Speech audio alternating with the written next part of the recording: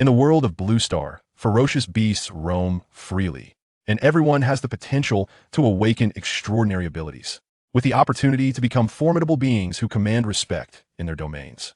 However, Jingming, who has traversed into this realm, possesses merely an rank ability. Fortuitously, the Deep Blue system manifests, elevating his rank weak electrical power to the majestic rank purple sky divine thunder. Moreover, each time he slays a beast, he acquires ability points that can be expended to enhance his levels and strengthen his skills. Deep Blue, grant me some points. With a deduction of 1,000 ability points, his level ascends. He becomes a second-tier ability user, with a deduction of 1,500,000 ability points. The Purple Sky Divine Thunder evolves into the SSS-Rank Chaotic Divine Thunder. Thus, a legend unique to Jingming was inscribed upon Blue Star. The prodigy remarked, in his presence, "I cannot even claim to be a prodigy." The mentor noted his progression from concept to domain, and then to principle in the enhancement of his abilities is terrifyingly rapid. The goddess mused, "What if I am cold and aloof, captivating and stunning? In the end, I too must kneel." Chapter 1. The Deep Blue System. The Novice Gift Package. Yesterday, a roar erupted from the depths of the Pacific Ocean. It is suspected that a ninth-tier beast emperor has broken through. Coastal cities are advised to bolster their defenses. A month ago, a breach in the protective barrier of Liang City in Chuan Province led to a catastrophic beast tide, resulting in the death of tens of thousands of citizens.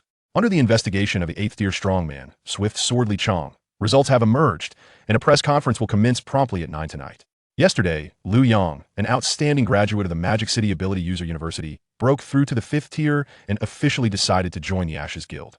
After 4 years, a new rank ability awakener has emerged in the beautiful nation with an elemental wind-type awakening.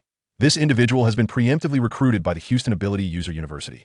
Having perused the trending information, Jingming set his phone down and rubbed his temples, feeling a throbbing headache. With the new memories flooding his mind, combined with the information at hand, he was able to ascertain that he had indeed traversed into another world. This world, named Blue Star, possesses a civilization and technological advancement reminiscent of his former life. Yet it is marked by two significant additions: the ferocious beasts and extraordinary abilities. The former represents a terrifying, bloodthirsty menace ravaging Blue Star, while the latter serves as the source of power for humanity to resist the invasion of these beasts. To think that after merely indulging a bit too much at a graduate party, I would awaken in another world, how can one explain this? Moreover, if I must traverse, could I at least be granted a better start? Jingming felt somewhat exasperated. According to the memories he had just acquired, his predecessor, also named Jingming, was a senior at Jiangxing Second High School. Aside from an above-average appearance, he was otherwise remarkably ordinary. Even his awakened ability was merely an rank-weak electrical power. Extraordinary abilities. Jingming pondered, raising his right hand to snap his fingers, and to his surprise, fine blue-eyed arcs of electricity danced at his fingertips. In his previous life, such a display would have incited considerable excitement. Yet in Blue Star, it was merely commonplace. In this world, every individual awakens their abilities upon turning 16, becoming an awakener. Abilities vary immensely. Some can manipulate fire and wind, others can transform into beasts, and some can heal injuries. There are also quality disparities among these abilities. According to Blue Star's ranking, abilities are categorized from SSS, SS, S, A, B, C, D, E, to F, comprising 9 levels. The vast majority of individuals can only awaken Drank or rank abilities. Only a select few can awaken Crank or Brank abilities, while those who awaken rank abilities are considered paragons.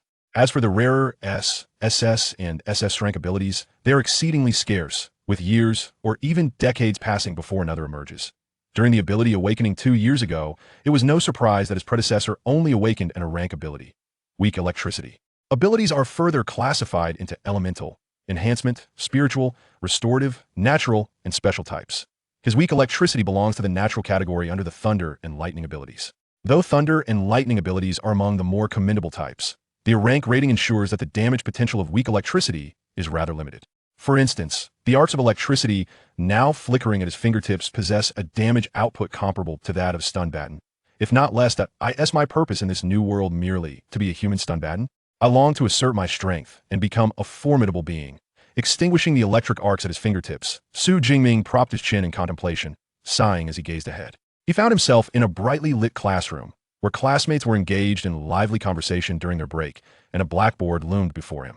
In the lower right corner of the blackboard, a countdown displayed 1 day until the college entrance examination in the Great Xia Kingdom. The college entrance examination is held annually on June 7th, selecting students to enter the Ability User University for further training.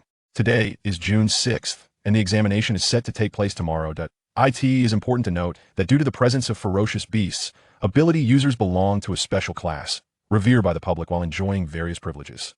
In simple terms, ability users are regarded as the elite. However, those who have merely awakened their abilities are still considered awakeners, lacking mastery over significant power. Ability users are classified from the first tier to the 9th tier, encompassing 9 levels. Each tier is further divided into lower, middle, and upper ranks. Even the lowest first-tier lower rank requires an ordinary awakener 4 or 5 years of training to progress. However, if one is admitted to the Ability User University and receives guidance from mentors, this process can be significantly expedited.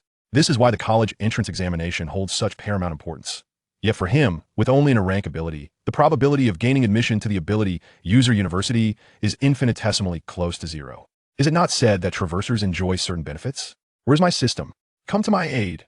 Jingming muttered under his breath, and just as his words faded, an electronic notification echoed in his mind. Deep Blue system activation in progress. System activation successful. Novice gift package being distributed. Novice gift package distribution successful. Would you like to claim it now? Upon hearing the notification in his mind, Jingming's eyes widened, his mouth agape. The system truly exists. After the initial shock, a wave of exuberance surged within him. As a traverser, he instinctively grasped the significance of having a system. This heralded the opportunity to defy fate and ascend to greatness. Jingming exhaled deeply, calming his excitement before choosing not to claim it immediately, instead inquiring within. What items does the novice gift package contain? 200 ability points and the strength ability. Purple Sky Divine Thunder. Purple Sky Divine Thunder and strength ability. Jingming's eyes sparkled with fervor, his breath quickening. While he was uncertain of the nature of ability points for the moment, he understood the rarity of strength ability. This was a prodigious quality ability rarely seen across the entirety of Blue Star. Even the powerful, beautiful nation had only recently seen strength awakener emerge after 4 years. The Great Xia Kingdom had not witnessed strength awakener in 2 to 3 years. And those who awaken strength abilities, provided they do not meet an untimely end, invariably grow to become titans, safeguarding their territories. System, if I claim the novice gift package, will I obtain the strength ability? To be certain, Jingming saw confirmation once more. Indeed, in strength ability, an opportunity to defy fate has emerged. Jingming, stop daydreaming, Mr. Chun is here, whispered my deskmate. At the front of the classroom stood a middle-aged man with a buzz cut, the homeroom teacher of Class 5, Mr. Chun. Though his heart burned with excitement, Jingming understood that receiving the gift package within the classroom was ill-advised. Thus, he subdued his emotions and devoted himself to the lesson at hand. Chapter 2. The Superior Ability, the Divine Thunder of Zixiao. 12 years of arduous study, all for this moment. With the college entrance examination imminent, it is vital that you maintain your composure. For those pursuing martial arts, ensure you are equipped with your battle attire and weaponry. In the grand nation of Daxia, universities are categorized into 2 types. The liberal arts institutions focused on cultural knowledge, and the universities dedicated to nurturing extraordinary warriors, the ability users. Correspondingly, the college entrance examination is bifurcated into the liberal arts examination and the martial examination. The liberal arts examination requires candidates simply to sit in a classroom and answer questions. In contrast, the martial examination demands that candidates don battle gear and wield weapons, entering designated arenas to engage in life and death struggles against ferocious beasts. Ultimately, the results are determined by the number and types of beasts slain. Students have the autonomy to choose between these 2 examinations. Should they lack confidence in their abilities or awaken a subpar power, they may opt for the liberal arts examination and lead the life of an ordinary person. Despite the fact that the protagonist had only awakened a grade 1 ability, he nonetheless chose the martial examination, a decision that Jingming wholeheartedly endorsed. After all, participating in the martial examination offers a chance to prove oneself. If one does not even dare to take the martial examination, they are fated to become an ordinary individual. I must emphasize once more that the martial examination carries the risk of death. Those with abilities lower than grade 1 are strongly discouraged from choosing this path. Until 9 o'clock tonight, there remains an opportunity to alter one's application. Should anyone wish to reconsider, they are welcome to consult me. That concludes today's lesson. Class dismissed. Before departing, the homeroom teacher, Chun Fan, reiterated this point, casting a glance at Jingming. The latter could not help but touch his nose in acknowledgement. Jingming understood the teacher's concern. After all, among all the awakened students in Class 3, 5, he alone had manifested merely a grade 1 ability. Historically, most students who perished during the martial examination were those with abilities below grade 1. I recognize that the teacher worries for my safety. Yet in a world such as this, lacking martial prowess is indeed perilous. For instance, the presence of high-voltage electric fences, armed military forces, and teams of ability users cannot be disregarded. Su Jingming was determined not to be defenseless when confronted with such threats in the future. Even with only a grade 1 ability, I shall participate in the martial examination, especially since I am on the verge of acquiring a rarer grade 2 ability. Su Jingming's gaze sharpened as he began to pack his bag. Jingming, are you truly not considering changing your application? A boy with a bowl haircut turned to inquire from the front of the classroom. No, Su Jingming shook his head. The boy Zhang Hao was his close friend and also an awakened grade 1 ability user. They shared a bond of mutual understanding. However, after awakening his ability 2 years prior, Zhang Hao had devoted all his energy to cultural studies, opting for the liberal arts examination. You're impressive, Zhang Hao exclaimed, giving a thumbs up. Out of the 6 or 7 grade 1 ability users in our class, you are the only one brave enough to choose the martial examination. What? Do you wish to join me? Su Jingming raised an eyebrow. Haha, my friend, I intend to attend a liberal arts university and enjoy for leisurely years with the ladies. In matters of defending the homeland, such heroic deeds are entrusted solely to extraordinary individuals like yourself, my esteemed power wielder, Zhang Hao remarked with a playful grin. Get lost, Su Jingming retorted with an eye roll, dismissing him as he slung his backpack over his shoulder and exited the classroom. Su Jingming's parents had perished in a beast tide when he was merely a teenager, leaving behind only a property and a compensation of over $1 million. Other than that, nothing remained. Fortunately, having been an orphan prior to his journey here, he had long grown accustomed to such an atmosphere. Moreover, the present Su Jingming had even more pressing matters to attend to. The novice gift package, I am coming. Gazing at the Azure virtual interface within his mind, Su Jingming felt no hesitation as he decisively pressed the claim button. The novice gift package has been dispensed. 200 ability points have been credited. The level of the ability. The Purple Sky Divine Thunder commenced its release, with progress marked at 10, 20, 30. Boom. Accompanied by a low rumble. It felt as if boundless power erupted within Su Jingming. Subsequently, countless arcs of blue-purple lightning flickered and danced across the surface of his body, appearing both radiant and elusive. He seemed to transform into a sphere of blue-purple lightning. Crackling and popping, the piercing wail of electric arcs surged forth, with an endless torrent of lightning expanding outward from Su Jingming, engulfing the entire living room. The sofa, television, coffee table, everything that came into contact with the lightning arcs was instantly obliterated. The thunderous energy, entwined with flames, shattered the windows into fragments, surging forth. Mom, the big brother across the street is on fire. Quickly, call the fire department. This direction, is it not the residence of Su's family? Such a pronounced explosion naturally piqued the interest of the neighborhood's residents, prompting many to dial emergency services. However, within the confines of the room, Su Jingming remained oblivious. All he felt was a warm sensation within, as if he were brimming with strength. 50, 60, 70. The metamorphosis continued unabated. Perhaps due to the transformation of his powers. The previously clear afternoon sky darkened abruptly, as if night had suddenly descended. No raindrops fell, yet ominous thunder rumbled in the distance, striking through the dark clouds. Bolts of purple lightning could even be seen weaving like celestial dragons. Why has the sky turned dark so suddenly? What terrifying thunder! I sense an overwhelming pressure. A citizen remarked. The 3rd Legion of Jiangxing entered a state of alert, preparing for any eventuality. Such bizarre meteorological phenomena plunged the citizens of Jiangxing into a state of panic, fearing that a beast capable of wielding lightning was about to invade. The station military in Jiangxing also sprang into action, entering a combat-ready stance. 80, 90, 95, 99. Within the room, Su Jingming's transformation of powers reached its final stage. Zing. At that moment, the sky flashed, and a bolt of purple lightning struck from outside the window, surging into Su Jingming like a dragon fulfilling its purpose. As the lightning descended, the dark clouds dissipated, restoring the sky to clarity. Meanwhile, within the room, Su Jingming's metamorphosis of powers reached a magnificent completion at 100. Surrounding his body, the blue-purple lightning resembled a tide, all converging within him. After a considerable pause, Su Jingming suddenly opened his eyes wide, a flash of purple lightning flickering through his gaze. The transformation of his supernatural ability had been successful. At that moment, Su Jingming felt an overwhelming surge of power coursing through him, instinctively lifting his right hand. With a mere thought, countless arcs of purple lightning spiraled forth. Unlike the previous blue-white lightning, this purple lightning harbored an ancient and formidable energy that sent shivers down one's spine. This was the pinnacle of supernatural abilities, the Purple Cloud Divine Thunder. Su Jingming's eyes shimmered with excitement. He had an inkling that when this thunder struck a human, it would not merely be akin to a stun baton. Rather, it could obliterate a person entirely.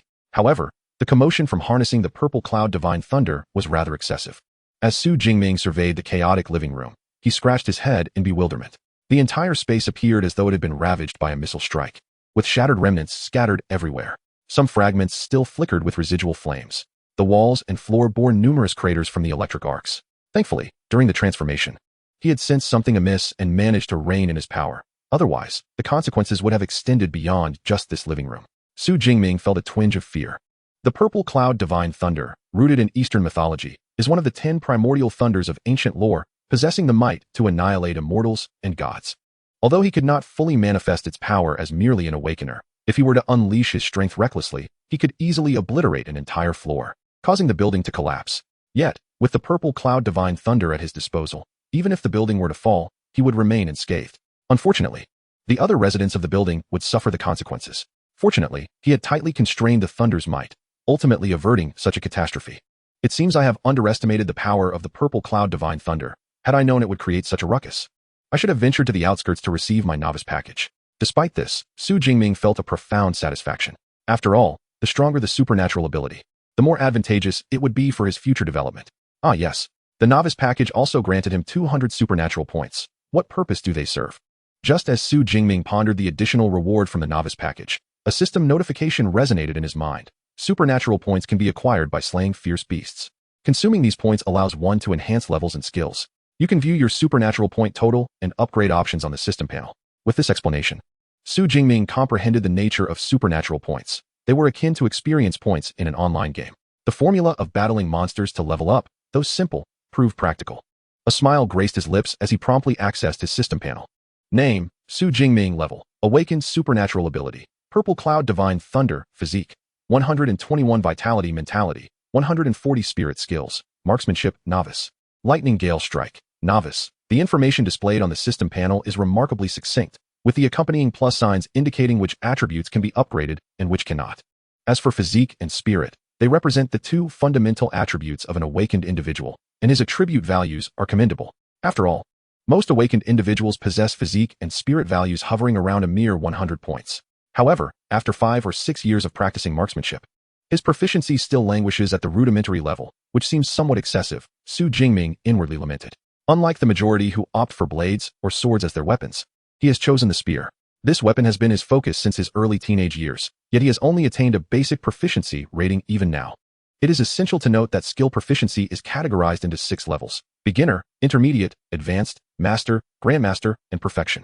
Beginner status is tantamount to merely embarking on the journey. The other skill, Lightning Gale Break, is a spear technique he purchased for 300,000 Great Xia coins after awakening his weak electrical powers at the age of 16. Having trained for less than 2.5 years, it is reasonable that his proficiency remains at the beginner level. Gazing at the information on the panel, with 200 ability points at his disposal, he pondered whether to enhance his attributes or skills. After his moment of contemplation, Su Jingming realized that tomorrow marks the annual college entrance examination. He must allocate these 200 ability points judiciously to bolster his combat prowess. The physique and spirit attributes are paramount. Improving them would enhance both his combat skills and his ability to wield his powers. With this in mind, he decided to allocate the points to elevate his fundamental attributes. After a brief deliberation, Su Jingming divided the 200 ability points equally and invested them in both physique and spirit. Deep Blue, enhance my attributes. Upon pressing the plus sign on the panel, he immediately felt a surge of vitality coursing through him, as if a mighty river were flowing within. His mental clarity also improved significantly. Furthermore, his control over the purple sky divine thunder was enhanced as well. Powers, in essence, derive from the human physique and spirit. The elevation of these two attributes consequently amplifies the potency of his abilities. Clenching his fist and feeling the torrent of strength within him, alongside the ever-ready summon of the purple sky divine thunder, Su Jingming could not help but nod in satisfaction. He then turned his attention back to his system panel. Physique, 141 vitality. Spirit, 160 clarity. Both fundamental attributes had risen by 20 points, indicating that one ability point corresponds to an increase of 0.2 vitality or 0.2 clarity. The exchange rate appears somewhat low, yet it is still acceptable, especially considering the absence of side effects from this direct enhancement.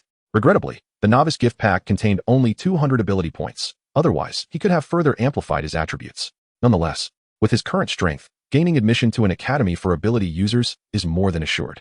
Since the moment he acquired the Tier 1 ability, Purple Sky Divine Thunder, Su Jingming has ranked among the top contenders among the college entrance examination students in Jiangnan province.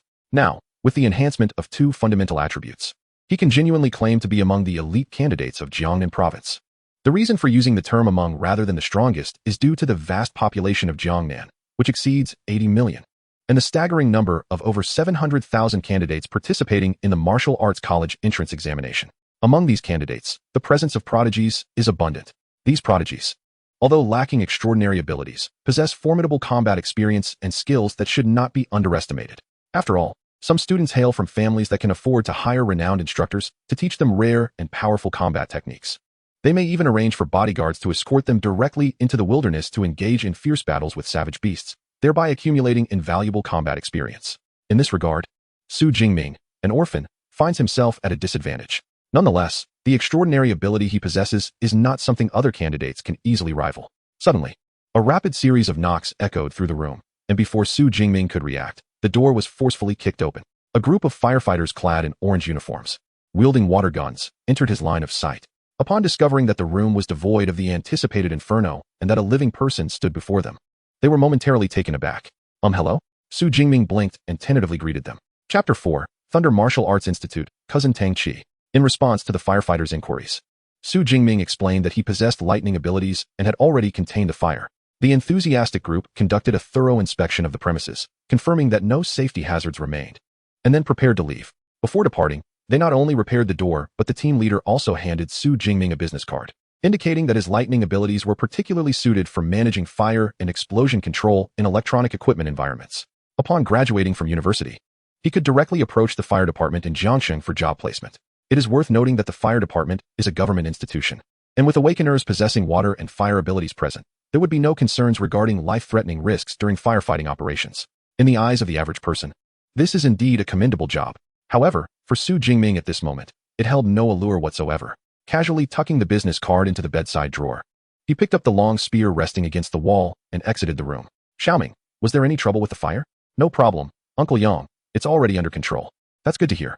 You seem to be heading to the martial arts school? Yes, just going to practice a bit. Such dedication. Tomorrow is the college entrance exam. And yet you're still training, unlike my lazy son. Manhwa community, where Su Jingming had lived for 18 years, was surrounded by familiar neighbors. With his gentle demeanor, he was well liked by the elderly residents. As he descended from the building, several elderly neighbors, out for a stroll or tending to their grandchildren, inquired about his well-being. After shouldering his long spear, he exited the community, boarded a bus, and transferred to the subway. Ultimately, he arrived before a modern high-rise building. The building stands at a height of approximately 40 meters, adorned with a dazzling silver facade that exudes an air of modern sophistication. Its vast expanse resembles that of a colossal beast, lying in repose. On its side, for grand characters dance elegantly, Thunder Martial Arts Hall. These characters shine brilliantly under the sun's rays. For awakened individuals aspiring to elevate their prowess to that of a supernatural being, it is imperative to cultivate both physical strength and mental fortitude, thereby enhancing their abilities. However, not every household can afford a private training facility. Consequently, martial arts halls offering training grounds and instructional services have emerged. Throughout the Great Xia Kingdom, two martial arts halls are particularly renowned, the Thunder Martial Arts Hall and the Grizzly Bear Martial Arts Hall. Both establishments have extended their branches to every city within the kingdom, including the relatively remote Jiang City in Jiangnan Province. Of course, apart from the Thunder and Grizzly Bear Halls, Jiang City is home to numerous private martial arts facilities. Yet, only the Thunder Martial Arts Hall offers complimentary access to high school students. Thus, Su Jingming has consistently trained at the Thunder Martial Arts Hall. His visit today is motivated by a desire to assess how significantly his strength has improved after acquiring the Purple Sky Divine Thunder and enhancing his fundamental attributes. At this moment, outside the Thunder Martial Arts Hall, alongside Su Jingming, several other awakened individuals and even supernatural beings arrive, weapons in hand. The hall was founded by Luo Hong, a 9th-tier awakened practitioner and a wielder of lightning-based abilities. Su Jingming muses whether one day he might establish his own martial arts hall. With a sense of wonder, he steps inside the hall. The Thunder Martial Arts Hall comprises 6 floors, each covering an impressive area of several thousand square meters. Notably, the second and third floors are designated for free use by high school students. Upon entering, Su Jingming makes his way directly to the third floor, his usual training ground. As it is Wednesday, while the seniors have already been dismissed early, the first and second-year students remain at school. Most third-year students are at home, engaged in their final preparations for the impending college entrance examinations. Thus, the typically bustling third floor appears somewhat desolate at this moment, with merely a handful of individuals present in the hall. However, upon entering the hall, Su Jingming spots a familiar figure among the few present. It is a young woman, approximately 1.7 meters tall, with strikingly refined features. She carries no weapon and is dressed casually, her long, slender legs accentuated by a pair of blue denim shorts that gleam in the light. Surrounding her are several other stylishly dressed youths and young women. Chi-jia, you've come to the Thunder Martial Arts Hall as well? Su Jingming greets the tall girl with a smile. Tang Chi, the daughter of his aunt, is also in her 3rd year of high school, albeit a few months older than him, having lost both parents at a young age. Su Jingming's aunt frequently visits him in Jiang City, and at times, his cousin accompanies her. Their relationship is neither particularly close nor distant. The reasons for this are quite simple. In her youth, Tang Chi was characterized by her introverted nature and a reluctance to engage in conversation, compounded by the disparities in their family backgrounds that left them with little common ground. 2 years prior, her cousin Su Jingming awakened a low-level supernatural ability, which further diminished the meager shared interests between them. Tang Chi was taken aback to encounter Su Jingming at the Thunder Martial Arts Academy, after a brief moment of surprise. She nodded slightly, responding, I came along to accompany a friend. It was no wonder that Su Jingming appeared enlightened by her words. Tang Chi's family was relatively affluent, and she frequently trained at the Bear Martial Arts Academy, which charged a hefty annual membership fee of 100,000. In contrast, her visits to the Thunder Martial Arts Academy were infrequent. All right, Chi-jia, you all carry on. I shall head to the training room, Su Jingming said, offering a brief salutation before departing with purpose. Who is that? Inquired a tall, petite girl beside Tang Chi, her dress accentuating her figure. A glimmer of curiosity sparkled in her clear, large eyes. Su Jingming, my cousin. He is also in his senior year, preparing for the martial arts college entrance examination tomorrow. Tang Chi replied, observing Su Jingming's retreating silhouette with a furrowed brow. There was something distinctly different about him compared to before, though she could not quite articulate what it was. In the past, he would not have approached her for conversation, yet this time, he had initiated the greeting. Why are you so inquisitive, Xiaoya? Are you perhaps smitten and seeking a boyfriend? Teased a young man clad in casual white attire, a playful smile gracing his features.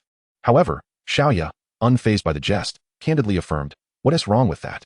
With looks like his, as long as his abilities aren't too lacking, he'd make a fine boyfriend to show off. Alas, you might be disappointed. He has merely awakened a low-level ability, Tang Chi remarked, anticipating Xiaoya's reaction. As expected, upon hearing that Su Jingming was only a low-level ability wielder, Xiaoya's curiosity dwindled significantly, her interest waning as she murmured, only a low-level ability? What a pity. Each individual possesses their own social circle, typically consisting of those with similar familial backgrounds and compatible temperaments. This group of friends, endowed with both substantial family wealth and high-level supernatural abilities, stood in stark contrast to Su Jingming, whose attire suggested a less favorable economic situation. Given that he had only awakened a low-level ability, even Xiaoya, who had a penchant for attractive appearances, found it hard to maintain her interest.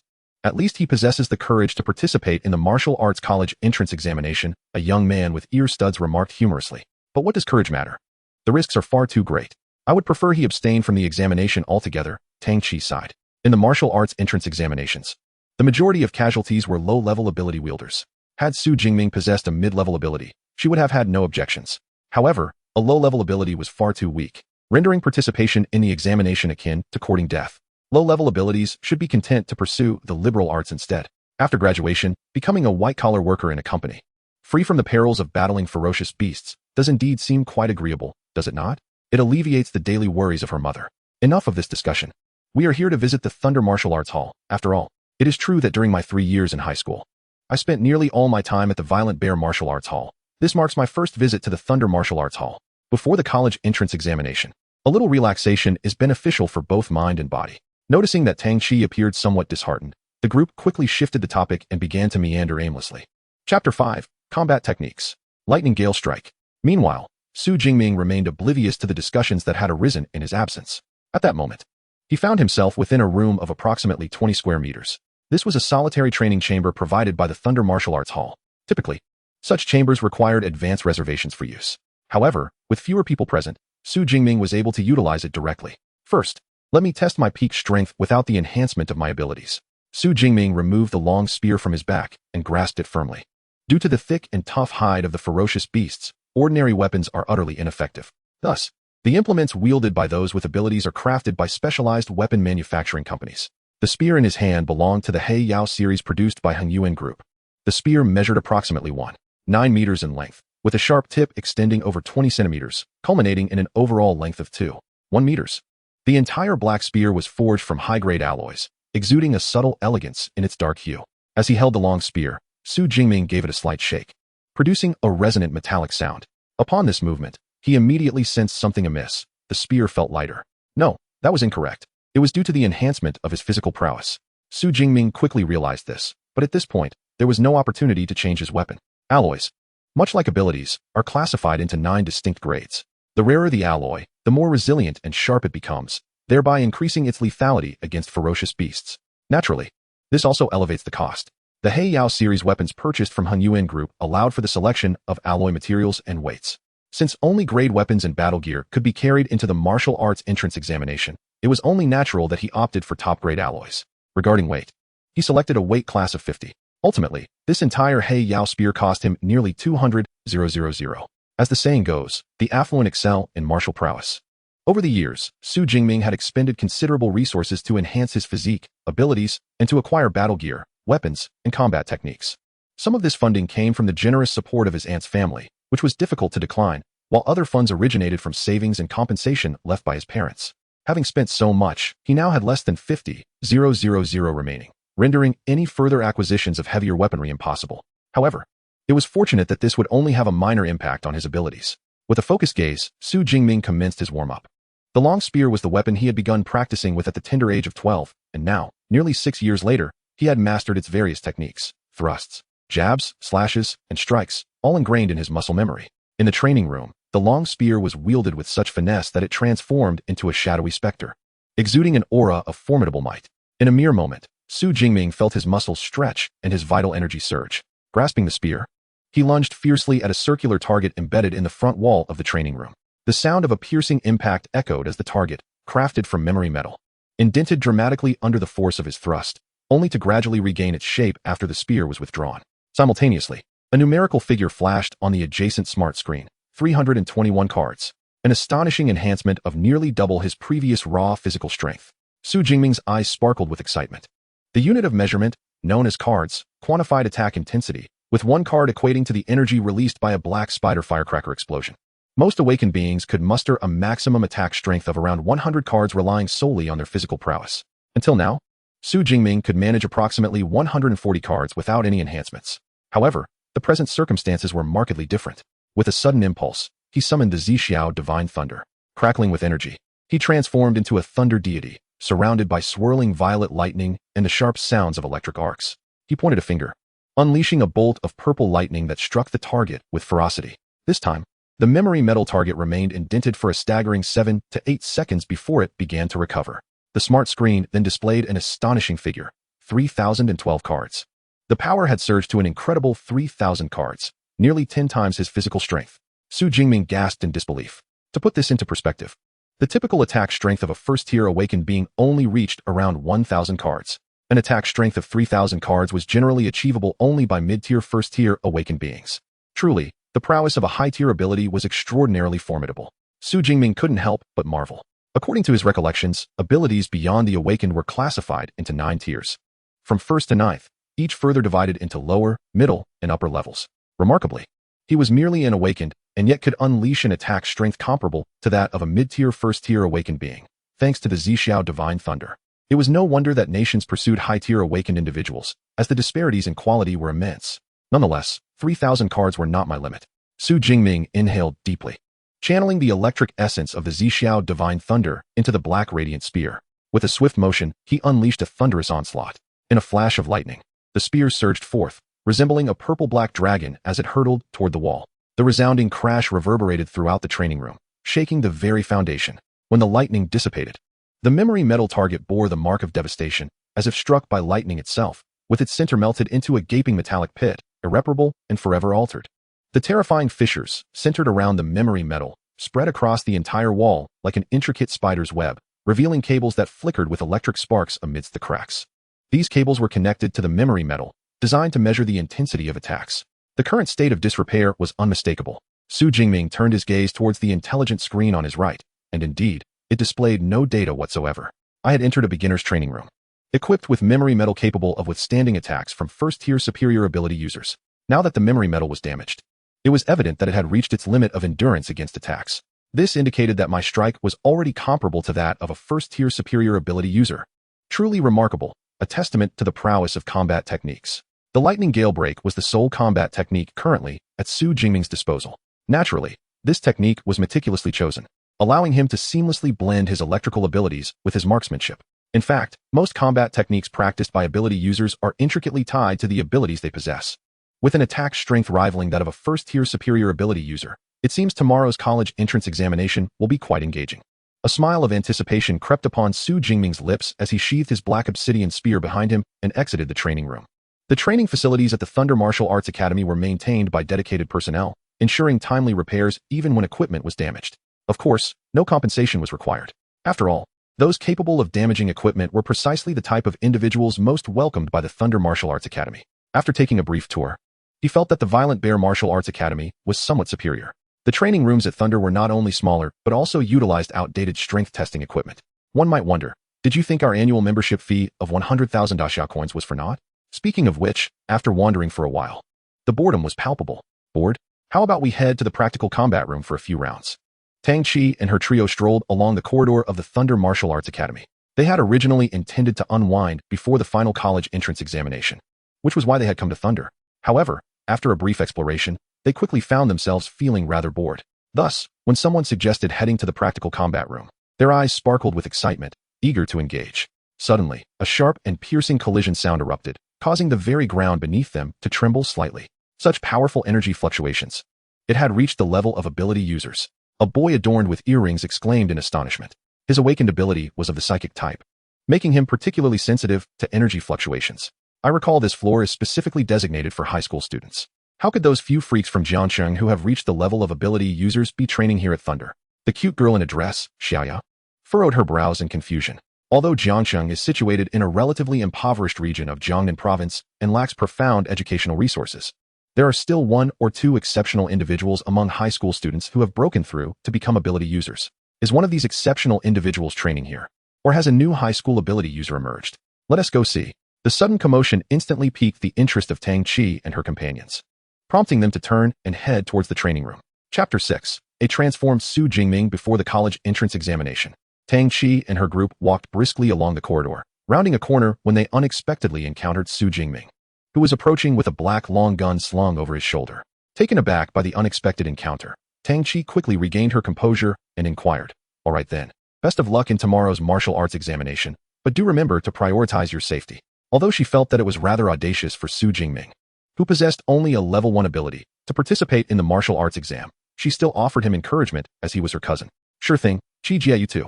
Su Jingming flashed a radiant smile before they brushed past each other. Tang Chi and her companions did not pause, but continued their pursuit of the source of the earlier power. There were not many training rooms in the vicinity, only 8 in total. Thus, it did not take long for them to locate the training room that Su Jingming had utilized. Upon entering, they were taken aback by the sight of the walls, shattered like a spider's web. Even the typically composed Tang Chi was left momentarily speechless. My goodness, even the memory metal has been obliterated. What kind of ferocious force could have caused this? Exclaimed a youth clad in a white tracksuit, his expression exaggerated. From the residual energy, I can still sense that unparalleled might. The one who unleashed this attack must be at least a peak level 1 ability user, if not a second level. The youth with ear studs, having awakened a mental type ability, remarked with a serious expression, "A peak level 1? Could it even be a second level? Are there really such formidable high school students in Jiangxing? I doubt it's a high school student. It's more likely that some ability user unaware of the regulations accidentally wandered into the 3rd level and used the training room for a power assessment," Tang Chi suggested, shaking her head. True, such intensity of attack is beyond what a high school student could achieve. Even the geniuses from provincial capitals wouldn't be capable of this. Jiangxing cannot possibly produce someone like that. The other sighed in relief at her words. Just dealing with the few ability user examinees in Jiangxing was already daunting enough.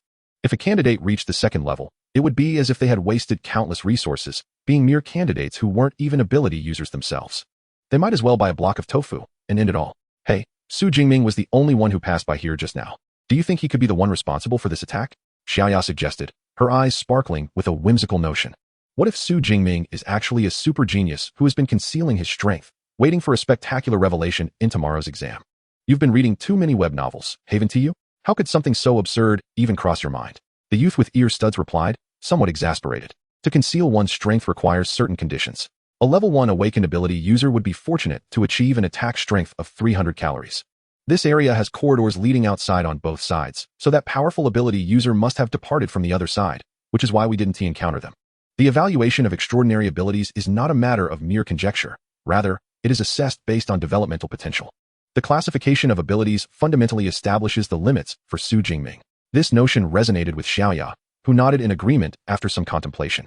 Meanwhile, Tang Qi, who had been listening intently, found herself questioning her previous certainty as she recalled the tall figure that had just departed. Could it be that Su Jingming was truly overestimating his own capabilities by participating in the martial arts college entrance examination? In Jiangcheng, the liberal arts entrance examination is held within the educational buildings of various high schools, while the martial arts examination takes place at a military district on the outskirts of the city. Students must first gather at the city sports complex before being transported collectively to the military district. The assembly time is set for 8 o'clock in the morning. Thus, the following day, Su Jingming rose early, donning his full gear. In addition to the formidable 2-meter-long weapon, the black obsidian spear, slung across his back, he wore a high-grade black combat suit and sturdy black boots. Both the suit and boots were crafted from the hide of fierce beasts, rendering them remarkably durable, capable of withstanding damage while engaging in combat. I'm ready for the martial arts examination.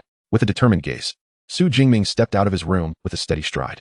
In the renowned villa community of Jiangcheng, Tang Qi, having finished her breakfast and donned her gear, was preparing to leave when she was suddenly called by a woman who bore a striking resemblance to her.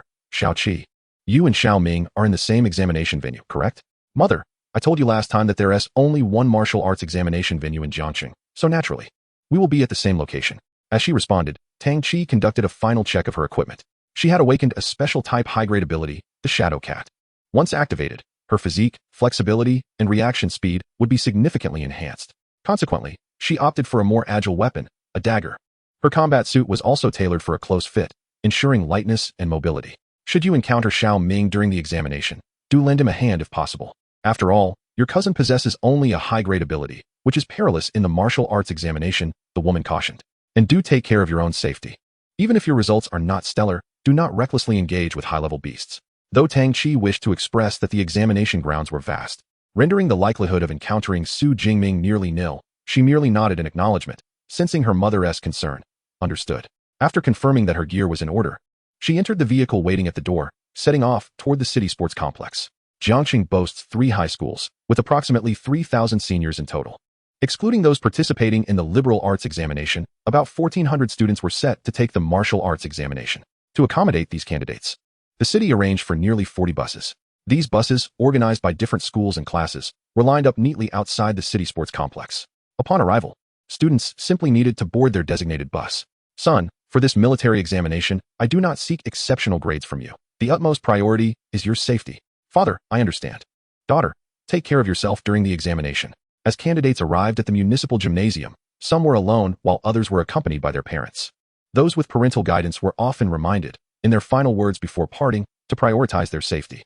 Upon reaching the venue, Su Jingming gazed at this scene from a distance, feeling a twinge of envy that was impossible to deny. Having been an orphan in his past life, he too yearned for the affection of parents. Alas, even after his transmigration, he remained solitary. Taking a deep breath, Su Jingming composed himself. Spotting the bus designated for Class 5 of Jiangcheng Second High School, he ascended without hesitation. Is that Su Jingming? He looks quite dashing in his combat attire. I never noticed such a commanding presence before. Wow, he is so handsome. Due to his previous introverted nature, Su Jingming had been one of the more inconspicuous individuals in Class 5.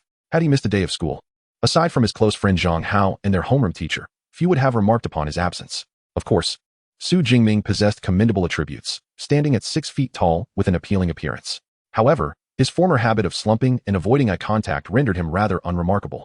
Now, having traversed into this new existence, his gaze was no longer evasive. It was instead clear and resolute, his posture impeccably upright. Clad in a sleek black uniform and bearing a formidable, dark spear upon his back, he exuded a renewed aura of sharpness and strength. This transformation captured the astonished and eager glances of several girls on the bus. Observing Su Jingming's ascent, Chen Fan, the homeroom teacher responsible for taking attendance from the passenger seat, was momentarily taken aback. However, he quickly regained his composure, marking Su Jingming's name on the roll. As time elapsed, the names on Chen Fan's roster were gradually filled.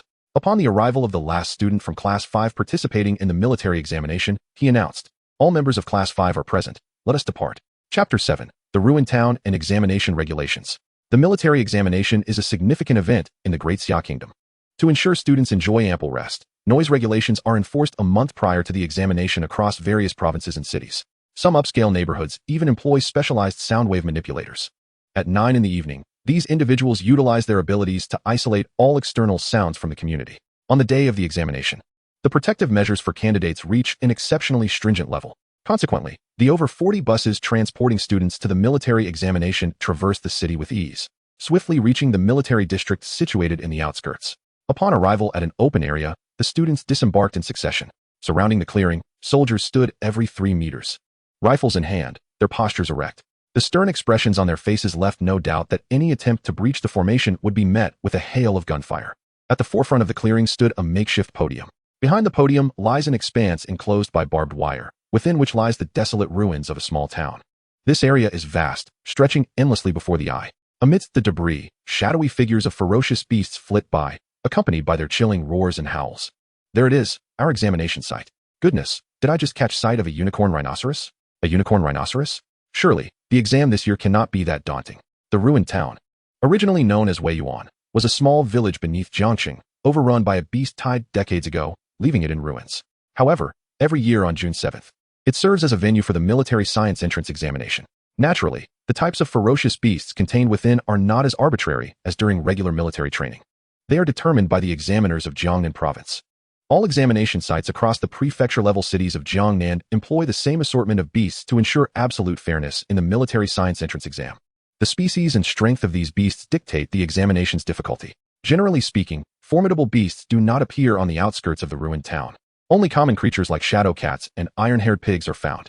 Yet, in past examinations, rare and formidable beasts such as unicorn rhinoceroses and blade-tusked tigers have been spotted in the vicinity. This implies that this year's military science entrance exam poses a higher level of difficulty and a greater risk of death. Thus, upon glimpsing the unicorn rhinoceros through the barbed wire, many people's faces turned pale, and they were left speechless. What of the unicorn rhinoceros? If one cannot even contend with such a beast, even if one were to miraculously gain admission to a university for extraordinary abilities, they would amount to little. Suddenly, a commanding voice erupted from the crowd of students, drowning out their murmurs. It belonged to a youth clad in a light blue combat uniform, reminiscent of an ancient swordsman, wielding a long sword. His demeanor mirrored that of a chivalrous hero, genuine and sharp, with eyes that bore the piercing intensity of an eagle, instilling an overwhelming sense of pressure. Many students turned in anger, eager to argue, but upon recognizing him, fell silent, too intimidated to speak. This scene left Su Jingming feeling perplexed, and he turned to a tall classmate beside him, who bore a sword and shield, curious to inquire, who is this person, so audacious? The tall boy, Lu Jia, had awakened a power of enhancement, allowing him to double in size and strength when activated. In Class 5, besides his close friend Zhang Hao, Su Jingming had the best rapport with him. Who else could it be but Yang, the wind sword of First High School? Lu Jia gestured with his chin.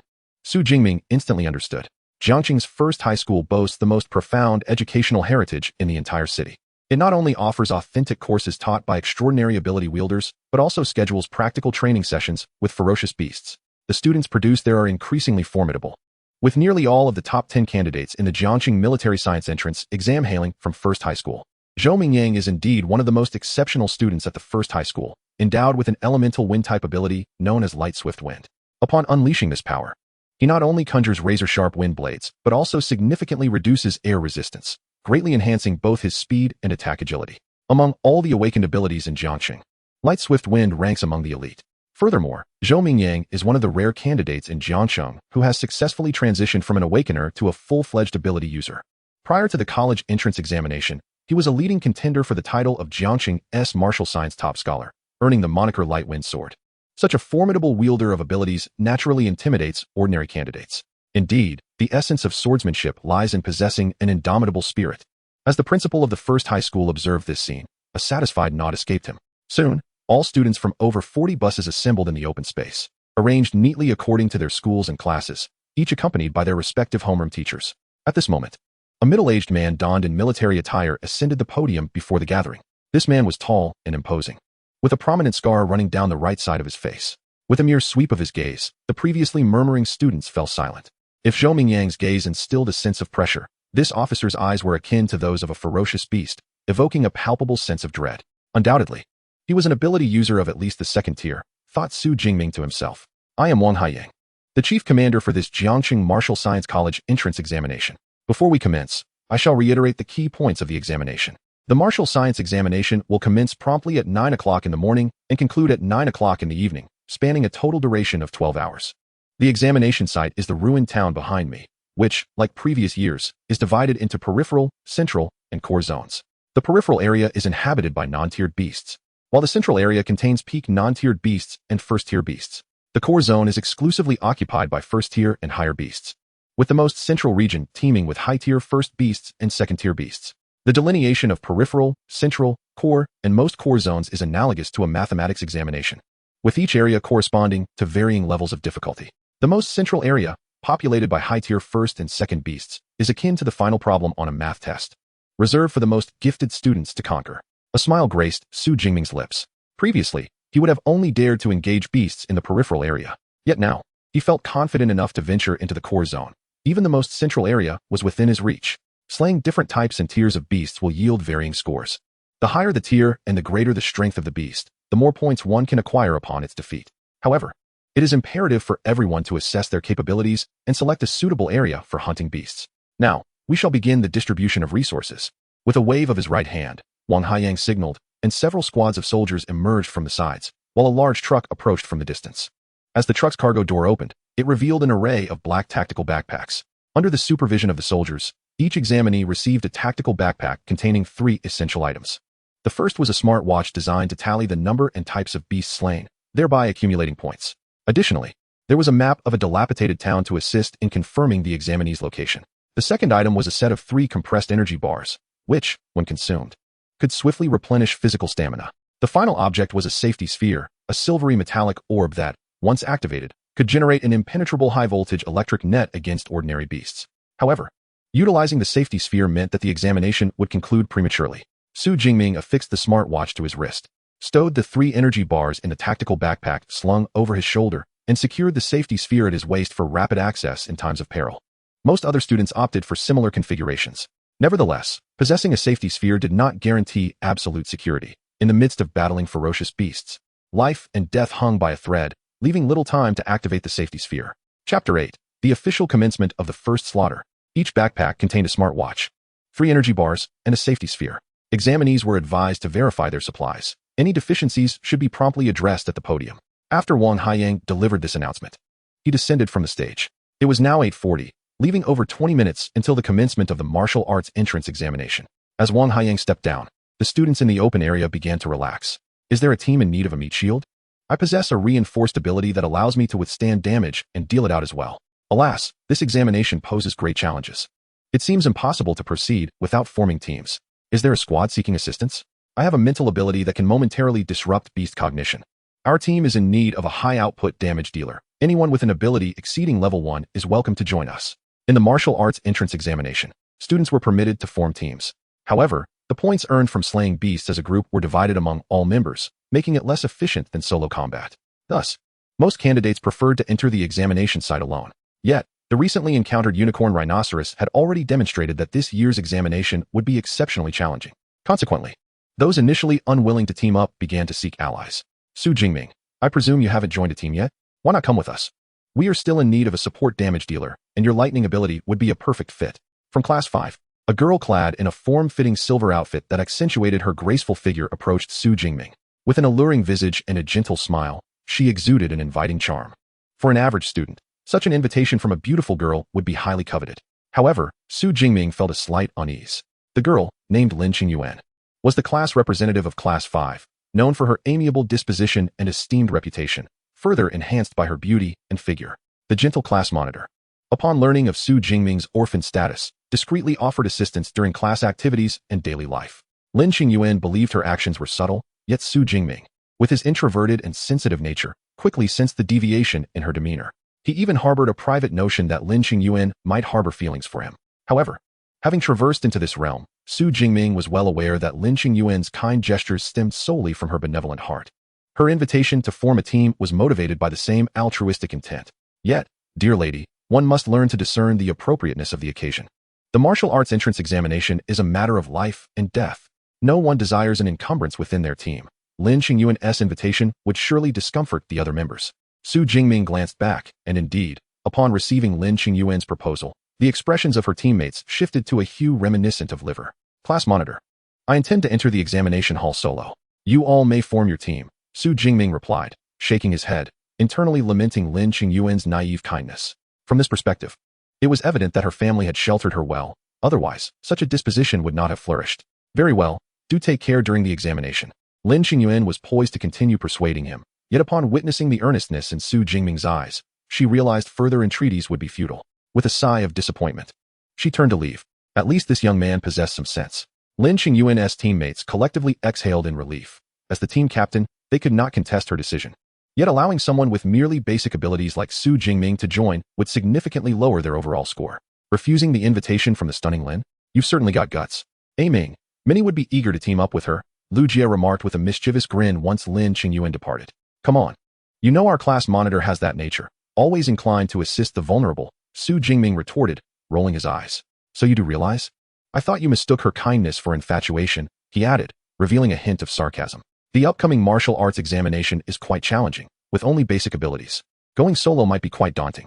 However, if you're willing to call me big brother, I might reluctantly consider bringing you along, Lu Jie said, flipping his hair with flamboyance. Interestingly, Lu Jie, who previously shared Su Jingming's reticence, had become increasingly flamboyant since awakening his abilities. Although his words were somewhat irksome, Su Jingming recognized that Lu Jie was genuinely concerned for him. Truly a good brother. Of course, he wouldn't openly admit this. Huh, what a joke. Do I really need your assistance? Su Jingming feigned an exaggerated scoff, revealing an enigmatic smile. To tell you the truth, I am no longer who I once was. I have transformed. This time, I am aiming for the top scholar of Jiangnan province. Should you wish to call me father, I might reluctantly allow you entry into the top 100 of Jiangnan province. Upon concluding his words, Su Jingming mimicked Lu Jie, flamboyantly tossing his head. Such is the camaraderie among boys, as they compete to assume the role of each other's patriarch. The provincial top scholar of Jiangnan? Your boastfulness knows no bounds. How is it that I had not previously noticed your propensity for exaggeration? Should Zhang Hao be present, he would likely be left in stitches. Lu Jie widened his eyes, expressing his astonishment. Truly, in this era, even the most honest words are met with disbelief. What a decline in societal values we are witnessing. Su Jingming shook his head and sighed. Amidst their playful banter, time swiftly slipped away. Before long, the clock struck 9. With a flourish, the gates to Ruins Town were swung open by the soldiers, and Wang Haiyang ascended the podium to announce, the 2037th Martial Arts College Entrance Examination of Jiangxing is officially underway. Candidates, please enter the examination hall. No sooner had he finished speaking than over 1,400 candidates sprang into action. The Martial Arts College Entrance Examination had commenced. This time, I shall make a remarkable impression. My aspiration is to attend Jiangnan University of Supernatural Abilities. Clad in combat attire and armed with weapons, the candidates surged into Ruins Town like a swarm of locusts, fueled by hope and anticipation for the examination. In such an electrifying atmosphere, Su Jingming too removed his long spear and, joining the throng, laughed heartily as he plunged into the fray. Ruins Town loomed before them, akin to the gaping maw of an abyss, ready to engulf all students. Outside, the open space soon grew desolate.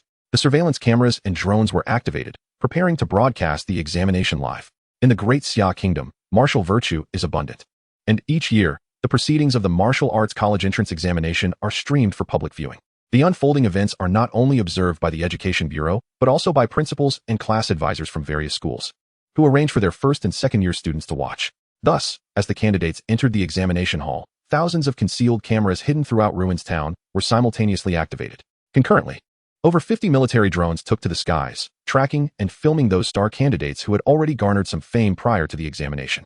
Soon, the sky above the open area was adorned with a tapestry of images. Meanwhile, principals, class advisors, and Education Bureau officials engaged in conversation as they entered the audience area. Though Ruins Town is merely a small village beneath Jiangxing, it sprawls over an extensive area. With over 1,400 candidates entering, the initial crowding at the entrance dissipated, and as they ventured deeper, it was as if a single drop of water had merged into the vast ocean, creating not a single ripple. Furthermore, the ferocious beasts that inhabit this realm possess a degree of intelligence.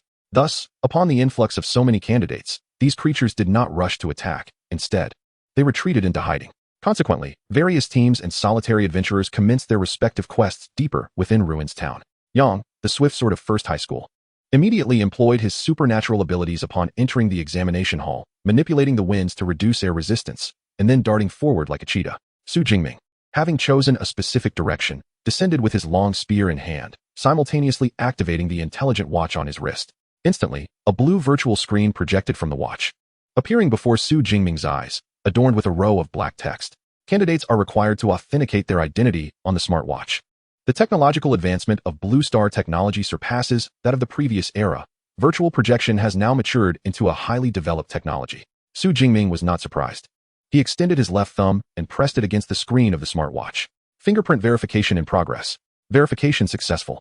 The candidate is Su Jingming from Jiangxing 2 High School, Class 5 of the senior year, with examination number 2037-214-7849. Su Jingming's identity information materialized within the virtual projection. Simultaneously, 2 small boxes popped up in the upper right corner. The first box displayed his score information. Name, Su Jingming. Class, Jiangxing number 2 High School. Class 5 of the senior year.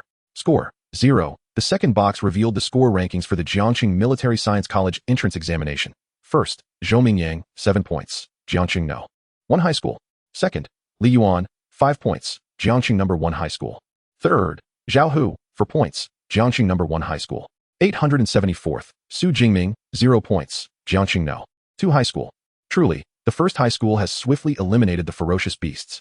Shaking his head, Su Jingming tapped the map option on the virtual screen. Before him appeared a map of the town's ruins. The map was irregularly circular, with different areas marked in various colors. The outer area was denoted in green, the middle area in yellow, and the core area in red, while the innermost region was shaded a deeper crimson. The white dot representing Su Jingming himself was located at the edge of the map. Su Jingming adjusted his direction and set off towards the crimson zone on the map. However, he was soon blocked by a ferocious beast the size of a leopard. This beast had a coat as dark as ink, yet its vertically slit orange eyes were striking. If one overlooked the fangs protruding from its mouth and the sharp claws stained with dark crimson blood, it would indeed appear to be a remarkably beautiful creature. The beast was identified as a shadow cat. Having thoroughly studied the bestiary of ferocious beasts, Su Jingming instantly recognized this creature. It is a species commonly found in the wilderness. However, commonality does not imply that the shadow cat is an easily dealt with foe. On the contrary, it signifies their remarkable adaptability. With agile speed, sharp claws, and a bite force exceeding 1,000 kilograms, many candidates have fallen victim to the shadow cat. A low, bloodthirsty growl erupted from the shadow cat upon detecting the human presence, and it lunged towards Su Jingming with swift strides. The scent of fresh blood and flesh tantalized its taste buds, accelerating its pursuit. Generally, those encountering ferocious beasts for the first time are often flustered and unaware. However, upon his first real encounter with the shadow cat, Su Jingming remained remarkably composed. Soon, the shadow cat closed in within 3 meters of Su Jingming, leaping into the air. It raised its lethal claws, targeting Su Jingming's head, and struck down with great force. It is worth noting that the claws of ferocious beasts are comparable to alloy. If this strike were to land, Su Jingming's entire head would explode like a watermelon. Anticipating such a scene, a savage excitement flickered across the grotesque face of the shadow cat. However, in the next moment, a black phantom darted by. The entire shadow cat was pierced through the throat by a sharp gunpoint, pinned in midair. Vivid red blood gushed forth from the cat's severed artery like a fountain. The kill of a non-tier fierce beast, the shadow cat, granted 3 ability points. Chapter 9, Advanced Marksmanship. Swift as thunder. Why are fierce beasts labeled as such? Not only due to their inherently brutal nature, but also because they exude a unique, ferocious aura. This aura, when compared to humans, resembles that of a professional assassin, one who takes lives with callous ease. For an ordinary person, merely encountering such a professional killer could instill a deep-seated terror, potentially paralyzing them with fear.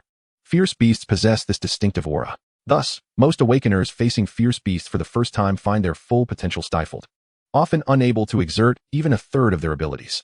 Some may even become so immobilized by fear that they forget how to attack, utilize their powers, or wield their weapons. Consequently, families with slightly more resources typically hire professional ability user bodyguards to escort their children into the wilderness zone, allowing them to acclimatize to combat with fierce beasts beforehand. Su Jingming, however, lacked such privileges. Therefore, prior to the martial arts college entrance examination, he had contemplated whether he would experience negative reactions upon truly encountering a fierce beast. Yet, upon facing the shadow cat, he felt no such dread. He was able to calculate its leaping trajectory with precision and dispatch it with a single shot. It is said that awakeners often need to engage in several battles to overcome the fear induced by confronting such formidable creatures. However, some individuals are naturally less sensitive to this aura, and it appears I am one of those exceptions. Su Jingming swiftly yanked the black obsidian spear from the shadow cat's neck, propelled by inertia. With a thud, the lifeless body of the shadow cat fell to the ground, stirring up a cloud of dust. This shadow cat likely had never encountered a long weapon before and foolishly leaped into danger. Was it not seeking its own demise? Unlike the clumsy iron-haired boar or the blade tiger, the shadow cat moved with agility, its sprinting speed reaching a terrifying 17. When faced with the first 2 types of fierce beasts, an awakener could still escape, if overpowered. However, against the shadow cat, escape was futile. One could only be hunted down and killed. Thus, the shadow cat earned the moniker of newbie killer. Under normal circumstances, Without the aid of supernatural abilities and relying solely on physical strength, Su Jingming would find it nearly impossible to achieve a one-hit kill, especially given his lack of combat experience against fierce beasts. Yet, the Shadow Cat made a critical error by leaping and clawing an attack. Such a maneuver might have succeeded against an awakener wielding a long sword or great blade. After all, when the long sword and broadsword were capable of striking the Shadow Cat, its lethal claws were already within reach of the awakened ones. Yet, Su Jingming wielded a black radiant spear measuring a formidable length of over 2 meters. The adage holds true, the longer the weapon, the greater its might. Thus, before the Shadow Cat could even enter the range to attack while soaring through the air, Su Jingming thrust his spear and dispatched it with a single blow. Moreover, were it not for the system notification, he might have forgotten that slaying ferocious beasts grants him ability points. Gazing at the newly accrued 3 ability points on the system panel, Su Jingming felt a surge of excitement. This signified that if he could amass a sufficient number of ability points in the forthcoming battles, his strength could be further enhanced. However, the ability points gained from defeating a non-tier ferocious beast were quite meager. He needed to hasten his journey towards the central region, similar to the awakened ones.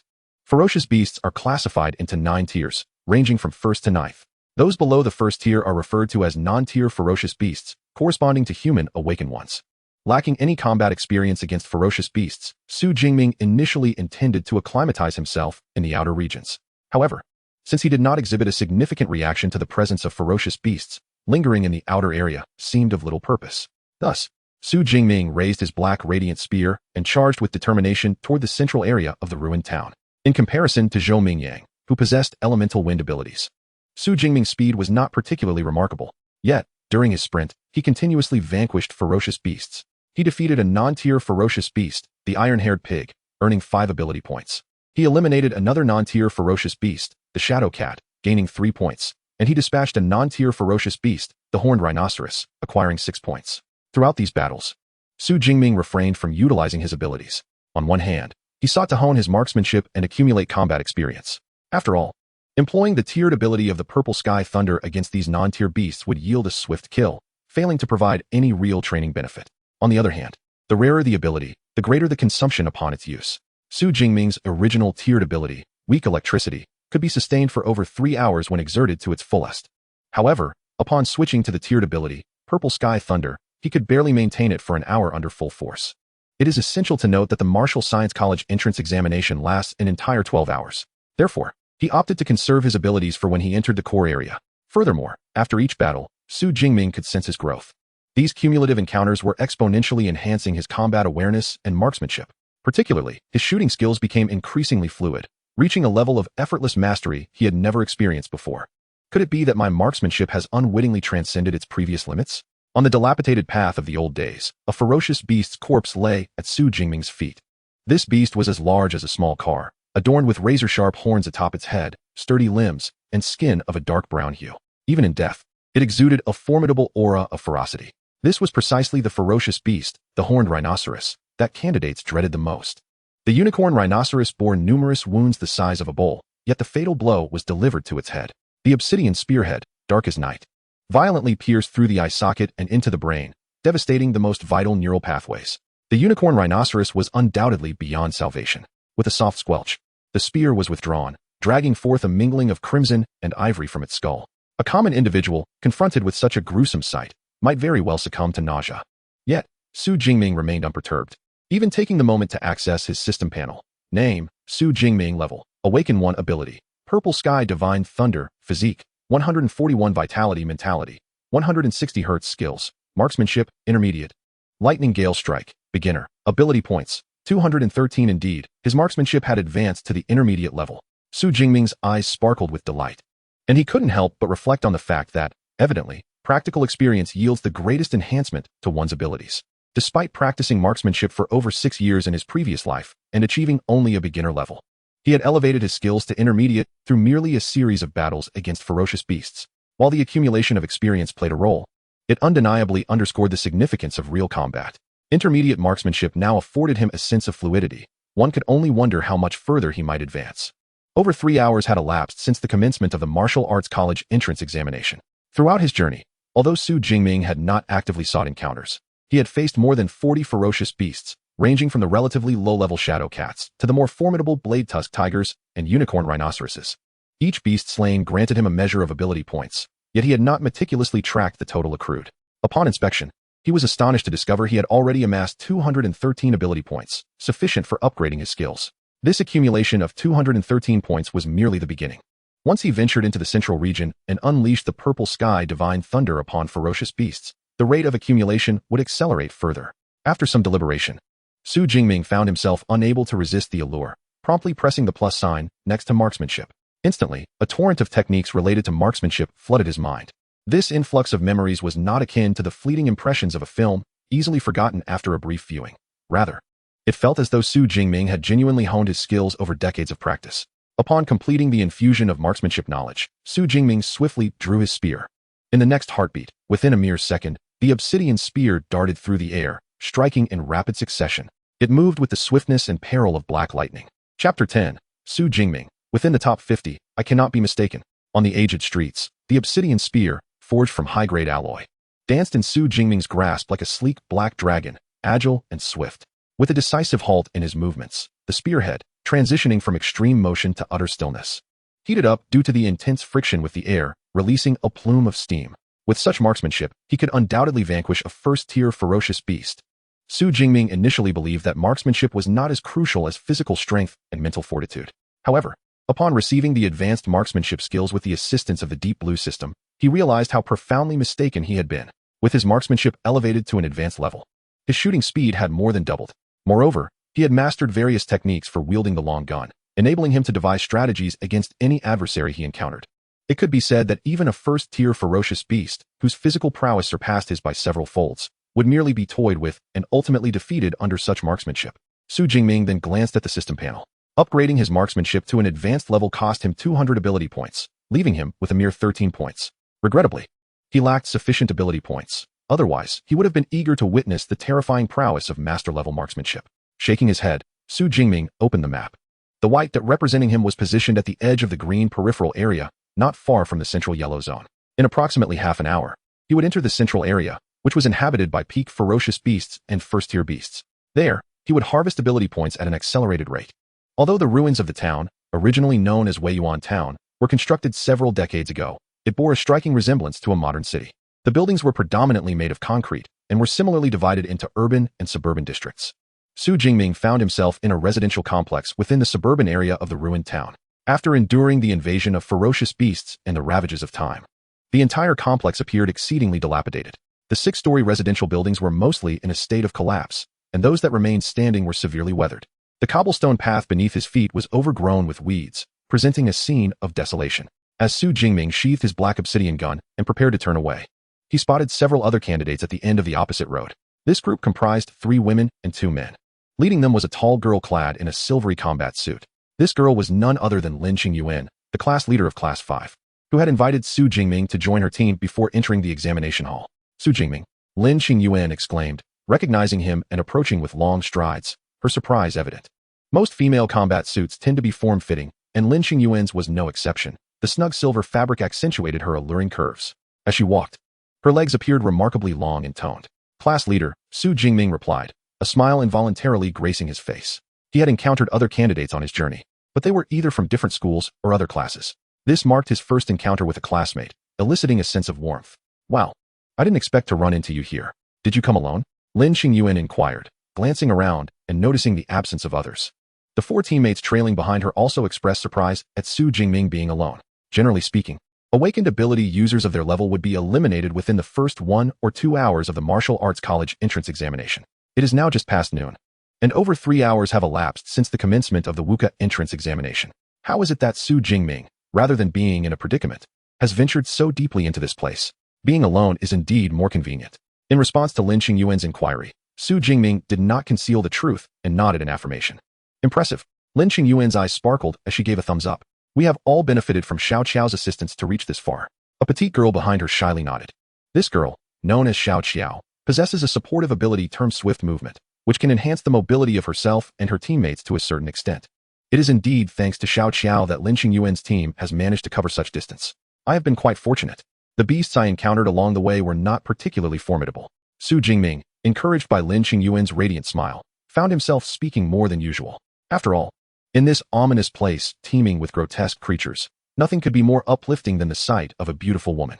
After exchanging a few more words with Lin Qingyuan, Su Jingming took his leave. Class monitor, time is of the essence. Let us converse further after the examination. Indeed, go ahead, and I wish you the best of luck. Lin Qingyuan understood the urgency of the WUCA entrance examination period and did not impede him. She had not anticipated that Su Jingming would make it this far. It was evident that his decision to enroll in the WUCA examination was well considered. Having lost his parents at a tender age, Su Jingming appeared to Lin Qingyuan as a pitiable figure. The thought of him perishing in the examination was indeed unfortunate. Yet seeing him alive and well brought her a sense of relief. Captain, come and see. This unicorn rhinoceros seems to have just recently perished. A startled exclamation captured Lin Qingyuan's attention. She observed several others gathered around the corpse of the unicorn rhinoceros, engaged in animated discussion. The blood from its wounds had not yet dried, suggesting that its demise must have occurred mere minutes ago, although there were numerous wounds on its body. The fatal injury was located on its head. The shape of the wound indicated it was likely caused by a long weapon, resembling a spear. Lin Qingyuan's team had previously spotted the corpse of the unicorn rhinoceros, but had not given it much thought, assuming it had been slain by an earlier group of examinees. However, upon closer inspection, they realized that the creature had not been dead for long, and all its wounds appeared to be inflicted by a spear. You can't possibly be suggesting that Su Jingming is the one who killed this unicorn rhinoceros, can you? One of the boys remarked with an odd expression. The unicorn rhinoceros is a notoriously challenging beast. It was only because they were a group of 5 that they dared to confront it. The notion that a single awakened individual could vanquish a unicorn rhinoceros was utterly unbelievable to them. Isn't it simple to check if Su Jingming is the one who defeated it? Just look at his score ranking. A boy activated his smartwatch and quickly located Su Jingming's name in the ranking. 46th, Su Jingming, 256 points. Jiangxing number 2 high school. Su Jingming, 46th? Exclaimed one boy, incredulous.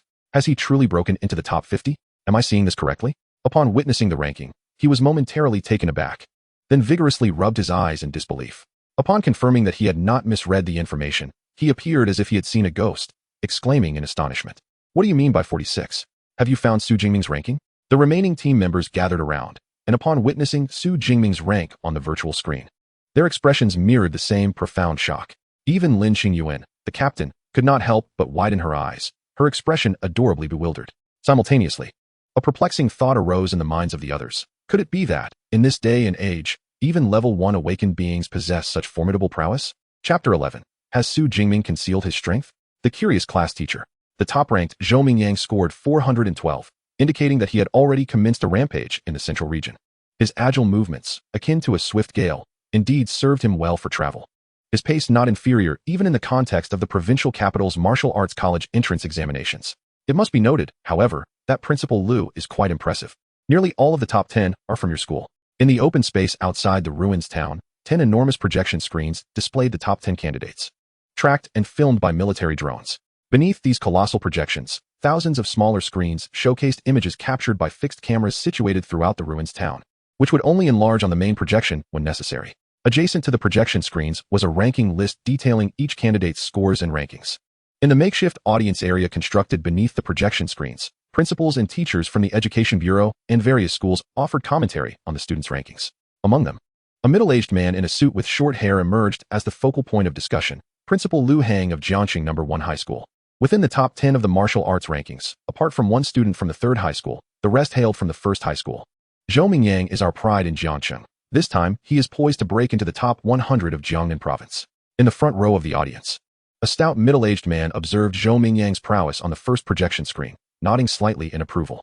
His name is Zhang Wenshan, the director of the Jiangxing Education Bureau. It is noteworthy that Jiangxing has not produced a candidate who entered the top 100 of Jiangnan province for many years. Sitting next to the Education Bureau director, Principal Liu Hang of Jiangxing number 1 high school also felt a sense of nostalgia. Jiangnan province, a populous region within the Great Xia Nation, encompasses 24 prefecture-level cities and nearly 34 county-level cities. Jiangxing, located in the most remote northern part of the province, suffers from scarce resources and ranks among the lowest in economic development among the 24 prefecture-level cities. Consequently, the educational funding allocated each year by the provincial capital, Ning'an City, is quite limited. As a result, Jiangxing has consistently struggled to achieve commendable results in the martial arts college entrance examinations. The best performance in history occurred 7 or 8 years ago when an individual awakened a level 1 ability, propelling them into the top 100 of Jiangnan province. Despite the emergence of level 1 awakened beings in subsequent years, Jiangxing has not managed to replicate that success. However, Zhou Mingyang's performance this year has rekindled their hopes. I have always held a favorable opinion of the educational standards at First High School. Director Zhang Wenshan of the Education Bureau nodded in agreement, acknowledging that third high school also performed commendably, as it has finally managed to secure a spot among the top 10. However, second high school has fallen somewhat short, with its best student ranking merely 18th. First high school in Jiangxing stands as the premier secondary institution in the city. In comparison, second and third high schools pale significantly. Historically, in the Wuku College entrance examinations, the top 10 positions have been monopolized by students from first high school, with virtually no presence from second or third high schools. This year, however, we have indeed seen a few exceptionally talented students emerge. The principal of third high school wore an uncontainable smile, while his counterpart from second high school, Zhao Yao, appeared somewhat awkward. It is worth noting that in previous years, second high school consistently outperformed third high school. This year, as circumstances appear to have reversed that trend. Nevertheless, it seems our high school's performance this year has not been particularly impressive. Principal Zhao Yao spent considerable time sifting through the score rankings, only to find a mere 8 students from second high school listed among the top 50. Li Ming, Yang Jian, and Tang Zhu are all students from the elite class. But who is Su Jingming? I have never encountered that name before. The results of the Wuku College entrance examination directly influenced the allocation of educational funding to various schools. Hence, Zhao Yao is somewhat familiar with the standout students in his institution. However, the name Su Jingming was entirely unfamiliar to him. Perhaps he is a concealed talent from another parallel class. He could inquire with the class heads shortly to ascertain the truth. Zhao Yao did not dwell on it too much, as it is not unusual for a school with so many students to have 1 or 2 who keep their capabilities under wraps. While Principal Zhao remained unperturbed, Chen Fan, the homeroom teacher of Class 5 from second high school, was utterly bewildered. He knew Su Jingming all too well. How could someone who merely awakened a low-level ability break into the top 50? Astonishingly, Su Jingming was now the highest-ranked student in their entire Class 5. It was utterly inconceivable. Could he have concealed his true potential? Yet, regardless of how one might hide it, a low-level ability remains just that. It cannot suddenly transform into a high-level one. How, then, did he achieve such a remarkable score? Homeroom teacher Chen Fan was at a loss. The Wuku College entrance examination involves genuine confrontations with formidable beasts, leaving no room for manipulation. Regrettably, the main screen only displayed the top 10 students, while thousands of fixed cameras captured the event, rendering it impossible to discern any details. It was futile for Chen Fan to seek out footage of Su Jingming among them. Without visual evidence, he could not fathom how Su Jingming had obtained such high marks. It was akin to a kitten catching a whiff of catnip yet being unable to savor it, leaving him restless with anticipation. In the derelict town, after half an hour of relentless pursuit, Su Jingming finally reached the central region. The roars and howls of beasts echoed in stark contrast to the peripheral area, where the presence of formidable creatures was palpably more pronounced. As he traversed the path, Su Jingming could clearly hear the distant growls and shrieks of the beasts. The air seemed to be permeated with a scent of blood and ferocity. Crack! Su Jingming, wielding a long spear and with a nutritional bar clenched between his teeth, stepped upon a dilapidated plastic basin by the roadside. Once sturdy, the plastic had become as brittle as dried noodles after decades of exposure to the elements, shattering into fragments beneath the slightest pressure. As he walked, Su Jingming carefully surveyed his surroundings. The ruins of what was once Weiyuan Town, home to nearly 100,000 inhabitants, bore the scars of a catastrophic beast invasion. Many had not managed to evacuate in time, with around 50 to 60,000 souls perishing at the claws of the ferocious beasts. In the outskirts, no significant traces were evident. However, upon entering what resembled the urban center of the ruined town, remnants of vehicles stranded in haste, dried dark red bloodstains on the ravaged ground, and a few scattered human skeletons still unweathered spoke volumes of the violence and brutality of that fateful day. Chapter 12. Frenzied Slaughter, Harvesting Ability Points. The city, the most densely populated area, had suffered the gravest devastation from the beasts. Unsurprisingly, its structures were in a state of greater disrepair than those in the suburbs. Su Jingming's gaze revealed a landscape devoid of any intact buildings. The Great Xia Nation employed real combat as a means to evaluate candidates for its martial examinations, not only to test their prowess, but also perhaps to ensure that the awakened ones personally witnessed the formidable destructive power of the beasts. The protection afforded to citizens by the Great Xia Nation was exemplary. Aside from the unfortunate residents of cities that had been breached by beasts, many others would never encounter such entities in their lifetimes. For ordinary individuals, this arrangement posed no issues. However, for the cultivation of ability users, an early awareness of the beast's brutality was undoubtedly beneficial. Roar! As Su Jingming pondered these thoughts, a low, menacing growl erupted, and a beast sprang forth from the ruins. It bore a resemblance to a tiger, albeit significantly larger, with a coat of yellow and green hues.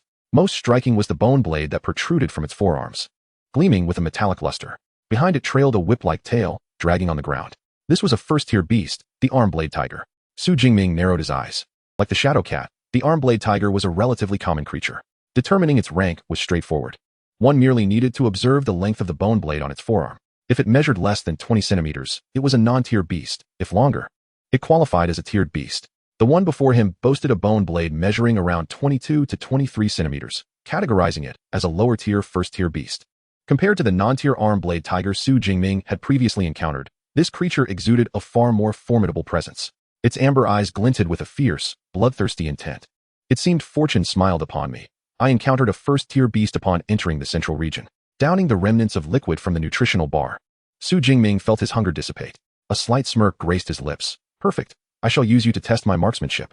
With a casual toss of the energy bar, Su Jingming advanced rather than retreated, brandishing the black spear as he charged towards the arm blade tiger. The sound of the spear scraping against the dilapidated concrete road echoed sharply, sparks flying in its wake. As a first-tier ferocious beast, the arm blade tiger had already developed a semblance of intelligence. Witnessing such a seemingly feeble human daring to initiate an attack, the naturally savage creature let forth an enraged roar. In an instant, its massive form surged forward like a tank, its gaping maw and razor-sharp bone blades a terrifying sight. The sheer size of the beast was enough to leave most candidates at a loss. However, Su Jingming stood undaunted, his eyes betraying no hint of trepidation. With a forceful grip, he swung the black spear, lifting it like a windmill. Then, with a fierce thrust, he aimed it at the arm blade tiger. Su Jingming possessed a robust vitality of 140 points, his physique surpassing that of most candidates. With his gunmanship now at an advanced level, his speed in firing had multiplied several times over. Thus, when faced with this lightning-fast thrust, the first-tier arm blade tiger was caught off guard, resulting in a gaping wound the size of a bowl in its abdomen. This deep incision penetrated through its thick fur and hide, revealing writhing innards amidst the spattering blood. Ordinarily, a creature of such nature would be rendered immobile by such a grievous blow. Yet, the arm blade tiger merely let out a pained howl. Its ferocity ignited as it lunged forward in a frenzy. Truly, as a first-tier ferocious beast, its vitality was remarkable, without resorting to any supernatural abilities. Su Jingming did not expect this strike to slay the beast outright. Instead, he wielded the black spear and engaged the arm blade tiger in fierce combat. With the aid of his advanced gunmanship, Su Jingming maneuvered the spear with remarkable agility. Each thrust resulted in a new wound upon the tiger's body, while the creature, due to its size, found it difficult to land an effective counterattack. In less than a minute, this first-tier ferocious beast, capable of dispatching 99 candidates in the arena, fell to Su Jingming's relentless assault. Its once mighty form collapsed with a resounding crash, sending a cloud of dust into the air. Su Jingming emerged unscathed, not a single drop of blood staining his combat attire. This exemplifies the advantage of the spear, lacking sufficient strength. The beast fell victim to piercing strikes without even grazing Su Jingming's garments. With the defeat of the first-tier arm blade tiger, he earned 10 ability points. As the creature breathed its last, the system notification chimed in affirmation. The ability points gained from slaying a first-tier ferocious beast were nearly double those from lesser creatures. Su Jingming's eyes gleamed with determination. He resolved to seize the moment and eliminate more beasts to harvest additional ability points. With the black spear secured behind him, he sprinted towards the direction where the roars of ferocious beasts echoed most densely. According to the strength of the ferocious beasts, the desolate town is divided into 4 distinct zones: the periphery, the central area, the core, and the innermost core region. Most candidates possess abilities sufficient only to navigate the periphery, while only a select few dare to venture into the central area. Even the elite students from Jiangqing's top high schools hesitate to enter the core region. As for the innermost core, where second-tier ferocious beasts dwell, virtually no one from Jiangqing can approach it. It is a domain reserved for the prodigies of provincial capital cities. Naturally, Su Jingming, endowed with the supreme purple sky divine thunder, qualifies to enter. However, due to the limited duration of his powers, he intends to remain in the central area for the time being, planning to enter the core region in the final 2 hours. It is important to note that the true wilderness does not adhere to such delineations of strength as seen in the periphery and central areas. One may unexpectedly encounter a high-tier beast while traversing the wilderness, leading to dire consequences. Su Jingming understands that this is his sole opportunity to amass a significant number of ability points. Thus, after vanquishing the arm blade tiger, he begins to seek out more ferocious beasts. Upon locating them, Su Jingming finds that he need not utilize his powers. His formidable physique and advanced marksmanship suffice to dispatch them. Seek out the beasts, eliminate them, acquire ability points. The entire process of vanquishing ferocious beasts for ability points reveals a notable pattern. The acquisition of ability points is more closely correlated with the strength of the beasts. For instance, the shadow cat and the unicorn rhinoceros, despite being of the same tier, demonstrate that a single unicorn rhinoceros can contend with 3 or 4 shadow cats simultaneously. Consequently, the ability points gained from defeating a peak non-tier unicorn rhinoceros can match those obtained from slaying a first-tier shadow cat. However, this pattern bears little significance for Su Jingming at present. He is simply focused on slaying. Thus, Su Jingming presses on relentlessly, either engaged in combat with ferocious beasts or traversing the terrain in search of them. As he accumulates more and more vanquished beasts, the ability points on his system panel surge, propelling his scores in the martial science entrance examination to unprecedented heights. Unbeknownst to Su Jingming, this spectacle is causing quite a stir in the outside world. Chapter 13. Which class does Su Jingming belong to? The martial science entrance examination is set to endure for a full 12 hours, during which the principals and class teachers from various schools will be present throughout. Given that the director of the Education Bureau is in attendance, they cannot leave midway. Furthermore, the examination scores will serve as the basis for the allocation of educational funds in the upcoming semester, prompting principals and teachers to keenly monitor their students' performances. Due to the extended duration of the examination, the military district will provide lunch and dinner for the principals and teachers. As the martial science entrance examination surpasses 4 hours, the clock strikes 1 in the afternoon. At this juncture, the majority of candidates within the examination hall have begun to consume their first energy bars. Outside the hall, the principals and teachers from various schools have finished their lunch at the military district's cafeteria and are now making their way toward the spectator stands. The first high school remains remarkably formidable, with almost all of the top 10 positions filled by their students. Each year, they receive the most substantial educational funding and boast the finest student body in the entire Jiang City, so their achievements come as no surprise. On the other hand, our second high school has also performed commendably this year, with 8 students breaking into the top 50, an improvement over previous years when we would be fortunate to have 5 or 6.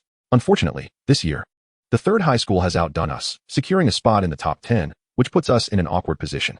Amidst the faculty of Jiang City's second high school, teachers strolled together, engaging in discussions about their respective institutions and the third high school. Suddenly, someone mentioned Su Jingming, directing their gaze towards a middle-aged man clad in a black suit. His name was Sun Yang, the homeroom teacher of the second high school's elite class. Su Jingming is not in our class. I was just about to inquire which class he belongs to, Sun Yang replied, bewildered. How could he not be in your class? Besides the elite students, who else could be so outstanding? The surrounding teachers were equally taken aback, inquiring further about Su Jingming's class. After all, upon the awakening of students' unique abilities, each school would reorganize classes, placing those with potential and exceptional skills into the elite class, and our second high school was no exception. How are the grades in your class, old Chen? One teacher asked. Not too shabby. The best among us have already made it into the top 100, Chen Fan replied. The most exceptional students in the second high school were concentrated in the elite class, which made it quite commendable for students in parallel classes to break into the top 100. Oh, that's quite impressive, remarked Li Jun, the homeroom teacher of class 4, who had a strained relationship with Chen Fan due to past conflicts. Over the years, Li Jun had subtly opposed him, establishing a rivalry. Just fine, Chen Fan replied, maintaining a nonchalant demeanor, though internally, he likely felt envious. As Li Jun savored his perceived advantage, Chen Fan's voice rang out again. Is that so? You might be disappointed. Our class has also performed well, with some students reaching the top 50. The top 50? Old Chen, you must be joking. Those individuals belong to the elite class. How could anyone from your cohort possibly secure such a high rank? Li Jun instinctively retorted, his expression laced with disdain. Wait a moment. However, he quickly realized his oversight, his eyes widening in astonishment as he exclaimed, is it possible that Su Jingming is from your class? In stark contrast to Li Jun's shock, Chen Fan maintained a remarkably calm demeanor, merely nodding in acknowledgement. Li Jun still found it hard to believe. Is that true? Perhaps I simply did not hear about it. What do you mean, you didn't hear? You were deliberately keeping it from me. So, you've been waiting here for me all along. Witnessing Chen Fan feigning nonchalance, exuding an air of tranquility, Li Jun felt an overwhelming urge to punch him in the face. Yet, the subsequent words from Chen Fan nearly drove him to the brink of fury. Su Jingming merely made it into the top 50. It's not that impressive, considering the elite class peaked at the 18th position. What do you mean, merely the top 50? The prize for the top 50 is over 20,000. And how can a parallel class possibly compete with the elite class, which comprises the school's finest? Li Jun's mind was in a frenzy. Over the years, he had nurtured his most exceptional students, yet the highest achievement among them was a mere 64th in the martial arts college entrance examination. It appears that teacher Chun has cultivated an extraordinary student. Li Jun took several deep breaths to regain his composure and begrudgingly offered his congratulations, tinged with envy. Thankfully, this success is solely due to Jingming's own efforts. I had little to do with it. Observing his rival in distress, Chen Fan, while maintaining an outwardly humble demeanor, was inwardly elated. How delightful it is to see you humbled after your boasting. The thought brought Chen Fan immense satisfaction. So Su Jingming is from class 5? Teacher Chun's guidance must be exceptional. Among so many parallel classes, Only a student from yours has broken into the top 50. Perhaps later this year, we can arrange for Teacher Chen to give a lecture on his teaching methods.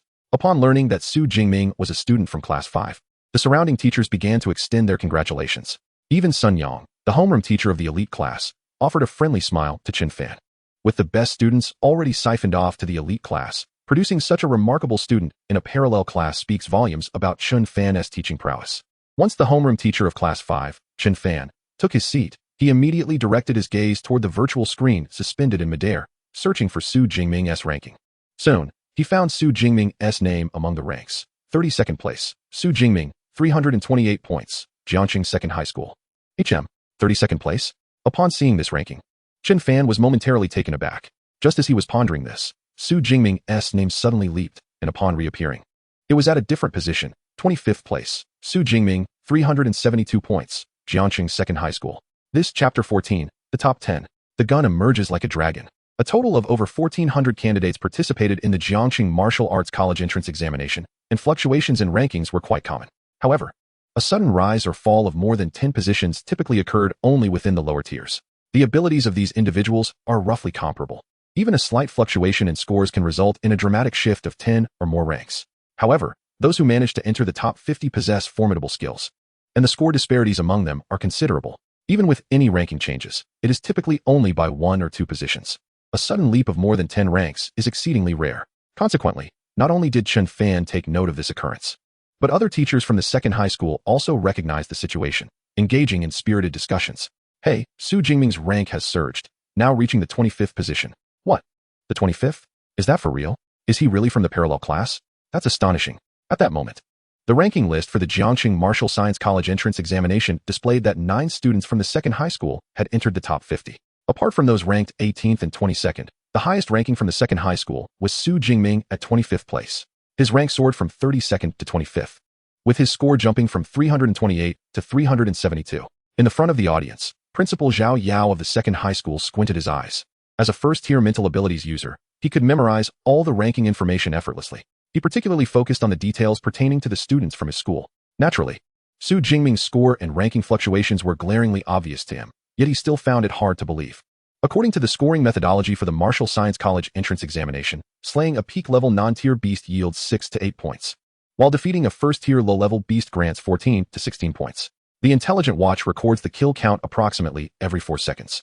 Su Jingming's score jumped by 44 points, indicating that within a mere 4 seconds, he had vanquished either 5 peak-level non-tier beasts or 3 first-tier low-level beasts. Regardless of which scenario it was, it unequivocally demonstrated Su Jingming's formidable prowess. Although his strength may not rival the elite tier represented by Zhou Mingyang and his peers, it certainly places him within the top 10. When did such an extraordinary student emerge from our school? Principal Zhao Yao pondered with some bewilderment. According to the regulations of the Great Xia Nation, all principals of secondary schools and the directors and deputy directors of educational bureaus across the country must be at least first-tier ability users. Although Principal Zhao Yao did not witness Su Jingming's combat performance, the sudden change in rankings allowed him to surmise the student's approximate strength. The other 2 principals and the director of the Education Bureau also recognized this. Principal Zhao, it appears your school indeed has commendable students, remarked Director Zhang Wenshan. This Su Jingming must have been holding back previously. Now that he has unleashed his potential, his ranking has soared immediately. Principal Liu Hang of the first high school added. Indeed, this student seems to possess strength commensurate with the top 10. By the way, what ability did this student awaken? I had not heard of him before. Director Zhang Wenshan expressed his confusion. A student of such caliber should not be obscure. To be honest, Su Jingming only exhibited this explosive performance today during the examination. I will need to inquire with his homeroom teacher for further details about him. Teacher Chen, please come over here. In response to Director Zhang Wenshan's inquiry, Zhao Yao directly summoned the homeroom teacher, Chen Fan. Thus, amidst the envious gazes of the teachers from the second high school, Chen Fan took a seat beside the principal. For Chen Fan, an ordinary homeroom teacher, the presence of the director of the Education Bureau and the principals was undeniably intimidating. Consequently, under their scrutinizing gazes, he felt a natural sense of awkwardness. Principal, director, to my knowledge, Su Jingming has only awakened a level 1 ability, weak electricity. Level 1 ability? Principal Zhao Yao furrowed his brow. Teacher Chen, you must be mistaken. I assure you, I am not mistaken. Before the college entrance examination, I specifically advised him against participating in the martial arts examination. Chen Fan replied with a wry smile. In truth, as the homeroom teacher, he too harbored doubts about whether the registration of abilities years ago had been erroneous. To reach this point with merely a level 1 ability suggested that Su Jingming must possess exceptional skills in other areas. Director Zhang Wenshan pondered thoughtfully. Unfortunately, having not made it into the top 10, we are unable to witness his combat prowess. The live broadcast system for the martial arts examination operates on a program customized by the province. Even I cannot interfere. Finding Su Jingming among the thousands of fixed camera feeds is akin to searching for a needle in a haystack. Nevertheless, given his capabilities, he should soon break into the top 10. Though Su Jingming's situation was somewhat unique, as the director of the Education Bureau, he could muster a degree of patience. Thus, they would have to wait. Upon hearing this, Chun Fan's expression brightened. Not every teacher had the opportunity to be so close to the director and the principal. As time gradually passed, the rankings for the martial arts examination fluctuated continuously. Among these rankings, one name surged upward persistently. 25th place, Su Jingming. 21st place, Su Jingming. 16th place, Su Jingming. 12th place, Su Jingming. 9th place, Su Jingming. In less than an hour, Su Jingming had ascended into the top 10. He had truly made it. The homeroom teacher Chen Fan's face glowed with excitement. As merely the homeroom teacher of a parallel class, he had never dreamed that one of his students could rank among the top 10 in Jiangxing. They had entered the top 10. Principal Zhao Yao also let out a sigh of relief. Otherwise, he would have found it difficult to maintain face while being overshadowed by the third high school. Now, it was finally clear how Su Jingming had managed to secure a place in the top 10. Director Zhang Wenshan gazed expectantly at the sky, and after a moment, the virtual projection of the 9th place flickered to life. In its place appeared the figure of a somewhat tall young man, dressed in a sleek black combat suit. The youth exuded a resolute demeanor. His eyes were sharp and focused. In his hand, he wielded a black spear approximately 2 meters in length, its sharp tip stained with vivid crimson, adding a fierce aura to his presence. Beneath the youth's feet lay several slain ferocious beasts, while a nearby beast cowered, too intimidated to approach.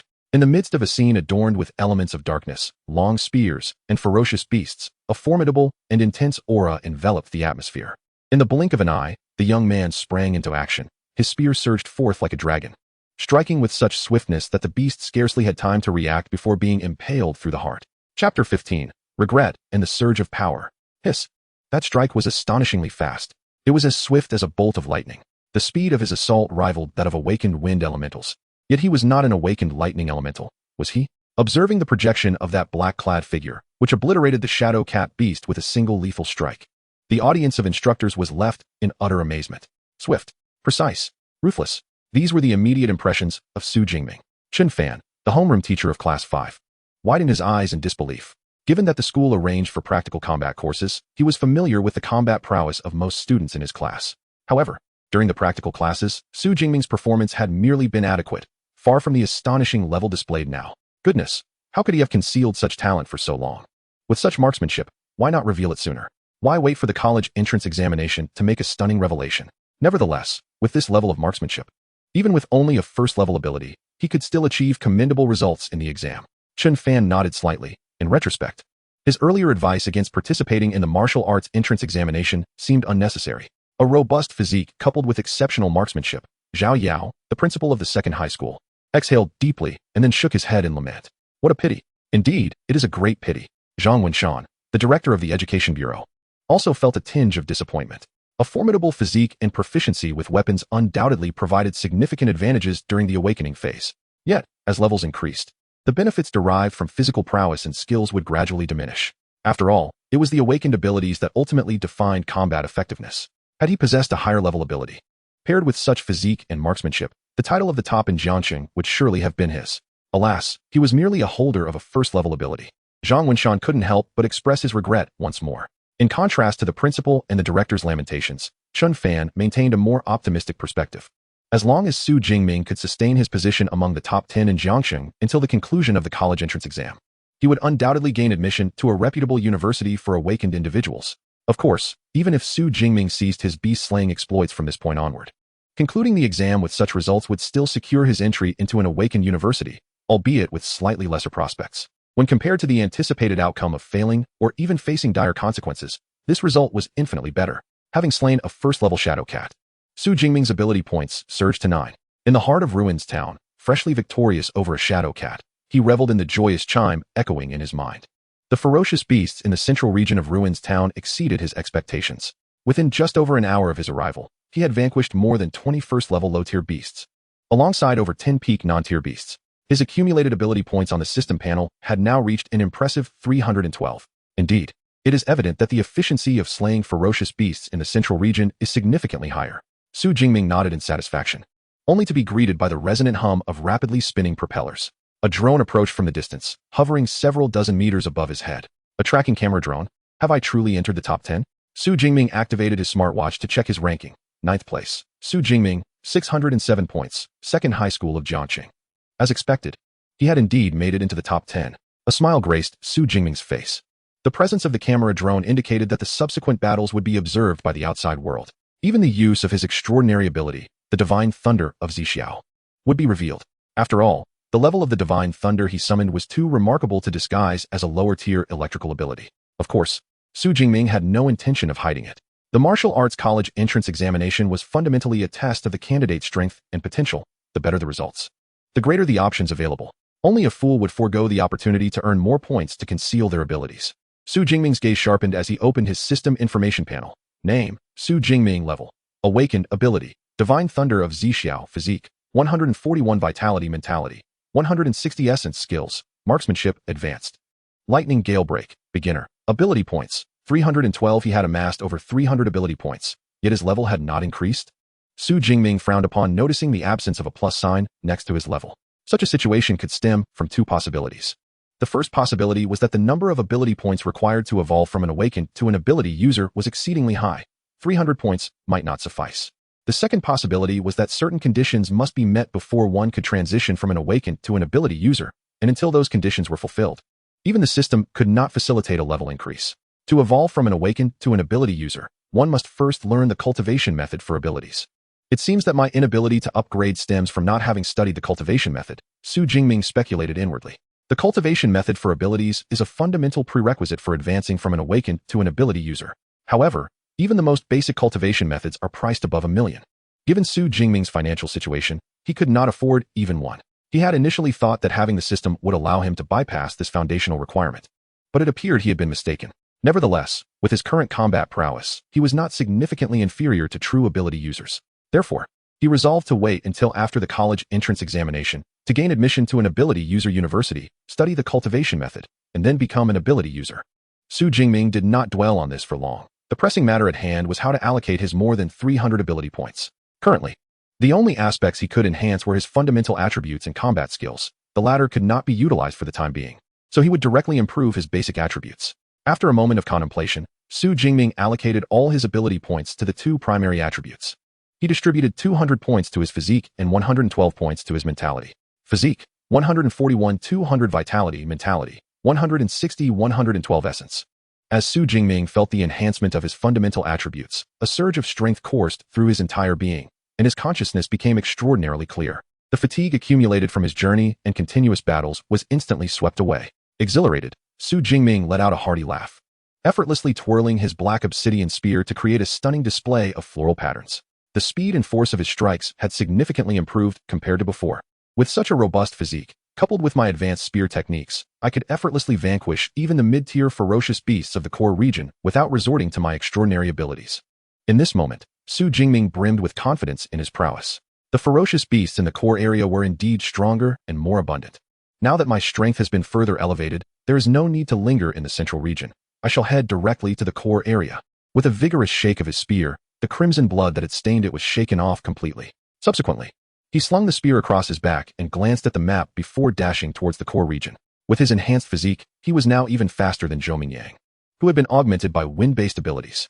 Behind him, a drone trailed closely, akin to a persistent shadow. Chapter 16, Reactions from All Sides, The Swarm of Beasts. In the ruined town of the central region, as the throat of a low-tier shadow cat was cut by a sharp dagger, blood gushed forth, and the creature collapsed with a resounding thud. Behind it, Tang Chi's slender figure, dagger in hand, slowly emerged. She was enveloped in a shroud of purple-black feline energy, and a pair of cat ears adorned her head, exuding a natural gracefulness. This was her enhanced ability, the Shadow Cat. During its activation, it significantly boosted her speed, reaction time, and attack power.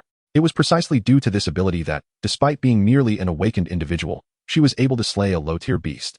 Of course, she was also someone who had diligently practiced the methods of extraordinary ability cultivation. Although she still had some way to go before fully transforming into an extraordinary being, her inherent physical capabilities were solid, ensuring she would not falter too much. However, Defeating a low-tier beast was already the limit of her current strength.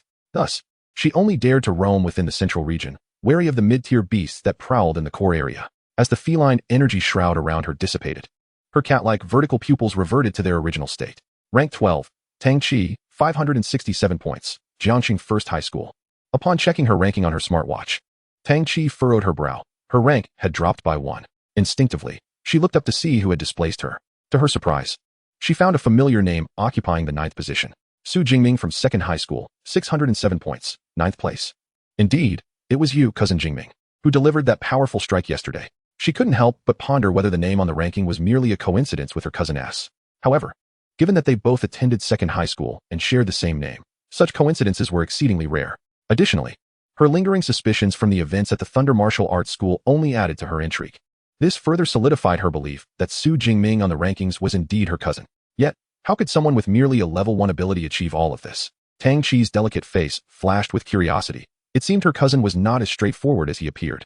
Goodness, is Ming truly that formidable? If I had known, I would have called him father and clung to his leg. On the outskirts of Ruins Town, the towering figure of Lu Jie, now twice his original size, gazed at the virtual projection displaying Su Jingming's ranking, filled with regret. Compared to the results of the martial arts college entrance examination, what did calling him father even mean? Su Jingming had entered the top 10. Astonishing. He was now the highest-ranked student from our school. Since discovering Su Jingming's 46th position, Lin Qingyuan's team had been closely monitoring his progress. Upon seeing him break into the top 10, they were all filled with astonishment. How on earth did he manage to accomplish this? With Su Jingming in the top 10, we must strive to enter the top 300 ourselves. As Lin Qingyuan surveyed the ranking board, her face was suffused with emotion. Though she was unaware of how Su Jingming had achieved his standing, she and her teammates were content with merely reaching the top 300. When Su Jingming's ranking had yet to penetrate the top 10, it had not drawn much attention. Yet, once he ascended to the top 10, nearly everyone in the examination hall took note of him. Reactions varied among those familiar with him. However, he was oblivious to all this, as he was currently racing towards the core area with all his might. With his enhanced physique, Su Jingming's speed had significantly increased. Furthermore, the distance from his position in the central area to the core region was not particularly great. Thus, in just over 30 minutes, he stepped into the boundaries of the core area on the map. The core area of Ruins Town had once been the bustling heart of Wei Yuan Town. Compared to the central area, the buildings here were taller, and though their surfaces were worn and dilapidated, remnants of past elegance could still be discerned. More importantly, the beast levels in the core area ranged from low-tier to mid-tier first order. There were no lower-tier beasts to be found. Candidates confident enough to enter the core area were at least among the top 5 in Jiangxing. Of course, he was an exception. During his journey, he hadn't specifically sought out beasts, resulting in him only slaying 4 or 5 beasts in those 30 minutes. His ranking had slipped back to the 10th position. If he could locate a horde of beasts, his ranking would surely rise again. This time, he aimed to seize the first place. Su Jingming's gaze sharpened. Adhering to his previous strategy, he would head toward the areas where the roars of beasts were most concentrated. In the crumbling city, the roars of beasts echoed continuously. A veritable paradise for them. Su Jingming listened intently and ultimately chose to dash towards the southeast, where the roars were the most vigorous and dense.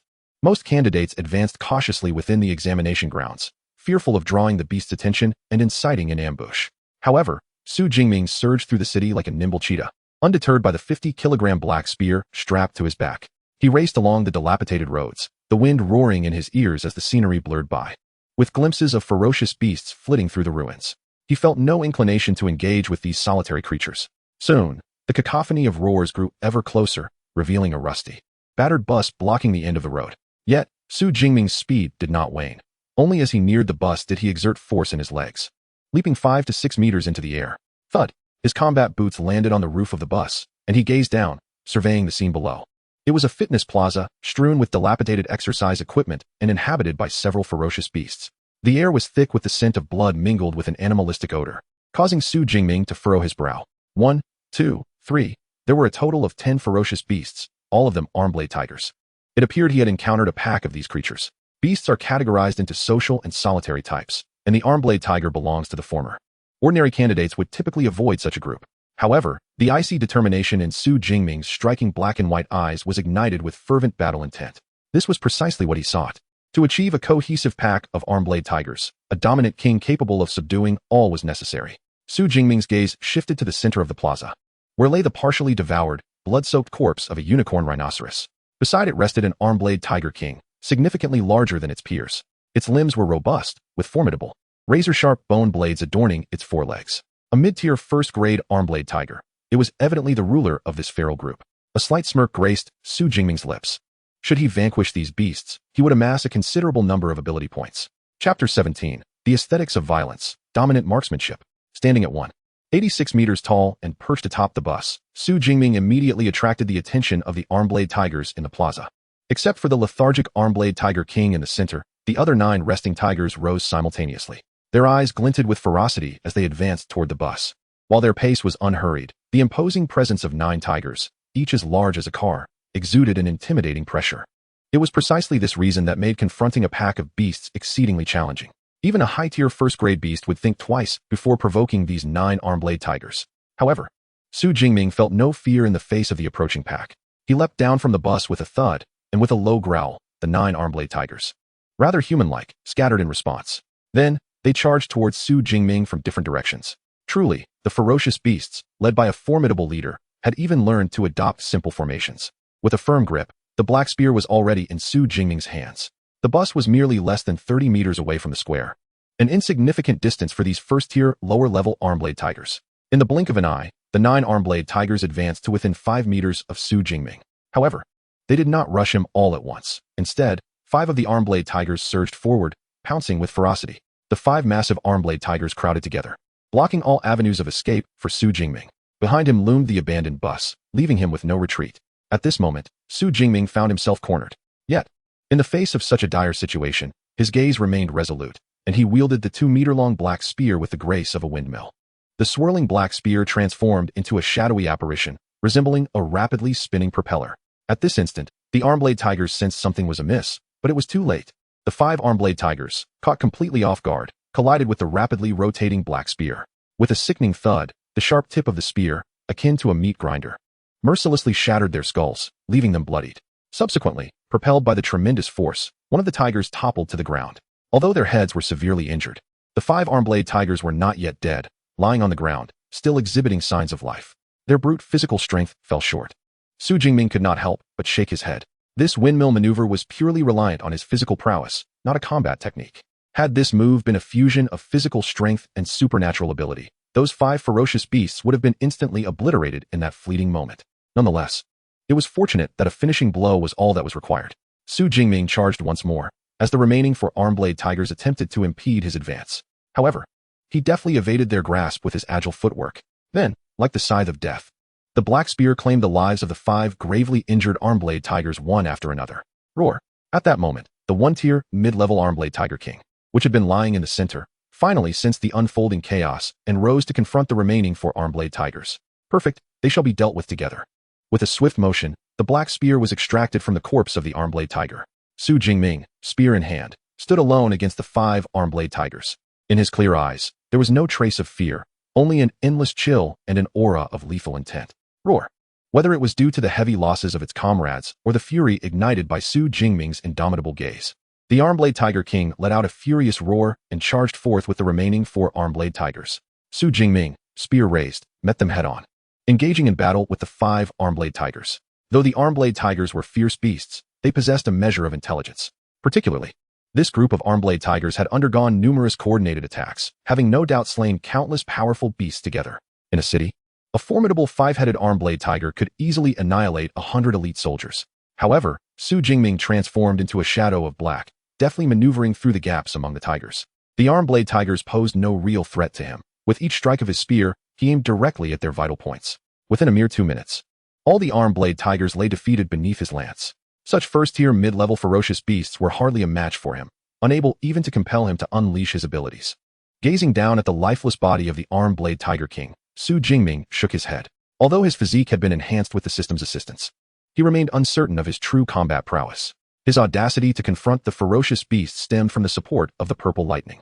Regrettably, this pack of beasts lacked the strength to require him to utilize his abilities. Su Jingming then glanced at the system panel, noting that this encounter had yielded him an impressive 106 ability points. What a bountiful harvest. His spirits lifted at the thought. At this rate, by the time the martial arts college entrance examination concluded, he could accumulate an astounding number of ability points. However, dwelling on such thoughts was futile. He needed to focus on reaping more ability points and swiftly proceed to his next destination. Wiping the blood from his spear, He slung it back across his shoulders and hurried onward. On the day of the examination, all high schools in Jiangxing organized their first and second-year students to watch the live broadcast of the Martial Arts College entrance examination. This initiative served two purposes: to expose students to the brutality and bloodshed of the exam, while also familiarizing them with the habits of ferocious beasts. At this moment, on the playground of Jiangxing's second high school, a virtual projection similar to that of the military district hovered in the air, surrounding the audience seats. First and second-year students had been engrossed in the live broadcast for quite some time.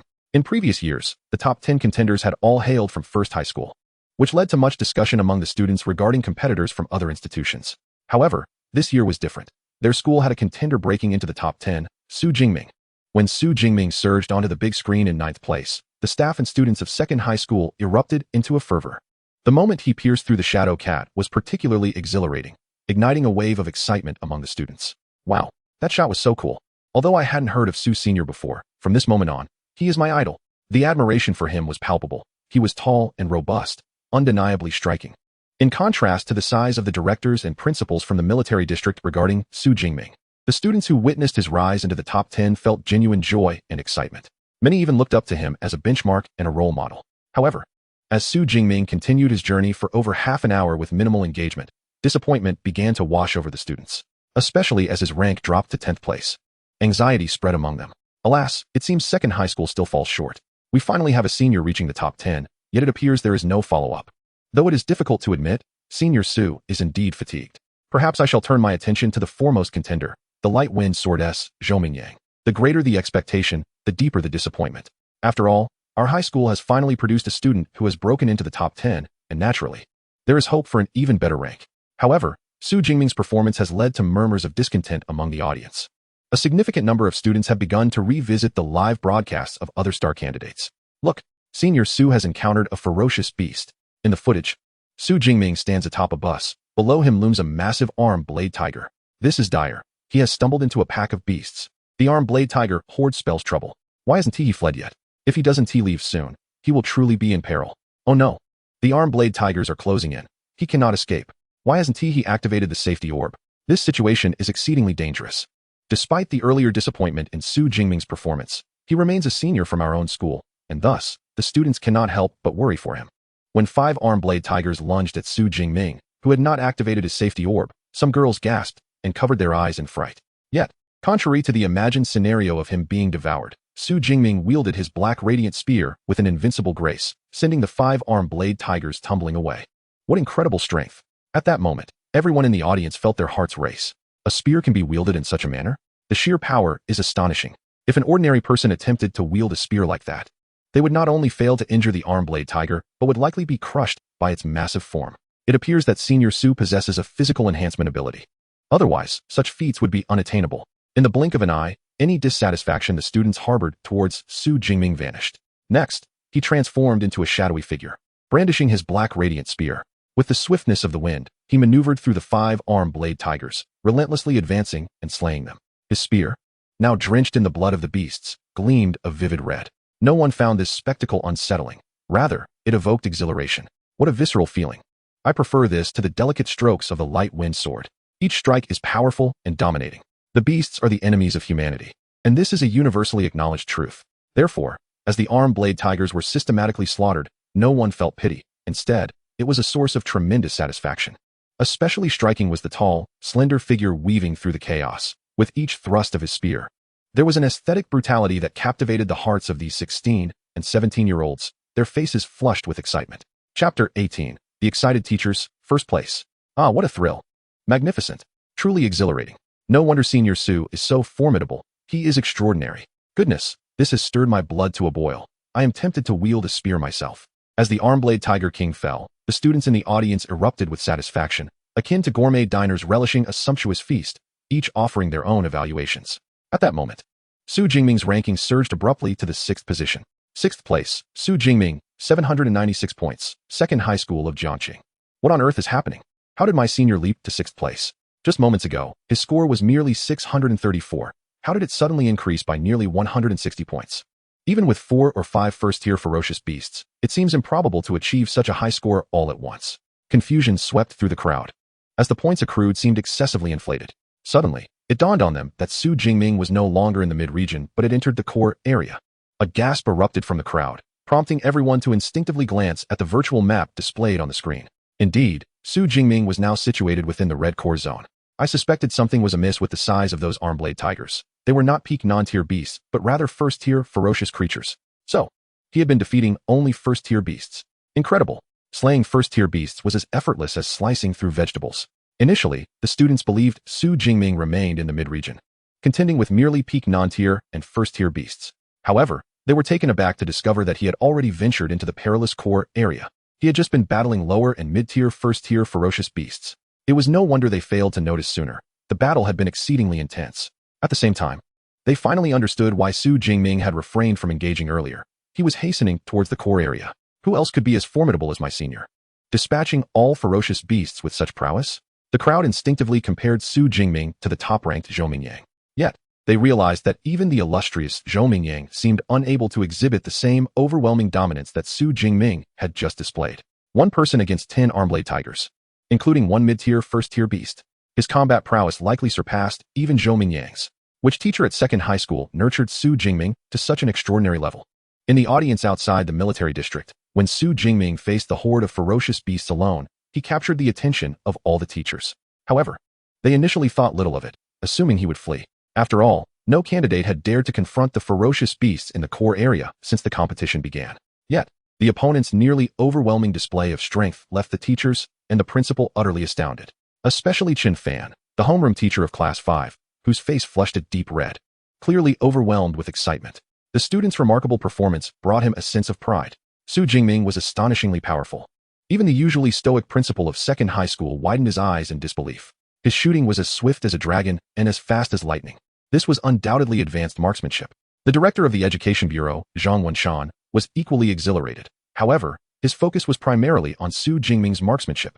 It is widely acknowledged that an ordinary person requires several decades to hone a particular weapon skill to an intermediate level. Achieving an advanced proficiency is virtually impossible without dedicating a significant portion of one's life to the endeavor. Yet, Su Jingming is only 18 years old. What a remarkable prodigy. However, upon reflecting on Su Jingming's extraordinary abilities, he couldn't help but slap his thigh and sigh. Alas, what a pity. Given Su Jingming's current display of strength, he has already surpassed Zhou Mingyang. With a more advantageous ability, he might very well shatter the long-standing records of Jiangxing and secure a place in the top 50 of Jiangnan province.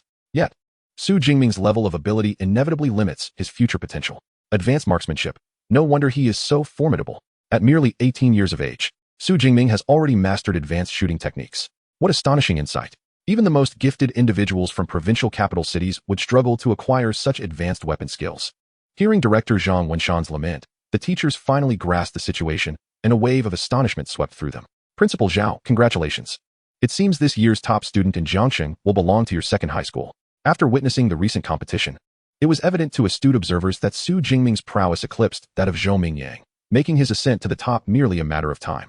Although Principal Liu Hang of First High School felt a tinge of reluctance, he graciously extended his congratulations to Zhao Yao. You flatter me, Principal Liu. The examination has yet to conclude, and the final results remain uncertain.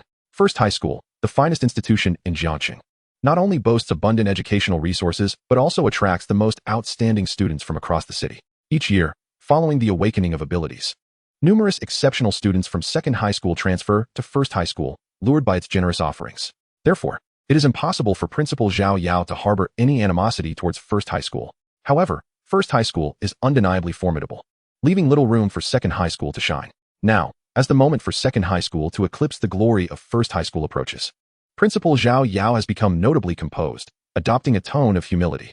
Regardless of the circumstances, Su Jingming's strength is undeniable. Having two students from Jiangxing in the top 100 of Jiangnan province is commendable. After finally regaining his composure, Zhang Wenshan nodded at Zhao Yao, acknowledging the impressive achievement of cultivating such a student as Su Jingming at second high school. Once the college entrance examination concludes, I will propose a commendation for your second high school to the city. Thank you, Director Zhang. Zhao Yao's expression brightened.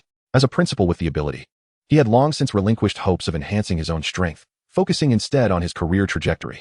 A commendation would not only bring additional resources to second high school, but he too would reap the benefits. The prospect of advancing further and entering the Education Bureau no longer seemed far-fetched. Su Jingming, you have truly astonished me. Zhao Yao reflected, never having anticipated such a day for second high school.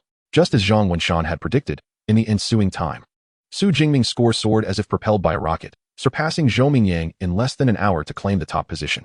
At this moment, the clock struck 3 in the afternoon, indicating that the Wuka College entrance examination would conclude in 6 hours. In the core area of Ruins Town, amidst a dilapidated community, a fierce battle unfolded between two camps of beasts. A dozen ferocious creatures, divided into two factions, the unicorn rhinoceros and the blade-arm tiger, were locked in a brutal struggle, each vying to devour the other as their midday meal. With 8 blade-arm tigers against only 4 unicorn rhinoceroses, the odds were slightly in favor of the tigers, though the disparity in strength was not significant. Consequently, despite the prolonged exchange of savage bites resulting in numerous bloody wounds, neither side had suffered a casualty. These beasts, inherently brutal, would not cease their combat until one side was entirely vanquished.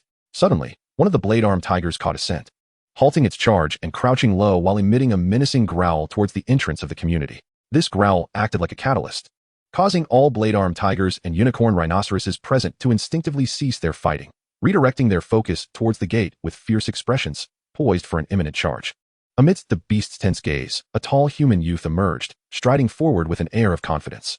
Clad in a black battle suit and combat boots, his tall and slender frame exuded an imposing presence. His eyes sparkled with clarity, yet bore the sharpness of a lone wolf. A hefty black spear rested casually on his shoulder, its blade glinting ominously in the sunlight. 12 ferocious beasts. Excellent, Su Jingming acknowledged with a nod of satisfaction. This was the largest group of beasts he had encountered within the hour. With a firm slap to the spear's tail, the ebony weapon soared into his grasp. Just as he prepared to plunge into the fray, a sudden frown crossed his brow, his gaze drifting to the right. There, amidst a crumbling edifice, he sensed a presence. Come forth, I have discovered you.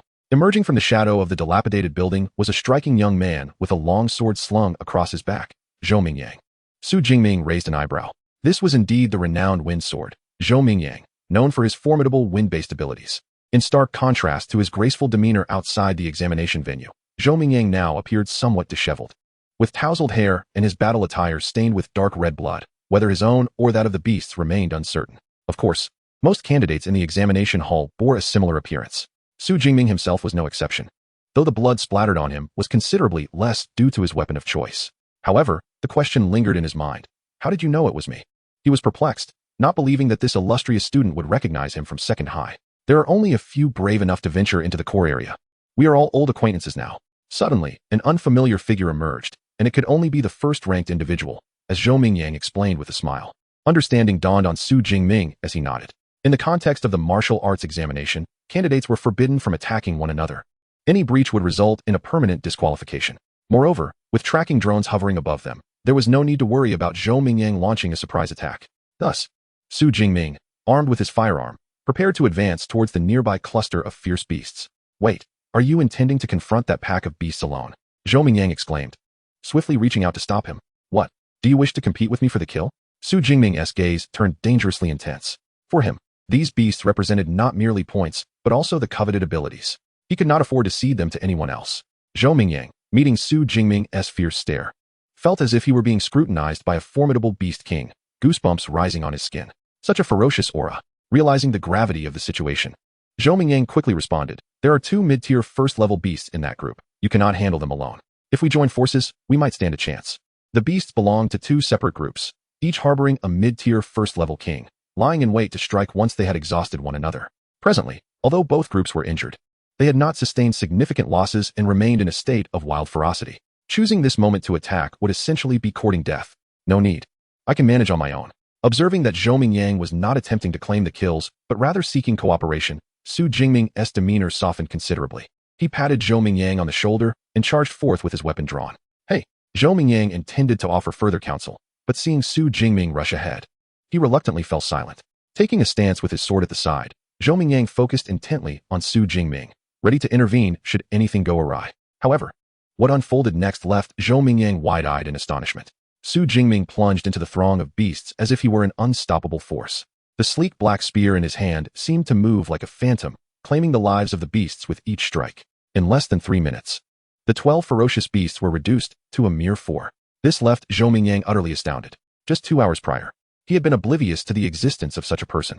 Yet, like a comet, Su Jingming had surged to prominence, not only breaking into the top 10, but also snatching away Zhou Mingyang's first place just minutes ago. Curiosity about this formidable contender consumed Zhou Mingyang.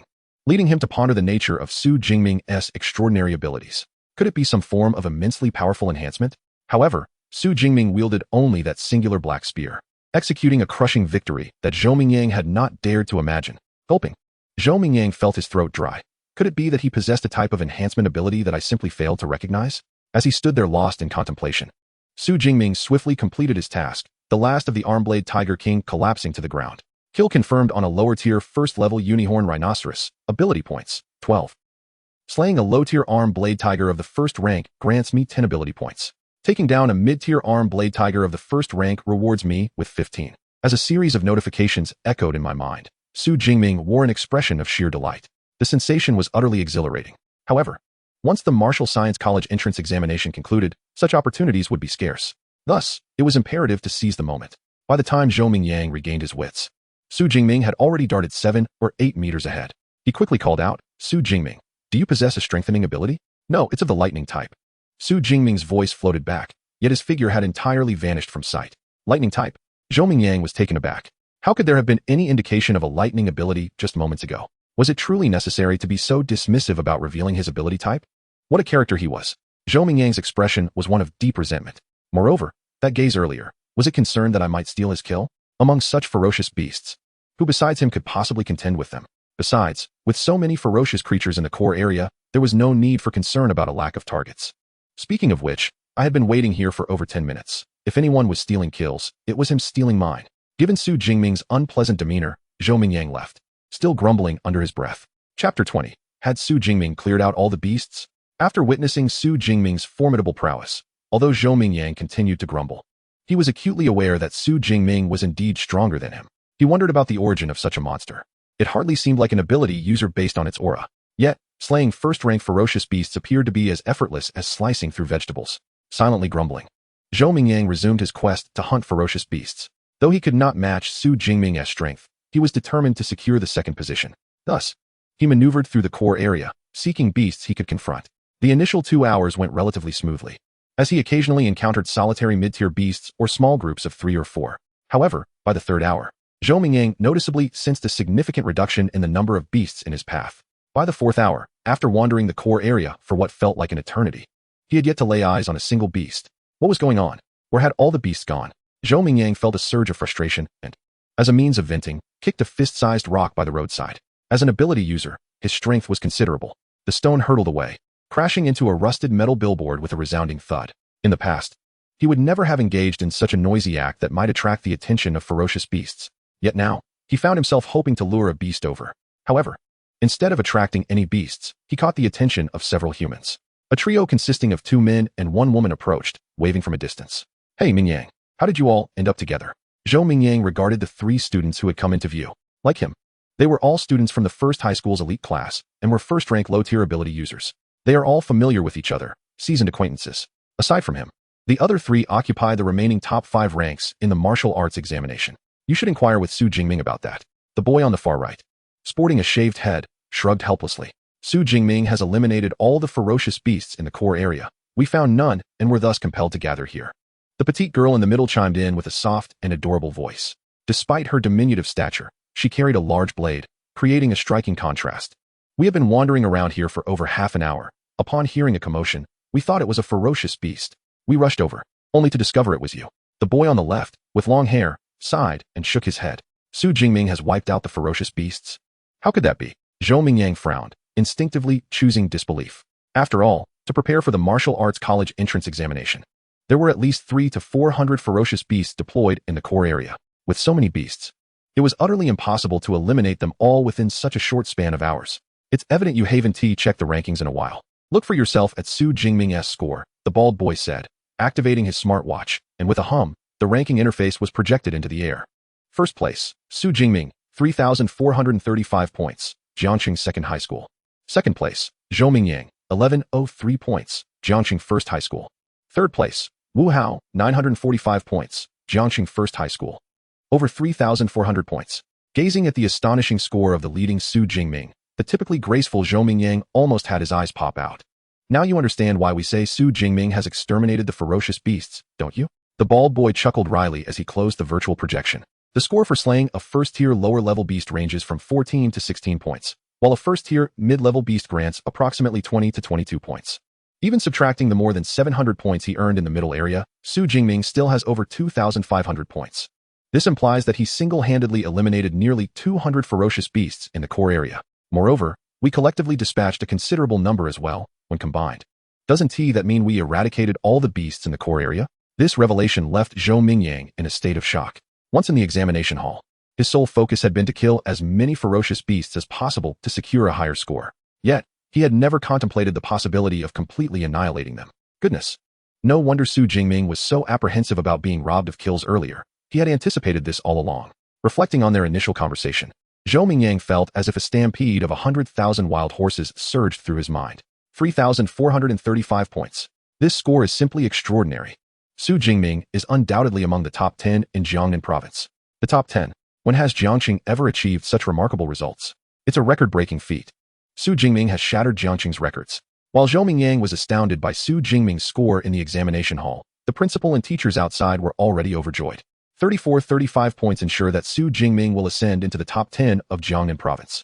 The remarkable achievement stands as the finest in the history of Jiang City. It is truly astonishing that Su Jingming, with merely a spear in hand, could reach such heights. Principal Zhao Yao of the second high school felt an overwhelming heat coursing through him, his excitement palpable. What does it mean to be among the top 10 in Jiangnan province? Such individuals are coveted prodigies that every elite school for extraordinary abilities across the nation would vie for. The emergence of a unicorn in the fields. Who would have thought Jiang City could boast a student like Su Jingming? Director Zhang Wenshan of the Education Bureau was equally unable to contain his joy. At that moment, he no longer cared that Su Jingming was merely a level 1 extraordinary being. After all, with such stellar results, even a level 1 would attract eager institutions. Yet, Su Jingming's audacity was truly remarkable. In just 3 to 4 hours, he nearly annihilated all the ferocious beasts in the core zone. It seems he may well become a combat fanatic in the future. Zhou Mingyang and the others were unaware of the number of ferocious beasts deployed in the core zone. But as the director of the Education Bureau, Zhang Wenshan certainly knew. A total of 450 level 1 low-tier beasts and 40 level 1 mid-tier beasts were released. Subtracting the casualties from inter-beast conflicts and the counts claimed by Zhou Mingyang and his companions, Su Jingming single-handedly eliminated nearly half of the ferocious beasts in the entire core zone. This astonishing feat occurred within a mere 3 to 4 hours. Further underscoring the terrifying prowess of Su Jingming, his parents perished during a beast tide when he was young, which perhaps instilled in him such a deep-seated hatred for these creatures, as noted by class director Chen Fan. Now it makes sense. Zhang Wenshan nodded in realization, his expression darkening. One day, we humans will eradicate all ferocious beasts. Rest assured, that day will come. Reflecting on the brutality of these beasts, Principal Zhao Yao added coldly. Indeed. Chapter 21, 24-13 Ability Points, Bloodthirsty Violent Bear. Oh, you've encountered Su Jingming? Do tell, what is his extraordinary ability? Inside the examination hall, the surrounding individuals perked up upon hearing that Zhou Mingyang had met Su Jingming. I cannot ascertain the type of ability, but his physique is incredibly robust. With a vitality value of at least 180 points, Zhou Mingyang speculated, shaking his head. 180 points of vitality? No wonder he is so formidable, exclaimed the bald boy, astonished. The vitality value of ordinary awakened beings hovers around 100 points, while they, as level 1 low-tier extraordinary beings, barely exceed 130 points. A vitality of 180 points is an elusive goal for them. With such a formidable physique, he is most likely a strengthening type extraordinary being. Achieving such vitality after activating a strengthening ability is not surprising, remarked the long-haired boy, attempting to sound indifferent, though his tone betrayed a hint of envy. No, Su Jingming is still merely an awakened being, Zhou Mingyang reiterated, shaking his head again. He did not dismiss the long-haired boy's speculation regarding Su Jingming possessing a strengthening type ability. After all, he shared the same belief. An awakened being? Exclaimed the petite girl wielding a large knife, incredulous. So, we extraordinary beings are outdone by an awakened being? Her statement rendered the group momentarily silent. After a considerable pause, Zhou Mingyang finally spoke in a subdued tone. I must say, Meng Di, you continue to excel at pinpointing the crux of the matter. Meng Di, the sole female among their group of extraordinary individuals, had awakened a strength-enhancing ability, currently ranking 4th. I was merely startled, she replied, sticking out her tongue. Her endearing demeanor clashed sharply with the formidable weapon she wielded. Yet Zhou Mingyang and the others had grown accustomed to it.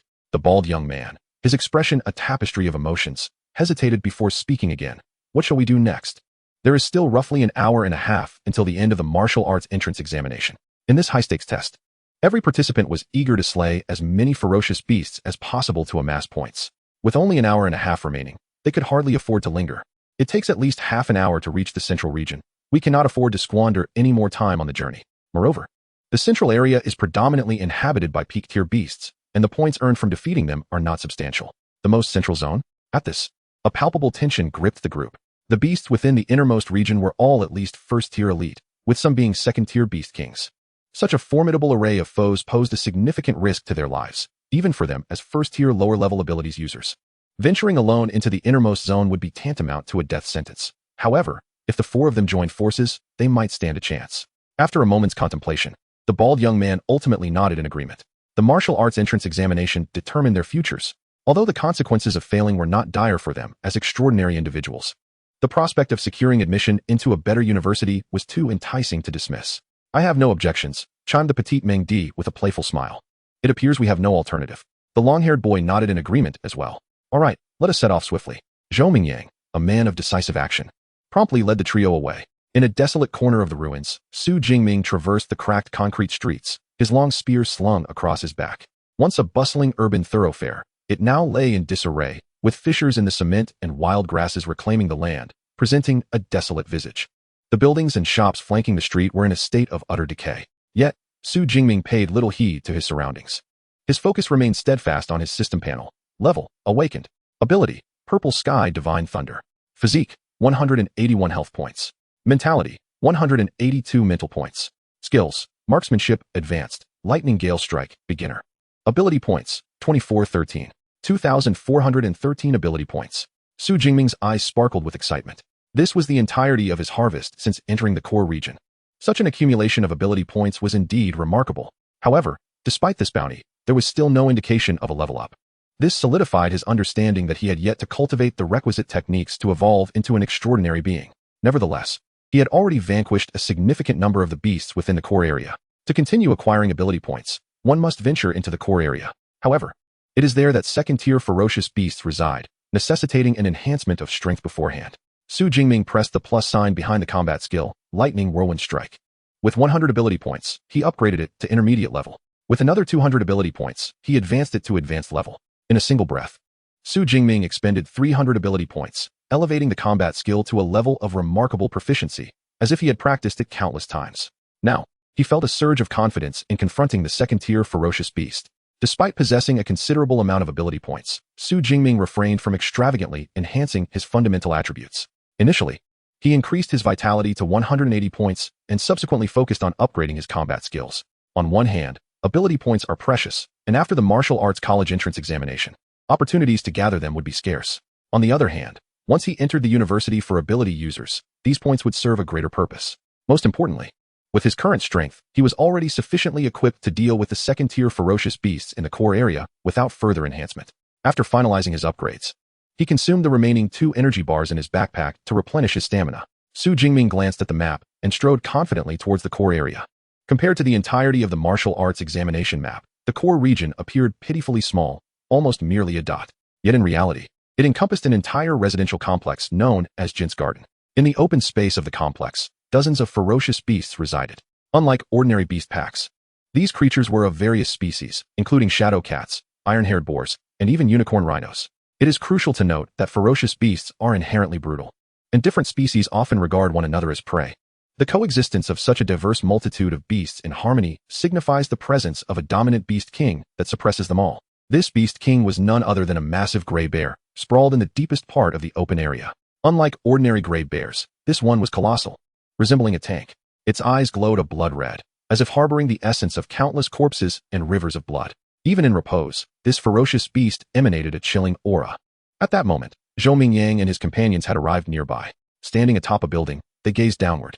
Upon spotting the gray bear below, their expressions shifted dramatically. It was the bloodthirsty berserk bear. Zhou Mingyang's face darkened. There are disparities in strength among different ferocious beasts. For instance, even among first-tier beasts, a shadow cat would stand no chance against a unicorn rhino. This is the essence of species dominance. The bloodthirsty berserk bear, known for its rarity among ferocious beast clans, posed a formidable challenge. Setting aside its terrifying strength, the thick, sinewy fur covering its body was sturdier than advanced alloys, impervious even to missile strikes. This was indeed a troublesome predicament. Zhou Mingyang could not help but smile wryly. If it were any other ordinary second-tier beast, the 4 of them might be able to hold their ground for a while by joining forces. However, facing the bloodthirsty violent bear with its immense strength, akin to a massive iron pan descending upon them, they would all perish without a chance to resist. There exists another possibility. Upon entering the residential area, they might not even need the bloodthirsty violent bear to intervene, as they could be overwhelmed by the swarm of first-tier high-ranking beasts. The bald young man curled his lip in disdain. Together, their quartet could barely contend with 3 or 4 first-tier high-ranking beasts. Yet there were more than 30 such creatures in the open space below. This meant that neither the second-tier bloodthirsty violent bear nor the remaining first-tier high-ranking beasts were foes they could dare to provoke. The disparity in the configuration of beasts between the core and the most central area was too vast. The strongest in the core area was merely a mid-tier first beast, while in the most central zone, the mightiest beasts escalated to the second tier, with even the ordinary beasts being of high-ranking first tier. How could they possibly navigate such a dire situation? The petite girl Ming Di pouted in discontent. Before the examination, I had heard that the examiner for our martial arts college entrance exam was old Lu, though I was skeptical. Now it seems that this bizarre combination of ferocious beasts is undoubtedly his doing. The long-haired boy gritted his teeth. In Jiangnan province, the examiner for the martial arts college entrance exam rotates each year, and old Lu is known as a particularly ruthless figure among them. The exams he orchestrates have a mortality rate exceeding that of other years by more than double. The pairing of high-ranking first-tier beasts and second-tier beasts in the most central area is a fixed arrangement for the National Martial Arts College entrance exam. Yet, old Lu has merely substituted it with the more formidable, bloodthirsty violent bear. This cannot be attributed to anyone else. It is simply a reflection of their insufficient strength. Zhou Mingyang sighed. The martial arts college entrance exam is inherently a selection of the elite. The most central area is akin to the final challenging question in a mathematics exam. Only those who can solve this question can truly be deemed the chosen ones. He is a prodigy in Jiang City, admired by many. Yet in the entirety of Jiangnan province, he lacks even the qualification to approach this final question. Speaking of which, that fellow Su Jingming has toiled vigorously for half a day, exhausting his efforts to score over 3,000 points. Yet he would achieve it more swiftly by defeating the second-tier beast before them and the 30-plus first-tier high-ranking beasts. The long-haired youth smirked slightly, a glint of schadenfreude in his expression. The scores for beasts in the most central area far surpass those in the core area. Slaying a first-tier high-ranking beast would yield 100 points, while defeating the ultimate second-tier beast could grant a staggering 4,000 points in one fell swoop. Humanity requires formidable warriors with exceptional combat prowess. What good is it to slaughter numerous low-tier beasts? The long-haired boy evidently harbored some resentment towards Su Jingming. Zhou Mingyang furrowed his brow upon hearing this, but ultimately chose not to voice his thoughts. After all, it was the truth. The martial arts college entrance exam calls for fierce and powerful individuals, not mere slaughtering machines that only know how to eliminate low-tier beasts. Just like the current state of Blue Star, where ferocious beasts run rampant. As long as the 9-tier beast emperors of the ferocious beast clan can be vanquished, the remaining beasts will inevitably collapse without further resistance. Conversely, without eliminating all the beast emperors, slaying countless ordinary beasts proves futile.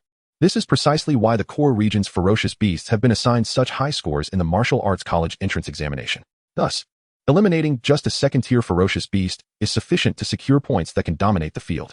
Moreover, second-tier ferocious beasts are the coveted targets for those aspiring to achieve provincial laurels.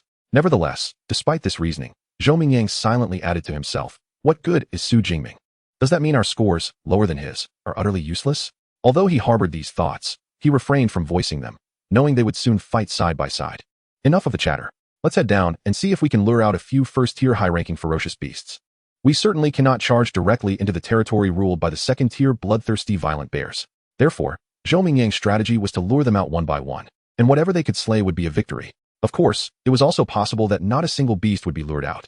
Time to get to work. Is it not courting death to provoke the beasts in their own territory? One of them scoffed. Well, even if it is courting death, isn't it worth a try? They teased each other as they prepared to descend. At that moment, a dark figure swiftly approached from the distance. The figure moved with remarkable speed, akin to a cheetah, reaching the entrance of the Jinshi Garden community in mere seconds. Su Jingming. Zhou Mingyang's gaze sharpened. Although he was on the 8th floor, his enhanced vision as a supernatural being allowed him to identify the figure below as Su Jingming, whom he had previously encountered. Su Jingming has arrived? Where is he? Su Jingming. Humph. I am eager to discover what kind of person he is. Unlike Zhou Mingyang, Meng Di and the others had not yet crossed paths with Su Jingming. Upon awakening and transforming into supernatural beings, not only were their powers enhanced, but their physical capabilities were also significantly improved. Thus, the height of the 8th floor posed no challenge for them, enabling a clear view of the individual below. In the community's open area, they observed a young man standing confidently. He was tall and sturdy, with a resolute countenance, his eyes sharp as those of an eagle. Having evidently endured numerous battles, The black combat attire he wore was stained dark red in several places. Moreover, the black long spear he carried on his back, once a gleaming weapon, now bore the uneven marks of wear, resembling a butcher's cleaver dulled from hacking through bone. This spear only intensified the young man's imposing aura, adding a touch of ferocity to his presence. What a handsome young man. Regardless of the circumstances, women are forever creatures of sentiment. Thus, upon catching sight of Su Jingming, Meng Di's eyes sparkled with admiration. The state of the long spear he wielded, worn down to such a degree, hinted at the staggering number of ferocious beasts he must have slain. The bald young man, too, marveled at the weapon's battered condition. Recognizing that the alloy was exceptionally tough and the damage it had sustained attested to the frequency and ferocity of his battles. To dare to appear before a horde of ferocious beasts is tantamount to courting death, yet the long-haired youth merely snorted coldly. The beasts below swiftly stirred at Su Jingming's presence. In the blink of an eye, over a dozen first-tier high-ranking beasts roared and charged towards him. It's over. He has stirred the beast horde, Meng Di exclaimed in alarm. What was Su Jingming thinking, acting so recklessly? Zhou Ming furrowed his brow. At this distance, even if they wished to assist, they would be too late. By the time they descended, it was likely that Su Jingming would be beyond saving. What else could it be? The confidence from being the top contender had led him to underestimate the peril. The long-haired youth scoffed, his gaze fixed on the scene below. He was indeed armed, yet that weapon would hardly protect him. Just as he had said, initially, Su Jingming could fend off a few of the charging beasts. But he was soon overwhelmed, his figure rapidly engulfed by the throng of beasts. Could Su Jingming truly meet his demise like this? Zhou Ming gazed at the figure that had vanished within the beast horde, disbelief washing over him. In a matter of hours, the young man had ascended like a comet. And now, was he destined to fall like a shooting star? More importantly, what was Su Jingming thinking? Knowing well that the core area was rife with first-tier high-ranking and second-tier beasts, how could he brazenly present himself before them? Yet, it seemed he had deceived me, throughout. He had not utilized his electrical abilities. Alas, once a life is extinguished, it is as if a lamp has gone out. If he has deceived me, then so be it. Zhou Ming and Su Jingming had merely exchanged pleasantries. He felt little concern for the other's safety, merely puzzled by such foolishness. At that moment, Zhou Ming and his companions suddenly felt a jolt of apprehension. A deep, authoritative voice resonated in their ears, divine thunder. In the next instant, accompanied by a cacophony of thunderous roars, a violet shockwave surged forth from the very center of the beast horde before them. Boom! The beasts caught in this shockwave were struck as if by a heavy blow, their bodies charred, sent flying 4 to 5 meters away. The once densely packed beast horde seemed to have been erased as if by an eraser, leaving a clear space in its wake. In the center of this expanse stood Su Jingming, his tall and slender figure resembling that of a war god. Around him, arcs of violet lightning swirled, as if heralding the arrival of their sovereign, jubilantly celebrating. At that moment, Zhou Ming and his companions realized that what they had witnessed was not merely a shockwave, but a high-pressure electric net woven from the purple lightning. What? Gazing at the figure in the center of the clearing, reminiscent of a thunder deity, Zhou Ming was left speechless, finally regaining his composure after a moment to murmur, Su Jingming truly possesses electrical abilities. Chapter 23, The Divine Thunder of the Purple Sky. A dominating clearing. Crackle, crackle. In the center of the clearing, Su Jingming stood as the epicenter, the purple sky thunder extending over 3 meters. The thunderous roar echoed like the simultaneous cries of 1,000 birds, piercing and unsettling. The terrifying lightning rendered the vicinity of Su Jingming a veritable zone of death. A mere 3 meters away lay a beast, charred and scorched by electricity. Within this perilous range, only Su Jingming remained, exuding an aura of dominion, his form enveloped in crackling arcs of lightning. Indeed, relying solely on physical strength to contend with so many formidable first-tier beasts proved to be a formidable challenge. Su Jingming raised his left hand, captivated by the violet arcs dancing at his fingertips. The potency and rank of his abilities are closely intertwined with his fundamental attributes. Although he was still merely an awakened, his 180 points in vitality and spirit had significantly amplified the power of his purple sky divine thunder since his initial awakening. It could even inflict considerable damage upon first-tier high-level beasts. This was the essence of a superior ability, domineering and formidable. Su Jingming gazed ahead. The grievous state of over a dozen beasts had drawn the attention of the local beast king, a bloodthirsty savage bear, which rose from its resting position. Standing at a height of 5 meters with a width exceeding 3, it resembled a colossal tank. One could imagine the oppressive sensation of a heavy tank standing upright. This was the scene that Su Jingming faced. The rare beast, the bloodthirsty savage bear, indeed posed an extraordinary challenge for this year's Martial Science College entrance examination. Su Jingming licked his lips. In the summer of Jiangnan, the sunset lingered a little longer. The slanting rays of the setting sun illuminated the bloodthirsty savage bear, casting a long shadow upon the ground. With the light behind him, Su Jingming could not clearly discern the bear's face, yet its blood-red eyes emanated an overwhelming presence. Under this influence, the remaining beasts, initially cowed by Su Jingming's might, regained their ferocity. They crouched low, baring their teeth and emitting a series of growls and roars. This spectacle would be quite fitting for a horror film. However, when the battle commenced, these lesser creatures could pose significant trouble. Thus, it was time to clear the field. Su Jingming's gaze sharpened. The purple sky divine thunder, which had merely danced upon his skin, surged forth under his command, penetrating deep within his being. A resonant hum filled the air, as if he had been injected with a powerful stimulant, causing Su Jingming's body to tremble violently. His once clear eyes now sparkled with a violet hue, and a colossal surge of energy erupted from his limbs and core. This was the sensation he sought. A wild, triumphant smile spread across his sharply defined features. Abilities are an intrinsic force within humanity, wielded with the same ease as one's own arms. Thus, beyond the more intricate techniques of combat, there exist coarser applications of such powers. For instance, Zhou Mingyang's wind abilities effortlessly reduce air resistance, accelerating his speed. Likewise, Su Jingming's earlier explosive manifestation of the purple sky divine thunder could achieve effects akin to a powerful plasma cannon. In this moment, he had harnessed a fundamental application of lightning abilities. By channeling the thunder into his body, stimulating every cell, he could substantially enhance his physical prowess. Previously, Su Jingming had attempted to stimulate his body using a low-level ability of weak electricity. However, aside from inducing a tingling sensation, it yielded no additional effects. Yet now, with the formidable purple sky divine thunder at his disposal, the experience was utterly transformed. Su Jingming could feel the purple sky divine thunder surging within him like a mighty river, enhancing his physique to an extraordinary degree. Of course, this was not a combat skill, and the traversal of lightning within his body posed significant dangers. A moment's carelessness could injure his meridians. Hence, he could not maintain this state for long. Nevertheless, it was more than sufficient to deal with these ferocious beasts. A smile played at the corners of Su Jingming's lips. In the next instant, lightning flickered, and he vanished from his position. When he reappeared, it was beside a first-tier high-ranking unicorn rhinoceros. With his spear in hand, he struck like a bolt of lightning, leaving behind a purple-black trajectory in the air. Before the unicorn rhinoceros could react, a line of blood appeared across its neck. Its massive head, as hard as steel, effortlessly detached and fell to the ground. At that moment, its formidable skin offered no protection whatsoever. Blood gushed forth from its neck like a fountain. Despite the robust life force of a first-tier high-ranking beast, which could allow it to move even when its abdomen was ruptured, losing its head rendered it utterly powerless. The headless body of the unicorn rhinoceros collapsed into a pool of blood. Roar! Witnessing the unicorn rhinoceros fall before him, the bloodthirsty violent bear could no longer contain its fury. With a roar, it charged at Su Jingming. Though the bloodthirsty violent bear was massive, its speed was not to be underestimated. It sprinted on all fours, covering over 30 meters in the blink of an eye. To describe it as running would be an understatement. It was more akin to flying. However, despite the bear's rapid pace, Su Jingming was even swifter. Empowered by the purple sky divine thunder, he transformed into a purple-black phantom, weaving through the horde of beasts. With each strike of the spear, enveloped in purple lightning, he claimed the lives of the ferocious creatures. Ding! A first-tier high-ranking unicorn rhinoceros has been slain, earning 15 ability points. Ding! A first-tier high-ranking shadow cat has been slain, earning 13 ability points. Ding! A first-tier high-ranking armblade tiger has been slain, earning 14 ability points.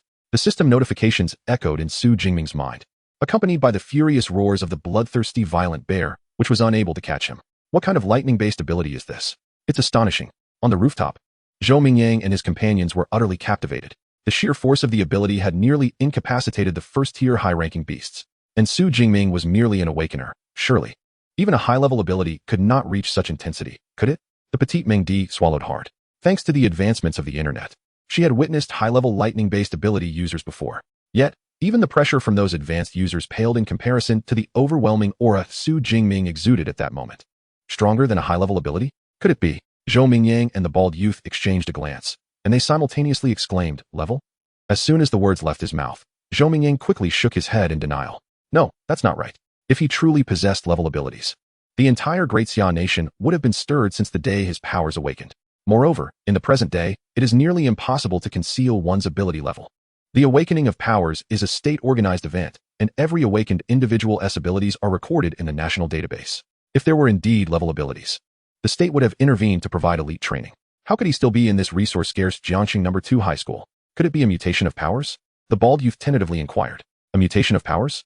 Zhou Mingyang pondered for a moment before nodding. There was indeed that possibility. The world is vast and full of wonders.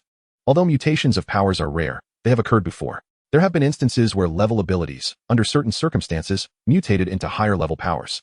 Nevertheless, after today, it seemed that the entire Jiangsheng would be shaken by him.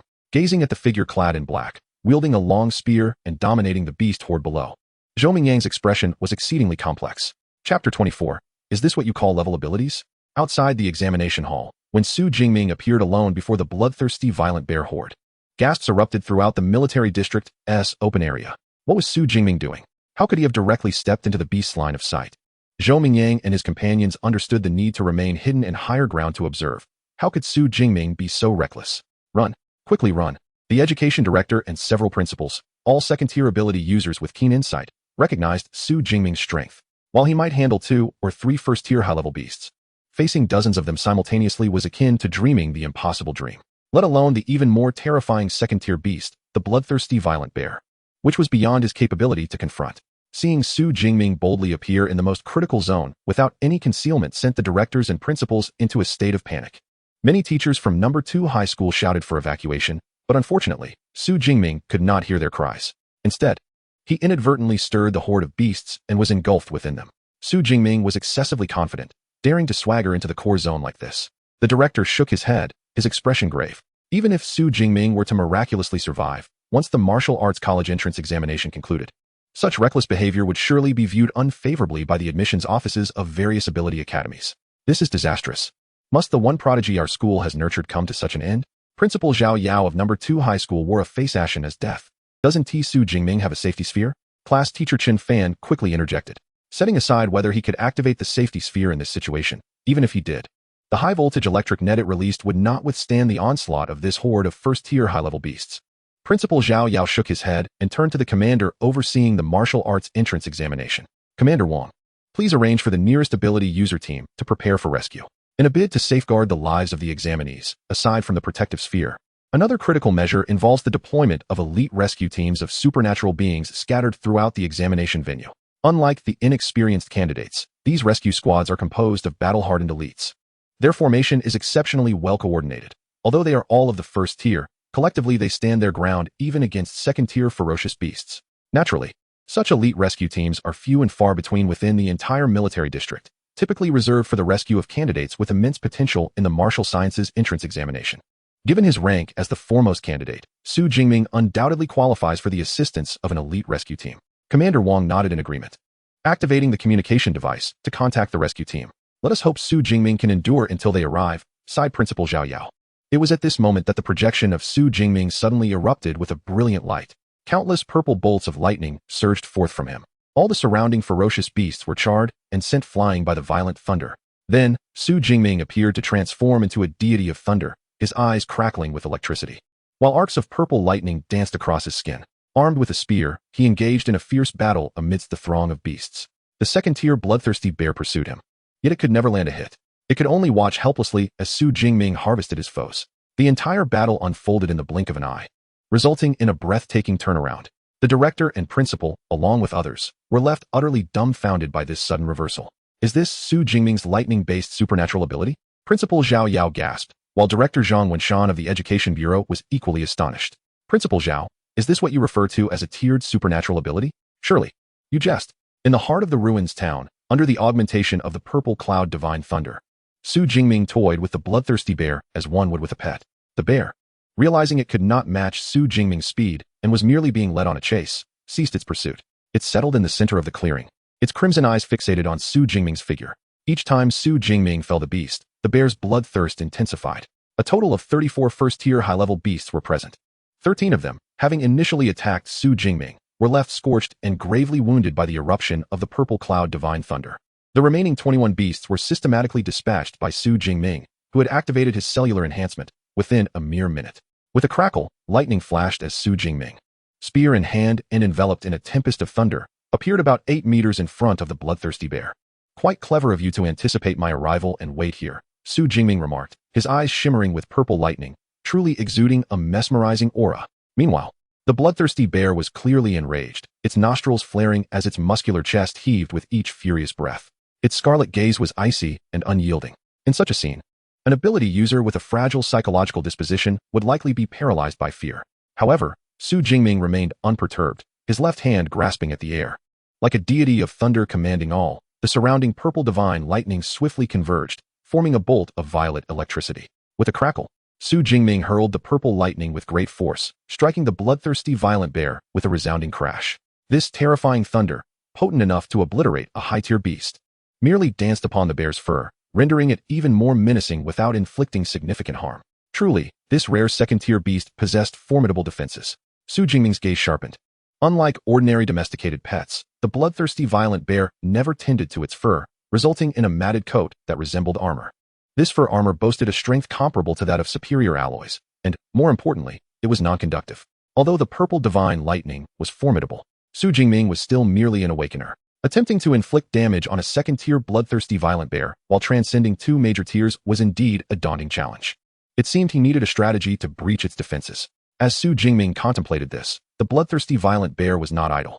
With a low growl, its violent aura materialized around its body, resembling a super scion as its crimson energy formed an upward current.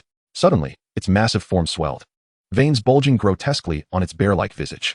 The ground trembled under the influence of this overwhelming energy, and then with a powerful thrust of its legs, a deep crater formed beneath it. The colossal creature, akin to a towering iron edifice, leaped towards Su Jingming. What the? Can one truly grasp the sensation of a tank barreling towards oneself? Su Jingming experienced a profound sense of déjà vu. His expression shifted as he swiftly dodged to the side. Boom. The bloodthirsty violent bear crashed into the very spot Su Jingming had just occupied. The already weathered concrete floor could no longer withstand the impact. The ground cracked and dust billowed into the air. As the dust settled, the bear's super scion-like form re-emerged in Su Jingming's sight. Chapter 25. Elimination. A scholar's ambition set. Starting off in a frenzy, it seemed this creature was eager to end his life. Su Jingming marveled in astonishment. Rare and high-tier beasts often wield skills akin to human combat techniques, and Berserk was a notably common skill among these creatures. Research indicated that during the Berserk state, a beast's limited intelligence was completely extinguished, transforming it into a relentless killing machine driven solely by instinct. Correspondingly, its physical prowess would experience a substantial enhancement. Typically, beasts would only enter this state when fighting for their lives. Yet the bloodthirsty violent bear had unleashed its fury right at the onset of battle. Clearly, he was quite infuriated by Su Jingming's earlier act of walking the dog. However, I am no fool, regardless of whether I enter a frenzied state. I will not engage you in a direct confrontation. Su Jingming originally possessed a staggering vitality of 180 points, which surged even further under the enhancement of cellular activation, rendering his strength astonishing. Nevertheless, he had no intention of clashing head-on with the bloodthirsty violent bear. Standing at a mere 186 meters, he was dwarfed by the bear's towering height of over 6 meters. To match strength with it would be akin to courting death. The most prudent approach was to rely on agility to strike. In a flash of light, Su Jingming, wielding a long spear, vanished from sight. The bloodthirsty violent bear instinctively sensed something amiss, but before it could react, a searing pain shot through its leg. A deep and jagged wound, crackling with purple arcs of electricity, erupted from the bear's left leg. Blood gushed forth like a geyser from the arterial wound. Roaring in agony, the colossal bear swung its massive paw towards the diminutive human figure at its feet. In stark contrast to the bear's imposing height, Su Jingming's 186 meters granted him remarkable agility. Coupled with the incessant stimulation of his cells by the purple cloud divine thunder, he was endowed with a continuous flow of power. Under such circumstances, Su Jingming's agility was nothing short of terrifying. Thus, before the bear's fist could land, Su Jingming had already evaded to its right leg. Compared to the purple cloud divine thunder, the sharp black obsidian spear was far more adept at breaching defenses. Su Jingming executed a similar maneuver, slicing the spear across the bear's right leg, leaving behind a long, gaping wound. At this moment, the clumsy, bloodthirsty violent bear had yet to even catch a glimpse of his figure. The excruciating pain in its legs drove the bear into a frenzy, as it began to unleash indiscriminate attacks with its massive paws. However, Su Jingming had already retreated to a safe distance. The rampaging, bloodthirsty violent bear became akin to a destructive machine, smashing many ferocious beasts' corpses into a pulpy mess upon the ground. At that very moment, Su Jingming pushed the purple cloud divine thunder to its limits. Countless arcs of purple lightning erupted from him, crashing down upon the bloodthirsty violent bear. Though the bear's speed was already inferior to Su Jingming's, its injured legs further hampered its agility. Although the bear had lost its wits in its frenzied state, its basic instincts remained intact and recognized that the thunder could not inflict fatal harm upon it. Thus, it hunkered down in place, adopting a defensive posture. The thunderous onslaught continued for roughly half a minute. The bear's once grayish-white fur was rendered charred and blackened from the relentless strikes. It should be nearly over. Su Jingming's figure flickered, appearing less than 3 meters in front of the bloodthirsty violent bear. For the bear, this distance meant it merely needed to take a small step forward to unleash its wrath upon the diminutive human. Yet, as it moved its legs, it was shocked to discover that they seemed to have vanished entirely, utterly unresponsive to its commands. What instilled a profound sense of dread was the overwhelming weight of its arms, rendering them utterly immobile. After enduring the formidable purple sky divine thunder for over half a minute, did it truly believe that nothing would come of it? Jingming shook his head. Although the bloodthirsty violent bear boasted formidable fur defenses, the black radiant spear had breached its defenses at the legs during that harrowing half-minute assault. While a significant portion of the lightning was mitigated, enough still penetrated through the wound to paralyze its nerves. This was precisely the outcome Jingming had desired.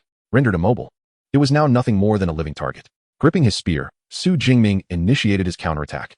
The hefty 50-kilogram black radiance spear was wielded with grace, its tip crackling with lightning as it thrust forward relentlessly. With each strike, the air resonated with a sharp sound. And enveloped in the ancient essence of the purple sky divine thunder, Jingming appeared almost divine. The spear transformed into a blur, and in a mere 3 to 4 seconds, it inflicted dozens of bowl-sized wounds upon the bloodthirsty violent bear. Within these wounds, countless bolts of lightning flickered, inflicting secondary damage. Had it been an ordinary ferocious beast, it would have been utterly vanquished. Yet for the over 6-meter-tall, thick-skinned, and muscular second-tier bloodthirsty violent bear, these wounds were merely superficial. It was at this moment that the bear suddenly sensed its arms regaining sensation, just as a cruel grin spread across its massive face. Preparing for a counterattack, the human before it leaped upwards, aligning perfectly with its chest, cold, piercing eyes radiating a remarkable calmness. Simultaneously, a deep and authoritative voice resonated in its ears, lightning gale strike, accompanied by a thunderous roar. The spear erupted with a terrifying surge of thunderous energy that sent shivers down its spine. Instinctively, it attempted to raise its arms to defend itself, but it was far too late. With a thunderous crash, the injured bloodthirsty violent bear faced the most devastating blow. The violent purple lightning exploded from its chest, propelling it backward like a cannonball. The bear collided with the shattered remnants of a central flower platform, carving a trench over 10 meters long into the ground before finally coming to a halt. There, on its left chest, a charred gaping hole had been blasted open. The heart that once resided there had been obliterated, leaving only lingering traces of purple lightning. The bloodthirsty violent bear could feel its vitality rapidly ebbing away, its consciousness gradually fading. Instinctively, it attempted to rise, swaying unsteadily to stand. Yet before it could take even a single step, it collapsed to the ground with a resounding thud. This terrifying beast, capable of obliterating a small town, had, in that moment, completely lost its life force. Ding. You have slain a second-tier lower bloodthirsty violent bear. Ability points gained, 24. Hearing the notification from the system, Jingming, standing with his spear, exhaled a sigh of relief. It was finally over. The recent battle had pushed his current strength to its utmost limits. Although the confrontation lasted less than 2 minutes, the intensity of the struggle and the constant tension on his mind had been immense. Even with his impressive vitality and mental fortitude, reaching a staggering 180 points, he found himself on the brink of exhaustion. Fortunately, the outcome was ultimately favorable. Of course, even if that series of attacks had failed to vanquish his adversary, Jingming had alternative strategies at his disposal. He could leverage his ability points to enhance his fundamental attributes. It could be said that the more than 2,000 ability points lying dormant on his system panel had already predetermined the demise of the bloodthirsty violent bear from the outset. Upon losing the augment of the purple sky divine thunder, Jingming felt a sudden wave of weakness wash over him. Having eliminated all the ferocious beasts in the core zone, he pondered how high his score might be. Opening his smartwatch, he checked his score. First place, Jingming, 10. 835 points, Second High School of Jiangqing. Second place, Zhou Mingyang, 103 points, First High School of Jiangqing. Third place, Wu Hao, 945 points, First High School of Jiangqing. Over 10,000 points. Although he had anticipated a high score, Jingming was nonetheless astounded. After the initial shock, a joyful smile illuminated his face. Indeed, the scores from the core zone's ferocious beasts were the highest.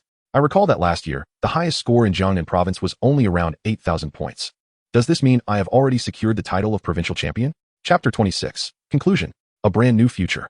Eliminating a high-tier ferocious beast grants a score of 100 points, while defeating a second-tier beast yields 4,000 points. In the core zone, Jingming had dispatched a total of 34 high-tier, first-level ferocious beasts and 1 second-tier bloodthirsty violent bear, accumulating a total of 7,400 points. Adding his original score of over 3,000 points, his total score exceeded 10,000, which was hardly surprising. However, when compared to the second-place score, which was nearly 10 times lower, it was undeniably remarkable. With just over an hour remaining until the conclusion of the Martial Science College entrance examination, Su Jingming had eradicated all the beasts in both the core and most core zones. Casting a glance at the lifeless, bloodthirsty, violent bear in the distance, he did not pause in his advance. Shouldering his nearly ruined black radiant spear, he set forth towards the central region once more. Meanwhile, on the rooftop, Zhou Mingyang and others remained in awe of Su Jingming's performance. The bloodthirsty, violent bear had perished just like that. Zhou Mingyang swallowed hard. From the onset of the battle to the moment the bear was pierced through in a single shot, no more than 2 minutes had elapsed. It is worth noting that even elite ability users typically needed over half an hour to slay such a resilient second-tier beast. Terrifying, utterly terrifying. The bald young man stared in shock at the score displayed on his smartwatch. Su Jingming's score had surpassed 10,000. Surpassing 10,000?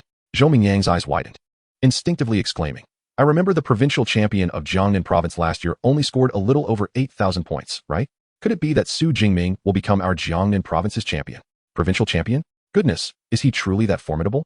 The nearby individuals gasped in astonishment. At that moment, Mengdi's voice suddenly rang out.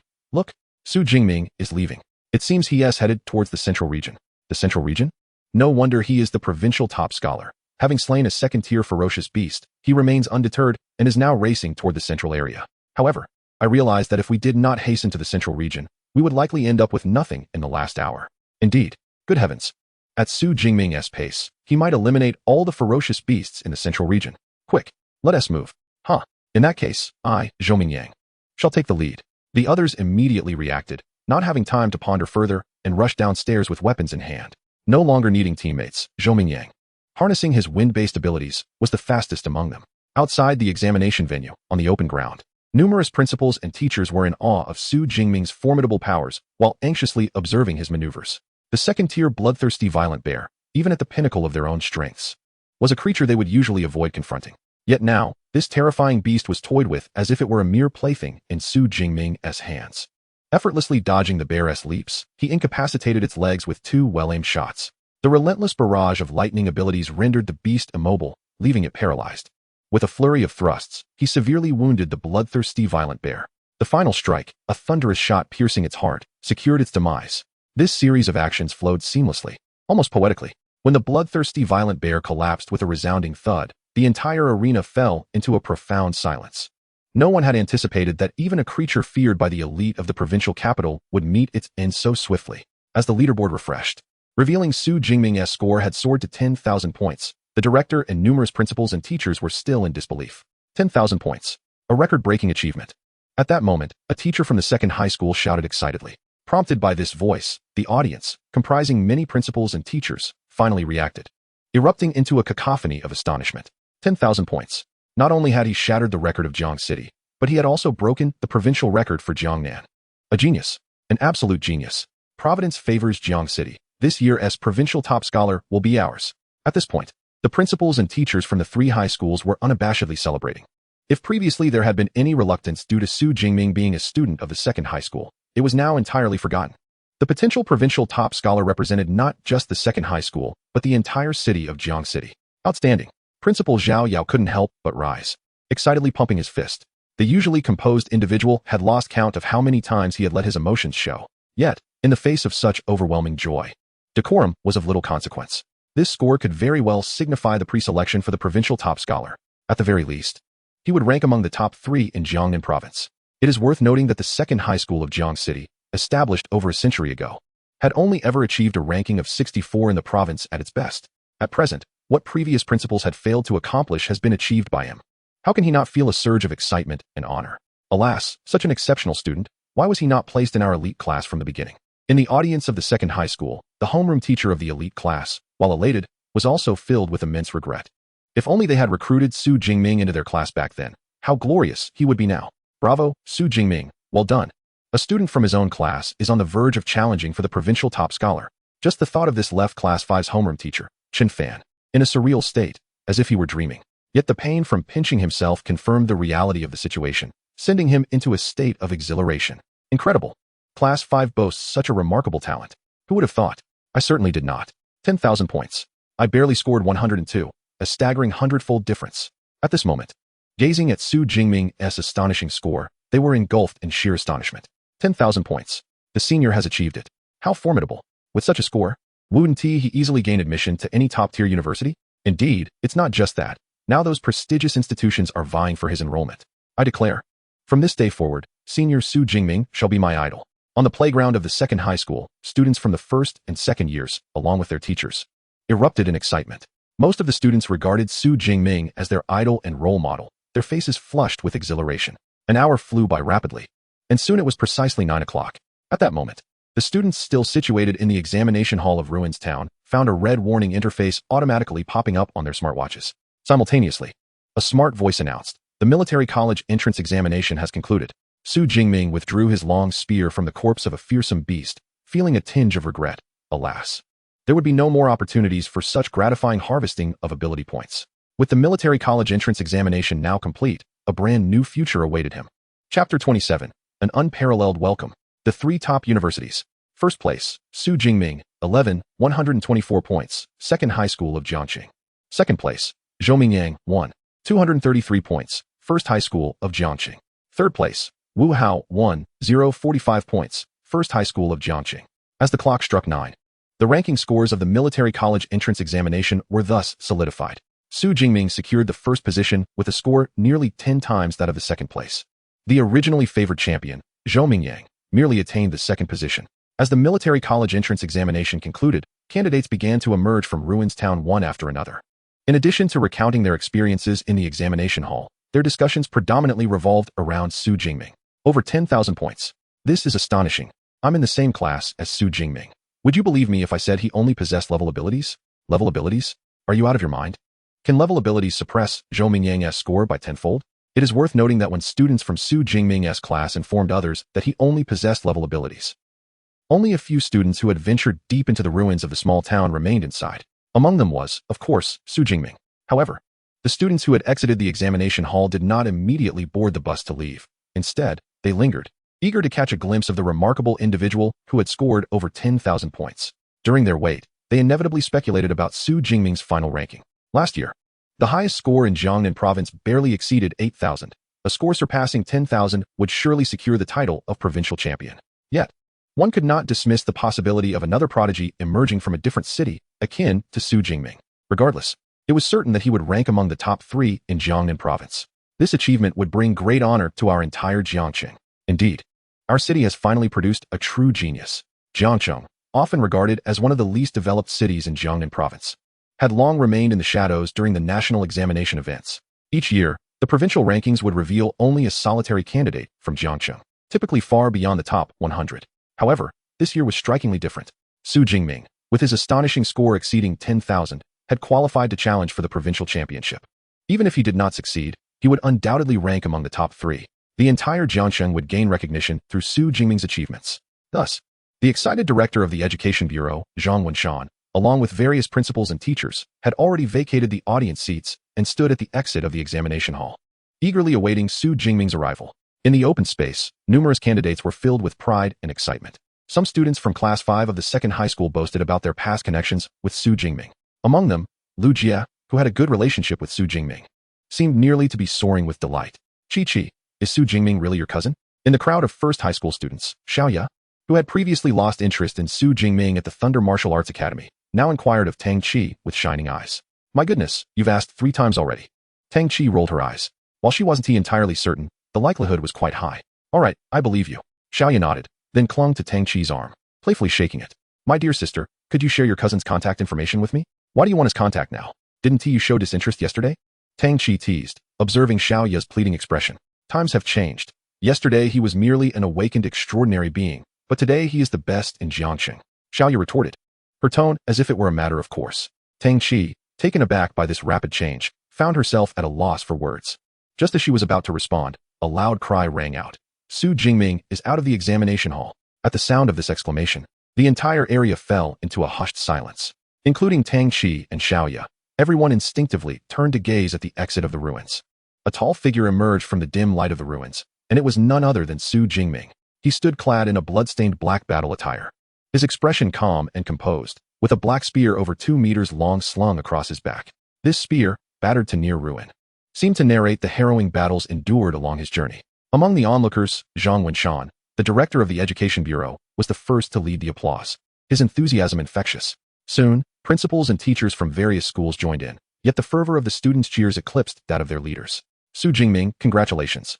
You have made our cohort shine. As a fellow examinee, if the score gap had been merely 100 or 2, they might have felt a sense of rivalry, believing the difference in ability to be negligible. However, a disparity of over 10,000 points was an overwhelming triumph. Moreover, Su Jingming represented not just himself, but the entire Jiangxing. Consequently, the candidates offered their exuberant cheers and applause without reservation. Some bolder girls even expressed their affection on the spot. Amidst the din, Su Jingming, somewhat dazed, struggled to comprehend the words being spoken around him. He had never anticipated such a grand welcome following the college entrance examination. It was truly dazzling. Not far behind, Zhou Mingyang, who had also just exited the examination hall, looked on with a tinge of envy. Yet, he was acutely aware that even if he had claimed first place, he could not garner such fervent cheers, for he could not match that staggering score. Candidates, please prepare to board the bus. It will take you to the city center. The applause continued for over a minute before gradually subsiding, prompting Commander Wang to initiate the retreat arrangements. This, in turn, left the students from Class 5, who had hoped to share the same bus with him, greatly disappointed. Su Jingming, have you decided which ability school you wish to attend? As the scenery outside the window whizzed by, Su Jingming found himself seated in the back of a car, driven by Zhao Yao, the principal of Jiangxing Second High School. Normally, the principal would have a dedicated driver. Yet he was now not only at the wheel but also wore a broad smile, devoid of any dissatisfaction. No, Su Jingming replied, shaking his head. He spoke the truth. Since arriving in this realm, his thoughts had been solely focused on enhancing his abilities and achieving higher scores, without considering which ability university to attend. With your results, you can enroll in any university across the nation. Principal Zhao Yao seemed even more exhilarated than Su Jingming, including the 3 top-tier ability institutions. By the way, are you familiar with these 3 universities? Su Jingming nodded. The Daxia Kingdom boasted a robust martial tradition, with the martial arts college entrance examination broadcasted nationwide. Moreover, thousands of ability universities organized annual competitions to establish their rankings. Among these institutions, 3 consistently claimed the top 3 spots: Qingjing Ability University, Modu Ability University, and Jincheng Ability University. These 3 universities, each boasting a history of over 2 centuries, were renowned for their rich educational resources, with faculty members being at least 6th-tier ability users. They stood above the thousands of universities nationwide, collectively referred to as the 3 premier institutions. It is an esteemed sanctuary that countless students yearn for during their college entrance examinations. Chapter 28, 10,000 points. The Dazed Ant. The 3 prestigious institutions are the ultimate aspiration for innumerable diligent students. Principal Zhao Yao spoke with a tone filled with reminiscence. Yet for you, it is within grasp. No, that is not entirely accurate. In fact, they will be the ones imploring you to enroll. Imploring me to enroll? Su Jingming tilted his head, a look of bewilderment crossing his face. With your academic performance, you have already qualified for special admission. Once the national rankings are announced, the top 10 universities across the country will present various conditions for you to attend their institutions. What else could it be but an appeal for you to join? Principal Zhao Yao laughed heartily. Special admission is a privilege reserved for the top 3 in the province. Su Jingming clearly belongs to this elite group. It is imperative not to be dazzled by the conditions these schools offer on the day of special admission. The most crucial aspect is to choose the institution that aligns best with your aspirations. Undoubtedly, any of the 3 top universities will promise a bright future. Principal Zhao Yao earnestly reminded Su Jingming, excluding the other 7 universities from the top 10. I understand. Thank you, Principal. Su Jingming nodded in acknowledgement. With the conclusion of the military academy entrance examination, it is indeed time to contemplate which school to attend. The journey from the military district to the city takes over an hour by car. Exhausted, he had no time to freshen up, merely shedding his battle attire. Still steeped in the scent of blood, he collapsed onto his bed and fell into a deep slumber. It was not until after 9 o'clock the next morning that he awakened from his dreams. He had actually slept for more than 10 hours straight. Glancing at the time on his phone, Su Jingming leaped from his bed and dashed into the bathroom. The warm water cascaded from the showerhead, washing over his bare body. How refreshing. After 12 hours of battle, Su Jingming had broken a considerable sweat, leaving him feeling sticky all over. The warm water, now washing over him, invigorated his senses, prompting him to access his system panel. Name, Su Jingming. Level, Awaken 1. Ability, Purple Sky Divine Thunder. Physique, 183 Vitality. Spirit, 185 Essence. Skills, Marksmanship, Advanced. Lightning Gale Strike, Advanced. Ability points, 2534. The greatest gain from the military academy entrance examination, aside from the results, was undoubtedly the ability points. Su Jingming silently reflected. The significance of ability points is indisputable. In an ordinary wilderness zone, it would be impossible to amass such a quantity in a short period. This was indeed a blessing from the military academy examination. I wonder if there will be similar events involving the slaying of fierce beasts at the ability university. If so, I will certainly be the first to participate. Su Jingming felt a surge of joy. The three prestigious universities have been established for over several centuries, steeped in a rich history, and have produced numerous formidable individuals for the Great Xia. Thus, as Su Jingming perused the information, he often found himself gasping in astonishment. It turns out that today's 9th-tier national protectors are graduates of Qingjing Ability University. The pinnacle of extraordinary abilities training methods, it turns out, are predominantly exclusive to the top-tier universities. It is astonishing to discover that nearly half of the renowned high-level ability users across the nation hail from the three premier institutions. This statistic is indeed alarming. After all, there are thousands of universities specializing in extraordinary abilities throughout the country. Yet, the number of powerful individuals cultivated by all these domestic and international schools is merely on par with that of the three elite universities. This speaks volumes about the profound heritage of these prestigious institutions. Moreover, a crucial aspect lies in the training methods for extraordinary abilities. As a foundational element for the progression of ability users, these methods vary in quality, resulting in vastly different rates of advancement. For instance, those who employ the most rudimentary training method may require 3 to 4 years to evolve into full-fledged ability users. In stark contrast, utilizing a top-tier training method could facilitate this transformation in less than 6 months. According to the information gathered by Su Jingming, the majority of the premier extraordinary ability training methods in Daxia country are, astonishingly, housed within the libraries of these three elite universities. It is no wonder that rumors circulate online, claiming these institutions operate as domineering academic factions, unwilling to disclose their secret techniques. Su Jingming experienced an epiphany, but was not overly concerned. How precious are these top-tier training methods? The notion of leveraging public opinion to coerce universities into sharing their elite techniques seems utterly implausible. Just then, as he prepared to continue his research, the doorbell rang. Who could be visiting this early? Could it be my aunt? With a hint of curiosity, Su Jingming rose from his bedroom and opened the door. Standing at the entrance were two beautiful women, one tall and the other petite. The elder, in her 30s, donned elegant attire and possessed a refined visage. The younger, of similar age to Su Jingming, was statuesque and bore a striking resemblance to the elder, albeit with a more aloof demeanor. Indeed, these two were his aunt Su Qingwan and his cousin Tang Qi. Aunt, cousin. Su Jingming greeted them with a smile, ushering them into the living room. However, an awkward situation arose. Due to the extraordinary evolution that had transpired the previous night, his living room resembled a scene ravaged by flames. The floors and walls were charred, and the furniture, including the sofa and coffee table, had been reduced to ashes. The expansive room offered no place to sit. Xiaoming, has there been a fire in your home? Su Qingwan exclaimed in alarm, quickly grasping Su Jingming's arm to inspect him closely. When did this happen? Are you hurt?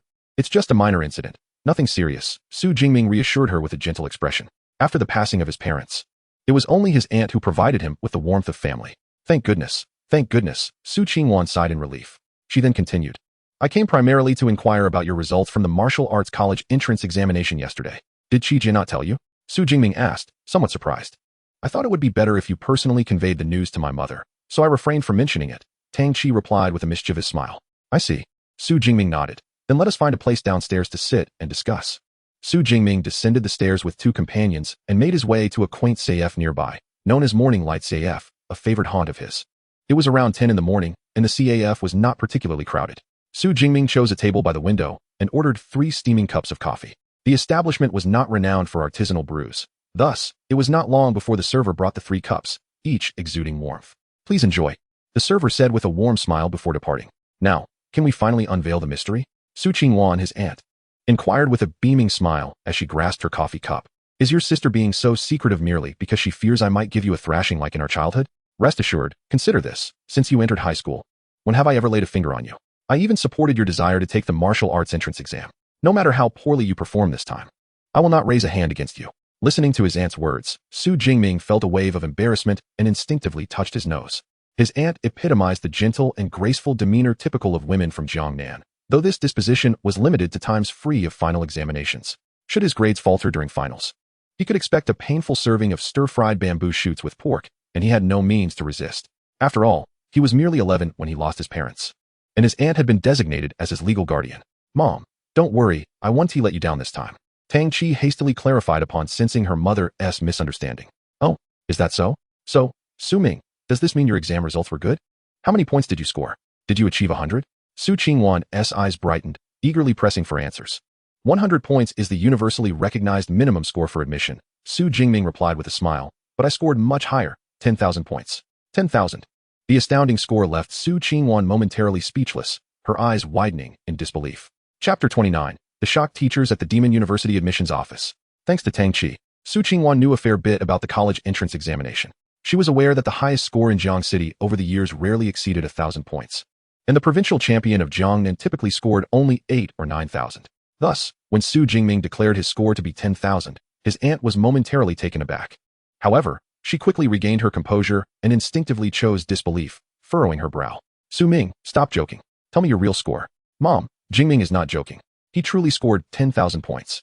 No, to be precise, it should be 11,124 points. It has already been reported on the official news account of Jiang City. Tang Chi, with a radiant smile, handed her phone over. On the screen was a recently published article from the official account of Jiang City, bearing the title, 10,000 points. The absolute dark horse from Jiang City No. 2 High School. It's Su Ming.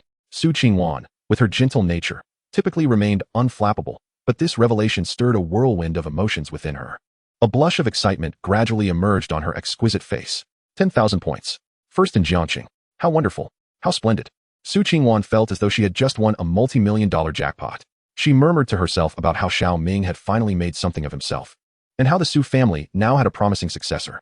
After a while, her emotions began to stabilize. Xiao Ming, with your results, won't you be able to directly choose from the top 10 universities in the nation when it comes time to fill out your applications? Su Qingwan asked, her eyes sparkling with anticipation. The principal told me yesterday that I have already qualified for special admission, so I won't need to fill out any applications. I'll just wait for those universities to present their conditions, Su Jingming explained with a smile. Tang Chi chimed in, Mom, with Jingming's scores, he can be considered a contender for the provincial top scholar. Even if he doesn't become the provincial champion, he will undoubtedly rank among the top 3 in Jiangnan province. With such a ranking, the 3 top universities will be vying for his special admission. He won't even need to go through the application process. The 3 top universities? Special admission? Oh, how splendid, Xiao Ming. You have truly given your aunt a delightful surprise. Su Qingwan exclaimed, repeating her delight 3 times. Then, she eagerly inquired, by the way, when is the date for the announcement of the rankings for the martial arts college entrance examination? The national scores for the martial arts entrance exams will be released simultaneously on the same day. Prior to that, each province will rigorously review the videos captured during the examination to prevent any cheating incidents. This is quite a substantial workload. But the results will be announced no later than 5 days from now, specifically by June 13th. Excellent. After the results are announced, I shall treat you to a grand feast. Su Qingwan's smile radiated brightly. After a moment, she voiced her greatest concern, but Xiao Ming, don't you only possess a low-level ability? How could you achieve such a high score? Throughout history, it has been universally acknowledged that the rarer the ability, the greater its combat prowess. While there are indeed those who have succeeded in becoming formidable through lower-level abilities, such individuals are exceedingly rare and can be likened to a phoenix among chickens. After all, Su Jingming is merely an awakener and not even an ability user yet. Upon hearing Su Qingwan's question, Tang Chi looked over with eager curiosity, clearly intrigued by the matter. Su Jingming had anticipated this inquiry and explained with a smile. The day before yesterday afternoon, while I was training in the living room, a bolt of lightning suddenly struck outside, knocking me unconscious. When I awoke, I discovered that my original ability seemed to have undergone a transformation, becoming significantly stronger. So that's why you later went to the Thunder Martial Arts School to test your ability. Tang Chi realized, while Su Qingwan nodded slightly in agreement. There was indeed a thunderstorm that afternoon, but you were not struck by the lightning. Instead, you turned misfortune into fortune with your ability mutation. That is indeed quite lucky. We should find a time later to go to the martial arts school for another ability assessment to see what level your ability mutation has reached. Su Jingming nodded in response. Although ability mutations are rare, they are not unheard of, and using this as an excuse for his ability's transformation had long been his plan. Just 2 days ago, as the powers of transformation surged forth, a bolt of lightning struck outside, resonating within the confines of the house, a phenomenon known to most. Nonetheless, regardless of the circumstances, you siblings have excelled, one ranking 12th and the other 1st in Jiangqing. Truly commendable. Come, let us venture to the market to procure some vegetables. I shall prepare a sumptuous meal for you at noon. Su Qingwan beamed with an unmistakable smile. Su Jingming, witnessing her joy, couldn't help but smile faintly as he walked alongside his cousin Tang Chi, shoulder to shoulder with their aunt. On June 11th, at 9 o'clock in the evening, within the admissions office of the Magic City Ability University, an extraordinary gathering of 3rd and 4th tier ability users filled the room, a sight seldom seen elsewhere. They were seated around a large round table, numbering no fewer than 30 or 40 individuals. The expressions of these ability users reflected a certain urgency, as if they were eagerly anticipating something. Before long, a middle-aged man, slightly portly in stature, strode into the room with purpose. He raised a mechanical disc in his hand, proclaiming, "The national rankings for the martial arts examination have been released. Prepare yourselves." The rankings for the National Martial Arts Entrance Examination are strictly confidential prior to their announcement. However, for elite institutions such as theirs, acquiring this information a day in advance is hardly a challenge. Finally, the rankings have been unveiled. This year's results seem to take longer than usual, yet, last year's were only released a day earlier. The admissions office of the Magic City Ability University experiences its busiest days during this period. They must devise tailored recruitment strategies based on the strengths of the top 3 candidates from each province. For students of exceptional talent and potential, more resources are allocated for recruitment, whereas those with comparatively lesser capabilities might warrant a more conservative approach. Not only the Magic City Ability University, but also the other 2 prestigious institutions, Qingjing Ability University and Jincheng Ability University, follow the same protocol. As per tradition, they first examine the performance of each province's top candidates. The middle-aged man at the forefront inserted the mechanical disc into a projector that had been prepared in advance. With a hum, a list showcasing the scores and rankings of candidates from over 30 provincial administrative regions was projected into view. The first provincial administrative region displayed was Qingjing City. The man's deep voice resonated as the projection, seemingly imbued with intelligence, revealed the rankings of candidates from the capital of Daxia, Qingjing City.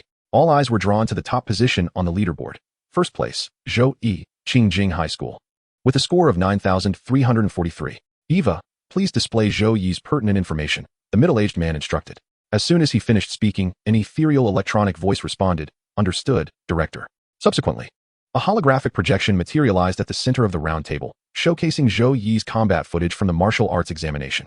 Zhou Yi, 18 years of age, awakened with a bronze body, a formidable first-tier enhancement ability. His father is a 4th-tier ability user. Each elite institution possesses remarkable information-gathering capabilities, and the Magic City Ability University is no exception. A bronze body? That is indeed commendable among enhancement abilities. Indeed, the combat scenes were quite impressive, and the application of supernatural abilities was commendable as well. The teachers engaged in animated discussions, and before long, the video on the holographic projection concluded.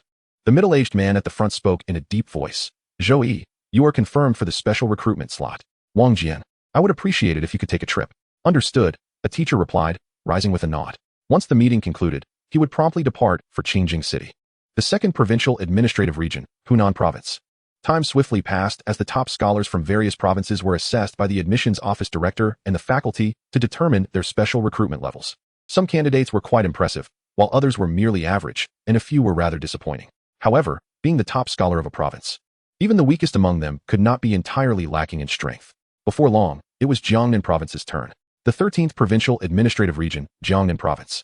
With the deep voice of the middle-aged man, the rankings on the projection swiftly shifted to Jiangnan Province. Last year, Jiangnan Province had 1 special recruitment slot. It was uncertain what this year would yield. It should be noteworthy as well. Jiangnan Province is a populous province within the Great Xia Nation, and the provincial scholars of previous years have consistently demonstrated remarkable abilities. Thus, all the teachers, including the admissions office director, turned their attention to the top-ranking student. First place, Su Jingming, Jiangqing Second High School, 124 points. Over 10,000 points. Jiangnan Province has made a significant leap this year. Jiangqing. ISNT that the capital of Jiangnan Province? The multitude of teachers, initially astounded by Su Jingming's score, found themselves puzzled upon realizing he was from Jiangqing Second High School. Jiangqing? Isn't the provincial capital Ning'an City? What is this Jiangqing? This city seems completely unfamiliar. Su Jingming, 18 years of age, awakened a natural system level supernatural ability, weak electricity. Classified as a level 1 awakener. His parents had passed away 7 years ago. As the brief introduction of Su Jingming's information echoed in the ears of the already bewildered teachers, their confusion deepened. What is this? Level supernatural abilities? Awakeners? How could these concepts be associated with the provincial scholar? Chapter 30. Announcement of Results. Provincial Scholar of Jiangnan Province. For several decades, the provincial scholars of Jiangnan Province typically emerged from Ning'an City, the provincial capital, or from nearby affluent cities. This was entirely understandable, as wealth often correlates with education. Those who could afford to live in such cities generally had some assets, and their offspring were often nurtured into formidable individuals. Ultimately, the provincial scholars, akin to those from the capital city of Qingjing, possessed level supernatural abilities and first-tier strengths. Yet now, the provincial scholar of Jiangnan Province not only did not originate from the well-known cities familiar to the supernatural university faculty, but was also not even a supernatural being, merely an awakener with one of the lowest level supernatural abilities. Who would dare believe such news? An awakener can become a provincial scholar? Surely, this must be a mistake. Could there have been an error in data collection? Perhaps confusing him with someone of the same name? Ah, that is a possibility. Every candidate's results in the martial arts entrance examination undergo thorough verification by the National Education Bureau. No one doubts the authenticity of the results. Rather, there is skepticism regarding the accuracy of the information collection, suspecting it may have been mistakenly attributed to someone with a similar name. Given the information-gathering capabilities of the Magic City Ability University, it is unlikely that such a basic error could occur. Eva's data is indeed accurate. Feeling the weight of scrutiny, an adorably naive-looking orb of light was holographically projected into the room, displaying a distinctly human-like expression of indignation. This orb is Eva, the artificial intelligence responsible for managing the information collection at the Magic City Ability University. Eva is a highly advanced AI, incapable of making such elementary mistakes. The issue with Su Jingming's information may have originated at the moment it was first registered in the database. A slightly overweight middle-aged man waved his hand, suggesting that once they viewed his college entrance exam video, everything would become clear. Eva, please play Su Jingming's exam video. Understood, Director. With the director's reassurance, the angry expression on Eva's orb dissipated. Simultaneously, Su Jingming's figure was projected above the round table. As the video commenced, it revealed the moment he entered the core zone, confronting numerous first-tier and second-tier ferocious beasts. Oh, he wields a spear as his weapon. Quite rare, remarked one teacher, his eyes lighting up. Among the previous dozen or so provincial champions, nearly all had chosen swords or broadswords as their weapons. The appearance of a spear was unprecedented. A spear is indeed more challenging to wield than a sword, another teacher nodded slightly. While Su Jingming's weapon captivated the teacher's attention, they remained focused on their primary objective, determining the nature and level of Su Jingming's abilities. Although his abilities had yet to manifest, his level could be readily ascertained. There exists a fundamental distinction between an ability user and an awakener. The former exudes a distinct aura. Although Su Jingming's aura was sharp, it did not reveal the characteristics typical of an ability user to the admission staff present. Does this mean Su Jingming is indeed an awakener? After repeated confirmations, all the teachers present were astounded. What does it signify for a provincial champion to be an awakener? This had not occurred in several decades. Subsequently, the battle within the holographic projection commenced, as Su Jingming unleashed the purple cloud divine thunder, vanquishing numerous first-tier ferocious beasts. The teachers were left utterly speechless. Impossible. Absolutely impossible. This cannot be a level 1 ability. The sheer power exhibited was at least that of a level 3 ability. How could the registrants have made such an error? The seasoned admission officers immediately recognized the discrepancy regarding Su Jingming's ability strength, while the director of the admissions office squinted, commanding, Eva, analyze Su Jingming's ability level.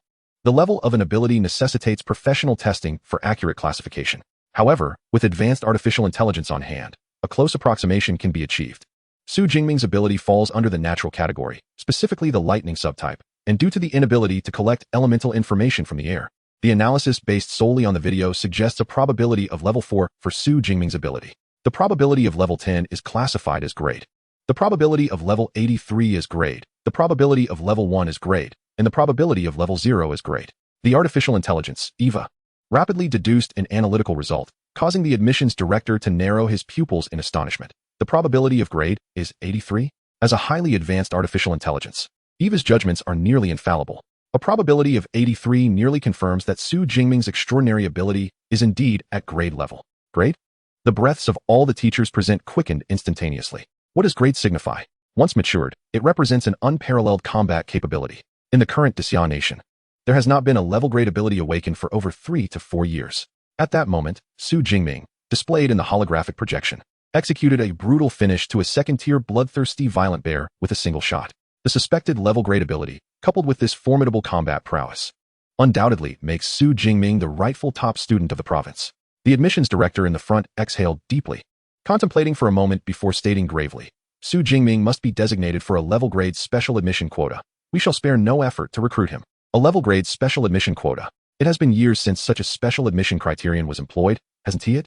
For a level grade special admission, it seems we must present something substantial. Director Zhang, I went for the special admission in Jiangnan province last year. Perhaps I should go again this time. Director, I wish to go to the Jiangnan special admission as well. The allure of the level grade special admission quota, along with the nearly confirmed level grade ability, instantly rendered Su Jingming a highly sought-after candidate. Many teachers vied to undertake this trip to Jiangnan province for the special admission. However, the admissions director, Zhang Chuyang, shook his head. You need not go. I will personally make this trip. With the director going himself, the chances of success seem assured. Although the other teachers felt a hint of disappointment, Zhang Chuyang, a 5th-tier mental type ability user who had previously admitted numerous exceptionally promising students into the Magic Capital Ability University, was indeed the most reliable choice for this endeavor. Level grade ability Su Jingming. I hope you do not let me down. Gazing at the tall figure in the holographic projection, Director Zhang Choyang could not help but murmur softly. On June 12th, 5 days after the conclusion of the Martial Science College entrance examination, Jingming, do not fret. The results will be released by today at the latest. Principal, I understand. I am not anxious. Very well, as long as you are not anxious. I just worry that you young people may become too restless. Su Jingming strolled through the community, eventually managing to hang up the phone after a lengthy conversation with the principal. Goodness, they all tell me not to worry, yet they seem more anxious than anyone else. Su Jingming shook his head. During the days of awaiting the rankings to be announced, he received numerous calls from his homeroom teacher, the principal, and even the director of the Education Bureau. The underlying message was always to remain calm, as the rankings would eventually be disclosed. However, their tones did not convey a sense of calmness. They seemed to wish for the results to be announced the very next day after the examination concluded. Of course, Su Jingming understood their eagerness. After all, Jiang City desperately needed an opportunity to prove itself. Yet, it was already the 5th day, surely. The results should be revealed by now. As Su Jingming pondered silently, a chime resonated, alerting him to a new message. He retrieved his phone, unlocked the screen, and examined the contents. The results of the Gaokao ranking for candidates from Jiangxing Second High School have been released. Please check promptly. Below the message was a link. The Gaokao rankings have been announced. Su Jingming's eyes sparkled with excitement as he unhesitatingly clicked the link. Instantly, a document filled with the rankings of all candidates across the province appeared on his screen. He directed his gaze to the very first line. First in Jiangnan Province, Su Jingming, Jiangxing Second High School, total score, 11,124 points. First place, the provincial champion of Jiangnan. I did it. In that moment, even the normally composed Su Jingming could not contain his joy, raising his fist in exhilaration. Chapter 31, A Sensation Across the Province. The Pride of Jiangxing. June 12th marked the final day for the announcement of the nationwide Gaokao results. This meant that on this day, the rankings would undoubtedly be revealed. In the capital of Jiangnan Province, Ning'an City, the Education Bureau's director and a host of teachers awaited anxiously at their computers, anticipating the release of the rankings. In the modest office, an array of cakes and champagne had already been prepared, ready for a jubilant celebration upon the official announcement of results. This year, Lei Zhou from Ning'an First High School had performed admirably, scoring over 9,200 points, making him a strong contender for the provincial champion. While the odds favored him, there were whispers of several exceptionally gifted students from neighboring provinces. However, it ultimately depended on fate. The teachers busily engaged in discussions. The results have been released. At that moment, a teacher who had been vigilantly watching the computer screen lit up with excitement, opening the ranking list, only to be momentarily taken aback. What was the matter? Sensing something amiss, the director of the Ning'an City Education Bureau furrowed his brow and leaned closer, only to discover that the first place was occupied by an unfamiliar name. First in Jiangnan Province, Su Jingming, Jiangxing Second High School, total score, 11,124 points. What? The provincial champion is from Jiangxing? The director's eyes widened in astonishment. This scene unfolded not only within the Ning'an City Education Bureau, but also echoed across other educational institutions in Jiangnan Province. Yet, amidst the shock of local education officials, journalists in Jiangnan Province sprang into action. It is worth noting that Jiangnan Province is a populous region within the Great Xia Nation, boasting 24 prefecture-level cities and nearly 34 county-level cities. The capital, Ning'an City, along with several nearby prefecture-level cities, is recognized for its prosperity, being a hub for extraordinary talents.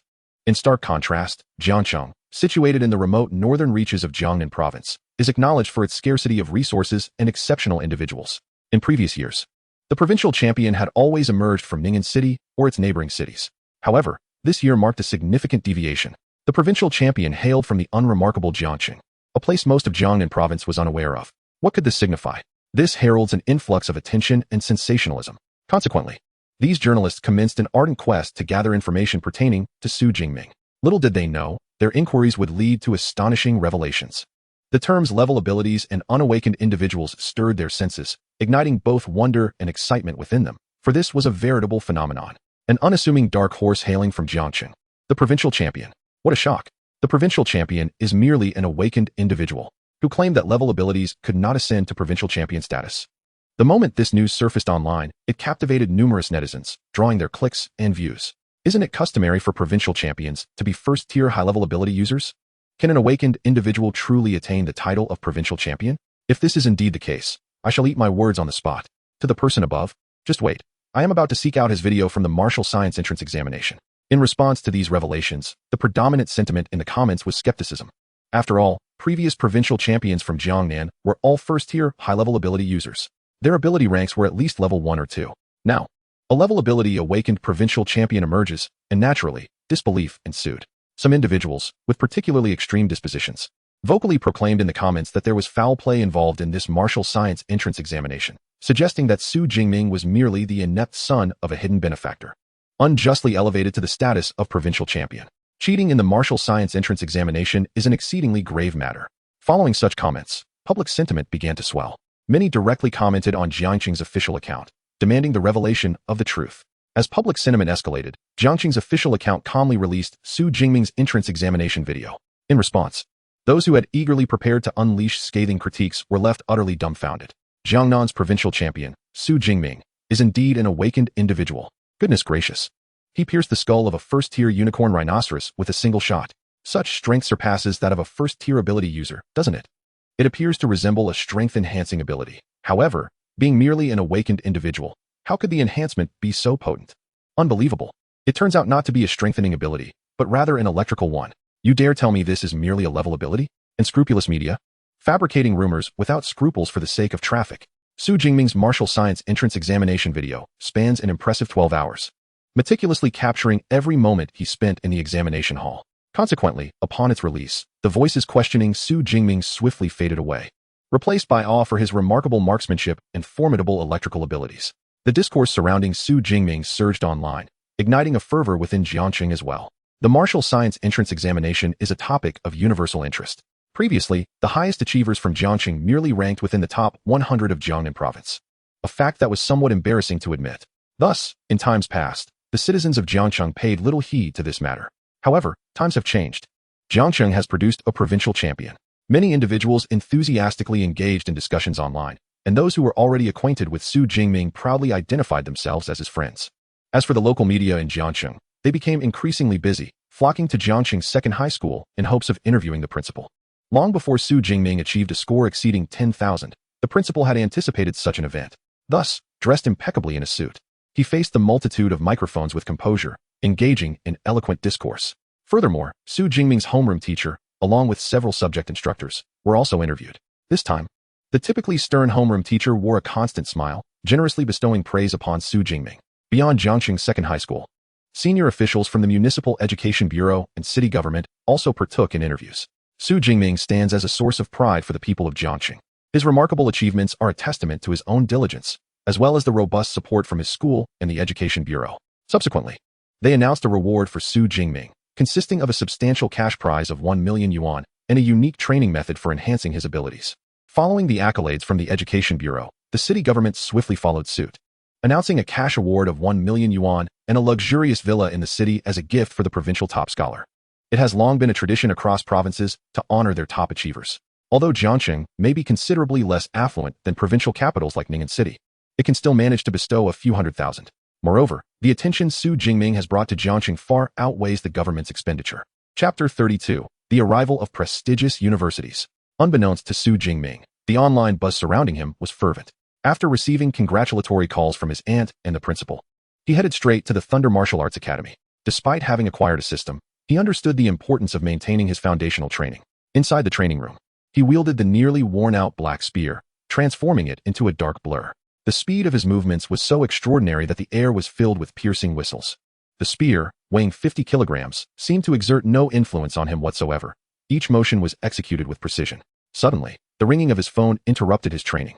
Frowning slightly, he sheathed the spear and picked up his mobile device, noticing the caller ID displayed Principal Zhao Yao from Jiangqing Second High School. Hadn't the principal just called moments ago? Why was he reaching out again?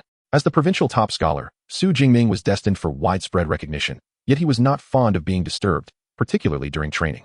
Therefore, he had set his phone to whitelist mode, but it appeared that the principal had called 2 or 3 times in succession. However, Su Jingming understood that, given the principal's character, he would not call unless it was of significant importance. Thus, he hesitated no longer and pressed the answer button on the screen. Indeed, as soon as the call connected, Principal Zhao Yao's excited voice burst forth. Su Jingming, hurry to the school. Admissions officers from 3 top universities have already arrived. The swift arrival of the admissions teams took Su Jingming by surprise. Among the 3 prestigious schools, Qingjing Ability University is located in the northern region of Daxia, while Jincheng Ability University resides in the central part of the country. The distance from Jiangnan province is quite considerable, with only the Magical City Ability University being somewhat nearby. According to his estimates, the recruitment officers would not arrive until tomorrow at the earliest. Let us not dwell on this any longer. Where are you? I will promptly arrange for a vehicle to pick you up. I am at the Thunder Martial Arts School. All right, please wait a moment. The car will be there shortly. Meanwhile, at Jiangxing Second High School, Principal Zhao Yao, who was initially engaged in an interview, was taken aback upon learning that recruitment officers from the 3 prestigious universities were coming together. After a moment of surprise, he immediately halted the interview and called Su Jingming to come to the school. He then personally led the 3 mentors to the school's VIP reception room, offering each a cup of hot tea. Please, esteemed teachers, take a seat. Su Jingming will arrive in a little over 10 minutes.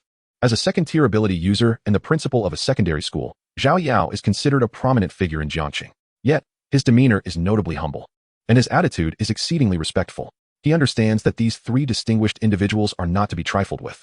Even the subtle aura emanating from them, indicative of high-tier ability users, sends shivers down his spine. There's no need to worry, Principal Zhao. Please feel free to attend to your tasks. We can wait here for a while, said Zhang Xiaoyang, the director of the admissions office at Magical City Ability University, with a warm smile.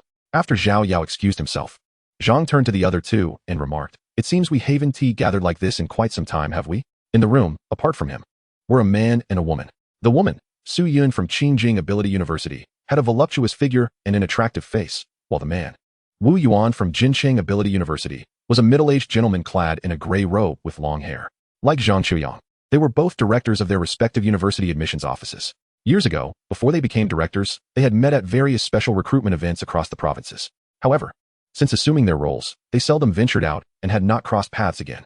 Now, remarkably, they found themselves together for Su Jingming's sake. Zhang, there is no need for excessive pleasantries. We are all well aware of our purpose here. Let me state this clearly. Su Jingming is destined for Qingjing Ability University. Su Yun's fiery personality mirrored her physique, as she boldly stated her intentions without any preamble. Is it so simple that you can just claim him? I could just as easily assert that Jincheng University has made its selection, retorted Wu Yuan defiantly, a cold snort escaping him. Seeing this, Zhang Qiaoyang rubbed his temples in exasperation. Each year, the university league competitions create an intense demand for top-tier candidates among the 3 elite institutions. Especially in high-stakes recruitment events like this, the atmosphere can become fiercely competitive, and it is not uncommon for the admissions officers to clash. He certainly did not mind. When the time came to showcase their school's merits, he would not hold back. However, this situation is rather different. Zhang Qiaoyang coughed lightly and remarked, "Gentlemen, our visit today is not solely due to Su Jingming's status as the provincial champion, but rather because of his extraordinary abilities. Am I correct?" Indeed. Su Yun rolled her eyes. The moment she laid eyes on Zhang Qiaoyang and Wu Yuan, she understood that their intentions were aligned. They had all come for the immense potential of Su Jingming's abilities, which could very well be of a high grade. Given this, once Su Jingming arrives, shall we first ascertain the level of his abilities? Upon hearing Zhang Qiaoyang's suggestion, Su Yun and Wu Yuan exchanged glances and nodded in agreement. It would be prudent to determine his ability level before discussing recruitment matters. For a brief moment, the entire VIP reception room was enveloped in silence. However, it was not long before the sound of the meeting room's sliding door being opened echoed through the air. A tall figure, shouldering a long spear, entered under the guidance of Principal Zhao Yao. This individual was none other than Su Jingming. As he stepped into the reception room, 3 pairs of eyes converged upon him simultaneously. Having just come from the Thunder Martial Arts School, Su Jingming was clad in a simple, loose training outfit, with the battered black spear resting on his back. In comparison to the impeccably dressed Principal Zhao Yao beside him, his appearance seemed somewhat humble. Nevertheless, his erect posture and the calm, composed demeanor reflected in his strikingly clear eyes were unparalleled, especially when contrasted with the visibly apprehensive Zhao Yao facing the 3 distinguished recruitment teachers. Indeed, Su Yun nodded appreciatively. Following the martial arts college entrance examination, most candidates would indulge themselves after 3 years of rigorous high school life, neglecting training altogether. Yet, Su Jingming evidently had just completed a training session. This alone set him apart from ordinary candidates. Moreover, the 3 of them were all 5th-tier psychics, and although they refrained from showcasing their powers, the palpable aura of pressure they exuded was something ordinary ability users could not withstand. This was evident from Zhao Yao's demeanor. Su Jingming, however, remained unfazed, demonstrating a resolute will that was not easily swayed. Being 5th-tier ability users, Su Yun recognized this, and it was clear that the others did as well. Thus, upon their initial encounter, Su Jingming left a commendable impression on the recruitment teachers. Chapter 33, High-Grade Abilities. The Battle for Talent. Su Jingming, allow me to introduce you. This is Teacher Su Yun from Qingjing Ability University, and this is the representative from Modu Ability University. Principal Zhao Yao introduced the 3 teachers. Greetings, esteemed teachers. Su Jingming responded respectfully. He could vaguely sense the dangerous aura emanating from these three educators. Undoubtedly, they were all at least fourth-tier ability users. Student Su, we have reviewed your combat video from the Martial Arts College entrance examination. Your practical skills are quite impressive and remarkable. However, I have a question. Your abilities do not seem to align with the initially registered grade of weak electricity upon awakening. Could you enlighten us on this matter? If it is inconvenient, we understand. We are merely curious. Zhang Qiang was the first to speak, his demeanor exceedingly gentle. Observing this, Principal Zhao Yao could not help but reveal a curious expression. Of course, the day before the college entrance examination. In response, Su Jingming reiterated the explanation he had previously given to his aunt. Was it possible that he had been struck by natural lightning, resulting in an anomalous ability? Indeed, that was a plausible scenario. Prior to their arrival, the three teachers had thoroughly prepared, aware that Su Jingming had been directly struck by lightning the day before the examination. Nodding in acknowledgement of this theory, Zhang Qiang, positioned in the center, extended his right hand. Like a magician, a sleek, sci-fi black device materialized in his grasp. The other two teachers, however, were unfazed by this display. Su, you likely have yet to discover the nature of your ability post-transformation, correct? I happen to have brought an ability detection device from the school. Why not give it a try? Upon hearing this, Su Jingming nodded and stepped forward. He had only encountered an ability awakening device during his 16th year. That apparatus was sizable, reminiscent of a double-door refrigerator. This compact detection device was unfamiliar to him, and he was uncertain how to operate it. Just exhibit your ability, Zhang Qiang advised. Taking a deep breath, Su Jingming nodded and summoned the purple sky divine thunder. Crackling and booming, a tempestuous and radiant purple lightning swirled around him. What a ferocious display of thunder. The teachers were momentarily taken aback, sensing the wild power contained within the lightning. This force even left them, as fifth-tier ability users, feeling a twinge of trepidation. At that moment, the ability detection device before Su Jingming began to operate, projecting a beam of blue light that scanned him from head to toe, encompassing the lightning as well. Subsequently, amidst the eager gazes of the three specially invited teachers and the principal, a mechanical electronic prompt emanated from the device. Ability detection complete. The ability is Purple Sky Divine Thunder, rated at level S. An S-level ability. Principal Zhao Yao's eyes widened in astonishment. He had surmised that Su Jingming's ability might have mutated, but he never anticipated it would escalate directly from level A to S. While the other three teachers had anticipated this outcome, witnessing Su Jingming's S-level ability still left them breathless. Wu Yuan, the admissions officer from Jinqing University, was particularly agog, exclaiming first, Su, should you enroll in our Jinqing Ability University, we offer a scholarship of 4 million yuan, along with a set of S-level equipment. Moreover, throughout your 4 years at the university, any training regimen or combat technique you require will be provided free of charge. A scholarship of 4 million yuan. Zhao Yao felt a jolt of shock. Just moments ago, the city had awarded 2 million, and now another 4 million. Was money truly inconsequential? Furthermore, the S-level equipment alone was valued at over 10 million.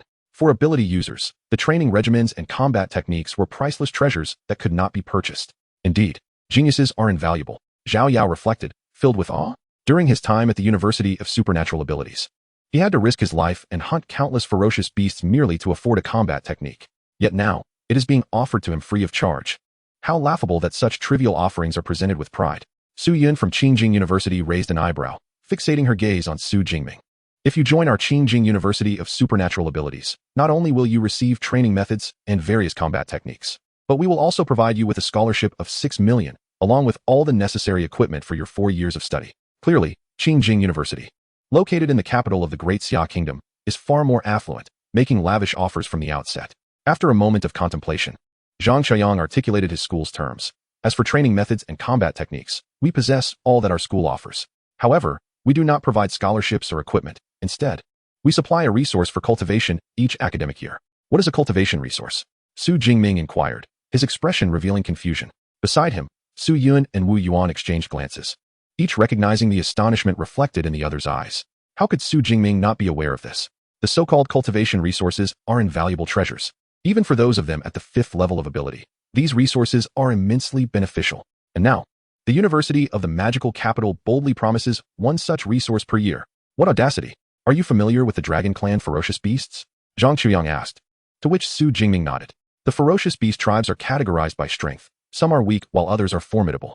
Certain inherently powerful tribes resembling dragons are bestowed with the title of dragonkind. They are born at the 4th or 5th level and can reach the 7th or 8th level upon maturity. That is good to know. Among our cultivation resources, there exists one known as dragon blood, derived from the heart's blood of an 8th level dragon beast. Consuming dragon blood greatly enhances one's physique. even rivaling that of dragon-kind ferocious beasts. Each portion of our resources is of the dragon blood caliber. Now you understand, right? Zhang Chuyang said with a grin. This implies that Su Jingming's special admission level is indeed high. Otherwise, such lavish terms would not be offered. Dragon blood. Cultivation resources. Principal Zhao Yao had once believed he had seen much of the world. Yet, upon witnessing the conditions set forth by the three prestigious universities to recruit Su Jingming, he realized just how limited his perspective truly was. Su Jingming, upon hearing this, felt a profound shock. The allure of cultivation resources is undeniable.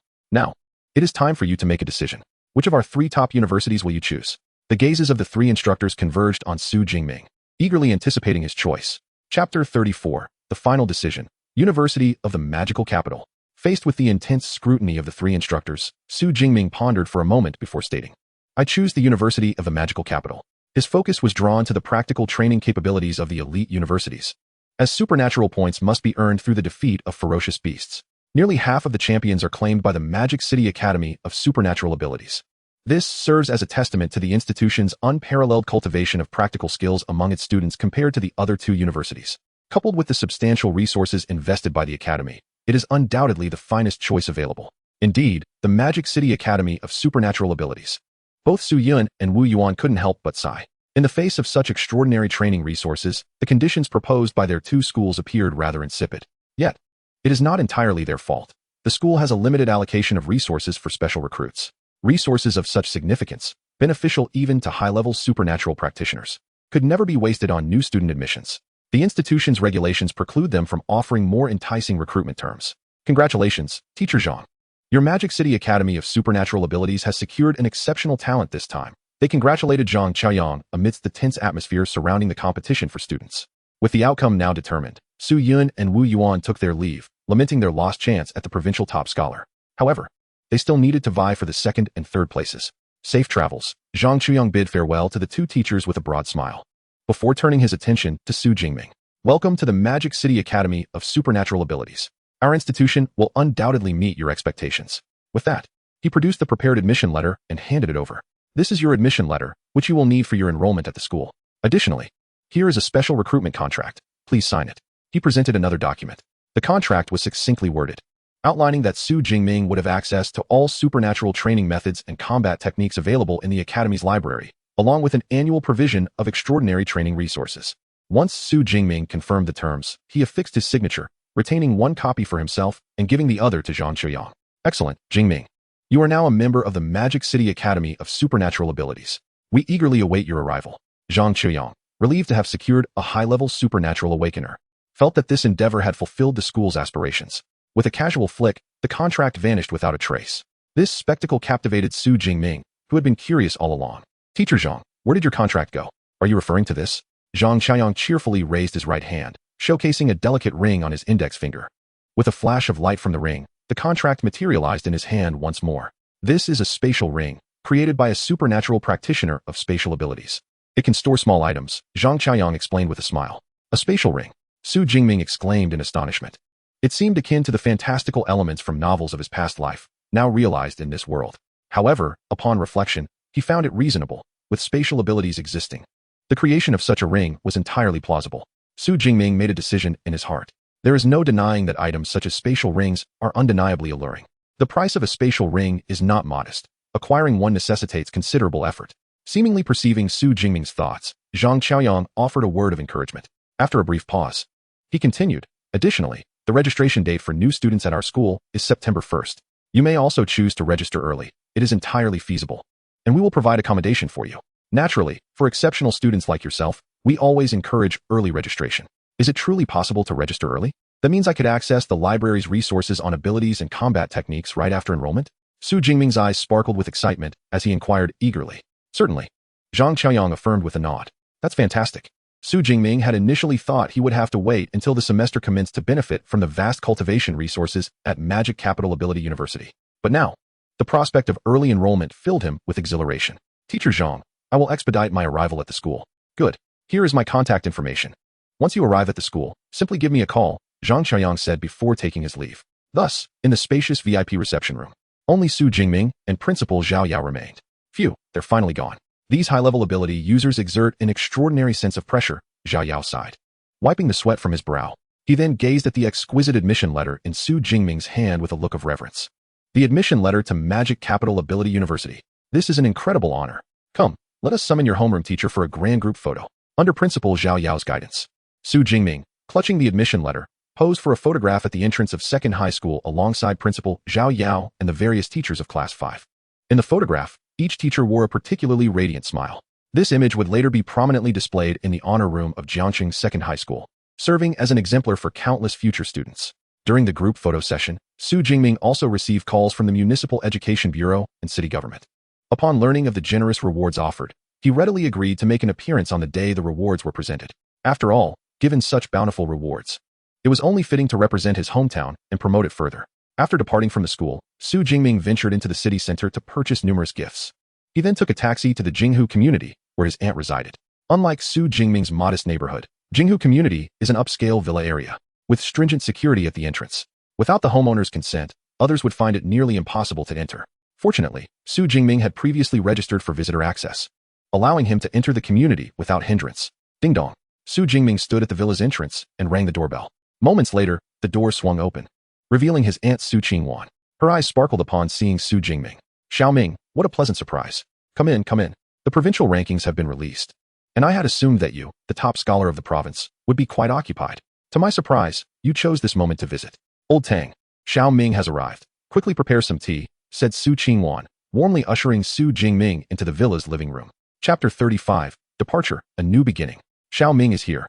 A robust man emerged from the study. Uncle, Su Jingming greeted politely. This man was his uncle, Tang Daolin. Please take a seat. I will brew some tea for you. Uncle Tang Daolin replied with a smile, then called upstairs, Chi, your cousin has come. With the sound of footsteps, Tang Chi descended the stairs with graceful strides. Sister Chi, Su Jingming called out with a smile. Jingming, quite impressive indeed. You have truly secured the title of provincial champion. I didn't get a chance to call earlier, but may I extend my congratulations now? Tang Chi beamed, settling next to Su Qingwan. Of course. It's not too late, Su Jingming responded cheerfully. By the way, I have brought gifts for you all. Here are some facial masks for my aunt, skincare products for Sister Chi, and tea leaves for my uncle. Su Jingming presented the gifts one by one. Xiaoming, you are so thoughtful. Aunt Su Qingwan, not one to stand on ceremony, was about to accept them when she noticed the luxurious brands.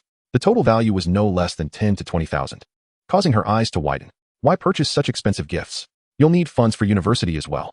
You should return them at once. When you start earning, you can buy us gifts then. Aunt, these are what I've earned, Su Jingming grinned. The city plans to reward me with 2 million for being the provincial champion, along with a unique ability training method and a luxurious villa. These gifts, worth just 1 or 2,000, are not a burden to me. Of course, even without the city's reward, it is only right to buy something valuable for you all, considering the support you have provided over the years. Wanqing, you should accept them. I also saw the reward announcement from the city online. Moreover, not just the city, but many local enterprises in Jiangqing have publicly expressed their intent to offer you equipment and resources, Uncle Tang said, bringing forth a steaming cup of tea. Is that so? Su Qingwan nodded, no longer inclined to refuse. She decided to accept the city's rewards, but gifts from private enterprises were off limits.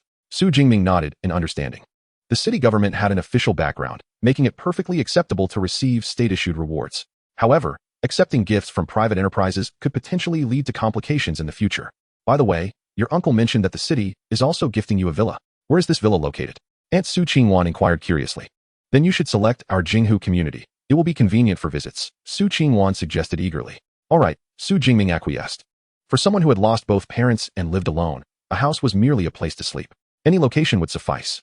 Since Aunt wanted him to reside there, he agreed to that arrangement. Beside them, Uncle Tang Daolin couldn't help but feel a sense of nostalgia. This house was the fruit of his lifelong labor. Now, Su Jingming not only required not to spend a single penny, but others were even eager to offer their assistance. Truly, the younger generation is formidable. Just as I have encountered some issues in my training, once you move in, Jingming, I shall seek your guidance, Tang Chi said with a gentle smile. Although she wielded a dagger while Su Jingming utilized a spear, his combat experience evidently surpassed hers, allowing him to provide some training advice. That sounds good, Su Jingming nodded, pausing momentarily before hesitating. However, I might not be able to guide you for long. Once everything here is settled, I will have to leave. Leave? Where to? Su Qingwan's heart jolted. To the Magic City for enrollment, Su Jingming revealed, producing his admission letter. I have just been accepted into the Magic City Ability University. Accepted already? But haven't we yet begun to fill out our applications? Su Qingwan was momentarily taken aback. The application process begins 3 days after the results of the Martial Arts College entrance examination are announced. Ming is the provincial top scholar and has been admitted through special recruitment, so he need not wait for the application process, Uncle Tang Dallin explained, shaking his head. Special recruitment is moving so swiftly for enrollment. Su Qingwan felt a tinge of disappointment. Yet, she understood that the Magic City Ability University is the pinnacle of higher education in the nation. Su Jingming's decision to enroll early must be well considered. After all, the child is growing up. Su Qingwan shook her head, her spirits quickly reviving. Attending the Magic City Ability University is a wonderful opportunity. Today, I shall treat you all to a grand feast. It shall also serve as a celebration for Xiao Ming's achievement as the provincial top scholar. Yay, I want a lobster feast. Tang Qi's eyes sparkled, and Su Jingming also wore a smile. Thus, the entire family joyfully set out. In the days that followed, Su Jingming first made an appearance at a city government event where he received a cash reward of 2 million. Subsequently, he selected a 2-story standalone villa in the Jinghu community, boasting an area of over 400 square meters.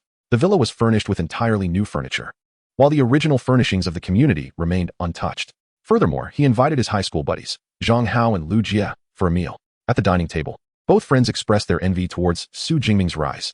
Upon learning that Su Jingming had been struck by lightning, resulting in his abilities evolving from one level to another, they exclaimed about his incredible fortune and ordered several large lobsters with fervor.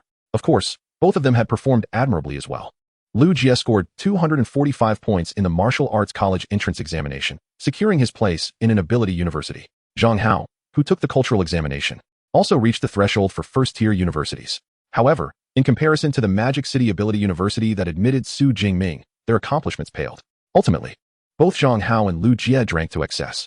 Ming, now that you've entered the Magic City Ability University, you must get me an autograph photo of the goddess Jiang. Zhang Hao mumbled, his consciousness hazy as they boarded a taxi. Goddess Jiang, originally named Jiang Chuxian, is an extraordinary individual hailing from the Extraordinary Abilities University in the Magical City. In the video, her breathtaking beauty starkly contrasts with her decisive and lethal combat style. Hence the moniker Goddess Jiang. Zhang Hao is an ardent admirer of hers. Naturally, Su Jingming readily agreed to assist, managing to soothe her before sending her off in a taxi. With that, all matters in Jiang City were settled. The following day, June 16th, under the watchful gaze of his aunt's family, Su Jingming boarded the high-speed train bound for the magical city, wheeling his suitcase behind him. It seemed that with this departure, he was destined to soar to great heights. His uncle, Tang Daolin, gazed thoughtfully at the train as it gradually pulled away. Who could have anticipated that Su Jingming would emerge as the provincial champion and gain admission to the Extraordinary Abilities University? By the way, Chi-Chi, I believe it's time for you to start selecting your college preferences. Since your cousin Jingming is attending the Extraordinary Abilities University, you should also consider universities in the Magical City. This way, you can look out for each other in the future. Your father is right. The Magical City is flourishing, economically vibrant, and not too far from Jiangnan. A commendable choice indeed. Mom and Dad, I understand. Chapter 36. When did I ever say we would go together? The direct distance between Jiang City and the Magical City is approximately 600 kilometers, and even by high-speed train, it takes over 3 hours. Before boarding the train, Su Jingming called Zhang Chaoyang, intending to inform him of his arrival that day. To his surprise, Zhang Chaoyang responded with unexpected enthusiasm, stating he would drive to the high-speed train station in the Magical City to await his arrival. Unable to refuse, Su Jingming acquiesced to his plans. Once on board, Su Jingming stowed his luggage and found his seat, closing his eyes to rest against the window. Aside from the 2 million yuan prize and a villa bestowed upon him by Jiang City, the most significant gift was the extraordinary training method. This method, known as the Yuanhai training method, is categorized similarly to extraordinary abilities, with levels ranging from beginner, intermediate, advanced, to elite. The higher the level, the swifter the cultivation process. The Yuanhai training method is classified as an intermediate extraordinary training method. The original text of this training method is held by the Jiang City government, and what Su Jingming received was merely a copy. However, the content remains unchanged, and the practice yields identical results. The training method is not extensive. With Su Jingming's remarkable mental strength of 180 Hz, he memorized all the content within just over 2 days. According to the training method, a special energy permeates the world, and only by absorbing this energy can one enhance their extraordinary abilities. On the very first day of receiving the training method, Su Jingming sensed this unique energy in accordance with its guidance. Simultaneously, a numeral appeared beside his level on the system panel. However, he refrained from immediately using his extraordinary points to upgrade, as the Yuanhai training method details the transformation from an awakener to an extraordinary being. To break through using higher-level ability training methods yields greater rewards.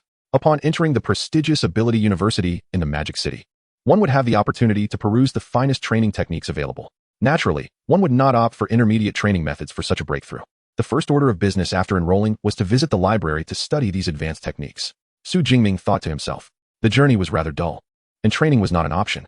Initially, he merely closed his eyes to rest, leaning against the window, but soon succumbed to sleep, laying his head on the table. The high-speed train from Jiangxing to the Magic City would make several stops along the way, including the provincial capital, Ning'an City.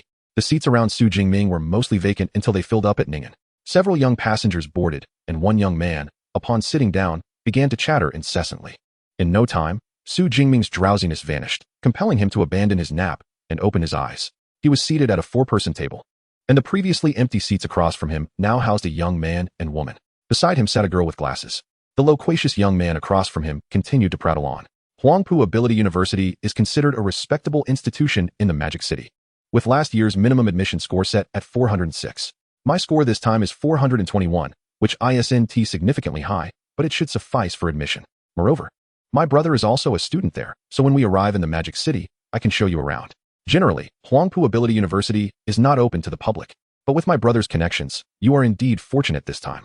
The young man, dressed smartly, continued to boast about his scores in the martial arts college entrance examination and his ties to Huangpu Ability University. The girl beside Su Jingming listened with a smile, while the quieter girl next to the boastful young man appeared increasingly impatient, hardly engaging in the conversation. In truth, Lu Qian's patience with Zhang Chang was nearing its limit.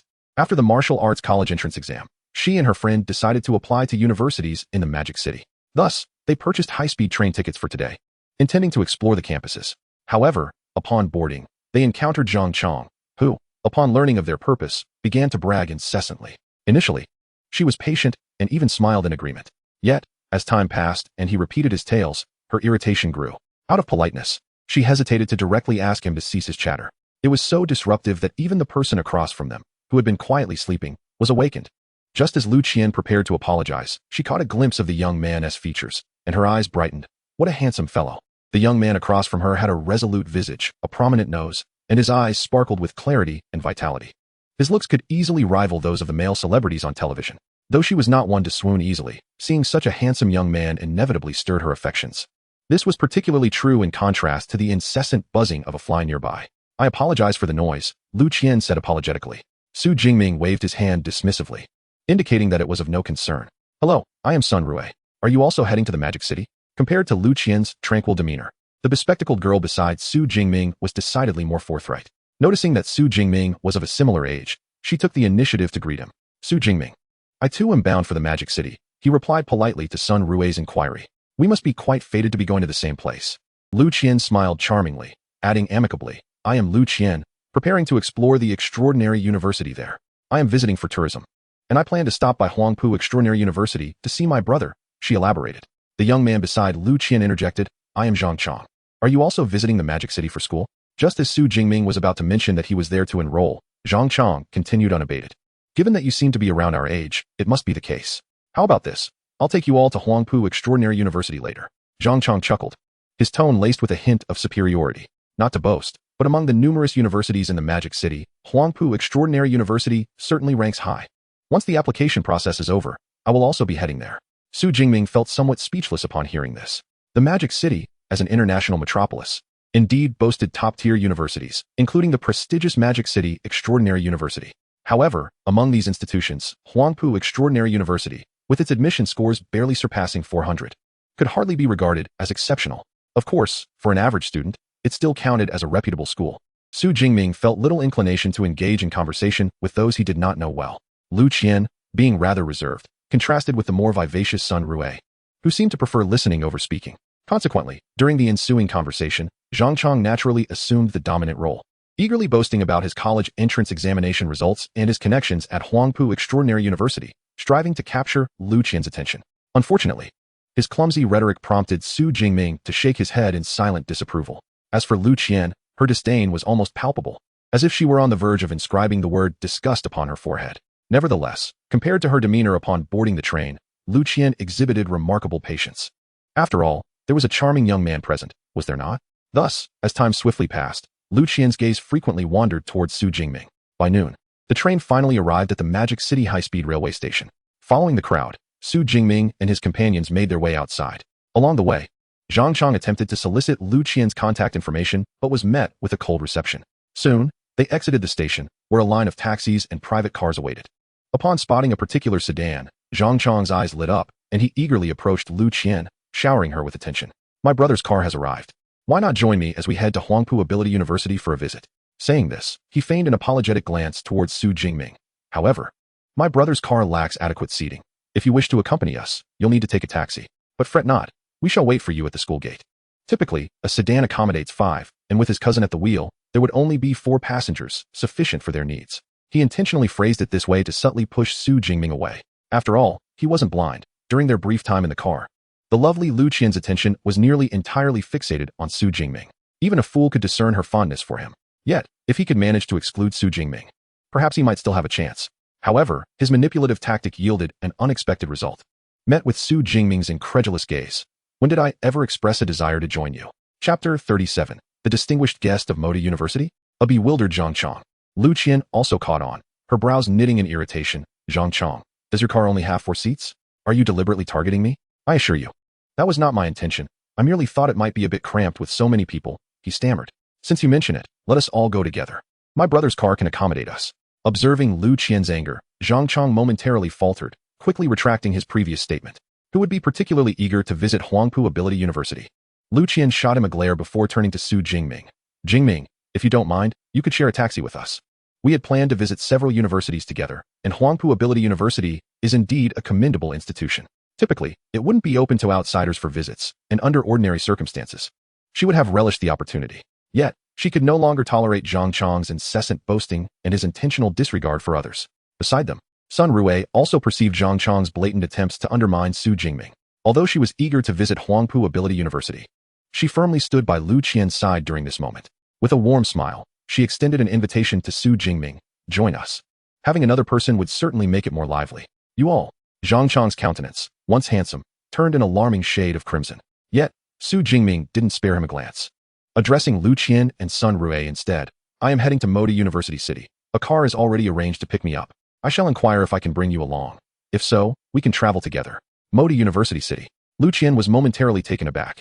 Modi University City is a renowned attraction, hosting one of the top 3 universities in the nation, Modi Ability University. The surrounding institutions are also highly ranked, with exceptionally high admission scores. Naturally, due to their prestigious status, visits require prior appointments.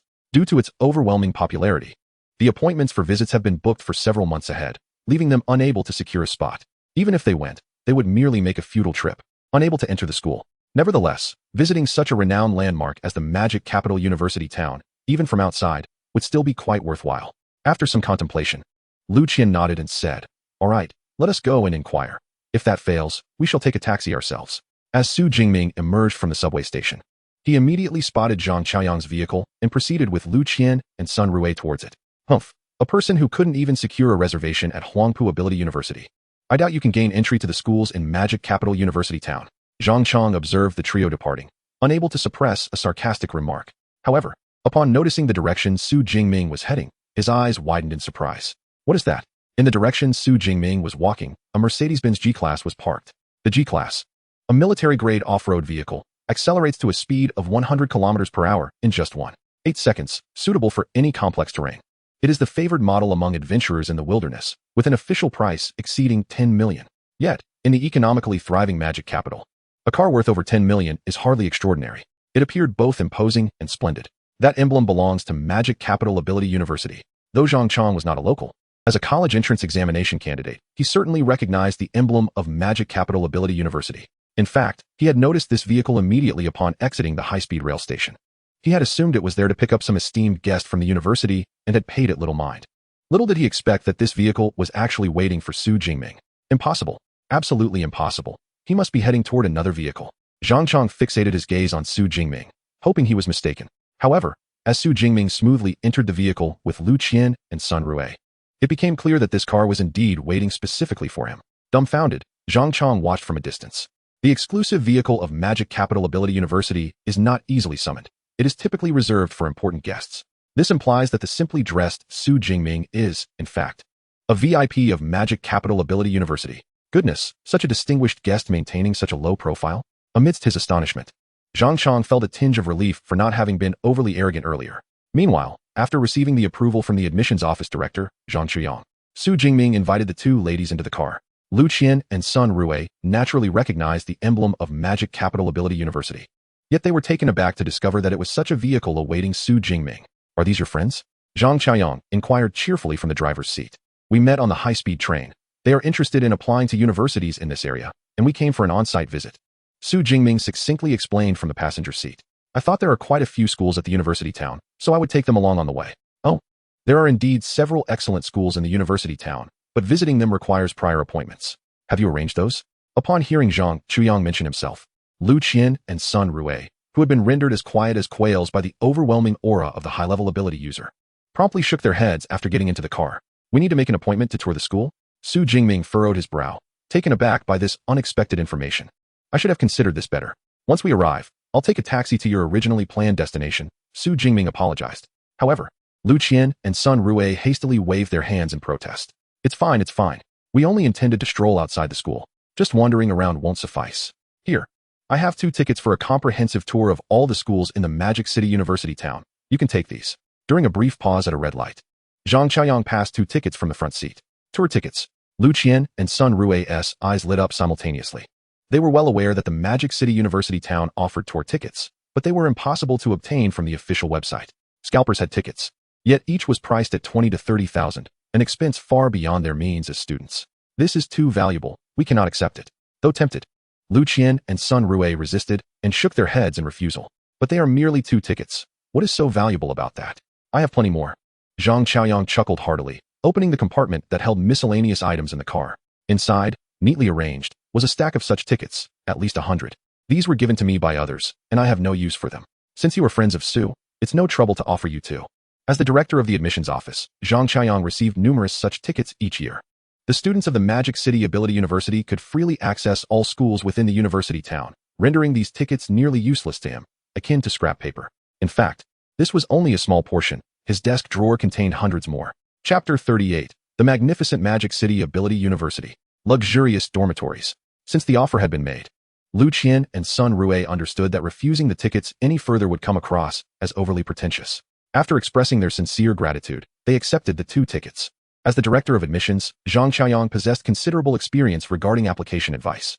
Throughout the journey, he shared numerous suggestions with Lu Qian and Sun Rui regarding their applications, such as which universities in Magic City were likely to expand enrollment this year and which might lower their admission scores. Such insider information was typically inaccessible to the average person. Thus, amidst their excitement, Lu Qian and Sun Rui felt immensely fortunate to have encountered Su Jingming along the way, as it had afforded them insight into such confidential details. The SUV sped along, swiftly entering the Magic City University town and ultimately coming to a halt before the gates of the Magic City Ability University. I'll park the car. Please wait for me here. After dropping off Su Jingming and the others, Zhang Qiayong went off to find parking. This provided Su Jingming an opportunity to closely observe this top-tier university in the nation. During his time in Jiang City, he had already researched the Magic City Ability University online. The grandeur of the Magic City Ability University is truly remarkable. Yet, it was only when the institution stood before him that he felt an overwhelming sense of awe. The entrance alone spanned over 100 meters in width. The smooth concrete pathway below could easily accommodate dozens of vehicles simultaneously, and its height reached nearly 10 meters. Adorning the majestic gate were the flamboyant characters proclaiming Magic City Ability University, which shimmered brilliantly under the midday sun. What a sight! If the entrance is this magnificent, one can only imagine the splendor that lies within the campus. Su Jingming finally comprehended why so many candidates yearn for prestigious universities. Beyond the profound educational heritage, traversing such an imposing threshold daily is itself a visual delight. At the same time, he found himself increasingly eager for the prospect of his forthcoming 4 years of campus life. Beside him, Lu Qian and Sun Rui were equally awestruck by the university's magnificence. Their gazes fixed upon the gate, eyes wide with wonder. Incredible, isn't it? At that moment, Zhang Qiayong, having parked his car, appeared with a beaming smile.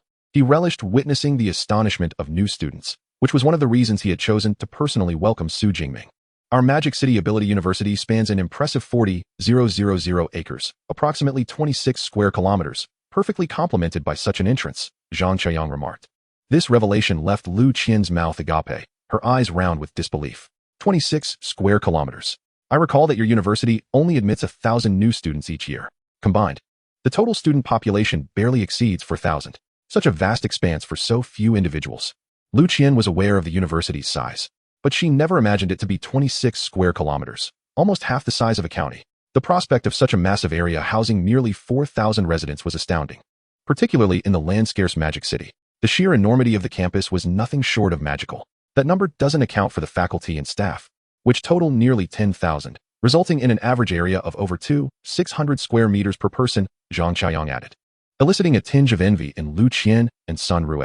An average area of over 600 square meters per individual is an astonishing figure. In most ordinary universities, an average of even 1% of that is considered commendable. Thus, amidst a whirlwind of awe, Lu Qian and Sun Rue were guided into the Magic City Ability University. I have informed Teacher Zhang that you may freely explore the campus. However, once you leave, re-entry will not be permitted. So, we must part ways here. I wish you both success in being chosen by your desired universities. For Lu Qian, who found Su Jingming's height and appearance perfectly aligned with her aesthetic preferences, it was impossible to harbor no feelings. Yet, as she gazed at him departing alongside Zhang Qiayang, she summoned every ounce of courage but failed to call out, unable to express her desire for his contact information. Ultimately, they belonged to different worlds. Lu Qian shook her head. She merely hailed from an ordinary family. And for Su Jingming, who was personally received by the prestigious Magic City University of Supernatural Abilities, it felt as though she were but a fleeting visitor. To have even a brief encounter was fortunate. Any hopes of cultivating a deeper relationship were akin to chasing phantoms. Xiao Qian, I know who Su Jingming is, suddenly exclaimed Sun Rue, thrusting her phone before Lu Qian. I thought he looked somewhat familiar. It turns out he is the top scholar from Jiangnan province. So it is he. As Lu Qian gazed at the cascade of news articles and accompanying photographs on Sun Rue's phone, she understood why he had been greeted by a faculty member in person, despite the online frenzy surrounding his decision. Seeing him in person did not guarantee recognition, a common instinct shared by most, Lu Qian included. There had been no definitive information regarding which university Su Jingming would ultimately choose. Yet unexpectedly, he had selected Magic City University of Supernatural Abilities and had already commenced his enrollment. Indeed, we inhabit entirely different worlds. Upon learning of his true identity, Lu Qian felt a wave of relief wash over her, smiling as she took her best friend Sun Rue's hand. Come on, since we've made it here, let us explore thoroughly. With the guidance of the admissions office director, Su Jingming encountered no obstacles during his enrollment process. In just over half an hour, all formalities were completed, and he received his student ID and dormitory key. Initially, Su Jingming had been awestruck by the university's entrance, but witnessing his dormitory left him utterly astonished once more.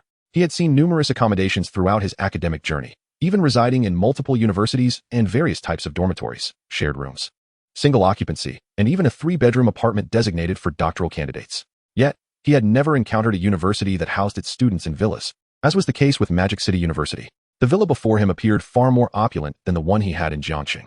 At last, Su Jingming comprehended why Magic City University occupied such a vast expanse of land. These villas for students must occupy a significant portion of the area. Chapter 39, 2 Major Systems. Credits. Exclusive mentors.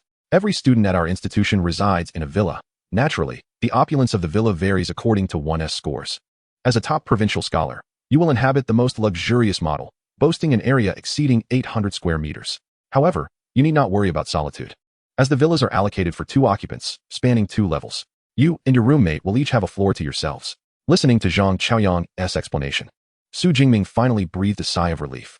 Having been an orphan in both his former and current lives, he had grown weary of living alone. Having a roommate was certainly preferable. In truth, he preferred the convivial atmosphere of a 4-person dormitory, but a double occupancy was still far better than solitude.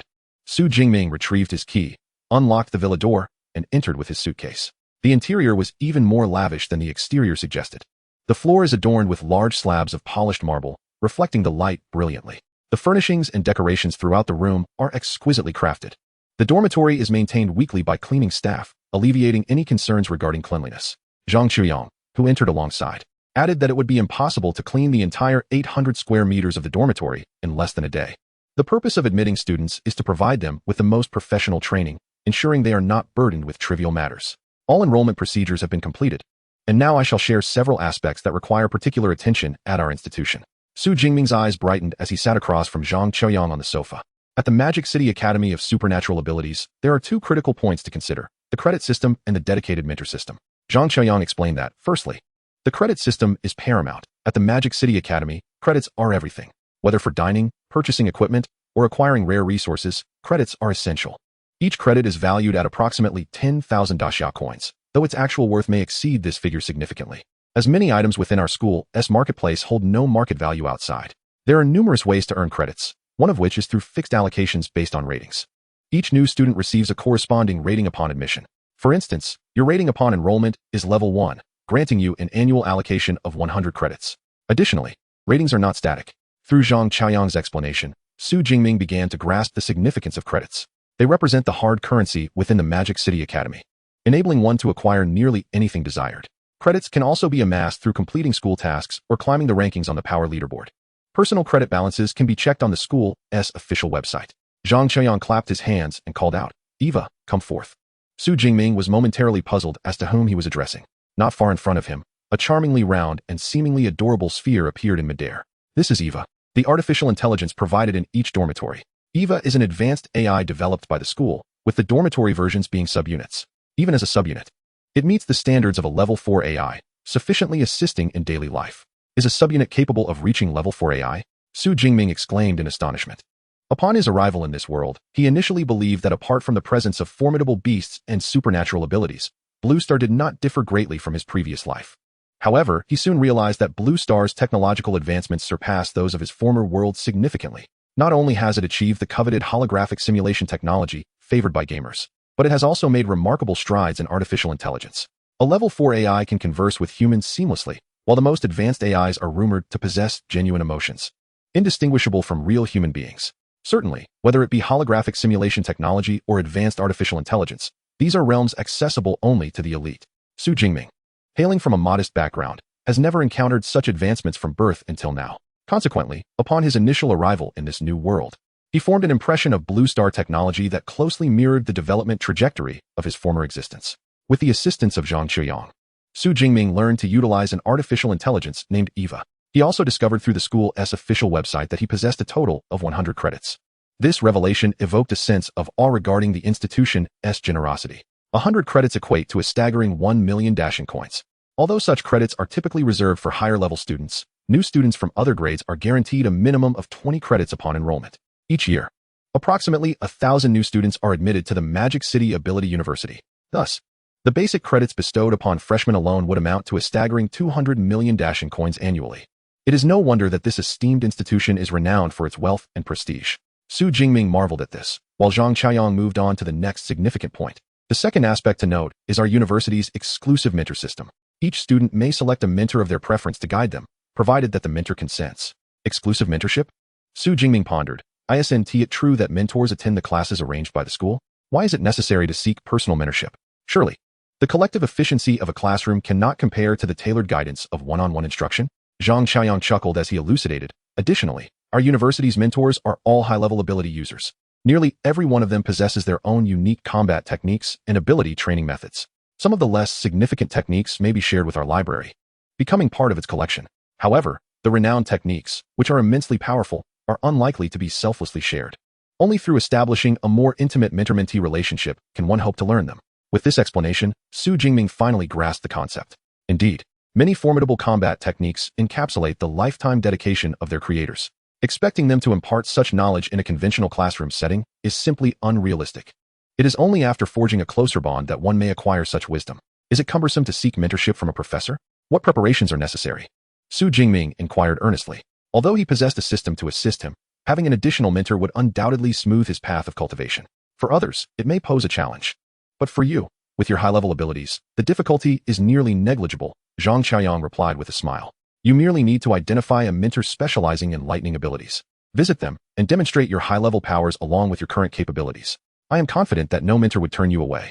He then added, at the Magic City Ability University, we have 4 mentors specializing in lightning abilities, among whom I highly recommend Yang Zhentian, the Dean of the Weapons Academy, as your primary choice for mentorship. Chapter 40, The 5 Academies. Thunder Gun Yang Zhentian.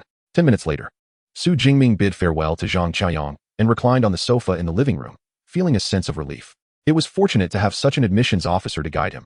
Otherwise, he would have been unaware of the myriad intricacies associated with the Magical City University of Abilities. Su Jingming felt a twinge of gratitude. Of course, Zhang Qiaoyang had mentioned that this information could also be found in the freshman must-read section of the university's official forum. Yet the details he provided were far more comprehensive. Particularly noteworthy was his mention of the most suitable mentor for him, the esteemed lightning-type instructor. With this thought in mind, Su Jingming spoke. Eva, please assist me in searching for information on mentor Yang Zhentian. Certainly. A flicker of light emanated from the virtual orb hovering in the air. which then projected all pertinent information regarding Yang Jintian. Yang Jintian, aged 52, is the Dean of the Weaponry Academy at the Magical City University of Abilities and a 7th-tier upper-level ability user. He possesses the lightning-type ability, Wind and Fire True Thunder, and is adept in various martial arts and weaponry, including fists, broadswords, long guns, and long swords. Notably, he is most proficient with the spear, earning him the moniker Thundergun. He once engaged in a 3-day battle against an 8th-tier ferocious beast, the Quaking Python, ultimately vanquishing it single-handedly. In his earlier conversation with Zhang Chuyang, Su Jingming had already gleaned that the Magical City University of Abilities is divided into 5 distinct academies: the Elemental Academy, the Weaponry Academy, the Tactical Academy, the Auxiliary Academy, and the Logistics Academy. Each academy adopts varying pedagogical approaches and areas of focus. As the name suggests, the Elemental Academy primarily recruits students with elemental abilities. Naturally, lightning-type abilities under the natural category are also included in their admissions criteria. The Elemental Academy emphasizes the cultivation of students' abilities, striving to maximize the potential of elemental powers as the ultimate goal, seamlessly integrating abilities with weaponry. Every graduate of the Weaponry Academy is undoubtedly a master of arms. The Tactical Academy primarily accepts mental-type ability users, honing their command and combat skills. However, this does not imply that students from the Tactical Academy are weak. On the contrary, those who develop their mental abilities to the fullest can obliterate an enemy's psyche with a mere glance, reducing them to a state of incompetence and swiftly concluding the battle. The Auxiliary Academy admits those with supportive abilities. Students from this academy, upon utilizing their powers, can significantly enhance themselves and their teammates, making them indispensable allies on the battlefield. Lastly, the Logistics Academy predominantly comprises students with special abilities, primarily tasked with various logistical production roles. From the configuration of the 5 academies at the Magical City University of Abilities, it is evident that the institution is dedicated to cultivating talent across diverse fields in preparation for the Beast Wars. Those qualified to serve as deans of these academies are paragons of strength. Take, for instance, the Dean of the Weaponry Academy, Yang Jintian, who single-handedly defeated an 8th-tier beast with his 7th-tier upper-level prowess. Such achievements are indeed formidable. After all, high-tier ability users are not comparable to their lower-tier counterparts. The disparity in strength between each tier is significant. A significant disparity in power exists at higher ranks, rendering the differences quite astonishing. Individuals like Yang Jintian, who possess the capability to combat across tiers, are exceedingly rare within the entire Great Xia Nation. Indeed, without formidable strength, one could hardly aspire to the position of the Academy of Weapons Dean. Su Jingming nodded slightly. He possessed a Thunder Elemental ability, classified as a 7th-tier upper-level strength, and was adept with a spear, earning him the moniker of the Thunder Spear. Given this array of information, it is evident that Yang Jintian is indeed a most suitable mentor for Su Jingming's current circumstances. Our school boasts 4 instructors specializing in Thunder Elemental abilities. Thus, Su Jingming sought out further information on the remaining 3 instructors via Eva. All 3 possessed tiered abilities, with the lowest being 6th-tier upper level. However, 2 of them were instructors from the Elemental Academy, implying that they did not wield weapons, but rather honed their elemental powers. To put it in simpler terms, they could be likened to remote casting thunder mages in an online game. The last instructor, although also affiliated with the Academy of Weapons, was only of 7th-tier lower-level prowess and primarily utilized a longsword rather than a spear. In comparison to Yang Jintian, renowned for his thunder spear, this instructor was undoubtedly less impressive. At present, it is clear that Yang Jintian, the Dean of the Academy of Weapons, is indeed the best choice for Su Jingming to seek mentorship. After tidying up his room and having lunch, he could pay a visit to express his desire for apprenticeship. Su Jingming instructed Eva to deactivate the projection and revert to standby mode. He then took up his suitcase and ascended the staircase to the 2nd floor. The villa comprises 2 levels, and he favored the 2nd floor for its expansive views and open balcony. Since his roommate had yet to arrive, he decided to settle in first. During his ascent, Su Jingming discovered the villa's sole drawback, the absence of an elevator, as it featured wooden handrail stairs. However, given his impressive vitality score of 181, carrying a 20-kilogram suitcase upstairs was a trivial task. Upon reaching the 2nd floor, Su Jingming quickly located his bedroom. The room was spacious, nearly 50 square meters, and furnished with a large bed measuring 2 meters by 3. Fresh linens adorned the bed, while opposite stood a desk equipped with a computer. A window flanked the side of the desk, through which he could view the flat road below. Earlier, he and Zhang Qian had traversed that very path. Every item in the bedroom was brand new. Had he known, he would not have brought so many belongings. Su Jingming's suitcase contained numerous items, including change of clothes and toiletries such as toothpaste and toothbrushes. After arranging everything, half an hour had elapsed. He sighed, eager to have a meal before seeking out teacher Yang Jintian. A glance at his phone revealed that it was now 1:30 in the afternoon, the perfect time for lunch. However, unlike ordinary universities, Modi University features 4 cafeterias that provide meals around the clock. Even if he missed the meal time, it posed no issue whatsoever. Su Jingming took his student ID and the key to his villa before departing. During his earlier arrival, he had been engrossed in conversation with Zhang Choyang, thus neglecting his surroundings. This time, however, he deliberately slowed his pace to observe the scenery around him. As a premier institution, the campus of the Magic City Ability University boasted an impeccable environment. Verdant lawns flanked both sides of the pathways, adorned with a myriad of blooming flowers, while a faint floral fragrance wafted through the air. Along his walk, he encountered numerous pavilions and benches inviting rest.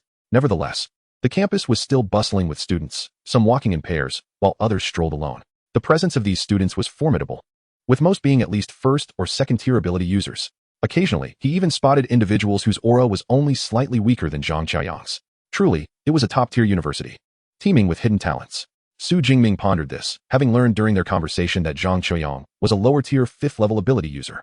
To possess an aura merely one notch weaker than is indicated that most of his peers were at least 4th tier or above. Chapter 41, Tanming Yang, the Freshman Grand Competition. The Magic City Ability University features 4 cafeterias, and Su Jingming chose the one closest to his dormitory. As he approached the cafeteria entrance, he was greeted by the enticing aroma of meat.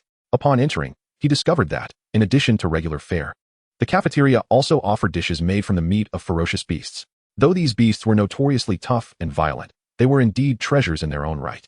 The resilient hides of these creatures made for exceptional materials for crafting battle gear, and even when fashioned into bags, they became coveted luxuries among the affluent. The bones of these beasts, when ground into powder, served as superb medicinal ingredients. Furthermore, regular consumption of their flesh and blood could enhance one's physique. Consequently, many ability users formed adventurer teams to brave the wilderness in pursuit of hunting these formidable beasts. In fact, the ferocious beasts Su Jingming had slain during the martial arts entrance examination could also fetch a high price, though they belonged to the military district and could not be taken away. Naturally, the dishes crafted from ferocious beast meat in this cafeteria were significantly pricier than ordinary meals. A regular dish could be purchased for merely 0.001 credits, equivalent to 10 daxia coins. However, the least expensive ferocious beast dish required 0.1 credits, or 1,000 daxia coins. Su Jingming even spotted a dish priced at 10 credits, worth an astonishing 100,000 daxia coins. Goodness, without sufficient credits, one might find even meals unaffordable. Shaking his head, Su Jingming opted to purchase a 0.1 credit ferocious beast dish to savor the experience. He had to admit, the culinary skills of the school's chefs were remarkable. The tough flesh of the ferocious beast was cooked to perfection, melting in his mouth and leaving a delightful aftertaste. After filling his stomach in just over 10 minutes, Su Jingming left the cafeteria, still feeling somewhat unsatisfied. Besides providing dormitories for students, the Magic City Ability University also offered accommodations for its teaching staff, all of which were villas, even more luxurious than the student dormitories. After all, the instructors qualified to teach at the Extraordinary Powers University in the bustling metropolis are, at the very least, 6th-tier ability users. Even in the outside world, they are regarded as remarkable figures. The Dean of the Weaponry Academy, Yang Xintian, resides in Building 23 of the Faculty Villa District. Su Jingming left the cafeteria and spent over 20 minutes arriving at the Faculty Villa area. Compared to the student dormitory district, the environment here is even more exquisite. The villa complex is nestled against a grand mountain, with a sizable artificial lake at its center. Additionally, picturesque scenes such as quaint bridges, flowing streams, and artificial rock waterfalls are omnipresent. Can you believe the school even has a small hill as a backdrop? Such extravagance is only found in top-tier institutions. Silently musing, Su Jingming easily located Villa 23 using the map at the entrance of the Faculty Villa area. This villa, exuding a rich ancient daxia architectural style, is adorned with a facade painted in harmony with its wooden structure. Delicate light blue wind chimes hang from the eaves, presenting a charmingly rustic yet elegant appearance. As Su Jingming approached the front door, poised to ring the bell, a voice filled with mirth called out from behind him. Are you here to seek a mentor? Su Jingming turned his head to find a young man in white standing 5 meters to his left. The youth possessed a refined visage, short hair, and a smile that radiated an air of carefree audacity. Unlike an ordinary smile, his bore a hint of irreverence. Su Jingming frowned slightly, choosing not to respond. After all, he did not know this person, so how could he ascertain his intentions? The young man, undeterred by Su Jingming's silence, continued with a grin. Typically, those who come to see Teacher Yang are either his disciples or individuals wishing to become his students. I have met most of Teacher Yang's students, and you are not among them, which leaves only the possibility that you are here to seek mentorship. Of course, I am also here for the same reason. Before he could finish his sentence, he suddenly sensed something unusual about Su Jingming's aura. Awaken one. However, he quickly composed himself, raising an eyebrow. Special admissions? Indeed. Su Jingming did not conceal the truth. In reality, even among the special admissions, he was likely the only one at the awaken level. With the application period for the martial arts entrance examination just beginning, the admissions list for the Extraordinary Powers University had yet to be announced. He was not surprised that the young man had deduced he was a special admit. Previous special admissions were either upper tier or mid tier, so the presence of an awakened special admit this year was unexpected. The young man clicked his tongue in intrigue, but did not belittle Su Jingming. After all, it was certain that one could only qualify as a special admit to the Extraordinary Powers University at the awakened level if they possessed considerable strength. Moreover, their potential was even more formidable. "What is your name, senior?" Su Jingming inquired, noting the young man's familiar demeanor, which seemed devoid of malice. "I am from the Weaponry Academy, currently a junior. No, I should say, I am now a senior." "A senior, Tanming Yang." The young man introduced himself before inquiring in return. "And you?" "Su Jingming, a freshman, I just registered today." Upon arriving, one quickly learns the importance of finding a mentor. "Su, my junior, you certainly act swiftly. Typically, new students await the freshman competition before seeking a mentor." "The freshman competition?" Su Jingming furrowed his brow, realizing that Zhang Qiaoyang had not mentioned this event. The freshman competition is a customary practice at our Manhwaudiobook University of Extraordinary Abilities, usually held 3 to 4 days after new students have registered.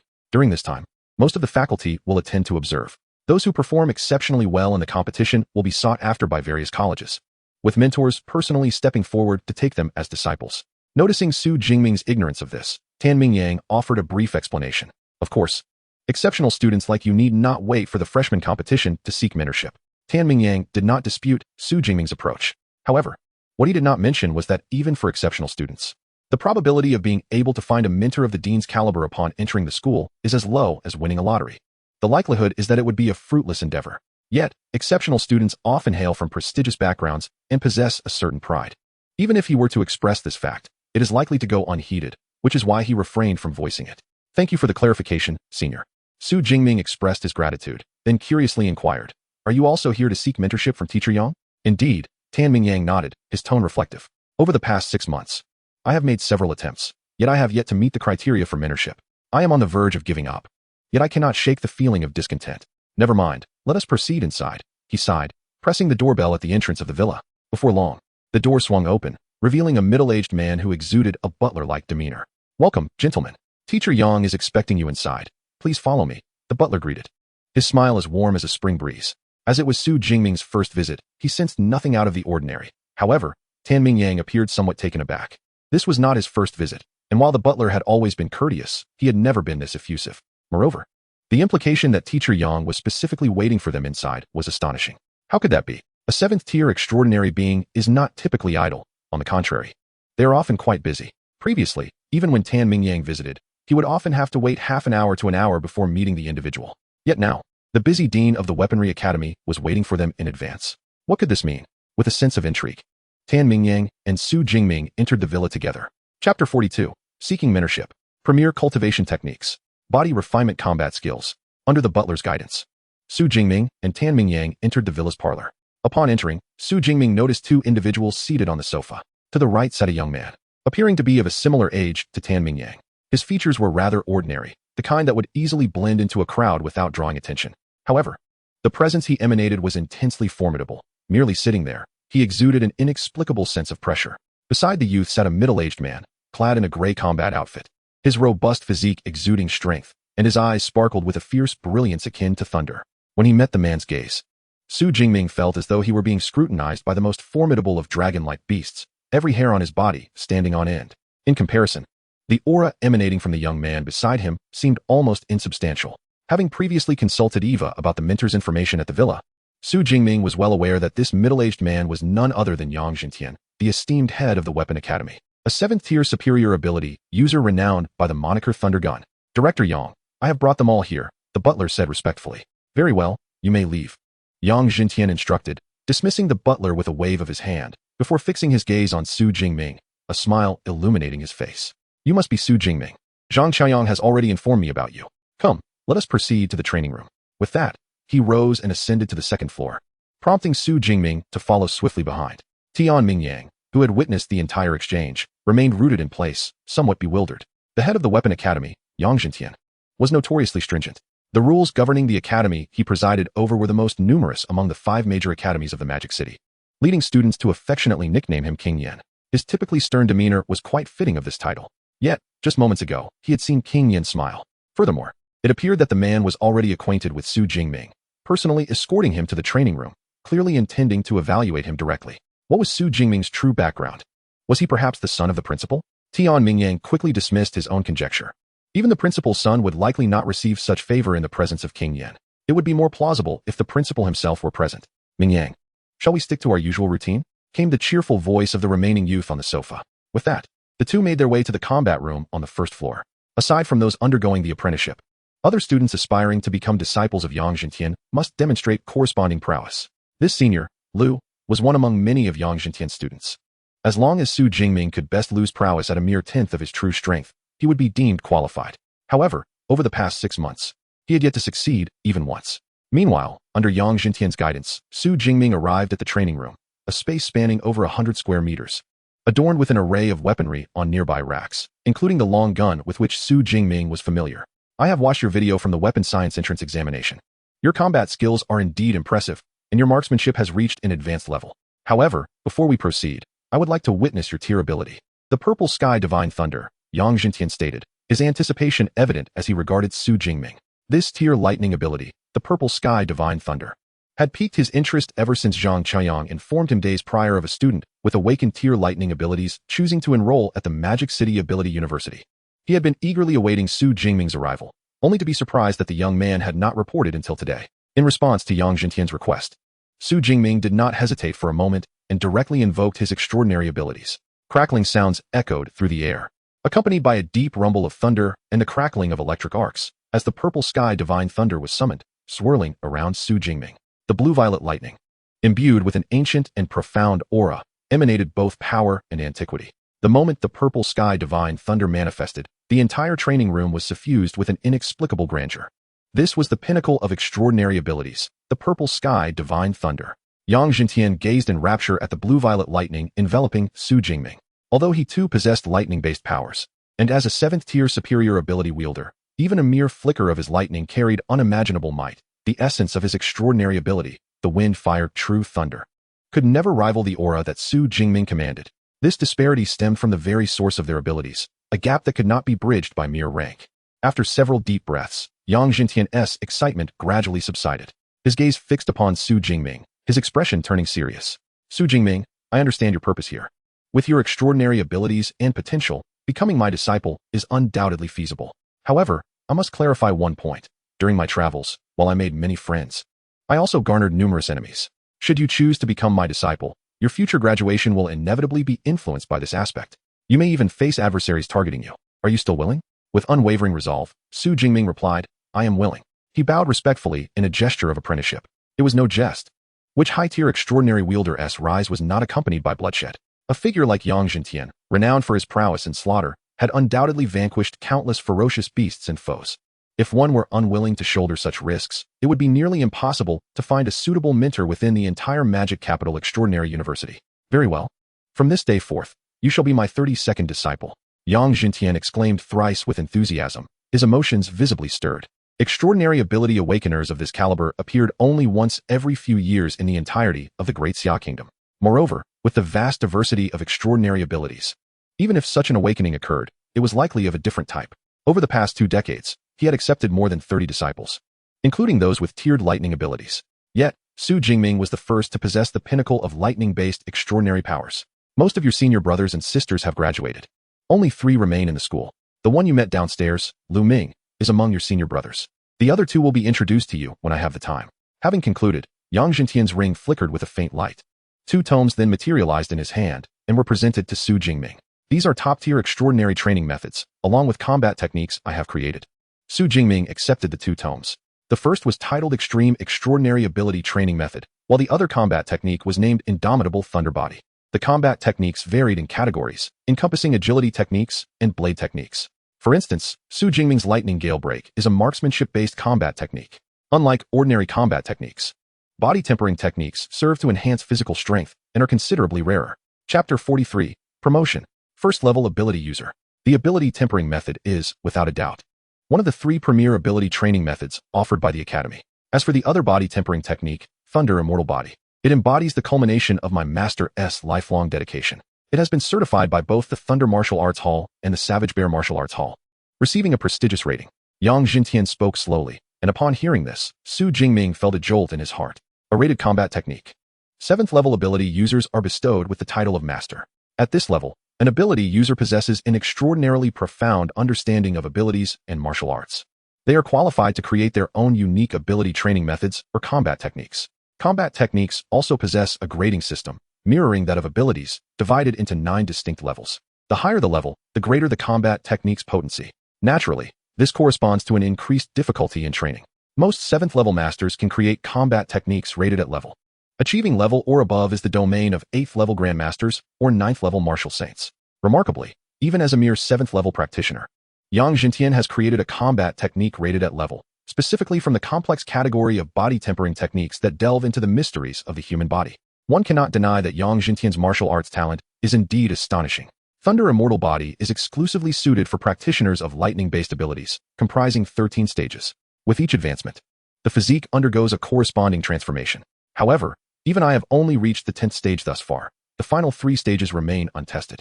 Yet, I surmise that upon mastering all layers, one's physique could achieve a state of true immortality.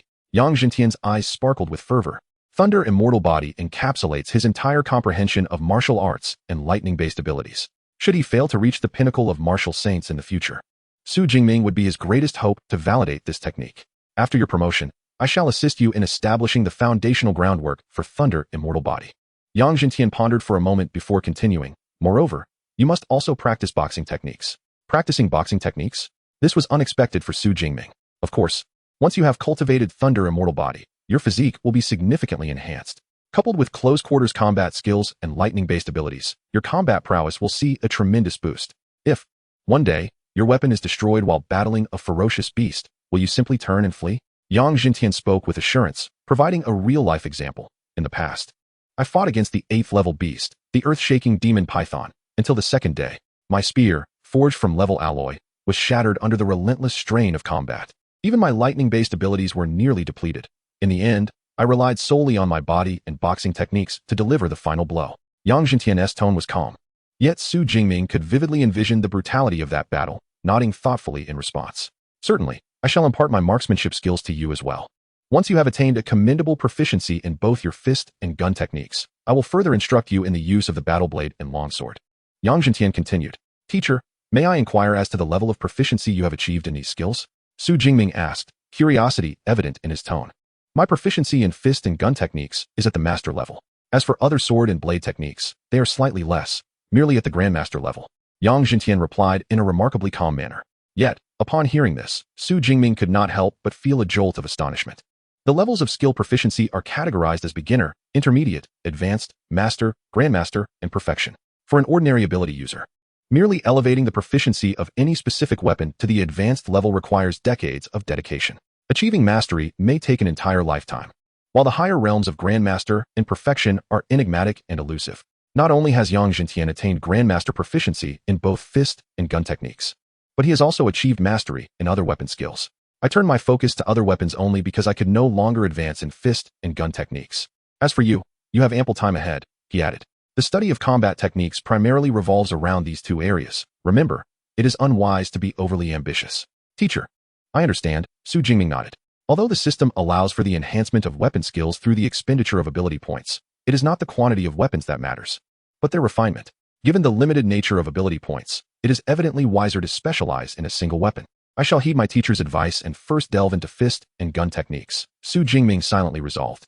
Subsequently, Yang Jintian provided a list detailing the combat techniques Su Jingming was to learn next. He simply needed to locate the combat manuals in the library and study them. This made Su Jingming reflect internally. Indeed, having a mentor's guidance is far more advantageous. Without it, he could never have devised such a comprehensive learning pathway on his own. After more than 10 minutes, Su Jingming, filled with new insights, exited the villa. However, he encountered Tan Mingyang, who was also just leaving the villa. Yet, the smile that had adorned Tan Mingyang's face earlier was now replaced with a bitter expression. It seemed that his attempt to seek a mentor had not been successful. Not wishing to pry into the outcome, Su Jingming simply greeted him and prepared to leave. Senior Tan, I'm off now. Wait, how did your mentoring attempt go? Did you succeed? Tan Mingyang inquired, as though grasping for a lifeline. Did you really succeed? Tan Mingyang nearly gasped in disbelief. It is uncommon for a dean-level mentor to take on disciples before the new students' competition. What could this possibly mean? Could he truly be the principal's son? Yet, he did not appear to resemble him. As he watched the figure recede into the distance, Tanming Yang, having faced multiple failures, succumbed to a profound self-doubt. The student villa comprises 2 identical floors, with rooms that are uniformly equipped. In addition to the training room and bedroom, there are a shower room, an audiovisual room, a study, and his most cherished feature, the outdoor balcony. Compared to teacher Yang Jintian's training room, this one is somewhat smaller, measuring only about 80 square meters. However, it suffices for conducting regular training sessions.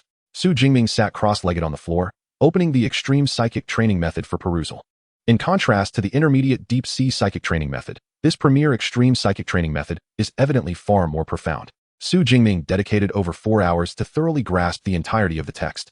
Subsequently, with his eyes gently closed, he began to sense the unique energy present in the world, as described in the extreme psychic training method.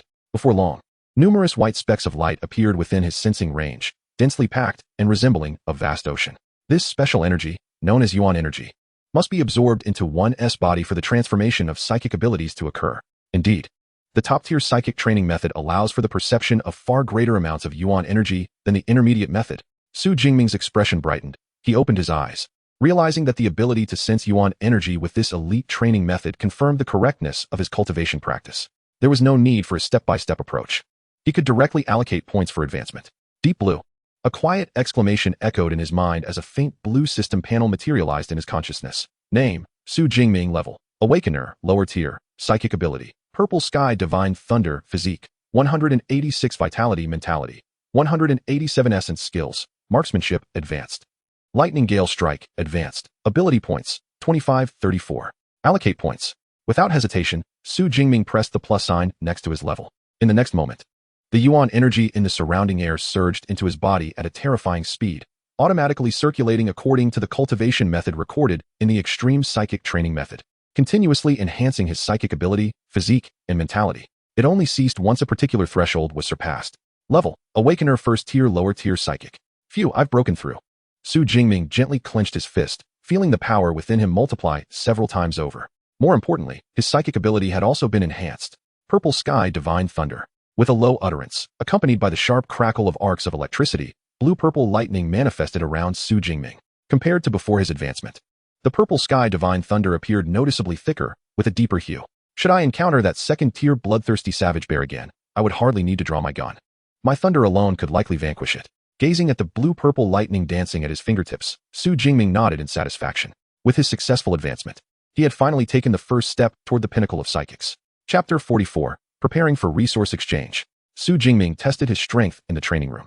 Having transformed from an awakener to a psychic, his power had nearly quadrupled. He then accessed his system panel. Name, Su Jingming level, first tier lower tier, psychic ability. Purple Sky Divine Thunder, physique, 283 vitality. Spirit, 289. Skill, marksmanship, advanced. Lightning Gale Break, advanced. Ability points, 2234. Ascending to the first tier cost me merely 300 ability points. The consumption of these points was not excessive. Yet the enhancement of my fundamental attributes exceeded my expectations. Su Jingming could not help but feel a surge of emotion. Had he employed the Yuan Hai ability training method for his breakthrough, his vitality and spirit would have increased by a mere 30 or 40 points at most. However, by utilizing a premier ability training method, both of his foundational attributes surged by over 100 points. The disparity was indeed monumental. No wonder ability users yearned for more advanced cultivation techniques. The difference was staggering. Su Jingming shook his head in contemplation. He also felt grateful that after acquiring the Yuan Hai ability training method, he had not rushed to elevate his level, though he had plenty of ability points remaining. His rank could not be further augmented for the time being. He mused silently. On one hand, he would require ability points to learn combat skills later. On the other, he needed to acclimate to his newfound strength before pursuing further advancements. Next, he would delve into this foundational combat technique. Su Jingming opened the manual for Indomitable Thunderbody, reading it meticulously. As a 7th-tier ability user, Yang Jintian possessed profound insights into martial arts and lightning-type abilities, all of which were intricately woven into this foundational combat technique. Thus, upon his initial engagement with the manual, Su Jingming quickly became engrossed. Truly, it was a remarkable technique. 2 hours later, he reluctantly closed the manual, still yearning for more. Indomitable Thunderbody comprised 13 levels, yet he could currently comprehend only the first 3. The contents beyond the initial trio were too esoteric for him to grasp. Nevertheless, even the knowledge contained within these 3 levels unveiled an entirely new realm. Typical foundational combat techniques necessitate various methods to temper the body, gradually strengthening it through relentless trials. In contrast, this technique introduced an additional step for establishing a solid foundation. The first level of Indomitable Thunder Body required the blood of a lightning-type ferocious beast to forge the Indomitable foundation. Subsequently, one would employ their own lightning-type abilities to temper the body. Ultimately, the strength attained in the Indomitable Thunder Body was closely linked to the blood used for foundation forging. Should one utilize the blood of a high-tier ferocious beast, the subsequent physical prowess would be significantly enhanced. Conversely, using blood from low-tier or even ordinary beasts would diminish the body strength. The blood of lightning-type ferocious beasts presents a challenge, Jingming mused, stroking his chin. In Blue Star, low-tier ferocious beasts relied solely on their physicality for combat, while high-tier beasts wielded astonishing abilities akin to those of ability users. For instance, the renowned Silver Moon Nine-Tailed Fox possessed a charm ability reminiscent of a psychic ability user. Should one fail to respond promptly, the only outcome would be death. Thunderous beasts, akin to individuals wielding lightning abilities, command the formidable force of thunder. However, such beasts are typically ranked at least at the 4th tier. By relying solely on Jingming, it is impossible to acquire the blood of such a creature at this moment. Fortunately, he has a mentor. In the afternoon, his teacher mentioned that once he advanced to an ability wielder, he would assist him in forging a foundation. So Jingming resolved to seek him out the very next day. At the break of dawn, after refreshing himself, Jingming sought out Professor Yang Jintian once more.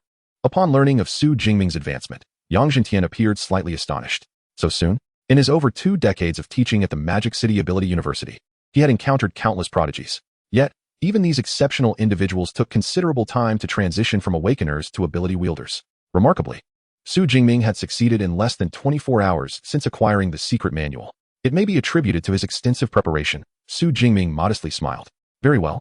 Since you have successfully advanced, today I shall help you forge the foundation of the Indomitable Thunder Body. Yang Jintian, upon hearing this, did not delve deeply into the matter but nodded and continued. The foundation I have prepared for you is the essence of the Storm Bear, a high-tier thunder beast of the 7th rank.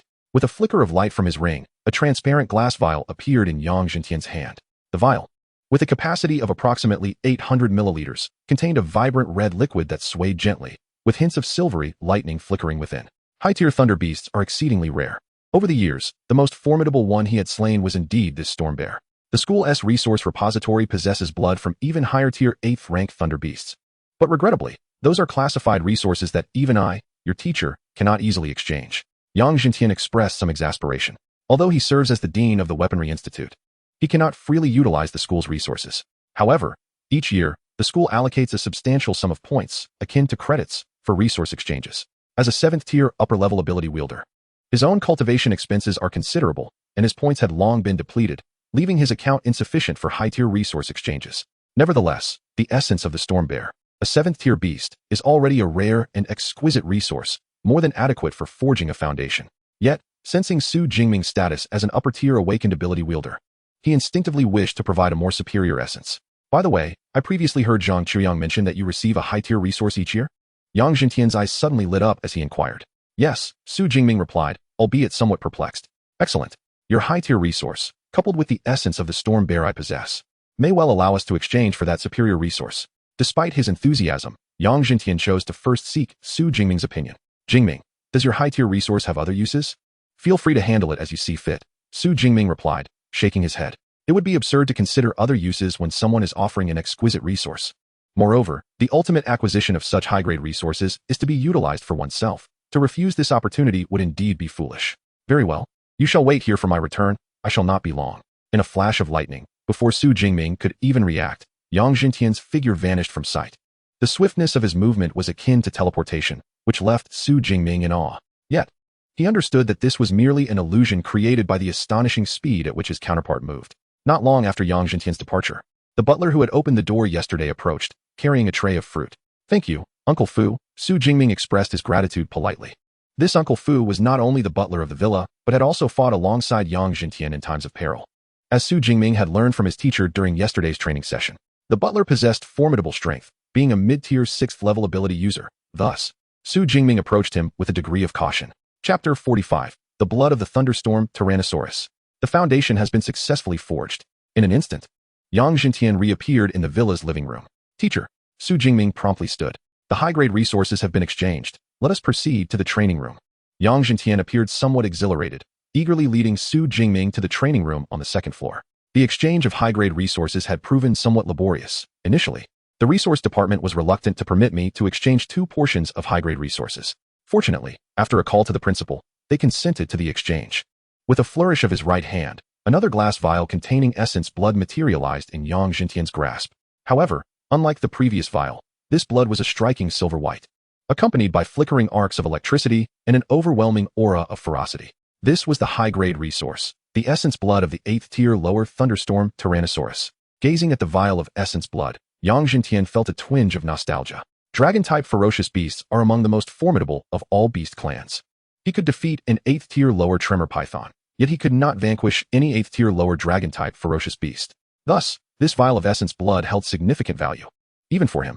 Indeed, were it not for its extraordinary rarity, the school would not have classified it as a high-grade resource.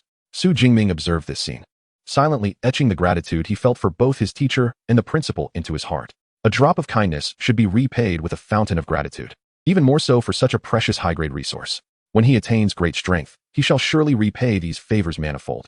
Remove your outer garments and sit cross-legged. Following Yang Jintian's instructions, Su Jingming shed his shirt, revealing his robust upper body, and then settled into a cross-legged position. In the next moment, he felt a slight chill on his back, accompanied by a faint sting radiating from the same area. Although the sensation of pain was mild, it penetrated deeply, causing him to furrow his brow slightly. The essence blood of the thunderstorm Tyrannosaurus poses no threat to a high-tier ability user like myself. However, for a low-tier ability user such as yourself, it is akin to a poisonous substance.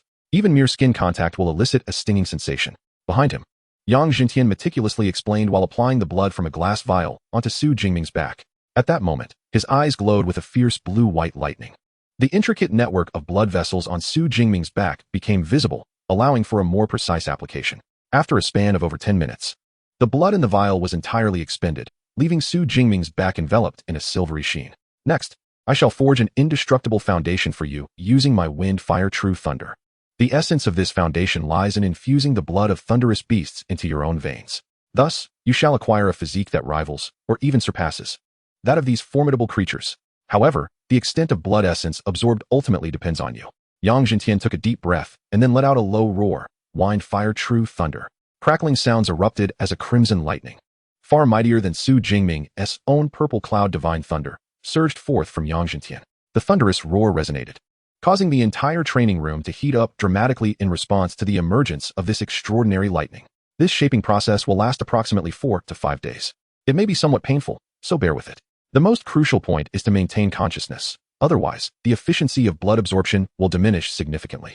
As his words echoed, all the crimson lightning surged forth, engulfing Su Jingming entirely. Any single bolt, if it were to strike him directly, could obliterate him on the spot.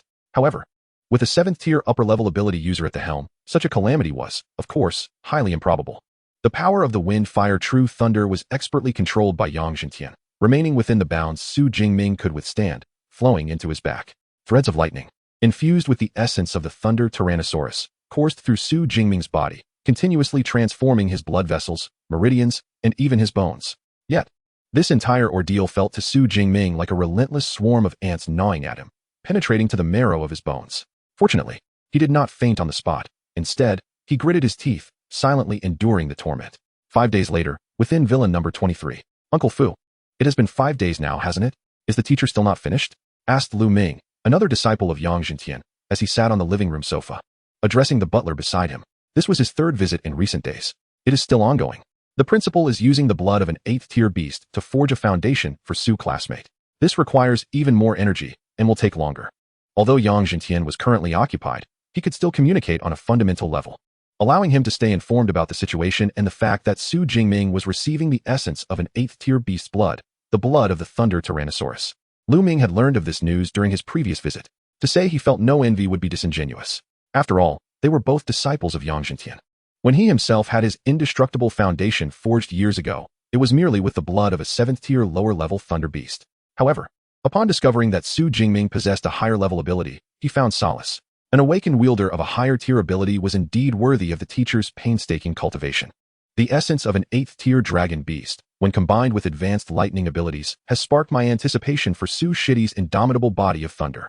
As a technique of body refinement, the might of the indomitable body is not fixed. Rather, It is intricately linked to the essence used during the Foundation's forging and the practitioner's own lightning abilities. The synergy between the essence of an 8th-tier beast and advanced abilities undoubtedly forms a formidable combination. At that moment, a roar resembling that of a dragon beast reverberated through the villa, filled with an aura of authority and ferocity. Merely hearing it was akin to witnessing a powerful and savage dragon beast. Su Shidi had successfully forged his foundation. Lu Ming's eyes sparkled with excitement. In a flash of lightning, he employed a movement technique, darting up to the 2nd floor. Upon entering the training room, he immediately sensed a formidable threat akin to that of a top-tier beast, which sent a shiver through him, even as a peak 3rd-tier practitioner. Soon, he beheld the source of this ominous sensation. In the center of the training room stood Su Jingming, his posture tall and commanding. However, unlike their previous encounter where he exuded humility and politeness, Su Jingming now radiated an aura of ferocity. His once clear eyes had transformed into a blood-red hue, and the bare skin of his powerful torso was marred by bulging veins. The terrifying blue-purple lightning swirling around him appeared to resonate with its Master S intensity. Pulsating and flickering wildly, the entire training room flickered in synchrony with the chaotic lightning surrounding Su Jingming. Chapter 46. Perfect Compatibility. A surge of vitality. Perfect. Utterly perfect. In the face of this spectacle, Yang Jintian's expression was one of excitement, exclaiming, 98. Jingming's essence absorption rate has reached an astonishing 98. 98. That is remarkably high. Lu Ming, standing at the door of the training room, felt a thrill of astonishment. The foundation forging of the indomitable body requires the absorption of lightning beast essence. Yet, given the essence's nature, even with the assistance of the teacher's profound fire and thunder, the absorption efficiency could not reach 100. Generally, achieving a rate of 90 is already commendable. As far as he knew, among the 20 disciples who had trained in the indomitable body under the teacher, the highest absorption efficiency was merely 92. His own absorption rate had barely reached 87. Now, Su Jingming's record-breaking absorption efficiency of 98 indicated an extraordinary compatibility with the beast essence. While others may have their thoughts, Su Jingming remained unaware. However, the moment his foundation was successfully forged, he felt an overwhelming surge of bloodlust and ferocity erupt from the depths of his being, igniting an impulse to obliterate everything around him. Just then, Yang Jintian's deep voice thundered in his ear, Jingming, awaken. This resonant command, akin to the sound of spring thunder, instantly dispelled all the negative emotions swirling within Su Jingming. Teacher, what just happened to me? Su Jingming's eyes gradually regained clarity, his expression bewildered. Such a loss of emotional control had never occurred before his cultivation of the Thunder immortal body. It seems that the essence blood of the Thunder Tyrannosaurus has affected your mind, Yang Jintian remarked, his brow slightly furrowed. The Thunder Tyrannosaurus is notorious for its ferocity among the beast clans. You absorbed its essence blood, achieving an astonishing absorption efficiency of 98. This high degree of compatibility likely caused the side effects you experienced. Prior to this, disciples practicing the Thunder immortal body had, to varying extents, been influenced by the bloodlines of ferocious beasts. However, none had exhibited changes as pronounced as those of Su Jingming. Nevertheless, you need not be overly concerned. As long as your emotions do not fluctuate drastically, these negative feelings will not arise. Moreover, as your strength increases, these side effects will gradually dissipate, Yang Jintian added. Having verified this through his own experiences and those of other disciples, that is reassuring. Su Jingming breathed a sigh of relief.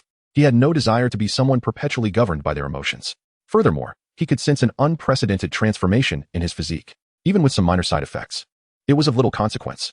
Subconsciously, Su Jingming opened his system panel. Name, Su Jingming level, 1st tier lower rank, ability. Purple Sky Divine Thunder, physique. 391 vitality mentality. 289 essence skills. Marksmanship, advanced.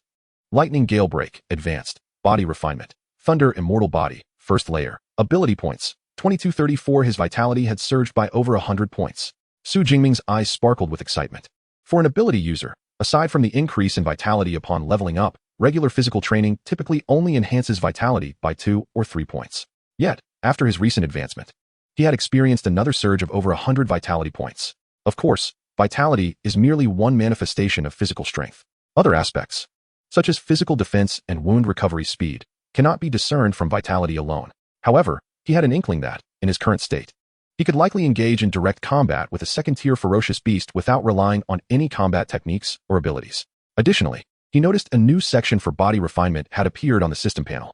It seemed that he could subsequently use ability points to directly enhance his body refinement strength. Su Jingming felt a surge of joy in his heart. Congratulations, junior brother, on successfully establishing the foundation of the Thunder immortal body. A bright path lies ahead in martial arts. At that moment, Lu Ming approached from the doorway, beaming with congratulations. This is your senior brother, Lu Ming, whom you met during your last visit. Yang Jintian introduced at the appropriate moment. Greetings, senior brother Lu, Su Jingming said respectfully as he donned his shirt. When we last met, I was not yet a student of the teacher. This time, it is indeed different. However, I had not prepared anything. What is your student ID? I will transfer some credits to you as a token of our first meeting. Lu Ming, with his gentle disposition, insisted on presenting a gift right away. Su Jingming noticed that Yang Jintian beside him did not object. Instead, he slightly nodded, prompting Su to disclose his student ID. Shortly thereafter, a notification appeared on his phone, indicating that his student account had been credited with 200 credits. So much. Su Jingming found himself momentarily stunned as he gazed at the message on his phone. 200 credits equated to 200,000 daxia coins. Was such a lavish gift merely a gesture of goodwill? 200 credits is not excessive for you, brother Lu. Yang Jintian chimed in with a smile. As a senior, you must take good care of your junior. When you have your own juniors, remember to prepare a proper gift as well. The student understood. Su Jingming nodded in acknowledgement. I will come back tomorrow to learn martial arts and marksmanship with you. Brother Lu. Yang Jintian waved his hand, a hint of fatigue visible on his brow. For him, a 7th-tier ability user, going 5 days without food or drink was not particularly daunting. However, the meticulous control of his abilities to transform Su Jingming's body over those 5 days had drained him considerably. Su Jingming discerned this and refrained from further interruption. After respectfully taking his leave, he departed from the villa. On June 22nd, Su Jingming reflected, surprised that the foundational shaping had consumed nearly 5 days and nights. Outside the villa, he glanced at the date on his phone, feeling a wave of emotion. During those 5 days and nights, he had endured excruciating pain while maintaining a heightened state of awareness. Fortunately, he had persevered and ultimately achieved a blood absorption rate of 98, nearly perfect compatibility. With time still on his side, he decided to visit the martial arts hall to test the strength of his body after forging the indestructible body. The 8th-tier Thunder Tyrant bloodline was a superior resource. With Yang Jintian's assistance, most of this blood had seamlessly integrated into Su Jingming's being, becoming a part of him. The astonishing energy contained within the blood meant that Su Jingming, who had not eaten for 5 consecutive days, felt neither hunger nor weakness. Instead, he was invigorated and full of vitality. Eagerly, he anticipated testing how much his strength had enhanced after acquiring the Thunder Indestructible body. Chapter 47. The Chatty Roommate. Outside the dormitory, a young woman stood. Each student dormitory at the Magic City Ability University is equipped with a training room. However, these training rooms are modest in size and lack testing instruments such as punching power testers, limiting them to basic training routines. To accurately assess one's abilities, combat techniques, or even punching speed and force, one must visit the martial arts hall. Within the campus of Magic City Ability University, there are 2 martial arts halls, the renowned Thunder Martial Hall and the Savage Bear Martial Hall. While in Jiangxing, Su Jingming frequently visited the Thunder Martial Hall. This time, he intended to test his strength there, but as he approached, he caught a faint, unpleasant odor. It dawned on him that due to the forging of the Thunder Indestructible body, his body had expelled a significant amount of impurities, which clung to his skin. Su Jingming did not wish to be a source of unpleasantness, so he turned his steps towards the student dormitory. As he approached the dormitory, the number of people he encountered steadily increased. Upon entering the freshman villa area, this phenomenon became even more pronounced. The previously quiet road was now bustling with male and female students. Some were paired off, while the majority were groups of male or female classmates. They appeared to be around his age, roughly 18 or 19 years old. Many students, like curious children, gazed around in wonder. And some were accompanied by parents who were assisting with their luggage. Are these all freshmen? Su Jingming suddenly recalled that it had been 6 days since he reported to the Magic City Ability University. By this time, the application process for the Martial Arts College entrance examination had long been completed and acceptance letters had been distributed to the students. It was likely only a prestigious institution like the Magic City Ability University that would see such a large number of freshmen arriving early. Students who could gain admission to the Magic City Ability University were considered extraordinary talents in their respective provinces and cities. They understood the importance of seizing opportunities. Arriving early allowed them to benefit from the university's superior educational resources and facilities. Naturally, they would not be foolish enough to wait until September to report. Su Jingming's villa was located at number 32 in the student dormitory area 3. As he reached the entrance, he noticed that the door, which he had securely closed before leaving, was now wide open. It seemed his roommate had arrived. With a smile, Su Jingming stepped inside the villa. Indeed, in the living room on the first floor, a young man was seated on the sofa, using the artificial intelligence assistant Eva to search for information. Noticing someone had entered the villa, the young man turned around. Upon seeing Su Jingming, his eyes lit up. He quickly stood up from the sofa, rushed towards Su Jingming, and extended his right hand with enthusiasm. You must be my roommate. Hello, I am Lu Wentao, pleased to meet you. Lu Wentao had an attractive appearance, with slightly tanned skin and a tousled fringe. At that moment, a smile graced his lips, giving off an impression of warmth and cheerfulness. Su Jingming, he replied, shaking Lu Wentao's hand. Su Jingming, you are the top scholar from Jiangnan province. Lu Wentao exclaimed upon hearing Su Jingming's name. You know me? Su Jingming inquired, puzzled. As this was their first encounter. Of course. I am known as the encyclopedia. I am well acquainted with most of the information about our freshman class, Lu Wentao declared proudly, puffing out his chest. However, I didn't specifically gather your information. Your fame was simply too great to ignore. After all, you are the biggest dark horse from Jiangnan province this year. Lu Wentao chuckled. He had a natural sensitivity to information and had quietly taken note of Su Jingming's details after coming across them online. To his surprise, the individual he encountered was also applying to the Magical City University of Abilities and had become his roommate. By the way, do you truly hail from the impoverished Jiang City in Jiangnan province? Or are you merely residing in this less developed area for the sake of the college entrance examination? Moreover, were you genuinely an awakened during your exams? Your abilities certainly do not appear to be of the first level. Lu Wentao, brimming with familiarity, began to engage in a friendly manner with Su Jingming, even throwing a barrage of questions his way. In response, Su Jingming was not only unperturbed but wore a smile upon his lips. In his previous life, he was born in an orphanage. His childhood was bearable, surrounded by many companions. However, as he transitioned to middle school, he had to leave the orphanage and live independently. With no family to accompany him, he would turn on the television, pretending there was someone with him. High school brought a slight improvement with the opportunity to reside on campus, though weekends remained solitary. Craving a lively atmosphere, he devoted himself to his studies and gained admission to university. Yet, after 4 years, he found himself facing loneliness once more. Through his perseverance, he pursued a master's degree, acquiring a few roommates. Later, he enrolled in a doctoral program, surrounded by a vibrant community of seniors. Eventually, at his doctoral graduation banquet, he indulged a bit too much in drink, only to awaken in this new world. Tragically, he remained an orphan, although his aunt would occasionally visit. Solitude remained the predominant theme of his life. Thus, whether in his past or present existence, Su Jingming bore an aversion to loneliness. The sight of Lu Wentao, a loquacious individual, was rather pleasing to him. Consequently, Su Jingming settled onto the sofa and began to engage in casual conversation with Lu Wentao. During their chat, Su learned that Lu came from the province known as the Land of Abundance, Sichuan. He possessed a level 2 psychic ability, ranking among the top 20 in the province for the martial arts college entrance examination. His aspiration to attend the Magical City University of Abilities was driven by his desire to join the Tactical Academy among the 5 prestigious colleges. In his own words, he aimed to command 1,000,000 soldiers and eradicate all ferocious beasts on the Blue Star.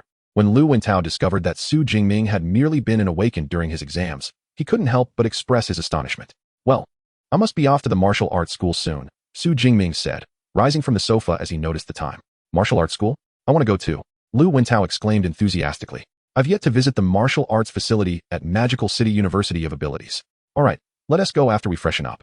Su Jingming replied with a nod as he headed upstairs. After a little over 10 minutes, feeling refreshed, Su Jingming changed into clean attire, and together with Lu Wentao, they exited the villa. It was just past 11 in the morning. The sun shone brightly, and many new students were strolling about. Su Jingming and Lu Wentao made their way towards the dormitory area S exit. As usual, Su Jingming walked with a straight posture, his gaze unwavering. Beside him, Lu Wentao was gazing around, his eyes wandering over the fresh faces on the road. Occasionally, he lingered a bit longer on some attractive female classmates, revealing a rather lecherous grin. Ah Ming, look over there. There's a stunning beauty. After walking for a short distance, Lu Wentao's eyes suddenly lit up, and he excitedly patted Su Jingming on the shoulder. Su Jingming instinctively followed Lu Wentao's gaze and spotted 2 girls walking side by side out of a villa about 10 meters ahead. The 2 girls were of similar height, both around 167 centimeters. The one on the left was slightly shorter, her appearance rather pleasant, yet not striking. However, the other girl was a different story. With delicate features, arched brows, and cherry-like lips, she was truly breathtaking. Her skin was exceptionally fair, resembling that of a cherubic infant. What was even more captivating was her figure. Clad in a simple white shirt, her bosom was impressively full. Below, she wore light blue fitted jeans that accentuated her long and voluptuous legs. Chapter 48, Peak Fist Power. Record broken. How about that? Not bad, right? Lu Wentao asked with a beaming smile. Indeed, quite impressive, Su Jingming admitted without hesitation. In terms of both physique and beauty, this young lady surpassed the internet celebrities of his previous life by leaps and bounds. But aren't you the so-called encyclopedia? Do you know who she is? Su Jingming teased Lu Wentao, not expecting a response. To his surprise, Lu Wentao puffed out his chest proudly and replied, Of course, I know her. Her name is Song Qiuyun, a first-tier adept with natural light-type abilities. Ah, quite remarkable, Su Jingming remarked, a hint of surprise in his tone. It seemed that Lu Wentao's self-proclaimed title of encyclopedia was not entirely unfounded. Absolutely. Song Qiuyun hails from our province. She scored over 9,000 in this year's college entrance examination, making her the top scholar in our province. In truth, even before the martial arts entrance examination, Song Qiuyun had garnered a small reputation in Chengdu, the capital of Sichuan province, due to her stunning looks and formidable prowess. Meanwhile, Song Qiuyun, walking alongside her friends, suddenly halted. Her natural light-type ability, named Dawn's Light, not only granted her considerable offensive power, but also bestowed upon her an acute sense of perception. It was this very perception that allowed her to evade the areas where dangerous beasts congregated during the martial arts entrance examination. Just moments ago, she felt an intense gaze akin to that of a ferocious beast upon her. This scrutiny seemed devoid of malice, yet it was laden with an overwhelming pressure. The gaze appeared swiftly and vanished just as quickly. Nevertheless, Song Qiuyun keenly discerned the source of this gaze, originating from a somewhat tall figure not far ahead. Yet, how could a human emit an aura reminiscent of a beast? Furrowing her delicate brows, Song Qiuyun found herself puzzled. Ultimately, she could only attribute it to her own misperception. However, the tall figure of Su Jingming quietly etched a faint impression in her mind. The Thunder Martial Arts Hall in Jiangxing caters to a population exceeding 1 million. In contrast, the Thunder Martial Arts Hall at the Magic City Ability University only serves a little over 10,000 students and faculty members. Yet, the scale of this establishment surpasses that of its Jiangxing counterpart. Opposite the Thunder Martial Arts Hall lies the imposing Bear Martial Arts Hall, a 6- or 7-story edifice that resembles a colossal beast lying in wait. It is undeniable that the Magic City Ability University has reached an almost unparalleled level of excellence in its infrastructural development. With a sense of admiration, Su Jingming and Lu Wentao stepped into the Thunder Martial Arts Hall. The first floor presented a spacious lobby, where a reception desk awaited at the forefront. Surrounding it were several sofas for relaxation, occupied by individuals who had just concluded their training, sipping beverages and engaging in light conversation. Welcome to the Thunder Martial Arts Hall. How may I assist you, esteemed students? A cheerful young lady in a short skirt approached them warmly. We seek a training room equipped with a strength testing device. They replied. The Thunder Martial Arts Hall is open free of charge to high school students, while university students are required to pay a membership fee, equivalent to that of Bear Martial Arts Hall, 100,000 Daxia coins per year. However, the Magic City Ability University covers this fee for its students, rendering the facilities free for their use.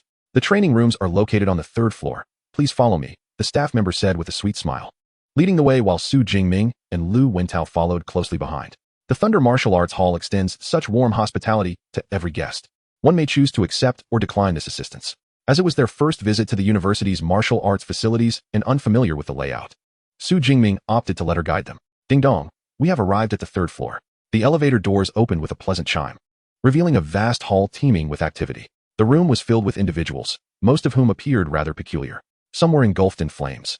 Others towered at heights of 2 or 3 meters, and a few had limbs transformed into various animal forms. Accompanying this diverse scene was a cacophony of sounds. Haha.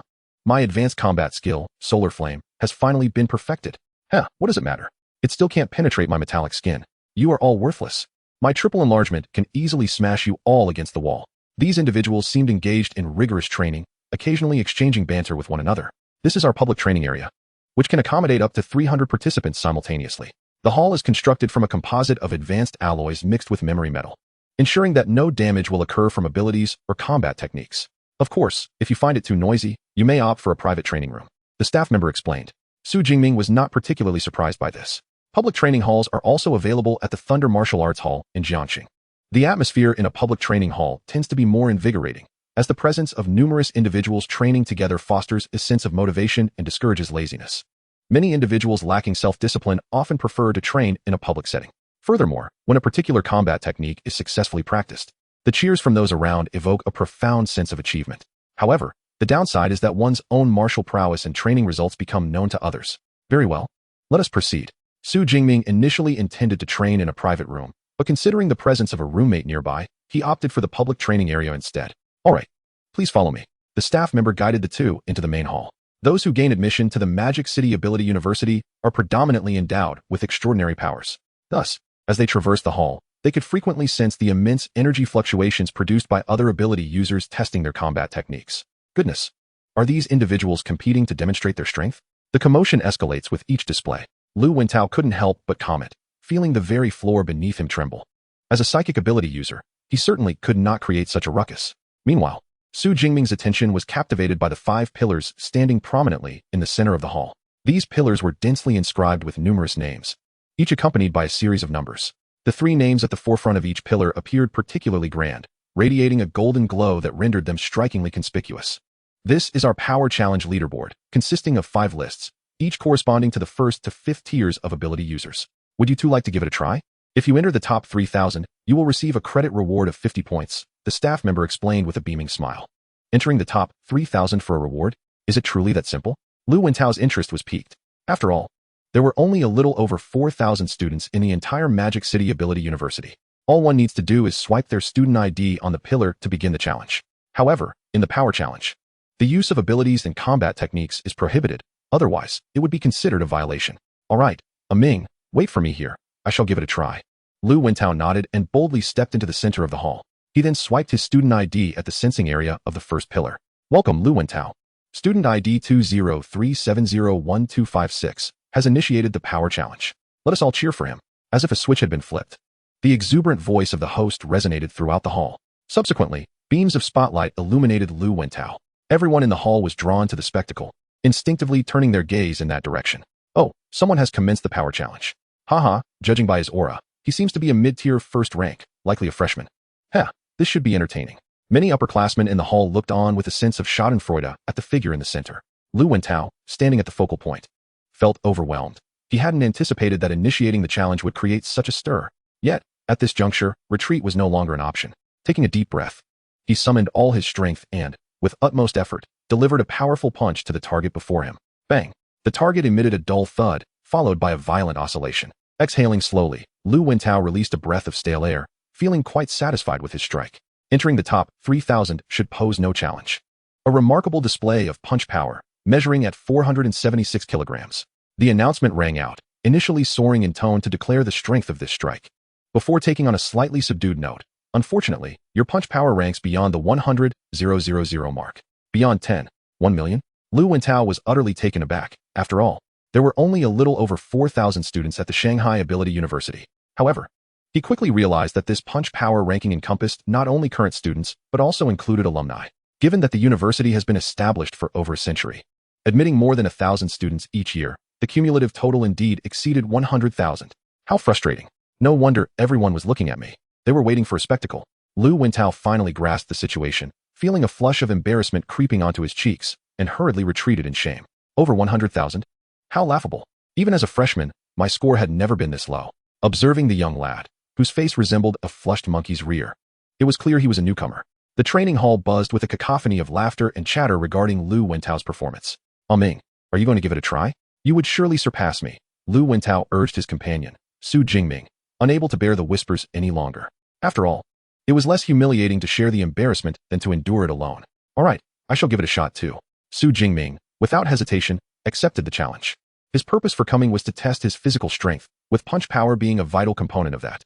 Moreover, he was curious to see where he would rank among the myriad of talents gathered from the university's illustrious history. Welcome, student number 203701204, Su Jingming, to the Punch Power Challenge. Let us all cheer for him. As Su Jingming swiped his student ID, the same booming voice resounded once more.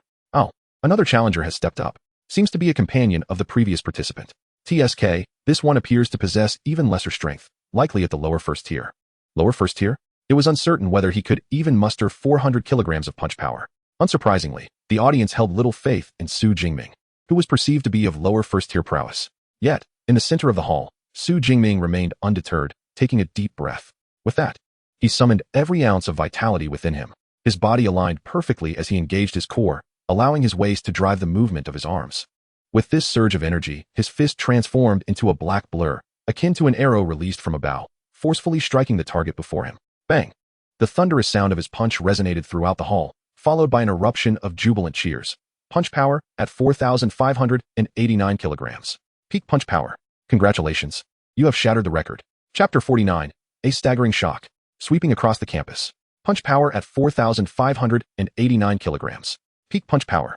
Congratulations. You have shattered the record. Simultaneously, the first pillar in the center of the hall illuminated with golden brilliance. Su Jingming's name ascended as if a supreme being had descended, radiating golden light and eclipsing the top rank. With the emergence of Su Jingming, the names of others on the leaderboard surged and fluctuated like waves, their ranks cascading downward. First place, Su Jingming, punch power, 4589. Second place, Luo Yang, punch power, 4321. Third place, Chindahai, punch power, 4122. This unexpected scene rendered those who had wished to mock Su Jingming as silent as a duck with its throat grasped. For a moment, the entire hall was enveloped in a profound stillness. Had the pinnacle record of punch power been shattered? Soon after, a fervent discussion erupted throughout the venue. Goodness, the punch power record has actually been broken. Over 4,500 kilograms. Is such power even attainable by a human? One punch could reduce me to a pulp. Are you telling me this is a newcomer? It is well known that the Thunder Martial Arts Hall has stood since the inception of the Magical City S-Ability University, witnessing the historical evolution of the institution. The 5 leaderboards on the 3rd floor of the Thunder Martial Arts Hall have accumulated punch power data from over 100,000 students of the university. In any of these rankings, the top 1,000 names were once figures that led the era. Thus, the closer one is to the top of the rankings. The more arduous it becomes to break those records. It has been nearly a decade and a half since the last record on the first pillar was surpassed. Now, the pinnacle punch power record for a first-tier ability user has finally been broken again. And astonishingly, it was achieved by a mere first-tier novice. How could this not leave them in shock and disbelief? Many swiftly took out their phones to capture the image of Su Jingming at the center, immortalizing this historic moment. Others eagerly shared the news with friends and teachers, even posting it directly on the student forum of the Magical City S-Ability University. Within the hall, some speculated whether Su Jingming had resorted to cheating through the use of abilities or combat techniques. After all, achieving over 4,500 kilograms of pure physical strength is indeed astonishing. However, such claims were quickly dismissed by the crowd. The punch power testing machine at the center of the hall was operated by the school's artificial intelligence, EVA, which met the standards of first-tier AI. If any cheating had occurred, the results would have been invalidated and not reported at all. Speaking of which, Su Jingming is merely a first-tier novice. Yet to reach the pinnacle of his tier, does this not suggest that this record might still be surpassed? A voice from the crowd suddenly sparked a heated discussion. Indeed, Su Jingming is already so formidable as a first-tier novice. Just imagine how powerful he will become as a mid-tier or upper tier. It is worth noting that the names inscribed on the first pillar's top 10 had all achieved first-tier peak strength, incapable of further advancement. Yet Su Jingming is entirely different. No one knows where his limits lie. Meanwhile, Lu Wentao, listening to the surrounding chatter, stood dumbfounded. Initially, Su Jingming intended to make a modest appearance, believing that his prior score would not stand out too much. However, to his astonishment, Su Jingming displayed remarkable prowess, shattering the record held by over 100,000 individuals with a single punch. Consequently, his placement outside the top 100,000 rendered him somewhat of a jester. Brother, you truly are my own flesh and blood. Gazing at Su Jingming as he descended, Lu Wentao was thoroughly impressed. Brother Ming, from now on, I shall follow your lead. Wherever you go, I shall follow. That's a bit too dramatic, Su Jingming chuckled, shaking his head. In truth, this punch exceeded his expectations. He had anticipated a maximum weight of around 3,500 kilograms, yet he had surpassed that by over 1,000. It seemed that the Thunder Tyrannosaurus was indeed a perfect match for him. Su Jingming nodded inwardly, and then inquired of a nearby staff member, Shirley. Breaking the record comes with academic credit, does it not? The female staff member appeared somewhat flabbergasted. Of course, breaking a record awards you 400 academic credits. It should have already been credited to your account. Su Jingming checked his phone, and indeed, a notification confirming the addition of credits appeared.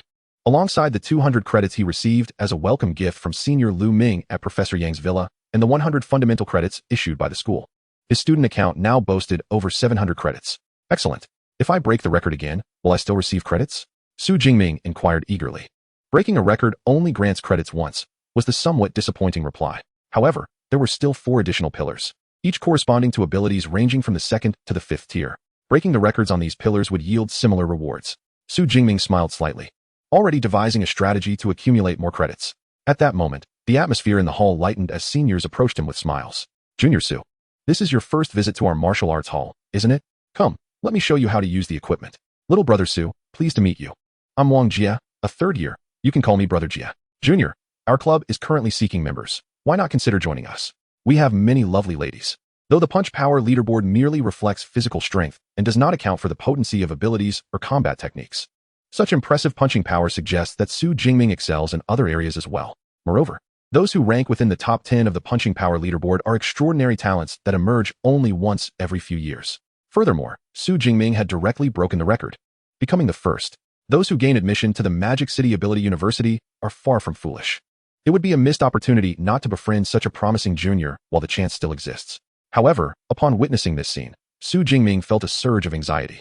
He dared not linger in the public training hall any longer and quickly departed with Lu Wentao. They sought out a private training room to conduct the remaining strength tests. Unbeknownst to him, The news of the broken record for first-tier ability users spread through the campus like wildfire. Many are aware that among this year's freshmen, there is a remarkable individual named Su Jingming. With a staggering punching power exceeding 4,500 kilograms, the physical strength of my junior is indeed astonishingly formidable. In a student villa, senior Lu Ming gazes at a post on the school forum with a sense of wonder. In his earlier days, he too had dared to challenge the punching power rankings. At that time, he was an initial level ability user, possessing the first stage of the indestructible thunder body. Yet, he could only muster a punching power of a little over 3,500 kilograms. Compared to the current Su Jingming, the disparity is strikingly vast. Qiu Yun, you must see this. That guy is so handsome. Inside the library, Song Qiu Yun, who was perusing a martial arts manual, was softly called by her roommate, Qi Dongxia. Simultaneously, a phone was presented before her. On the screen, a young man stood tall under the spotlight, with a column of light radiating before him. The young man was tall, his features resolute, with eyes that were strikingly clear, albeit somewhat cold. Is that him? Song Qiu Yun immediately recognized the individual as the boy she had sensed earlier on the road, exuding an aura reminiscent of a fierce beast. His name is Su Jingming, and it seems his strength is quite formidable. This was a post on the school forum, garnering considerable attention. After thoroughly browsing through the content, Song Qiu Yun's beautiful eyes sparkled with intrigue. Thus, the unusual aura she sensed was indeed not her imagination. However, how did he cultivate such an aura? As she gazed upon the figure in the image, a hint of curiosity danced in her lovely eyes. Su Jingming, it turns out you have come to Modu as well. Within the villa, a young man looked at the image with a tinge of resentment. If it weren't for Su Jingming, he wouldn't have missed the title of provincial champion in Jiangnan province, becoming a laughingstock in Ning'an city.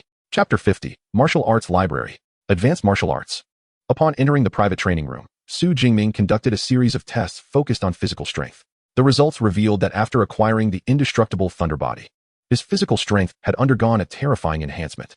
His skin's defensive capability was comparable to high-grade alloys, rendering him nearly impervious to blades and bullets. When he attempted to create a wound on his skin, it astonishingly healed within mere moments. Such formidable defense and recovery speed are indeed the hallmark of advanced body refining martial arts. Su Jingming's eyes glimmered with excitement. With such a physique, as long as he avoids reckless behavior, it is nearly impossible for him to encounter life-threatening dangers.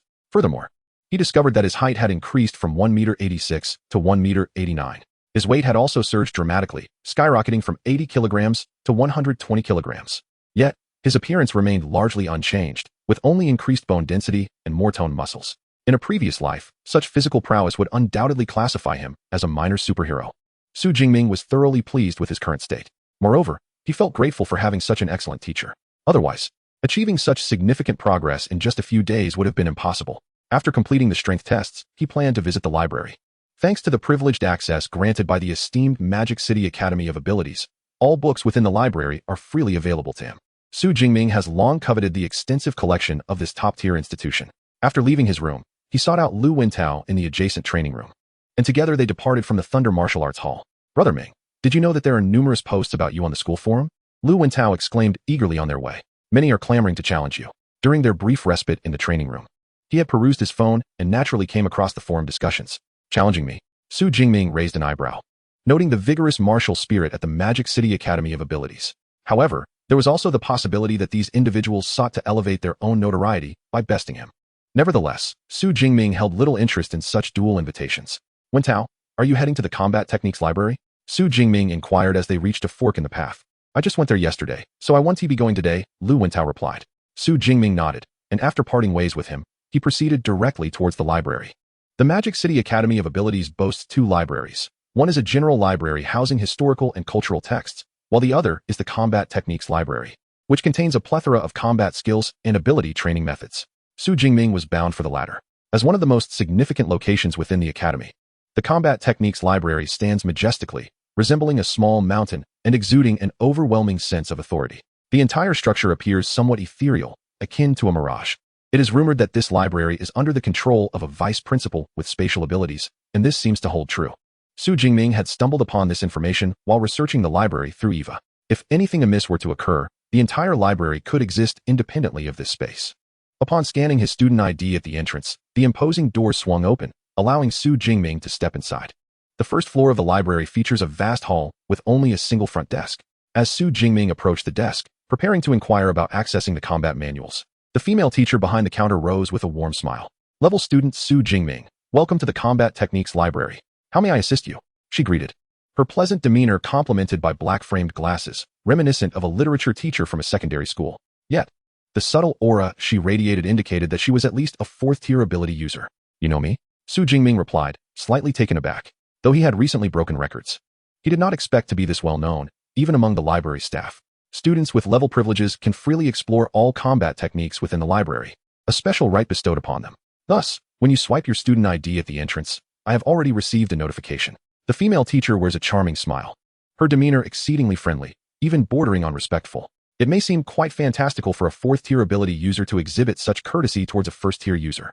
However, for the teacher herself, this is not the case. After all, possessing higher authority signifies that the individual harbors boundless potential, provided they do not meet an untimely end.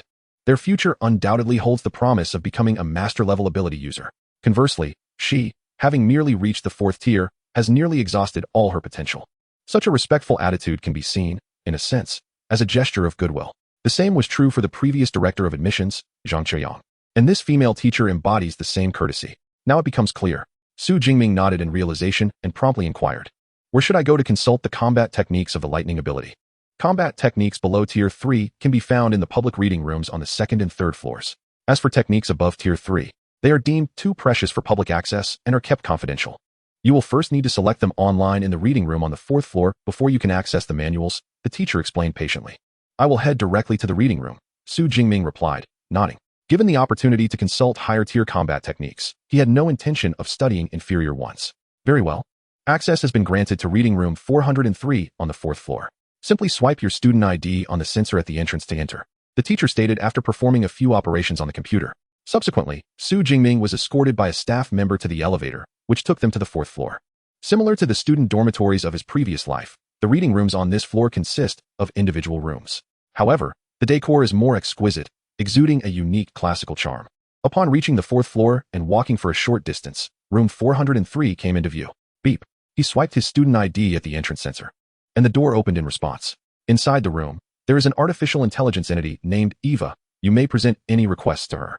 After you have selected the combat techniques online and click confirm, we will deliver the original manuals to you. Additionally, due to the immense value of the manuals for techniques above Tier 3, please exercise utmost caution while perusing them. After reiterating the precautions, the staff member turned and departed, leaving Su Jingming to step into the room. The reading room is not particularly large, measuring approximately 20 square meters. It is furnished with tables and chairs, and at the center of the table stands the familiar spherical shape projected by the artificial intelligence, Eva. Tier-level student Su Jingming, what combat techniques do you wish to consult? Eva inquired, her spherical form bobbing slightly.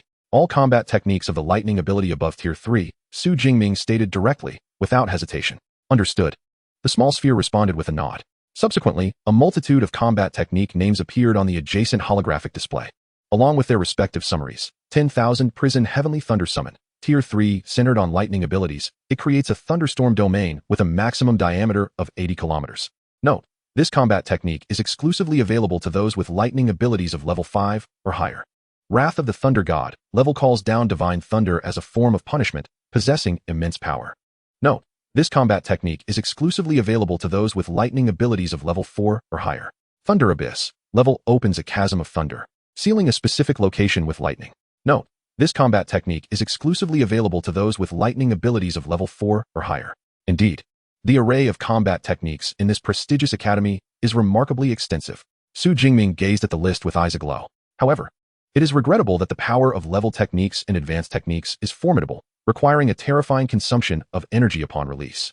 Low-tier ability users, even if they exhaust all their energy, would be incapable of unleashing a single strike. Even the less demanding level techniques require one to attain at least second or third tier abilities, alongside possessing level abilities to be eligible for study. Chapter 51. Allocation of points. The 4 major level techniques. The advanced techniques on the list left Su Jingming salivating, yet he found himself unable to learn them. Thus, he swiftly scrolled down the list to browse the level techniques. Compared to the advanced techniques, the requirements for these level techniques are comparatively modest. First-tier ability users may engage in learning, with the only prerequisite being a level ability. As Su Jingming perused the holographic projections of various combat techniques, he soon realized that the list provided by Teacher Yang was indeed well suited for him. Having a good teacher significantly alleviates the burden. Otherwise, the mere task of selecting techniques to learn would demand considerable effort. Combat techniques are generally categorized into offensive, defensive, agility, support, and body refinement types. When various techniques are combined, they can yield effects akin to a control chain, reminiscent of playing an arcade game. Without guidance, devising a suitable combination of techniques can be quite laborious. Moreover, mastering a technique demands substantial time investment. Should one choose incorrectly, by the time they realize their mistake post-learning, it would be far too late. Yet Su Jingming was fortunate. With teacher Yang's provided list of combat techniques, it was as if he had received a cheat sheet. Furthermore, the list included at least 2 techniques from each category, allowing Su Jingming to make optimally tailored selections based on his circumstances. Thus, after more than half an hour, Su Jingming successfully selected 4 techniques: the offensive Thunder Spear, the chain Thunder Lance, the agility technique Thunder Flash, and the supportive Thunder Prison. Without exception, all 4 techniques belonged to the level category. Their descriptions in the list were articulated with remarkable clarity. Thunder Spear, level, gathers thunder and condenses it into a long spear to be hurled. Chain Thunder Lance, level, a long spear imbued with thunder that delivers continuous thrusts to the enemy's vital points, accumulating thunder within the adversary during the assault, culminating in an explosion at the technique's conclusion. Thunder Prison, level, conjures a prison of thunder, immobilizing the enemy in place. The 4 combat techniques are as follows: the Thunder Spear, categorized as a long-range striking skill; the Chain Thunder Gun, known for its powerful assault capabilities, able to inflict substantial damage in a brief period; the Thunder Flash, a technique that embodies an agile advance, allowing one to close the distance to the enemy in an instant; and finally, the Thunder Prison, which can bind an adversary in place, rendering them incapable of escape. When these 4 techniques are combined, alongside my formidable physique, I find myself nearly devoid of vulnerabilities in battle. Su Jingming nodded with satisfaction and proceeded to confirm his choices. Upon detection of his selection of 4 advanced combat techniques, the system indicated that the average learning duration for each technique is 6 months, culminating in a total cycle of 2 years. Given the extensive time required for learning, it advised him to consider a reasonable integration of lower-tier techniques. Upon realizing that Su Jingming had chosen exceedingly challenging advanced techniques, Eva issued a warning. In truth, advanced techniques not only demand prolonged learning periods, but also exert significant consumption of one's abilities. Most practitioners opt to pair their skills with lower-tier techniques. However, Su Jingming is an exception. His system panel displayed an abundance of over 2,000 ability points. For him, learning these techniques merely translates to the allocation of points, devoid of any temporal cost. With this in mind, he naturally gravitated toward selecting the more potent techniques. The substantial consumption of abilities posed little concern. He would undoubtedly navigate this challenge as his rank increased. There's no need for alteration. This is the path I shall take. Very well, please hold on. Eva's voice resonated, and shortly thereafter, staff members delivered 4 tomes of combat techniques, respectfully closing the door as they departed. 4 tomes of advanced technique manuals. Gazing upon the collection before him, Su Jingming felt a wave of emotion. In the outside world, a single advanced technique could command a price in the hundreds of thousands of daxia coins. For instance, the lightning gale strike he had previously encountered was also an advanced technique. The cost for top-tier techniques could soar into the millions or even tens of millions. Higher-tier techniques are often so elusive that one struggles to find a means to procure them. Yet now, these 4 advanced technique manuals lay quietly before him, requiring no expenditure whatsoever. This is the privilege of a premier institution. The educational resources available here are beyond comparison with those of any other school. After a moment of reflection, Su Jingming began to peruse the 4 advanced technique manuals in succession. As advanced techniques, these tomes delve into the intricate applications of abilities and vitality, their contents profoundly esoteric. The words themselves resonate with the creator's artistic essence and spirit. Artistic essence is an enigmatic yet tangible entity. For example, a mere glance at a sword scar can evoke the sword wielder's state of mind, whether fierce or resolute. Likewise, these manuals imbue a similar artistic essence. It is precisely for this reason that many advanced techniques can only be learned from their original manuscripts. Replicated copies, having lost their artistic essence, are utterly incapable of imparting the knowledge contained within. This explains why the technique library is so meticulous in preserving the original manuscripts of these combat techniques. Truly, these advanced techniques are extraordinary. Their applications of abilities boundless and imaginative. For hours later, Su Jingming closed the final manual, exhaling a deep breath of clarity. He has begun to grasp the essence of these 4 combat techniques. Following the conventional approach, the next step would typically involve relentless practice until mastery is achieved. However, this is not the case for Su Jingming. Deep Blue. Points allocation. 200 ability points for Thunder Spear, beginner. 200 ability points for Chain Thunder Gun, beginner. 200 ability points for Thunder Flash, beginner. 200 ability points for Thunder Prison, beginner. As he allocated his points, the previously obscure contents of the 4 combat techniques became fully comprehensible, as if he had practiced them thousands of times. What would ordinarily require 2 years of study for these techniques was effortlessly mastered by Su Jingming. His system panel was also transformed. Name: Su Jingming. Level, first tier lower. Ability, Purple Sky Divine Thunder. Physique, 391 Vitality. Mentality, 289 Heck. Skills, Marksmanship, Advanced. Thunder Spear, Beginner. Chain Thunder Gun, Beginner. Thunder Flash, Beginner. Thunder Prison, Beginner. Lightning Gale Break, Advanced. Body Refinement, Indestructible Thunder Body, First Stage. Ability Points, 1434. The ability points on the system panel had diminished by nearly half, causing Su Jingming a pang of regret. Yet, the acquisition of these 4 combat techniques undoubtedly represented a significant enhancement to his power. With such an arsenal of techniques, he wondered who the fortunate individual would be to first experience the might of his combat skills. A malicious smile of anticipation crept onto Su Jingming's face. Of course, if his opponent were too weak, they might not even endure the full sequence of his combos before being defeated outright. With that thought, Su Jingming left the reading room, not bothering to tidy up. Upon reaching the first floor lobby, he received a respectful greeting from a female teacher. Checking his phone, he realized it was already past 5 in the afternoon. He had become so engrossed in the manual that he had forgotten to eat lunch. Brother Ming, a teacher just came by to inform you that the orientation for new students will be held tomorrow at 9 o'clock at playground number 1. Also, a new group has been created for freshmen. As Su Jingming walked through the first floor lounge, Lu Wentao leaped from the sofa, handing him a phone displaying a QR code for a group named Magic City Ability University Class of 2037 Freshmen. Alright, I got it. Su Jingming took out his phone and joined the group effortlessly. The group was quite populous, boasting a total of 613 members, with numbers still rising. The pinned announcement highlighted the new student orientation scheduled for 9 o'clock the following morning.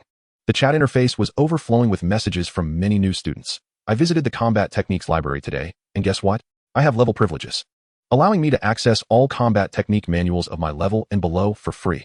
No way, that's amazing, but I'm only level, so I can only browse manuals below my level, right? What a coincidence, I'm also level. Good grief, am I the only one with level privileges? Do not rush. It seems that privileges can indeed be elevated, and this will likely be addressed during tomorrow's orientation for new students. The chat in the new student group resembles that of previous university cohorts, revolving around matters pertinent to the institution. Su Jingming cast a cursory glance, lacking interest, and proceeded to ascend the staircase.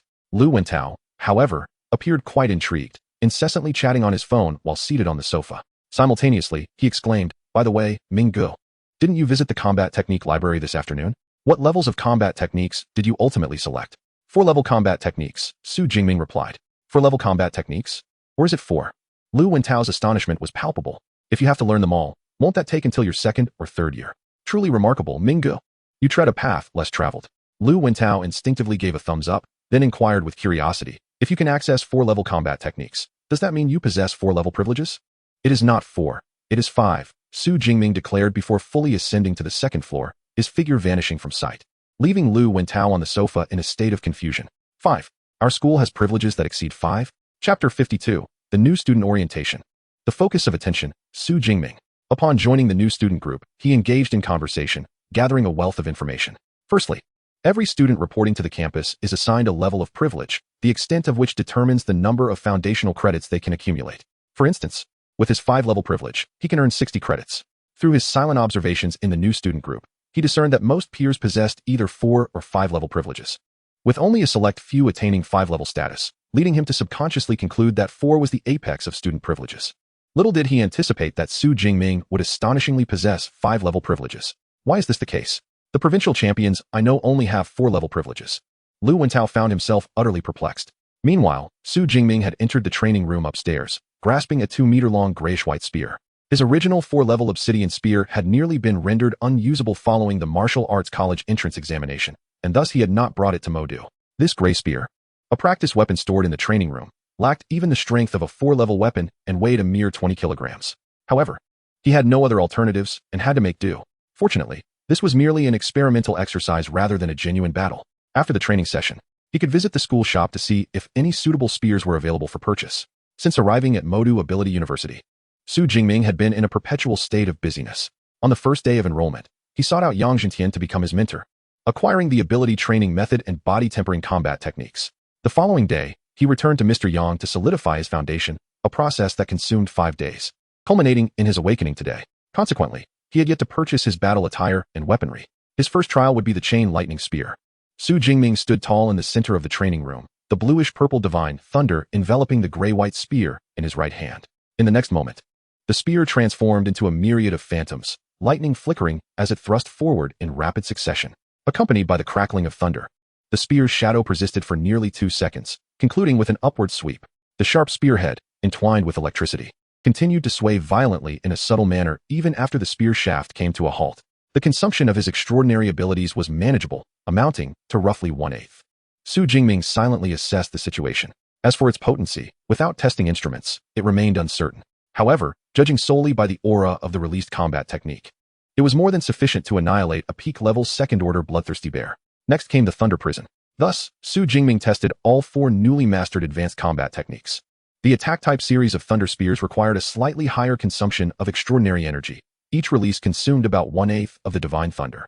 The Thunder Prison was somewhat better, necessitating only 1/10 of his abilities. As for the movement technique, Thunder Flash, its consumption was even lower, requiring merely 1/20th of his extraordinary energy. It appeared that even when fully unleashing an entire set of combat techniques, the maximum consumption would be around 2/5, remaining within an acceptable range. Su Jingming exhaled slowly, releasing a breath of turbid air. The training spear in his hand had turned slightly red due to the prolonged infusion of divine thunder, resembling an object placed over charcoal. Any ordinary person grasping it would have surely suffered burns. Yet, Su Jingming felt no discomfort. He casually placed the spear on the weapon rack and proceeded to the kitchen, retrieving a bottle of chilled beverage from the refrigerator. Indeed, the villa was equipped with kitchens on both floors. However, most students seldom chose to cook for themselves. Eva, open the school marketplace and search for firearms. Understood. Seated on the sofa, Su Jingming sipped his cold drink while browsing the marketplace interface projected by Eva. Weapons. Meteorite Spear, 0.45 credits, minimum sale of 10. Obsidian Spear, 0.49 credits, minimum sale of 10. Agile Spear, 0.42 credits, minimum sale of 5. Meteorite Spear, 111 credits, minimum sale of 10. Obsidian Spear, 113 credits, minimum sale of 10. Agile Spear, 0.97 credits, minimum sale of 5. Meteorite Spear, 245 credits, minimum sale of 10. Obsidian Spear, 258 credits, minimum sale of 10. Agile Spear, 232 credits, minimum sale of 5. The weight of the weapons in the marketplace can be freely determined? Su Jingming raised an eyebrow, though the prices were comparable to those outside. His original obsidian spear weighed a hefty 50 kilograms and was priced at 270,000 credits. Converting that, it was indeed similar to the prices in the school marketplace. As for the spear weight suitable for his use, Su Jingming had already tested it in the Thunder Martial Arts Hall that afternoon. 210 kilograms felt most appropriate for him. The weapon must possess a certain heft, ensuring it does not feel insubstantial when wielded, while also allowing for an exceptionally swift draw. With this in mind, the choice remains the obsidian spear, albeit this time crafted from alloy and with an increased weight. Su Jingming swiftly input the desired weight on the holographic interface. Acquiring such a 210 kilogram long spear necessitated an expenditure of a staggering 237 credits. This was, of course, largely due to his formidable physique, which required a weapon of considerable weight. For an ordinary first-tier ability user, a weapon weighing 60 to 70 kilograms would only demand a mere 60 or 70 credits. Having selected his weapon, Su Jingming proceeded to choose a set of combat attire valued at 70 credits, along with 10 credits for combat boots. Altogether, these items amounted to 317 credits. Upon confirming his payment, his student account was immediately halved, leaving him with 826 credits. Purchase successful. The weapon and attire will be delivered to your dormitory tomorrow. Please be attentive to the arrival, announced Eva's cheerful reminder in the living room. With his equipment finalized, Su Jingming decided to take a brief respite before continuing his training. He picked up a chilled beverage and took a sip. Despite having a system at his disposal, he remained resolute in his diligence. The time was still early, merely past 7 in the evening. In addition to training, he could also practice his ability enhancement techniques. The entire evening was thus meticulously planned. The following day, at 8:20 a.m., Su Jingming descended from the second floor after completing over an hour of training and freshening up, dressed in a short-sleeved shirt and long pants. He noticed Lu Wentao seated on the sofa on the first floor, sporting 2 prominent dark circles under his eyes. What's this? Did you spend the night chatting with a girl? Su Jingming chuckled as he sat down beside Lu Wentao, giving his shoulder a friendly pat. Brother Ming. Lu Wentao's eyes lit up, and he hurriedly inquired, Brother Ming, what granted you such high-tier privileges? Last night, I stayed up looking into the top scorers from other provinces and found that your performance in the college entrance examination wasn't vastly different from theirs. After a moment, he added hastily, if it's inconvenient, you don't have to tell me. Is this why you didn't sleep well? Su Jingming smiled gently, snapping his fingers, as the ominous energy of the purple cloud divine thunder flickered at his fingertips. There's nothing to conceal. The reason is quite simple. I possess a high-tier ability. High-tier ability? Lu Wentao's eyes widened in astonishment. No wonder the school had granted Su Jingming exclusive high-tier privileges. It was indeed a high-tier ability. He recalled that Su Jingming had only been an awakener during the martial arts college entrance examination. The power of that thunder was undeniably extraordinary. If it were a high-tier ability, everything made sense. Yet, he felt a twinge of confusion and pressed further. Why didn't you mention this when we first met yesterday? You didn't ask, Su Jingming replied, palms upturned in feigned innocence. He held no intention of concealing his abilities. Even if his powers had mutated, he never envisioned them evolving into a high-tier ability. The freshman assembly is set to commence at 9 o'clock, and the time has nearly arrived. Let us depart. Su Jingming refrained from continuing to tease Lu Wentao, rising to leave the villa alongside him. At the Magic City University of Abilities, there are 4 playgrounds. The assembly is to be held at playground number 1. As Su Jingming and Lu Wentao entered the playground, they found a considerable gathering already present. However, as the students had yet to be assigned to their respective colleges and classes, they were largely unfamiliar with one another. Most were engaged in their own conversations, 2 by 2, undisturbed by others. Among the crowd, Su Jingming spotted Song Shiyun, whom he had encountered the day before outside the dormitory. She was currently in the company of her roommate.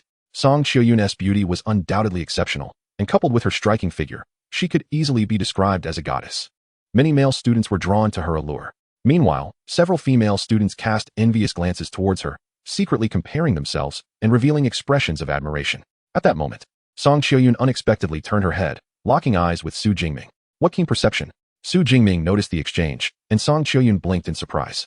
Most ordinary boys, when caught stealing a glance, would either shyly lower their gaze or quickly avert their eyes, pretending to admire the distant scenery.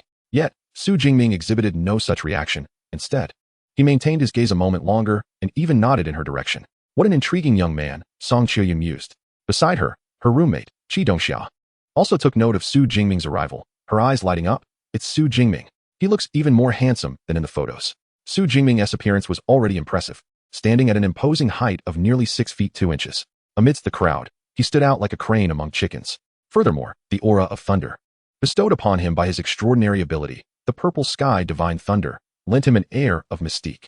He was undoubtedly the object of admiration for countless young women. Consequently, aside from Qi Dongxia, the other girls present also regarded Su Jingming with sparkling eyes. Su Jingming has arrived. Is he the one who shattered the school record yesterday? Indeed. He is also a freshman.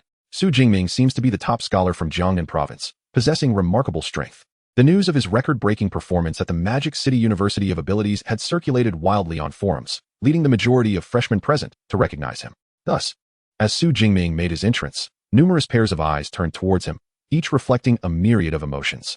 There were the admiring gazes of young maidens, ardent and fervent, alongside the serious looks of male classmates confronting a formidable rival. Naturally, there were also those who regarded him with disdain and contempt. Nevertheless, regardless of the sentiment in their gazes, Su Jingming was undeniably the focal point of attention. However, at that moment, an out-of-place voice suddenly pierced through the crowd. Su Jingming. I, Lei Zhou, challenge you. Chapter 53, The Duel. The astonished Lu Ming. With this abrupt declaration, a group of 4 emerged from the throng. The young man at the forefront stood an impressive height of 6 feet, clad in a white shirt and white trousers. Though slender in build, he emanated a subtle aura of danger. Surrounding him were 3 companions, either robust in stature or grinning with unrestrained exuberance. Each possessed an aura that clearly indicated they were formidable individuals, at least of upper-tier caliber. The leader among them, dressed in white, was Lei Zhou, the second-place finisher in the Jiangnan province's martial arts college entrance examination, hailing from the prestigious First High School in Ning'an City. With a face etched in frustration, Lei Zhou bore the weight of expectations. Born to parents who were both 4th-tier ability users, he had been privileged from birth. Upon awakening his fire elemental abilities at the age of 16, he soared to prominence, quickly becoming a celebrated prodigy in Ning'an, the capital of Jiangnan province. Over the course of 2 years, he had systematically eclipsed countless other talents, rising from an awakened individual to an upper-tier ability user, thus emerging as the leading contender for this year's provincial title in the martial arts entrance examination. He indeed lived up to the anticipation, achieving an impressive score of over 9,300 points, remarkably higher than the previous highest score of around 800 in past years. His score effectively secured his position as the likely provincial champion. However, just as he believed his victory was assured, with celebrations already in preparation by the city's education bureau and his family, Su Jingming emerged unexpectedly, achieving over 11,000 points and claiming the title of provincial champion. What added to the intrigue was the fact that Su Jingming hailed from Jiangcheng, a resource-poor region in the northern part of Jiangnan province. Contrarily, Ning'an, as the provincial capital, received the most educational resources annually. The emergence of a champion from Jiangcheng, a city with far fewer resources, sparked rumors within Ning'an that the education bureau was incompetent. unable to outperform even a lesser city. As a result, the Education Bureau faced immense pressure, and Lei Zhou, once the pride of Ning'an, found himself cast down to earth. While reviewing videos of Su Jingming's entrance examination performance, he noted that their abilities were not significantly different. Su Jingming had merely accrued additional points by eliminating all the ferocious beasts in the core area, while in Ning'an, candidates had to contend with fierce competition for resources, leaving little for others. This realization plagued Lei Zhou, as he pondered that had he taken the examination in Jiangxing, he too might have achieved a score exceeding 10,000, thereby claiming the title of provincial champion. Thus, upon discovering that Su Jingming was also enrolled at the Magical City Ability University, Lei Zhou felt compelled to issue a challenge. Determined to assert his dominance and demonstrate to Ning'an and the entire Jiangnan province that his perceived shortcomings were merely a consequence of the examination venue. In fact, he had already posted several challenge invitations on the school forum the previous day, prompting him to confront Su Jingming directly at the freshman assembly. Lei Zhou, I know him. He is the second-place finisher in our Jiangnan Province Martial Arts College entrance examination. A second-place contender challenging the first. How intriguing. Rumors have circulated online suggesting that this year's top scholar from Jiangnan Province may have gained an unfair advantage during the examination. The disparity in strength between the two contenders is, in fact, minimal. It is even possible that Lei Zhou is the stronger of the two. It is no wonder, then, that Lei Zhou is so eager to issue a challenge. He seeks to prove his worth. Among the onlookers, there are students from Jiangnan Province who recognize Lei Zhou's identity and take on the role of informants, explaining the situation to those around them. Su Jingming learns the sequence of events through snippets of conversation among the spectators. Nevertheless, he has no intention of accepting the challenge, shaking his head in refusal, stating, I'm afraid I have no interest. Before he ascended to the rank of a first-tier low-level ability user, he may have harbored some desire for combat. However, having now advanced and mastered the formidable Thunder Immortal Body along with 4 advanced combat techniques, engaging in battle with Lei Zhou would be akin to an adult sparring with a child. Even if he were to win, it would evoke no sense of accomplishment. Not interested?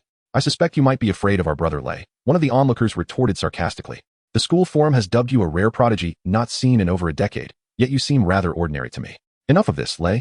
It's hardly worth your time to take him seriously, interjected another, before Lei Zhou had a chance to respond. Do not speak nonsense. Su Jingming is not that kind of person. Lei Zhou feigned anger in a reprimanding tone, then donned a sardonic smile as he continued. Su Jingming, if I remember correctly, your aunt's family is in the business of rare flowers and herbs, is it not? Coincidentally, we are currently your aunt's largest client and owe her a considerable sum for goods. Should this payment not be made promptly, your aunt's family may face some difficulties. These so-called rare flowers and herbs are precious resources, infused with the essence of nature, which can only be harvested in the wilderness. Each possesses unique benefits, such as enhancing vitality or bolstering mental strength, of great utility for ability users, many of whom are willing to pay handsomely for them. Consequently, numerous businesses across the nation engage in this trade. After the results of the Martial Arts College entrance examination were announced, Lei Zhou observed that Su Jingming shared a close relationship with his aunt, Su Qingwan. Thus, he orchestrated a substantial order through Su Qingwan's company, providing only a deposit and planning to withhold the remaining payment. If the other party were to pursue legal action, it could drag on for a year or two. Even if they won the case, the company would likely have collapsed by then. Originally, he intended to ensnare Su Jingming, but unexpectedly found himself in this situation. Furthermore, Lei Zhou was well aware that someone like Su Jingming, who places great value on familial ties, would inevitably react to such a threat. Are you threatening me? Su Jingming's eyes narrowed. With merely a glance, Lei Zhou felt a shiver of fear, as if he were being scrutinized by a top-tier beast of prey, every hair on his body standing on end. Nevertheless, he feigned calmness and replied, it is not a threat, merely a reminder. Time, location. Su Jingming exhaled deeply, the clarity of his black and white eyes imbued with an unprecedented chill. Not far away, Song Qiuyun, possessing keen perceptive abilities, sensed the latent ferocity concealed beneath that icy demeanor. Such a fierce aura. How had he managed to cultivate it? Song Qiuyun's curiosity regarding the tall young man intensified further. At noon, 7 days hence, the third combat arena awaited. Very well, but I hope you won't regret it by then, Su Jingming coldly remarked before turning to leave. Even before arriving at the Magic City Ability University, he had been aware of a substantial order that his uncle's company had received. Consequently, his uncle's family had been tirelessly working for 2 consecutive days and nights to fulfill this order, claiming that the profits would cover the company's expenses for an entire year.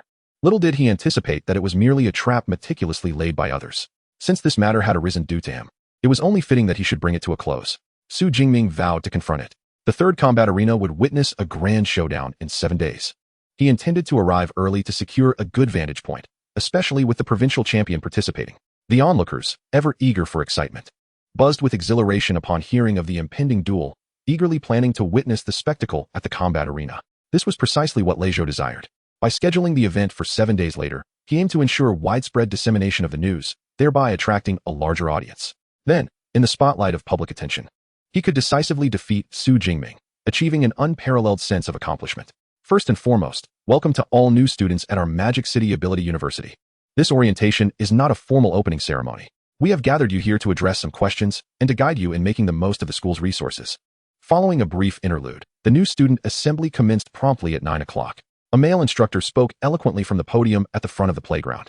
His discourse mirrored that of Zhang Chiyang, covering topics such as the credit system and the exclusive mentor program, albeit in greater detail. Among the subjects discussed, the combat power rankings piqued Su Jingming's interest considerably.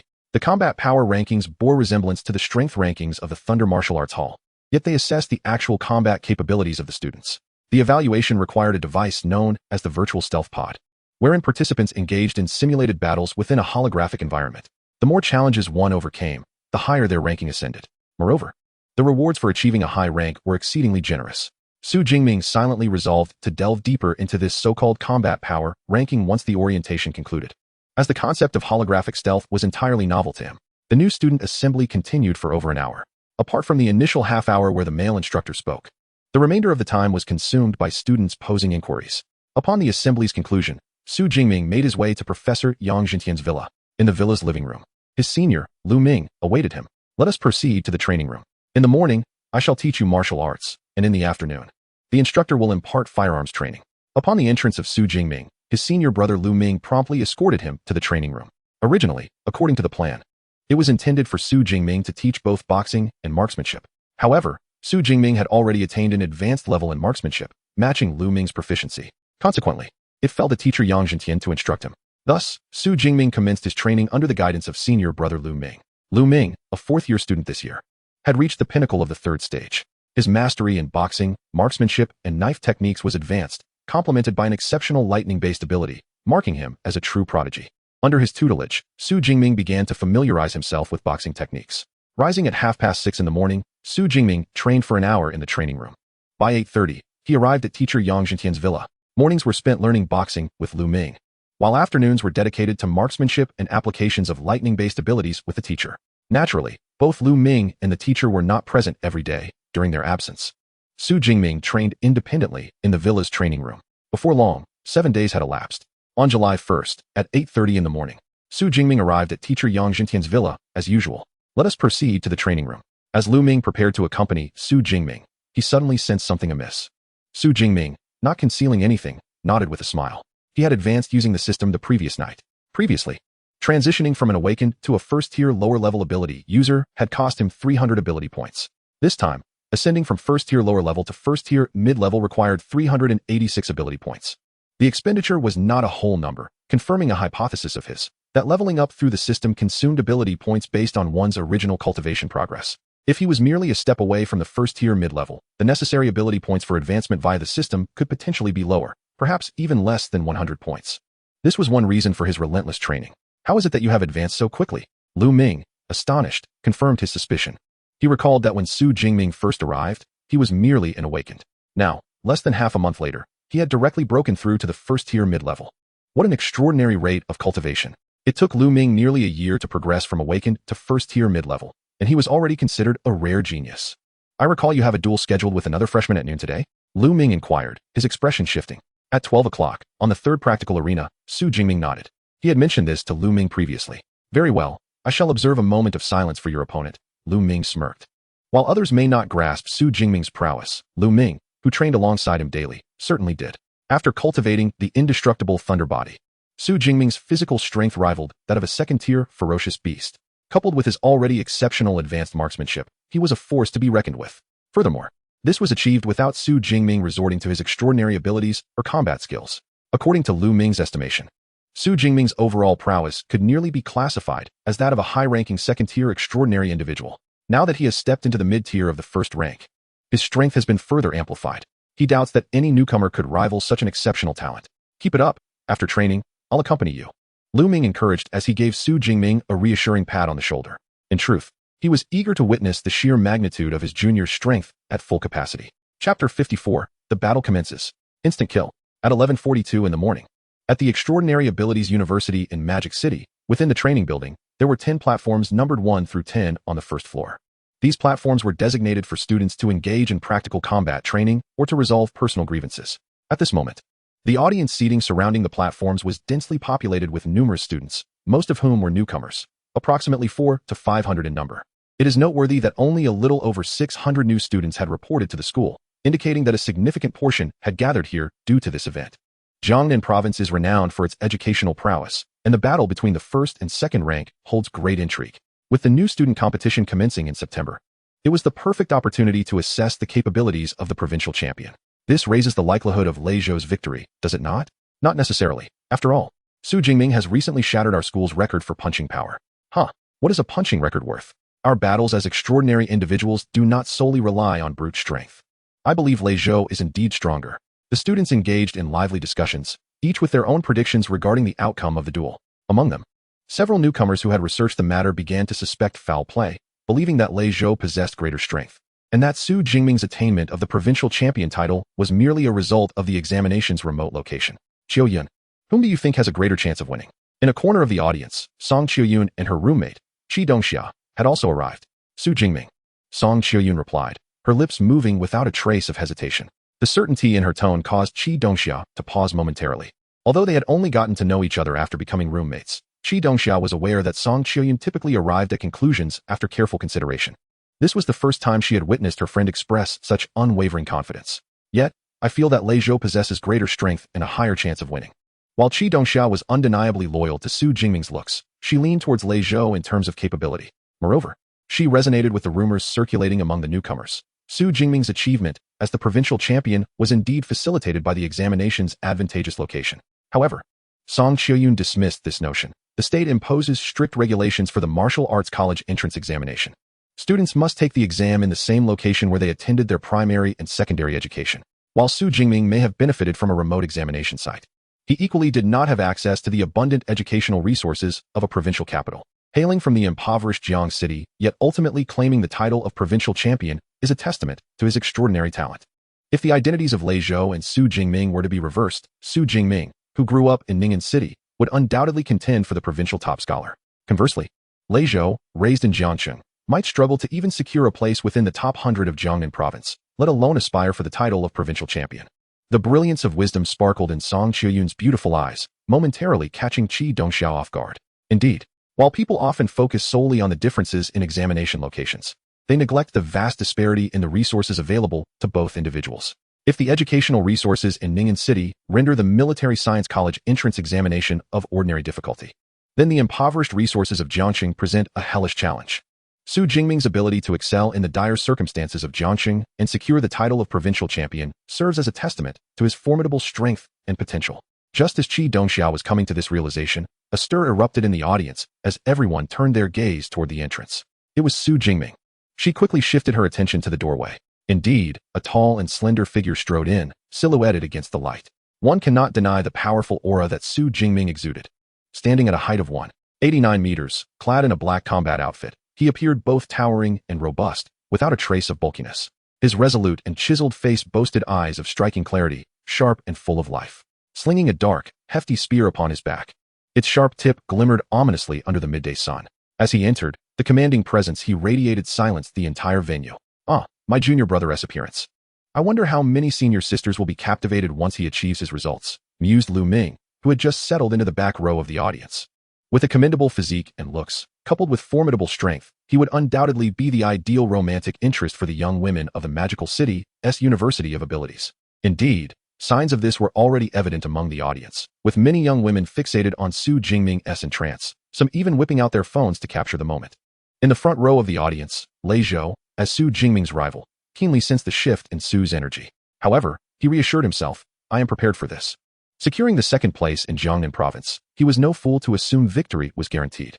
With confidence in his ability to challenge Su Jingming, he had also prepared a trump card. Su Jingming, merely deciding the victor seems rather dull. Why not add some stakes? Lei Zhou proposed, watching Su Jingming approach. What stakes? Su Jingming raised an eyebrow. Your entire credits, Lei Zhou replied, a hint of blatant malice gracing his otherwise handsome features. Naturally, I shall also offer an equivalent value in credits and daxia currency. Whoever emerges victorious will claim it all. Very well. Given the opportunity to acquire money without effort, Su Jingming had no reason to refuse. Agreed. To prevent any underhanded tactics, let us transfer our credits to Teacher Zhou's account. Battles between ability users are exceedingly perilous. It is not uncommon for one to suffer severe injuries or even find themselves on the brink of death due to a moment's carelessness. In order to avert the risk of student fatalities, the arena is consistently monitored by a teacher endowed with healing abilities. Today, the vigilant guardian of the arena is a female instructor named Zhou Yun, a mid-tier 6-level ability user possessing the auxiliary power known as Healing Light. Furthermore, she serves as the referee for the current match. Consequently, Su Jingming transferred all of his 370 credits to Teacher Zhou Yun, while Lei Zhou sent over 50 credits along with an additional 2 million daxia coins. Such a wager, valued at an astonishing 7 million, reflects a bold and extravagant display. It is evident that both contenders are formidable opponents. A loss could inflict a significant blow to either side. With such stakes at play, the ensuing battle promises to be exhilarating. The freshmen in the audience are taken aback by the magnitude of this wager. On one hand, as newly admitted students, 7 million is indeed a considerable sum. On the other hand, they are soon to face the crucial preliminary competition for freshmen in 2 months. Losing such an amount equates to forfeiting a substantial resource for cultivation, which would inevitably hinder their progress and strength. Let both parties ascend to the arena, Zhou Yun declared, ensuring that the credit transfers were confirmed. Su Jingming and Lei Zhou then stepped onto the platform. The arena is a square measuring 30 meters on each side, with Su Jingming and Lei Zhou standing 10 meters apart, one wielding a spear while the other brandishes a sword. Before we commence, allow me to reiterate, should one party concede or lose consciousness, the other must refrain from further assault. Otherwise, the match will be immediately halted, and the offending party will face the strictest penalties from the school. Do you understand? Zhou Yun emphasized with a serious expression. The two contenders, one the top student from Jiangnan province and the other the second-ranked, could sustain injuries, but a death would lead to dire consequences. Thus, continuing the fight after a concession is unequivocally forbidden. Understood, Su Jingming and Lei Zhou replied in unison. Good. Let us prepare to begin. Zhou Yun nodded and initiated the countdown. 3, 2, 1, start. The moment the countdown concluded, Lei Zhou, wielding his massive blade, let out a fierce roar. Infernal fire. Boom. The flames, a chilling white, erupted from Lei Zhou's center, spreading outward. Infernal fire, an elemental fire-type ability, when unleashed by Lei Zhou's high-tier prowess, radiated an alarming heat. The surrounding air temperature surged dramatically with the manifestation of the infernal fire. In the audience, those seated closer to the front felt as if they had been scorched by the flames, prompting them to hurriedly retreat to the rear. On the arena, the terrifyingly high-temperature white flames surged towards Su Jingming as Lei Zhou advanced, effortlessly covering a distance of over 9 meters to stand before him. Then, raising his right hand, the white blade encircled by flames descended upon Su Jingming with a resounding whoosh. The seamless connection of combat skills is truly remarkable. Closing the distance, he launches into a slashing attack. This appears to be a combination of the charge and flame slash techniques, executed with exceptional proficiency. Indeed, he is a formidable anomaly. The intensity of this flame is terrifying.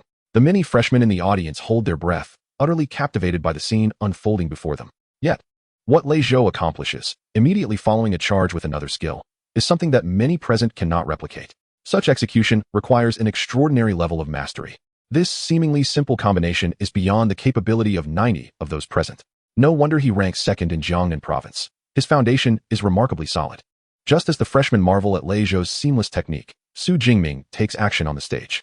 With a crackling sound, accompanied by the sharp hiss of electric arcs, the blue-purple Zixiao divine thunder envelopes him, forming a protective shell that keeps the menacing inferno at bay.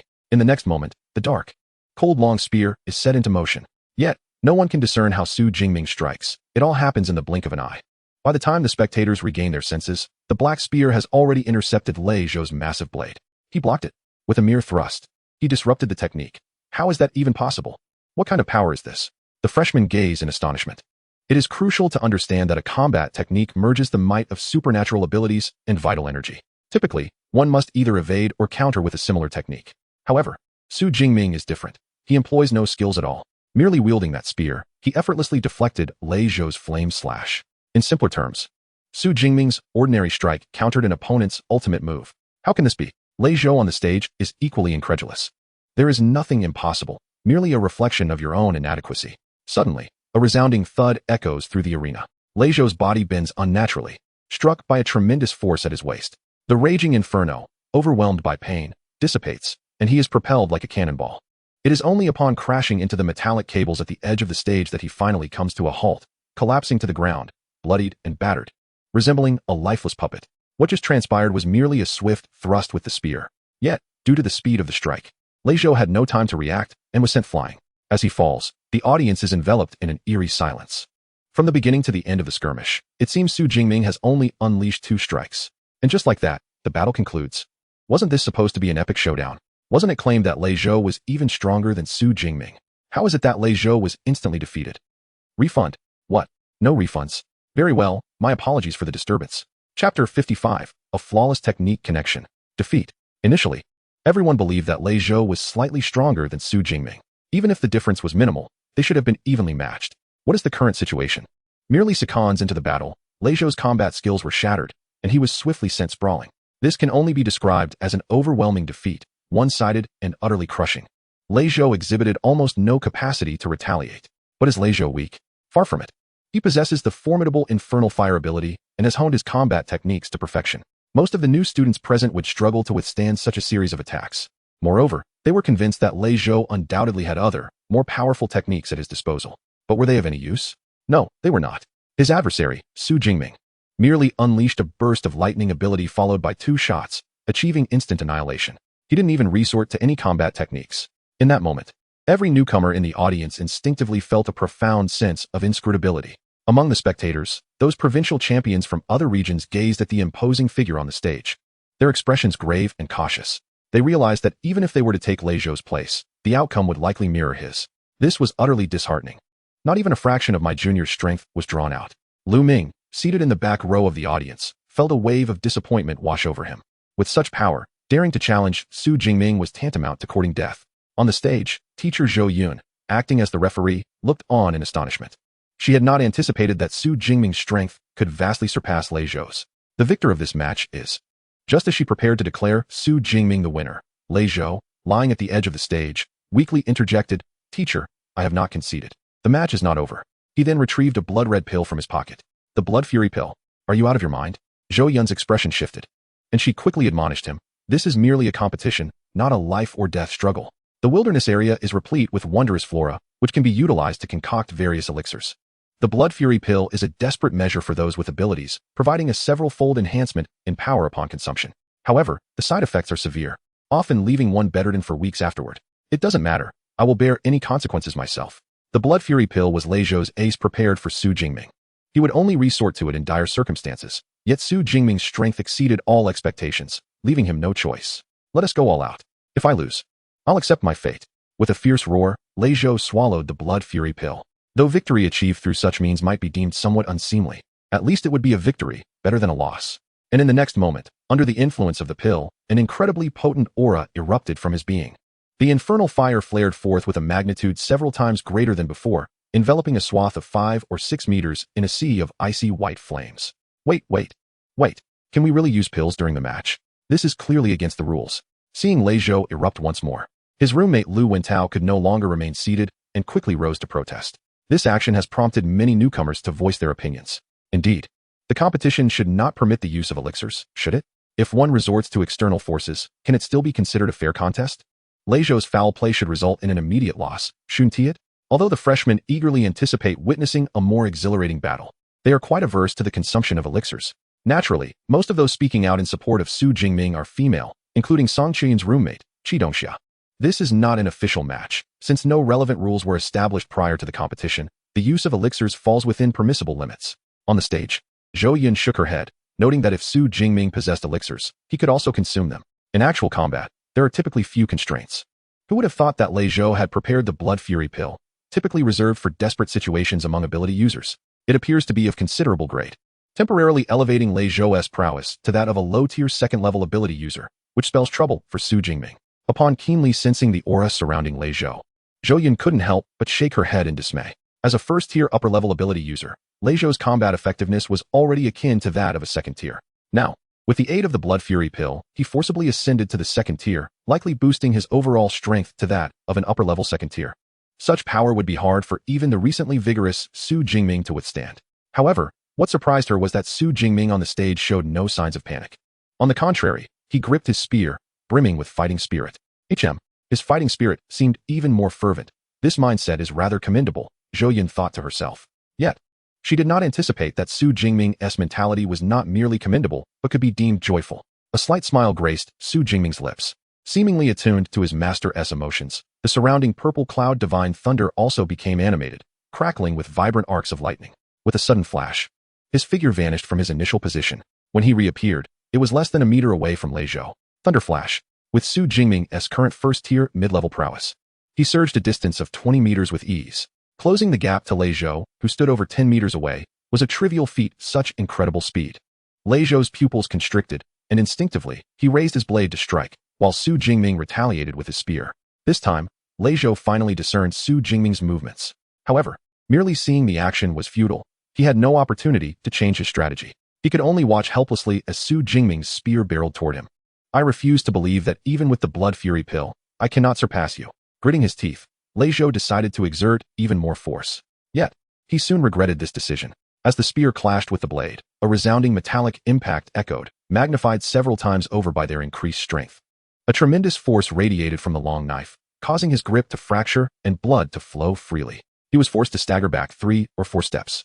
What kind of monster are you? Steadying himself, Lei Zhou gazed in horror at the distance between him and Su Jingming. This is indeed the power he has attained after consuming the blood-boosting pill, increasing his strength 3 to 4-fold. Yet, in this contest of might, he still falls short against Su Jingming. Even more despairing for him is the realization that his enhanced infernal flame is utterly incapable of breaching Su Jingming's formidable thunder defense. Thus, in terms of both physical strength and supernatural abilities, Lei Zhou finds himself thoroughly defeated. No, he cannot engage in a direct confrontation. With a glint in his eyes, Lei Zhou decisively retreats to a distance of over 10 meters from Su Jingming. Subsequently, he unleashes his ranged supernatural attack, the Flame Barrage. The infernal flame surrounding Lei Zhou coalesces into fireballs the size of basketballs, relentlessly bombarding Su Jingming. As an offensive fire-type technique, each fireball generated by the Flame Barrage explodes upon contact, inflicting severe burns or, in the worst cases, reducing the target to ashes. However, for Su Jingming, fortified by the purple cloud divine thunder, these explosions inflict not a shred of damage. Instead, the shockwaves from the blasts hinder his movements. This is troublesome. The shockwaves from the flame barrage prevent Su Jingming from closing in on Lei Zhou, as expected from the effects of the blood-boosting pill. The potency of this fire ability is rather exaggerated. Nevertheless, it is fortunate that Su Jingming merely needs to endure this onslaught until the effects of Lei Zhou's pill wear off. The freshers in the audience are all intently focused on this scene. The bad news is that Su Jingming, the short-legged warrior, is being kited by the mage. The good news is that the mage cannot inflict harm and cannot sustain this for long. Once the effects dissipate, it will be Su Jingming's turn to counterattack. Clearly aware of this, Lei Zhou on the arena anxiously manipulates the infernal flame, striving to generate more fireballs to penetrate Su Jingming's thunder defense. Yet, his opponent stands steadfast, like an unyielding boulder amidst a raging torrent. Damn it, what level is Su Jingming's lightning ability? It's utterly monstrous. Lei Zhou silently curses. Logically, under the effects of the blood-boosting pill, his rank has temporarily elevated from a low-tier to a mid-tier status. The power of his infernal flame has surged dramatically.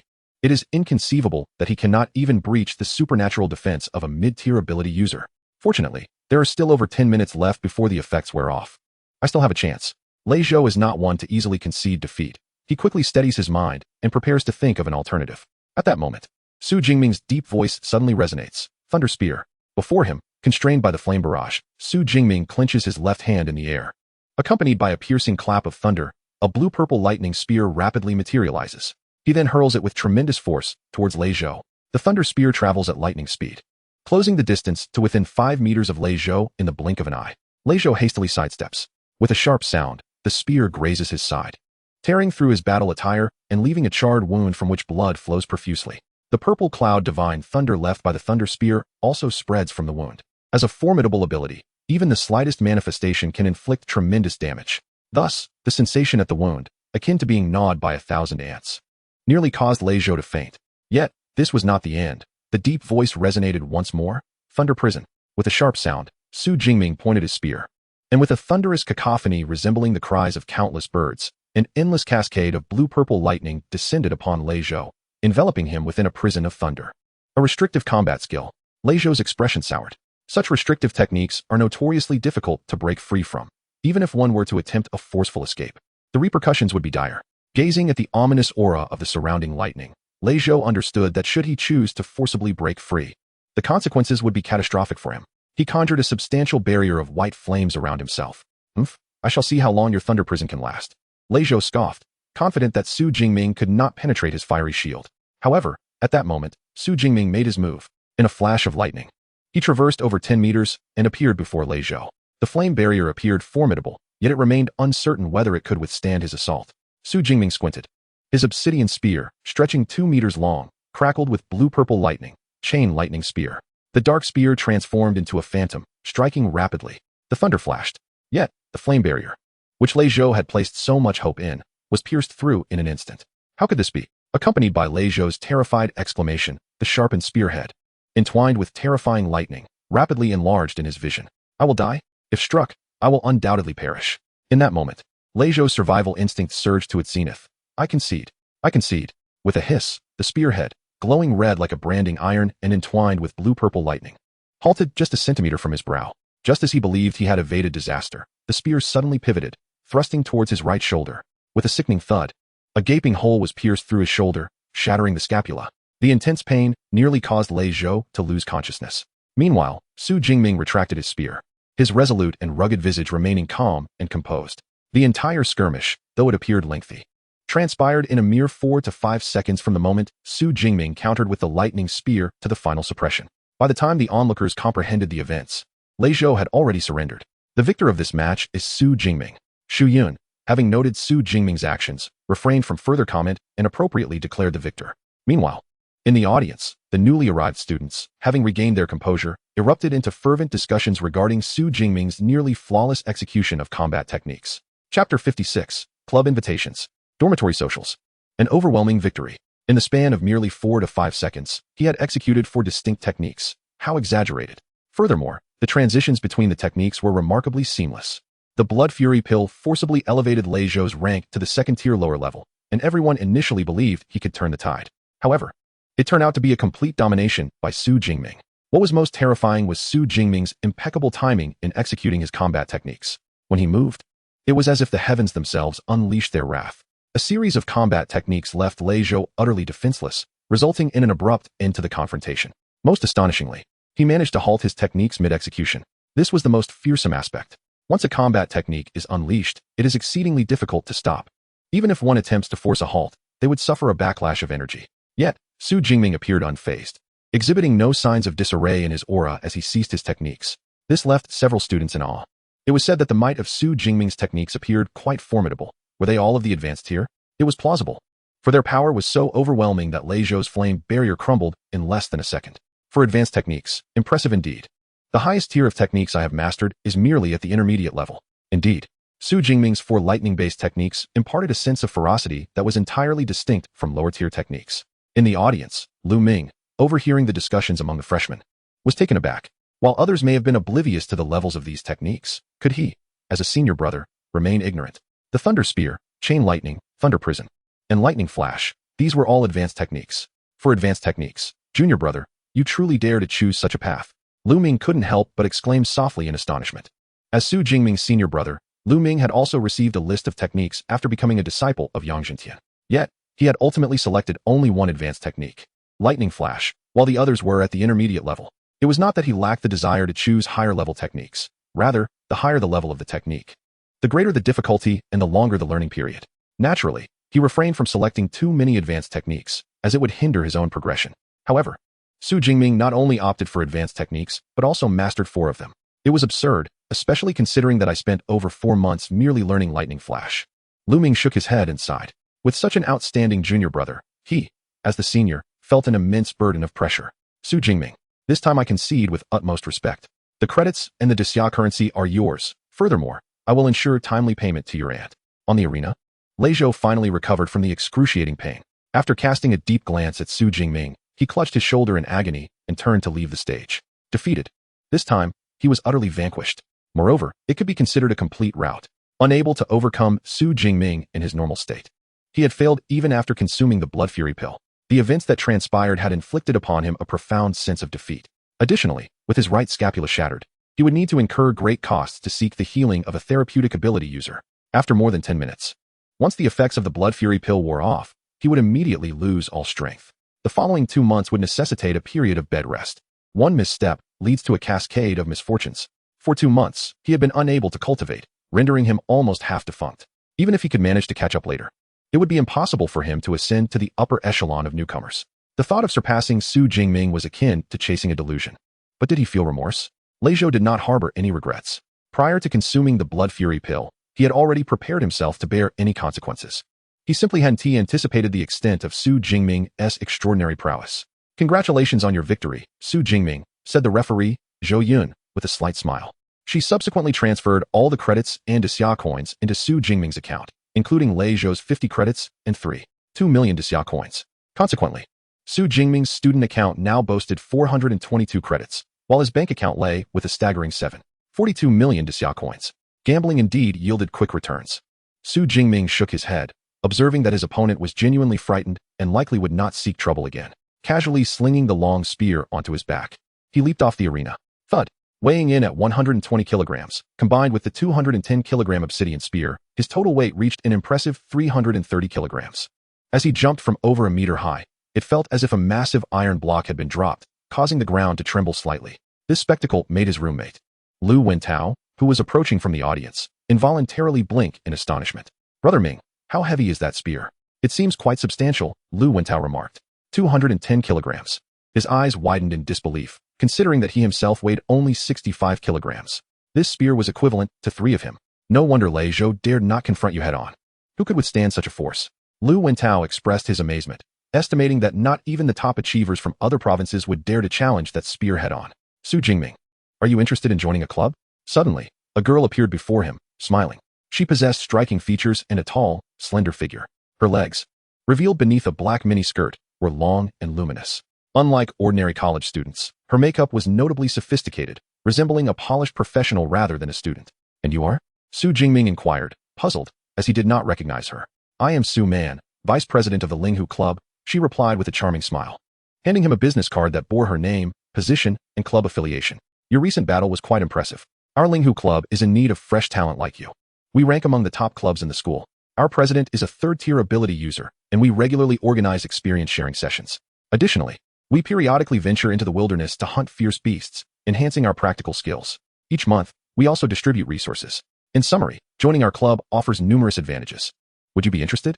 Su Man enthusiastically enumerated the numerous benefits of the club, her eyes gleaming with anticipation as she gazed at Su Jingming. This scene did not escape the notice of several nearby students. "The Spirit Fox Club? If memory serves, they are indeed an elite organization." "Yes, that's them. I recall seeing their recruitment announcement on the school forum. But aren't they only looking for second-tier ability users? How could they possibly be interested in Su Jingming?" "Hehe. Do you think Su Jingming's current strength, whether he is a second tier or not, really matters?" "Well, perhaps you have a point. TSK, the Spirit Fox Club, how enviable. As a prestigious institution, the Magic City Ability University naturally boasts a variety of clubs. However, unlike the typical cultural schools with their electronic or Go clubs, the clubs at Magic City Ability University do not require mastery of any particular skill. As long as one possesses abilities, they are welcome to join. Of course, there are clubs that set recruitment thresholds, such as requiring at least a mid-tier first-level ability or a high-tier first-level ability. Those with thresholds above the second tier are deemed elite clubs. Such organizations, composed of formidable members, provide excellent experiences, whether through exchanging cultivation insights or hunting fierce beasts together. The Spirit Fox Club, as an elite organization, is a coveted aspiration for many new students. Though many find themselves unable to qualify for even an interview due to their insufficient levels. Now, however, the vice president of the Spirit Fox Club has extended a direct invitation to Su Jingming, which understandably invokes envy among his peers. The Spirit Fox Club? Su Jingming raised an eyebrow. He held no aversion towards joining a club. He merely wished to understand more about what the Spirit Fox Club entailed. "Su Man, you are breaching the club's rules." At that moment, Senior Lu Ming approached with a furrowed brow. "President Lu, I didn't expect to see you here." "My apologies for the disturbance," Su Man said, her complexion shifting slightly as she hurriedly excused herself and gracefully departed. "Senior, what is going on?" Su Jingming asked, somewhat bewildered. "It's nothing," Lu Ming waved his hand dismissively. "Clubs typically begin recruiting after the new student competition. This is a rule established by various organizations. However, there are always individuals who attempt to circumvent it. Now it makes sense," Su Jingming realized. The clubs likely set this rule to assess the student strengths during the competition before proceeding with recruitment. Of course, I can understand their perspective. After all, Junior, you are exceptionally talented. Farewell, Senior. Su Jingming nodded, and Lu Ming waved as he turned to leave. "Lu Ming, A peak third-tier ability user wielding the thunderous power of the true Thunder Gem also serves as the vice president of the elite Ashes Club. The real Lu Ming possesses an even more refined demeanor than in his school photographs. Observing Lu Ming's retreating figure, Lu Wentao, known as the walking encyclopedia, couldn't help but express his admiration. Magic City Ability University has approximately 4,000 students, yet the majority are first or second tier, with fewer than 200 reaching the third tier. As for the higher fourth-tier individuals, although they do exist, they seldom remain at school. After a moment of reflection, Lu Wentao turned to Su Jingming and inquired, "By the way, Ming, have you ever visited the heart of Magic City?" "I haven't," Su Jingming replied, shaking his head. For the past few days, he had devoted all his time to training, not even stepping out of the school, and naturally, he had not ventured to the city center either. "Perfect. I haven't been there either. How about we explore the city center tonight?" Lu Wentao suggested eagerly. "Sure." Su Jingming mused for a moment before nodding. He understood the importance of balancing work and relaxation, and after such prolonged training, a respite was indeed warranted. Moreover, he held a keen interest in one of the most prosperous cities in the Great Xia Kingdom. "However, it would be rather dull if it were just the two of us. I can post on the school forum to organize a dormitory gathering and see if anyone wishes to join us. It would be splendid to have some female company." Lu Wentao proposed with enthusiasm as he followed Su Jingming, swiftly operating his phone. In no time, a post titled "Anyone Interested in Exploring the Magic City Center Tonight?" appeared on the student forum of Magic City Ability University. The content detailed both his and Su Jingming's identities and their intention to visit the city center that evening. "Qiu Yan, look, Su Jingming and the others are going to the city center tonight and are searching for companions." Qiu Dongxia, who was preparing to leave the audience, suddenly stumbled upon Lu Wentao's post on her phone. Her expression brightened with delight. "Let us go together. It'll be like a dormitory gathering." Su Jingming, huh? She glanced at the tall figure making his way toward the exit. Although typically indifferent to such gatherings, Song Qiyun pondered briefly before nodding. "All right." Meanwhile, after leaving the training building, Su Jingming received a call from his aunt, Su Qingwan. "Xiaoming, how are things over in Magic City?" "Quite well," he replied. "That's wonderful. I forgot to mention during our last call that your cousin, Tang Qi, has been admitted to the school over there." Her tone radiated joy. "Oh, which school?" "Linjiang Ability University. It seems to be quite close to your Magic City Ability University." "Linjiang Ability University?" "Indeed, it is not far from here," Su Jingming smiled. "In the Magic City University District, there are 5 ability universities, and Linjiang is among them, holding a respectable national ranking of around 100. When will Qi come to register at the school?" "Her formal registration is on September 1st, but she wishes to arrive earlier. She just hasn't decided on the exact day yet." "All right, let her inform me once she decides, and I will go to the station to pick her up." After chatting for a while longer, Su Jingming ended the call. Teacher Yang Jintian had not been present at the school recently, so Su Jingming did not visit the teacheress villa. He took up his long spear and entered the training room on the second floor to commence his self-training. Meanwhile, on the sofa on the first floor, Lu Wentao felt a mix of joy and worry. Joyfully, many individuals left comments beneath his post, expressing their desire to join him. However, he was troubled by the overwhelming number of responses, unsure of whom to select. Could it be that Kai Dongxia is Song Qiyun's roommate? Suddenly, Lu Wentao's eyes brightened as he spotted a familiar name among the comments. In that case, he decided to invite Kai Dongxia and her companions. Nonetheless, for participants seemed rather few. To create a livelier atmosphere, he thought it prudent to add 2 more. Thus, he whimsically chose another dormitory to leave a message for additional participants. Chapter 57, Advancing Again. The ability points depleted. Crackling and popping echoed through the training room on the second floor of the villa, where flashes of lightning flickered unpredictably. Su Jingming, clad only in shorts, sat cross-legged on the floor, his eyes gently closed. Accompanied by the thunderous roars, countless tiny bolts of lightning danced across his skin. The areas where the lightning coursed, his chest, abdomen, thighs, and calves, were slightly reddened, exuding a peculiar sense of resilience. This was the training method for the formidable body technique, the indestructible body of thunder. Utilizing a unique approach, he allowed his electrical abilities to enhance his physical form, thereby augmenting his corporeal strength. Of course, only a body that had established the foundation of the indestructible body could undergo such training. Otherwise, it would be tantamount to self-mutilation. "Brother Ming, it's nearly time. Let us prepare to depart," called Lu Wentao from downstairs. Su Jingming abruptly opened his eyes, a spark of electricity flashing within them. "They have arrived." Acknowledging the call, he retracted the swirling purple thunder and rose to take a quick shower. After donning a t-shirt and long pants, he made his way downstairs. At 6:41 p.m., at the entrance of Magic City Ability University, which is situated at the heart of the university town, flanked by several other institutions. The grand entrance of Magic City Ability University invariably attracts the attention of students from neighboring schools. However, unlike in the past, a few female students found themselves irresistibly drawn to a young man standing nearby. He was tall and lean, with striking eyebrows and bright eyes, exuding a rugged masculinity. Simply standing there, He radiated a distinctive aura. Yet, intimidated by his powerful presence, many girls merely stole glances from a distance, hesitant to approach him for contact information. This young man was none other than Su Jingming. Beside him stood his roommate, Lu Wentao. The school gate served as their agreed meeting point, with plans to depart promptly at 7 o'clock. Before long, 2 of the 4 individuals Lu Wentao had arranged to meet appeared at the entrance. They were a pair of twin sisters, remarkably similar in appearance. Both possessed delicate oval faces. One sported pigtails while the other wore a single ponytail. They were approximately 1.62 meters tall and donned an adorably youthful style. Lu Wentao was momentarily taken aback by the sight of the twin sisters. Unexpectedly, my casual choice led me to encounter such a pair of exquisite young ladies. From a distance, the 2 girls spotted Su Jingming and Lu Wentao, waving their hands and swiftly approaching. "Greetings, I'm the elder sister, Li Wanting," announced the sister, Li Wanting, who sported a single ponytail with charming confidence. Beside her, the younger sister, with twin ponytails, chimed in with a playful smile. "I'm the younger sister, Li Wanhua." The adorable younger sister displayed a delightful little tiger tooth as she grinned. Lu Wentao and Su Jingming also introduced themselves with smiles. However, Li Wanting and Li Wanhua instinctively directed their attention towards Su Jingming, as they had come specifically for him. Though they could glimpse Su Jingming on the stage during the noon audience, the distance prevented them from observing him closely. Now, having approached, they realized that his demeanor was even more impressive than during the competition. The sisters exchanged glances, each recognizing the surprise on the other's face. Of course, as students of the prestigious Magic City Ability University, they were not starstruck admirers. Their participation in this gathering was driven not merely by their youthful infatuation, but primarily by the desire to connect with Su Jingming. Following the midday battle, it was evident to any discerning observer that Su Jingming's prowess was on an entirely different level compared to the other freshmen, with limitless potential for future achievements.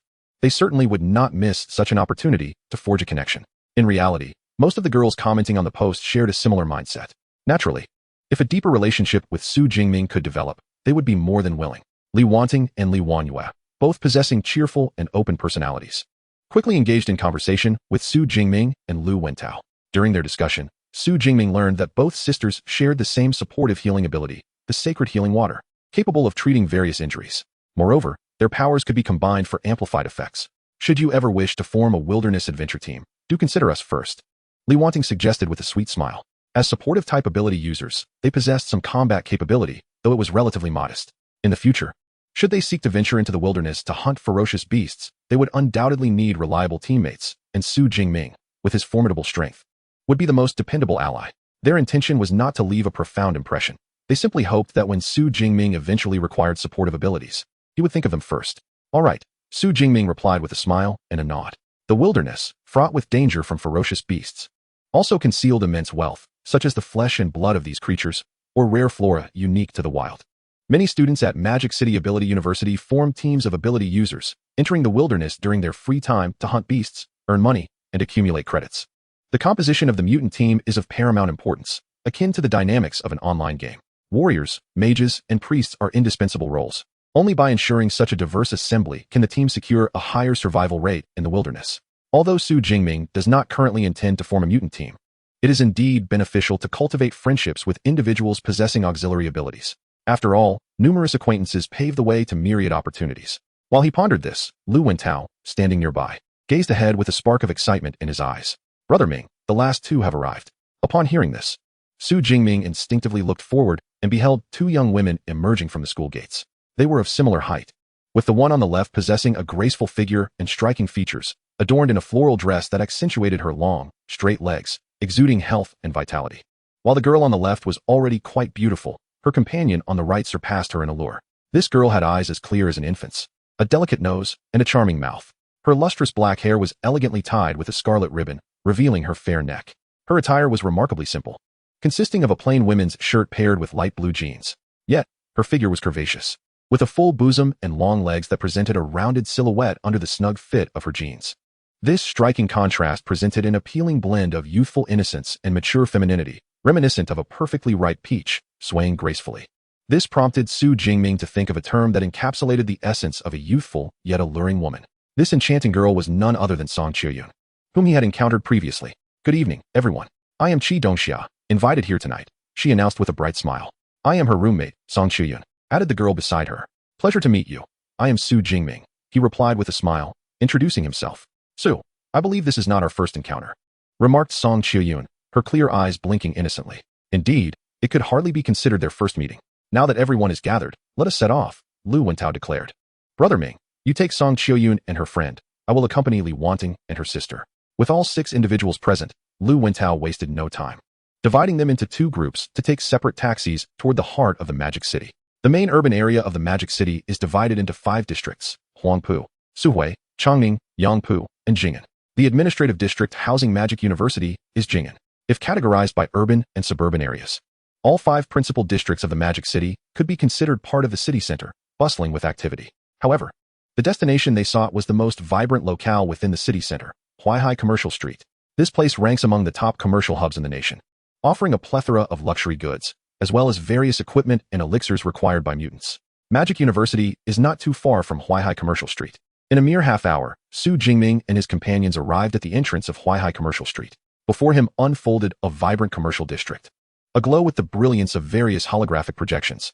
The hour was 7:30 in the evening, and the sky had begun to darken slightly. Yet, this bustling avenue was alive with throngs of people, their voices mingling in a cacophony of excitement. Su Jingming recognized numerous familiar shop names amidst the bustling storefronts, such as Hengyuan Equipment and Lingxi Pharmaceuticals. For Lu Wentao, Song Qiuyun, and Qi Dongxia, who were visiting for the first time, the spectacle was nothing short of awe-inspiring. In contrast, sisters Li Wanting seemed less impressed, as if they had frequented this place before. I've been to this commercial street, and there's also a food street nearby. Shall we grab a bite first? Suggested Li Wanting. Sure, replied the others. At 18 and 19, the group had little inclination for a formal meal. Thus, when Li Wanting, with her ponytail swaying, proposed heading to the food street, her suggestion was met with enthusiastic agreement. It was undeniable that the offerings in the heart of Magic City surpassed those in Jiangqing. The Hengyuan Equipment Group, which sold the Black Radiant gun, provided a far more extensive selection of combat attire and weaponry here than the meager offerings back in Jiangqing. In Magic City, one could find an array of models, including various subdivisions of the Black Radiant gun, which stirred Su Jingming's desire. Regrettably, he had recently upgraded his equipment, which sufficed for his needs, compelling him to resist the urge to make a purchase. However, Song Qiuyun, without such reservations, swiftly acquired 3 sets of battle attire, akin to regular clothing, spending millions in mere minutes. Su Jingming could not help but marvel at her seemingly modest appearance, realizing that she was, in fact, quite affluent. Among the youth, friendships blossomed rapidly. After over 4 hours of wandering through Huaihai Commercial Street, they became increasingly familiar with one another, sharing laughter and conversation. Upon entering the student dormitory area, Su Jingming and his companions bid farewell to the Li sisters. We're at our dorm now, goodbye. We had a great time today, thank you. At the dorm entrance, Song Qiuyun smiled warmly at Su Jingming as they parted ways. She was not typically one to enjoy outings with boys, as her unique ability, the Dawn Light, endowed her with acute perception, allowing her to sense the fervent desires within the hearts of those who gazed upon her. Yet, Su Jingming was different. Although she could perceive his gaze, she sensed only an appreciation for beauty devoid of any ulterior motives. This distinction both surprised her and fostered a measure of affection. Goodbye, she said, waving with a smile. Su Jingming reciprocated the gesture, watching as Song Qiuyun swayed gracefully alongside Qi Dongxia into the dormitory. Oh, a casual outing every now and then is quite delightful, Lu Wentao remarked as he plopped down onto the sofa. Beside him, Su Jingming nodded in agreement. Indeed, the hours of relaxation had uplifted his spirits.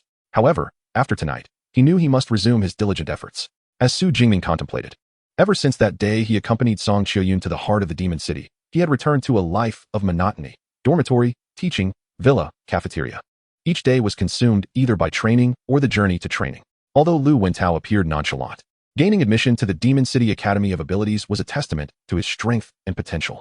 As he often said, a balance of work and rest is essential for longevity. 15 days later, on July 16th, at 9 in the evening, in the training room on the 2nd floor of the villa, Su Jingming opened his system panel. Name, Su Jingming level, 1st tier intermediate ability, Purple Sky Divine Thunder, physique, 460 vitality mentality, 351 hect skills, marksmanship, advanced, fist technique, beginner, thunder spear, beginner, chain thunder spear, beginner, thunder flash, beginner, thunder prison, beginner, lightning gale break, advanced, body refinement, indestructible body of thunder, 1st layer, ability points, 1048, almost there. It was time for another promotion. It had been nearly half a month since Su Jingming had advanced to 1st tier intermediate. Although the speed of his progression remained rapid, it was no longer as conspicuous. Thus, it was time to allocate some points. Su Jingming's thoughts surged, and he instinctively clicked the plus sign next to his level. Ability points, 456. 1st tier intermediate to 1st tier advanced. Boom. In an instant, Su Jingming's aura surged dramatically. His level had finally reached the first echelon of new students. Clenching his fist, he felt the vitality coursing through him, significantly stronger than before. In the next moment, accompanied by a deafening roar of thunder, the purple sky divine thunder, shimmering with bluish-purple light, was summoned, swirling around him. The power of the purple sky divine thunder had also been enhanced. Su Jingming nodded in satisfaction and then opened his system panel again. Name, Su Jingming level, first tier advanced ability. Purple sky divine thunder, physique, 520 vitality mentality, 421 hex skills, marksmanship advanced. Fist technique, beginner, thunder spear, beginner, chain thunder spear, beginner, thunder flash, beginner, thunder prison, beginner. Lightning gale break, advanced, body refinement, indestructible body of thunder, first layer, ability points, 592 having advanced to first tier advanced. Both of his fundamental attributes had increased by approximately 60 points. Additionally, Su Jingming noticed that the plus sign next to his level had vanished. It seemed the remaining ability points were insufficient to facilitate his promotion to second tier.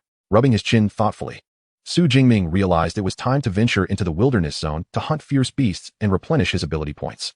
However, before proceeding, I must exhaust my ability points to elevate my strength to its utmost limit. Su Jingming's gaze flickered, and he promptly decided to allocate his points once more. Ability points, 354. Thunderous Indestructible Body, first level, second level. The Thunderous Indestructible Body is currently the only advanced combat technique in Su Jingming's possession. After reaching the peak of his current level, it is only natural that this skill should be prioritized for enhancement. As an advanced combat technique, the ability points required to upgrade the Thunderous Indestructible Body are indeed substantial. Nevertheless, it is entirely worth the investment. Upon upgrading to the second level, Su Jingming felt a resounding thunder echo within him, as if a storm was brewing. His bone density increased once again, and his muscles became even more taut. Exhaling slowly, Su Jingming released a breath of stagnant air. With the Thunderous Indestructible Body having advanced to the second level, the third level is now within reach. The Thunderous Indestructible Body consists of a total of 13 levels. As a body-enhancing combat technique, it transcends mere physical augmentation. Each time 3 levels are attained, a unique ability is bestowed. Upon reaching the third level, one unlocks the special state of Thunder Extreme. The Thunder Extreme state is akin to the Thunderous Cell activation he utilized during the Martial Science College entrance examination, yet it represents an ultimate enhancement of that ability.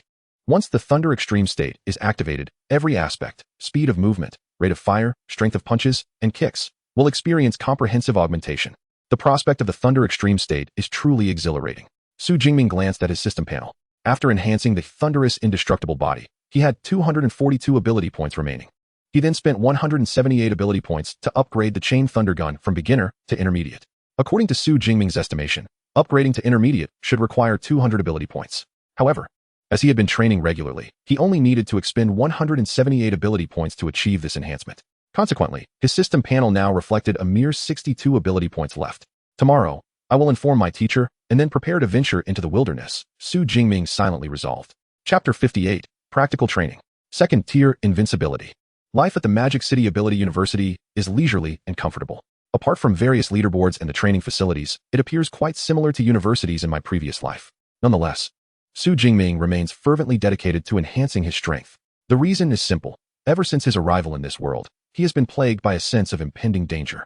He fears that one day, when ferocious beasts invade the city, he will lack the power to resist. Although there are ability users tasked with safeguarding the citizens, Su Jingming is not accustomed to entrusting his safety to others. He must be the master of his own fate, just as in his previous life. No one held him in high regard as a child from an orphanage. They believed he would drop out after completing compulsory education, just like the other children from the orphanage. Yet, actions speak louder than words. He not only completed high school, but also gained admission to a university, successfully pursued graduate studies, and ultimately achieved a doctoral degree. All of this was accomplished through Su Jingming's steady and determined efforts. Even upon traversing to the Blue Planet, he remains unaltered. My heart is resolute, unwavering. This serves as his motivation for the relentless training he endures daily. The following day, at 7:30 in the morning, Su Jingming, who had already been training in the training room for over an hour, donned his battle attire, armed himself with the black glint spear, and descended to the first floor. Today marked his practical combat training with senior brother Lu Ming, necessitating full armament. Morning, Ming Gu, called out Lu Wentao, who had just emerged from his bedroom, still somewhat bleary-eyed. He had grown accustomed to this routine. To him, Su Jingming resembled a steadfast ascetic, dedicating every waking hour to training. No, it was beyond that. He was akin to a meticulously programmed automaton. Nonetheless, Lu Wentao held great admiration for him. Even 8 hours of training was his limit. If he were to train from dawn till dusk like Su Jingming, he would surely be overwhelmed. In this realm, there were no constraints. One could act as they pleased. In a typical university of his past life, most individuals would sleep in until they naturally awoke before contemplating their tasks for the day. However, the situation was different at the extraordinary University of Magic City. Despite the early hour, numerous freshmen were already traversing the paths outside the dormitories. Some, like Su Jingming, were fully equipped, though it remained uncertain whether they were venturing into the wilderness or engaging in practical combat training. As he made his way towards the dormitory exit, Su Jingming caught sight of the familiar, graceful silhouette of Song Qiuyun emerging from Villa Number 12. Ever since their previous outing to the heart of Magic City, they had exchanged contact information and occasionally engaged in conversations through mobile applications. Mornings like this, they would occasionally cross paths at the dormitory entrance. After all, since Su Jingming resided in Villa Number 32, passing by Villa Number 12 was inevitable. Morning, Su Jingming greeted simply, his curiosity piqued by Song Qiuyun's attire. Are you also participating in practical combat training today? Following the freshman orientation, where students learned of the dedicated mentor system, many had become proactive, seeking out mentors. Most had faced disappointment, yet a select few had succeeded in securing their own mentors. Song Qiuyun was among them. As the top scholar of Sichuan province, her prowess and potential were beyond question. Her mentor was the esteemed head of the Elemental Academy, a 7th-tier female instructor wielding nature-based light abilities. Consequently, Song Qiuyun, like Su Jingming, would visit the teacher's villa for training guidance. However, unlike her usual loose training attire, today she donned a fitted silver-white battle suit, similar to Su Jingming's. Unlike the men's attire, the women's battle suits were designed for agility, emphasizing a sleek silhouette. Underneath this form-fitting ensemble, Song Qiuyun's curvaceous figure was elegantly accentuated. Good morning, she replied to Su Jingming with a sweet smile, nodding. Today, a senior sister is coming over, so I thought it would be a perfect opportunity to try out practical training. However, I must confess a lack of confidence. The teachers' villas are situated in the same direction. Thus, by chance, Song Qiuyun encountered Su Jingming, and, while conversing, they strolled together towards the exit. One was tall, with a resolute and rugged appearance, while the other was petite, with a charming and delicate visage. As they walked side by side, they attracted the attention of several passers-by. By the way, Su Jingming, how about we engage in some practical sparring when you have a moment? Song Qiuyun suddenly proposed during their walk. In truth, she had long been curious about the fierce aura Su Jingming exuded, akin to that of a ferocious beast. Yet, she refrained from inquiring, believing it might touch upon his privacy. However, she thought that a direct confrontation might reveal some clues. All right, Su Jingming responded nonchalantly. After accompanying Song Qiuyun to the teacher's villa area, they parted ways to their respective villas. Senior brother, I have arrived, Su Jingming announced as he entered the villa, only to find that besides his senior brother Lu Ming, teacher Yang Zhentian was also present. Teacher Yang, clad in a loose training robe, sat leisurely on the sofa. Teacher, Su Jingming greeted respectfully. As a 7th-tier upper-level ability user, Yang Zhentian adhered to a rigorous training regimen each day. Typically, he trained alone in the mornings and would instruct Su Jingming in marksmanship and ability application in the afternoons. He had not anticipated seeing him so early today. Oh. Yang Zhentian nodded slightly, a smile gracing his lips. I heard yesterday that you two would be conducting practical training today, so I came to take a look. His gaze towards Su Jingming was filled with unmistakable satisfaction. Even in the absence of himself and Lu Ming, there would be no slacking off. With such an ability coupled with diligent training, how could success be elusive? A myriad of emotions surged within Yang Zhentian. Even in his youth, he had not exerted himself as fervently as Su Jingming. Moreover, he was quite pleased with Su Jingming's progress. It was noteworthy that when Su Jingming first arrived, he was merely an awakener, yet now, a month later, he had ascended to a mid-tier ability user. The speed of this advancement was nothing short of remarkable. Just as he pondered this, he sensed something amiss. Su Jingming's aura has intensified. Upon further scrutiny, Yang Zhentian exclaimed in astonishment. Have you broken through to the upper tier? I was just about to inform you. Teacher, I broke through to the upper tier last night. Su Jingming replied with a nod. Additionally, my Thunder Immortal body has also ascended to the 2nd level. These two revelations fell like bombs, leaving even the usually composed Yang Zhentian, known as the King of Hell, momentarily stunned. A breakthrough in level and a breakthrough in body refinement. Each was a feat more challenging than the last. Yet, hearing it from Su Jingming's lips made it seem as effortless as drinking water. I knew it. My junior brother is truly a prodigy, Lu Ming, who sat beside Yang, remarked with a wry smile. It had taken him over half a year to progress from a mid-tier to an upper-tier ability user. After becoming a disciple of Yang Zhentian and establishing the foundation of the indestructible body, it took an entire year for him to advance to the 2nd level of the Thunder Indestructible body. However, in a mere month since becoming a disciple, Su Jingming has achieved what he did in a year. Excellent. Truly remarkable, Yang Zhentian exclaimed, joyfully patting Su Jingming on the shoulder.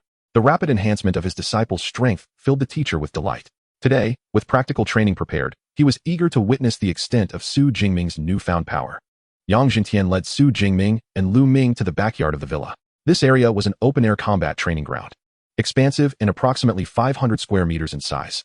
The ground seemed to be forged from an alloy, gleaming with a cold metallic sheen under the morning sun. This outdoor training ground is constructed from high-grade alloy. Here, you can unleash your full strength without hesitation. Su Jingming, do not hold back, give it your all. With your teacher present, you shall not incur any harm, Yang Jintian said with a warm smile. Understood, Su Jingming nodded. This was his first match against his senior brother Lu Ming, and he naturally intended to exert his utmost effort. Of course, since it was a training session, Lu Ming would similarly restrain his power. Otherwise, with his peak third-tier strength, unleashing his lightning abilities would leave Su Jingming utterly overwhelmed. Junior brother, I shall suppress my strength to the second-tier lower level for our match, Lu Ming declared with a hearty voice. As a senior brother in his fourth year, he possessed 3 additional years of combat training experience compared to Su Jingming. Logically, he should reduce his strength to match Su Jingming at the first-tier upper level. However, Lu Ming was acutely aware that if he limited himself to that level, he would inevitably be the one to lose. Furthermore, it would not achieve the intended training effect. Hence his decision to suppress his power to the second-tier lower level. Yang Jintian, evidently aware of this, refrained from intervening. Thus, Su Jingming and Lu Ming each took hold of their long spears, positioning themselves in the center of the training ground. Ready? 3, 2, 1, begin. As Yang Jintian's voice fell, a flash of lightning illuminated the scene, and the two vanished from their original positions simultaneously. Thunder Flash. This lightning-based combat technique was instinctively employed by both brothers. In the next moment, a resounding clash echoed as their black and azure-long spears collided, revealing a stalemate of formidable strength. Such tremendous power. Although he was somewhat prepared, Lu Ming was still taken aback by Su Jingming's might. The latter's strength was surprisingly on par with his own, if not slightly superior. In contrast to Lu Ming's astonishment, Su Jingming was ignited by a fervent battle spirit. Ever since mastering the Thunder Indestructible Body, he had yet to encounter an opponent who could match his strength. Even Lei Zhou, after consuming the Blood Fury pill, dared not confront him head-on. But now, he finally had a worthy adversary to challenge him to his fullest potential. Chain Lightning Spear. Su Jingming decisively changed tactics. His long spear enveloped in blue-violet lightning, transforming into a shadowy black figure that swiftly lunged forward. Lu Ming was keenly aware of the formidable power of this advanced combat technique and dared not confront it head-on, swiftly dodging to the side. However, in the next moment, another voice resounded. Thunder Prison. Violet-hued lightning coalesced into a prison that enveloped Lu Ming. Immediately after, a thunderous spear hurtled toward him. Good heavens, there was truly no respite to be had. Nevertheless, I am no mere novice in the realm of thunder. True thunder of the Jade Pivot. Crackling sounds erupted as endless. Majestic white lightning surged from within Lu Ming, enveloping him entirely. As he burst forth from the thunder prison, he deftly evaded the lightning spear. Next, it was my turn. Lu Ming grasped his long spear, cloaked in the formidable energy of the true thunder of the Jade Pivot, and with a carefree smile, charged forth to engage in battle alongside Su Jingming. After more than 20 minutes of relentless combat techniques, Su Jingming's purple sky divine thunder was finally exhausted. Clang. Following yet another clash of their weapons, Su Jingming came to a halt in the distance. Exhausted and nearing his limits, he gasped for breath and spoke. Senior brother, it seems I have lost. With a flash of lightning, Lu Ming appeared before Su Jingming, gathering the true thunder of the Jade Pivot back into his body. He shook his head and replied, I merely took advantage of my special ability. You have not lost. Although he had suppressed his strength to the second-tier lower realm, he was, after all, a peak third-tier ability user. The profundity of his abilities was far beyond what Su Jingming, a first-tier upper realm user, could compare. Indeed, a splendid battle. Yang Jintian clapped his hands and approached. To be honest, Su Jingming's performance in that fight had exceeded his expectations.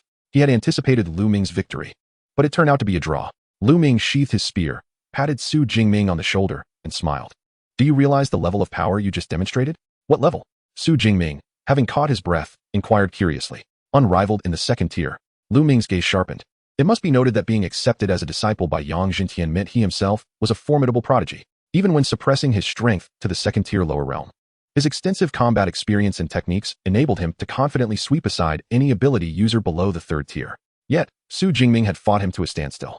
Was this not the essence of being unrivaled in the second tier? Unrivaled in the second tier, Su Jingming nodded thoughtfully. At last, he had attained an accurate assessment of his overall strength. As for those above the third tier, that belonged to an entirely different realm, it was entirely reasonable that he, a mere first-tier upper realm user, could not reach that level. Well then, the practical training has concluded. Let us all go inside and rest for a while. The extraordinary fruit, akin to rare flowers and herbs, possessed unique effects. Su Jingming, upon hearing this, casually picked up a piece. This ethereal fruit resembled a cantaloupe. And as soon as he took a bite, a refreshing fragrance wafted through the air. After consuming a piece, he indeed felt significantly less fatigued from the fierce battle. At the teacher's place, one can always glean some delightful treasures. It seems I shall have to make this my daily haunt, Su Jingming jested. Indeed. As long as you come, I shall prepare exotic fruits for you every day. Yang Jintian laughed heartily. For him, a 7th-tier superior ability user, these exotic fruits were hardly of significance. After some light banter with his teacher and senior, Su Jingming finally broached the subject. What's the matter? Is there something troubling your family? Yang Jintian inquired. No, there's nothing at home. Su Jingming quickly shook his head, and then solemnly stated, Teacher, I am preparing to venture into the wilderness zone. Chapter 59, The Demon Armament Department. The Dark Cloud Gale Gun. Into the wilderness zone? Yang Jintian's brow furrowed. The wilderness zone referred to areas outside the protective reach of the human military, often rife with ferocious beasts. Unlike the stringent grading of beasts seen in the martial examination halls, one could easily encounter a 5th-tier beast shortly after entering, leading to dire consequences. The randomness and danger were palpable. How long do you plan to stay? That long. Yang Jintian's eyelid twitched. It was only mid-July, and the new student competition would not commence until early September, meaning Su Jingming intended to remain in the wilderness zone for a month and a half. The inherent dangers were self-evident. Yang Jintian was initially inclined to dissuade him, but upon seeing the resolve in Su Jingming's eyes, he refrained from voicing his concerns. Very well. Since you've made up your mind, go ahead, Yang Jintian sighed, but still cautioned. Remember, if things turn awry, flee immediately. With the lightning shield. As long as you don't encounter a 4th-tier beast, your life should be safe. Every strong individual's rise requires the trials of blood and fire. The crises between life and death serve as the most potent catalysts for becoming powerful. Yet, since Su Jingming had expressed his intentions so decisively, Yang Jintian would not hinder him. Thank you, teacher. Su Jingming breathed a sigh of relief. His greatest fear was that the teacher would disapprove, but fortunately, Yang Jintian was quite understanding. Of course, even if the teacher had disagreed, he would have gone regardless. For the ability points were the essence of the Deep Blue system and crucial for his rapid advancement and strength. By the way, which wilderness zone are you planning to enter? Yang Jintian inquired further.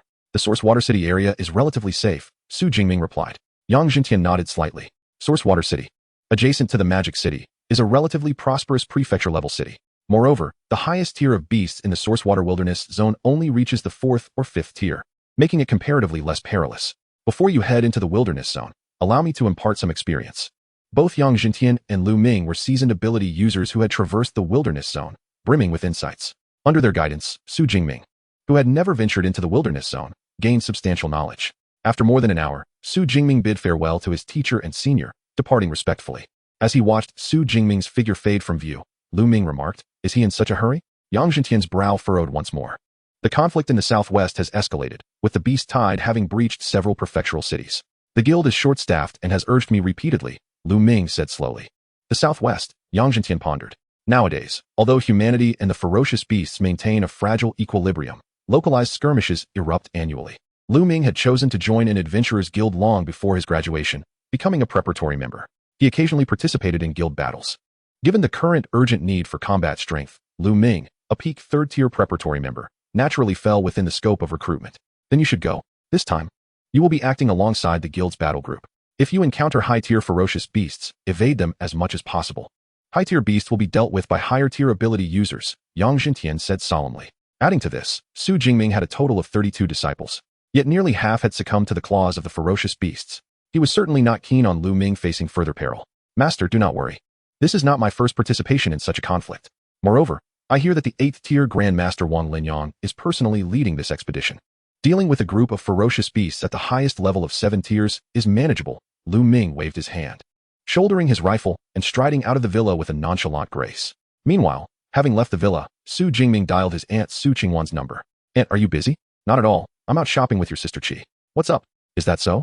All right, I understand, Su Qingwan replied. By the way, the wilderness area lacks signal stations, and calls cannot get through. Thus, Su Jingming had called his aunt in advance to inform her. Of course, he could not disclose the truth to her to avoid unnecessary worry. Additionally, his cousin Tang Qi, who had intended to report early, was not mentioned. As for Lei Zhou's debt to his aunt's family, that had been settled over 10 days ago. It was still early, and with the remaining preparations, they could set off for Yuanshui City in the afternoon. After hanging up, Su Jingming glanced at the time on his phone. It was not yet 10:30 in the morning. According to the survival strategies he had previously researched for the wilderness area, as well as the experiences imparted by Teacher Yang and his senior brother, 2 essentials for venturing into the wilderness stood out. supplies, and equipment. Supplies were straightforward. Purchasing a tactical backpack, fresh water, and energy bars would suffice.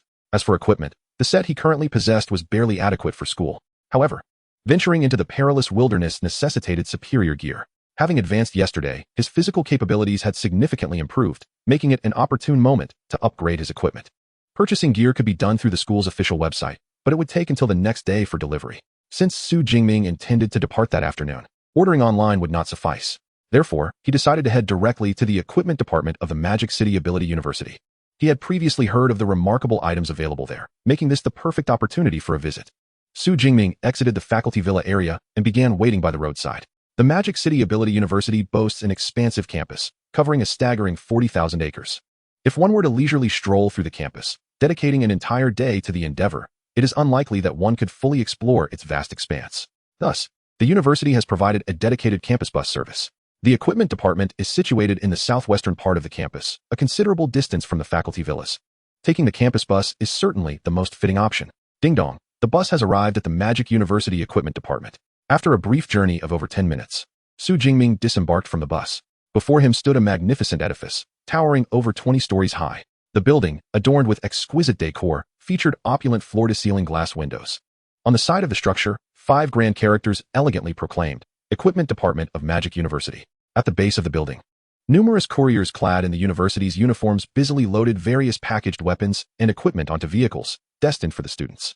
These items were to be distributed to the students that very day. It is worth noting that these couriers were no ordinary individuals. Their abilities appeared to be at least of the first tier lower to mid-range. Otherwise, they could hardly manage the students' weapons, which often weighed in excess of 100 kilograms. What a remarkable display of opulence for merely an equipment department. In awe, Su Jingming stepped into the building. Good day, student. May I inquire what type of equipment you wish to purchase? Upon entering, he was warmly greeted by a female staff member. It must be said that Magic University excels in its customer service. Wherever one goes, the staff always greet with a smile. I would like to see the polearm weapons. Su Jingming pondered aloud. Both weapons and battle attire were necessary purchases, yet the weaponry held greater significance. Would you prefer a standard long gun or something more personalized? Let me first take a look at the personalized long guns. The standard long guns are mass-produced with fixed designs, such as the black spear he currently carries. Personalized long guns, on the other hand, are crafted by master smiths according to individual preferences, each being unique. The advantage of the former lies in its consistent design. Even when upgrading equipment, it merely involves enhancing the alloy grade without substantial alterations. However, the drawback is that the fixed design may not suit every individual. The latter option allows for selection based on the user's handling experience, but it comes at a considerably higher price. Previously, Su Jingming had always utilized the standard black spear. Given his impending journey to the perilous wilderness, he naturally wished to select a weapon that would be well suited for his needs. Very well, please follow me. Under the guidance of the staff member, Su Jingming ascended to the 13th floor of the building. With a soft whoosh, the elevator doors opened, revealing a grand hall.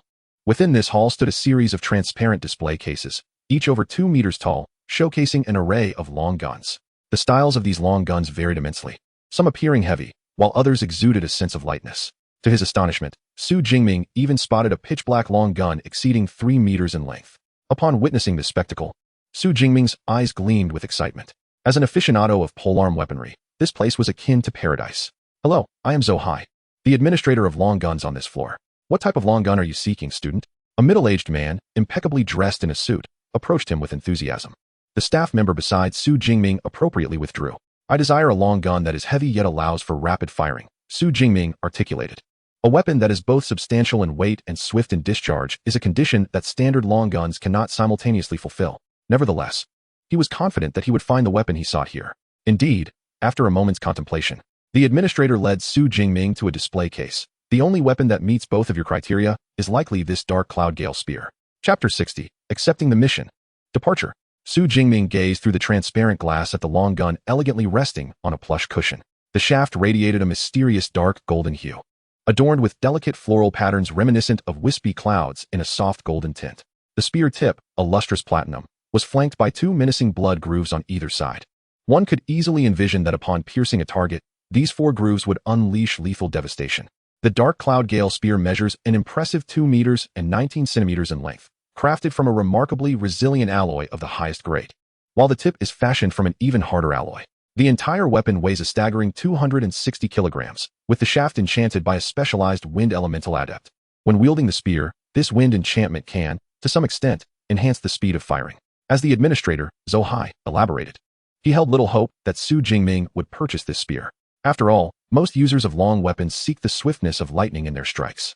For first and second tier adept users, weights of 70 to 100 kilograms are already sufficient. A weight of 260 kilograms is something only third tier adepts could wield, and even then, their entire gear is typically above grade. Thus, this top grade long gun is perceived as a mere trifle by them, too unwieldy for the lower tier and too unimpressive for the higher tier. It was precisely due to this awkward predicament that the spear had languished in display for over a year since its creation. Zohai pondered what the weapon master could have been thinking. Was it not a pure loss to forge such a long gun? He sighed inwardly. Elemental enchantment is an exceptionally advanced technique, capable of permanently embedding an adept's abilities into a piece of equipment. For instance, a spatial ring utilizes elemental enchantment to fix the space-related powers of its wielder within the ring. Such techniques come at a steep cost with each application, which is why the production cost of this spear is astronomically high, far exceeding that of ordinary top-grade long guns. Contemplating this, Zohai cast a glance at Su Jingming, who was merely a first-tier adept. Surely, he would be daunted by the spear's weight and likely unable to afford such a hefty sum of credits. Perhaps it would be best to show him lighter alternatives. Zohai shook his head discreetly. Is it possible for me to try this spear? Su Jingming inquired. Very well. I shall fetch you a lighter one. Zohai instinctively began to respond, only to abruptly realize, pausing slightly, are you certain you wish to try? This spear weighs 260 kilograms. Not a problem. I am in need of a formidable weapon. Su Jingming's gaze was filled with anticipation, hoping that this firearm would bring him some delightful surprises. On the 13th floor, there was a designated room for clients to test firearms. At this moment, through the transparent glass, one could observe a young man within one of the rooms, surrounded by swirling blue and purple lightning, skillfully wielding a long spear. The black spear, entwined with lightning, transformed into ethereal purple-black phantoms, roaring through the room like a dragon. What a remarkable display of marksmanship. Surely, this must be an advanced technique. It remains unknown which senior boasts such a formidable lightning spear technique. The speed of his strikes is astonishing. Most likely, he is a third-tier senior. On the 13th floor, aside from Su Jingming, there were several other students present, all eager to test firearms. As they witnessed Su Jingming's exceptional skill, they couldn't help but admire him in silence. Those familiar with Zohai even jested, inquiring about the spear wielded by that senior, remarking on its impressive power. The Dark Cloud's Swift Wind Spear. Would a third-tier ability user even look at that weapon? Not a third tier, but certainly a first tier would. Is the person inside really just a first-tier ability user? The inquirer appeared baffled. Are you joking? A first tier can wield such a heavy spear? Can a first tier possess advanced marksmanship? Indeed, he is a first tier, Zohai casually remarked, disregarding the bewildered customer, and cheerfully approached Su Jingming as he exited the room. Su, how is the spear? Having learned Su Jingming's name moments before, he awaited the response. Quite good, Su Jingming nodded. Though it feels a tad light, it's still acceptable. With his breakthrough to the second level of the indestructible thunder body, his vitality surged significantly. He estimated that he could easily handle a spear weighing 300 kilograms. However, the 260 kilogram Dark Cloud Swift Wind Spear was adequate, especially with the enhancement of his wind abilities. Both the speed of his strikes and the retraction of the spear were far superior to his current weapon, the Black Obsidian Spear. Additionally, the alloy's grade likely contributed to the smoother conduction of his first-tier ability, the Purple Sky Divine Thunder, through this spear. That is excellent news, Zohai exclaimed, rubbing his hands in excitement. Although the equipment belonged to the Magic City Ability University, aside from the annual basic research funding, the equipment department was required to be self-sustaining. The costs associated with equipment development were immense. Sometimes, a mere idea from a weapons master could consume tens of millions in funds. While this long spear's value had not reached that astronomical figure, it still represented a significant expenditure. It would be quite troublesome if it remained unsold, but now, at last, someone was interested. The Dark Cloud Swift Wind Spear isn't overly expensive. Our official price is 600 credits. I can offer you a discount of 20, making it 480 credits. As if fearing Su Jingming might be unable to afford it, Zohai promptly applied the discount. In reality, this price was already close to the spear's cost price, considering it was crafted from several hundred kilograms of alloy. Could it be a bit cheaper? Su Jingming blinked his eyes. 10 minutes later, he departed from the equipment department, armed with the Dark Cloud Gale gun. His student account reflected a meager total of 412 credits. While on the upper floor, he had experimented with several other firearms. Yet they either lacked sufficient weight or speed. Those that met both criteria were significantly more expensive than the Dark Cloud Gale gun. After spending 480 credits, he found himself with a mere 32 credits left. Such a sum was hardly enough to procure a set of battle armor at the school. However, with over 7 million in my bank account, I could simply purchase it outside later.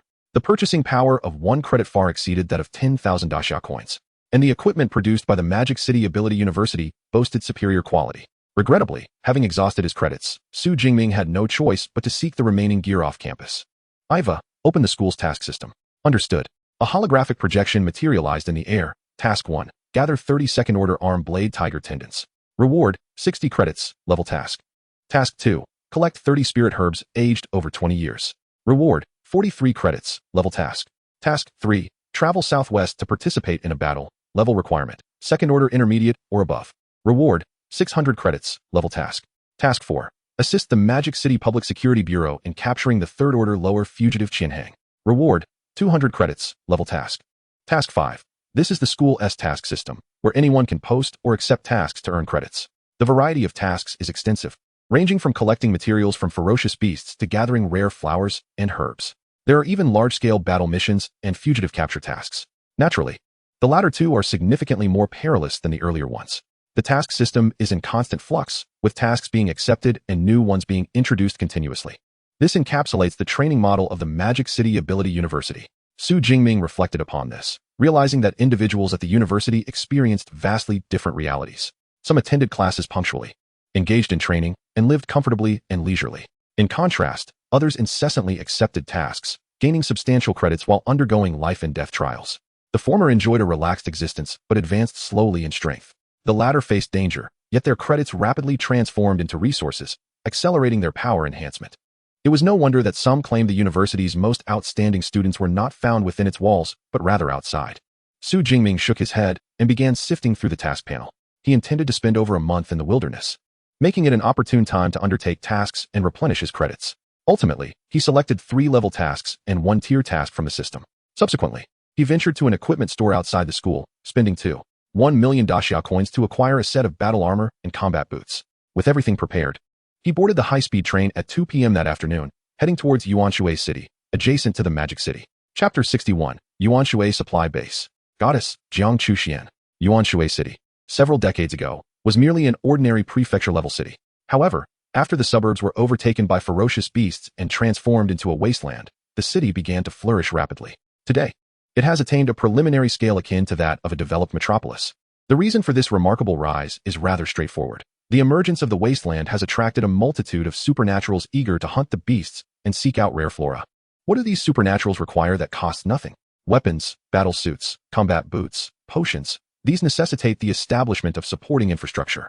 It would be imprudent to allow those supernaturals emerging from the wasteland with damaged battle suits to seek repairs in the more developed Magic City next door. Thus, a plethora of shops and equipment stores catering to the needs of supernaturals were constructed. Consequently, Yuanshui City experienced significant development, despite this growth spurred by the wasteland. Yuanshui City has always remained vigilant against the potential threats it poses. Outside the wasteland, a military force of over 10,000 is stationed. Furthermore, to facilitate the resupply of supernaturals venturing into the wasteland, a substantial supply base has been established just beyond its borders. On July 16th, at 6 o'clock in the evening, a train approached from the distance and halted on the asphalt road in front of the Yuanshui supply base. With a clatter, the doors swung open, and over a dozen supernaturals clad in battle suits, some wielding swords and others carrying shields, disembarked, chatting jovially as they made their way toward the supply base. The majority of their weapons were swords, yet one tall youth donned in a black battle suit uniquely carried a mysterious dark golden spear upon his back. At last, he had arrived at the Yuanshui supply base. Gazing at the imposing edifice before him, Su Jingming exhaled a breath of relief. The high-speed train from Magic City to Yuanshui City takes just over 2 hours. Yet the direct train to the supply base from Yuanshui Station took him the same duration. If he were to frequent this area, it would be wiser to purchase a vehicle, as the train journey proved to be rather sluggish. Confirming that the grand structure before him was indeed the Yuanshui supply base, Su Jingming proceeded without hesitation and stepped into the lobby on the first floor. The Yuanshui wasteland is vast, with at least 1,000 supernaturals entering daily. As the stronghold for these supernaturals, the entire Yuanshui supply base is constructed with remarkable opulence. The marble floors gleamed brightly, and the crystal chandelier in the center of the lobby radiated light like a miniature sun. Within the lobby, male and female attendants moved gracefully, some serving tea while others offered pastries, each face adorned with youthful smiles, providing the utmost service to the resting supernaturals seated on the lobby sofas. It was summer, and the citizens of Yuanshui City were dressed in light attire, with the attendants following suit. The female servers donned short skirts, their long, fair legs captivating the eye as they moved. Su Jingming couldn't help but think of his high school buddy, Zhang Hao, who would likely be utterly mesmerized by the scene. Upon arriving in the bustling metropolis, he still occasionally kept in touch with his high school buddies, Zhang Hao and Lu Jia. "Good day, sir. How may I assist you?" A strikingly attractive female attendant approached, noticing Su Jingming standing still. Certainly, Su Jingming's exceptionally handsome visage was one of the reasons for her initiative. "I wish to register as an adventurer. What steps must I take?" The wilderness zone is not easily accessible. Every ability user entering the wilderness zone for the first time must register as an adventurer and obtain a satellite communication wristwatch before being permitted entry. This ensures that, should one perish in the wilderness, there will be a record of it. Fortunately, the adventurer registration is a one-time process, and the credentials are universally applicable across the nation's wilderness zones. Register as an adventurer? Very well, please follow me. Under the guidance of the attendant, Su Jingming made his way to the front desk. "Please provide your identification, fill out this form, and undergo a basic strength certification," instructed the front desk staff. Handing over the form, Su Jingming submitted his identification as well. The form required only basic information: name, age, school, and level. Upon completing the level section and entering Metropolis Ability University in the school field, the attendant beside him displayed a look of envy. "How fortunate you are. Attending Metropolis Ability University. By the time you graduate, you will surely be a third or even fourth-tier ability user." Being close to the metropolis, she was aware of this prestigious institution's national ranking. In truth, many students from Metropolis Ability University would come here for practical experience. However, most would only venture out after reaching at least the second tier, as that provides greater safety. It was quite rare for someone like Su Jingming, a mere first-tier user, to dare enter the wilderness zone. Judging by his age, she surmised he was a fresh enrollee. Being a first-tier user upon arrival typically meant one could advance by 2 or 3 tiers by graduation. "Thank you for your kind words," Su Jingming replied with a slight smile. After completing the form, he was then led to undergo the strength certification. The certification was straightforward. One merely needed to demonstrate a strength level that matched what they had indicated on the form. Su Jingming briefly unleashed his abilities and met the requirements with ease. "The adventurer credentials will take a little time to process. You may wait in the lounge for a while," the attendant informed him. "Very well," Su Jingming nodded, ordering an iced beverage and selecting an unoccupied seat. It must be said, the prices at the supply base were indeed exorbitant. A mere ordinary iced drink cost over 100 daxia coins. However, it was to be expected. An ability user could earn what a common person could not in an entire year with just one venture into the wilderness zone. Of course, while commoners faced no mortal danger, ability users certainly did. As soon as the adventurer's credentials are processed and some supplies are procured, we shall venture into the wilderness at dawn. Just as Su Jingming sipped his icy beverage, contemplating his forthcoming plans, a sudden commotion erupted in the hall. "It's Jiang Chuxian. The goddess Jiang has arrived."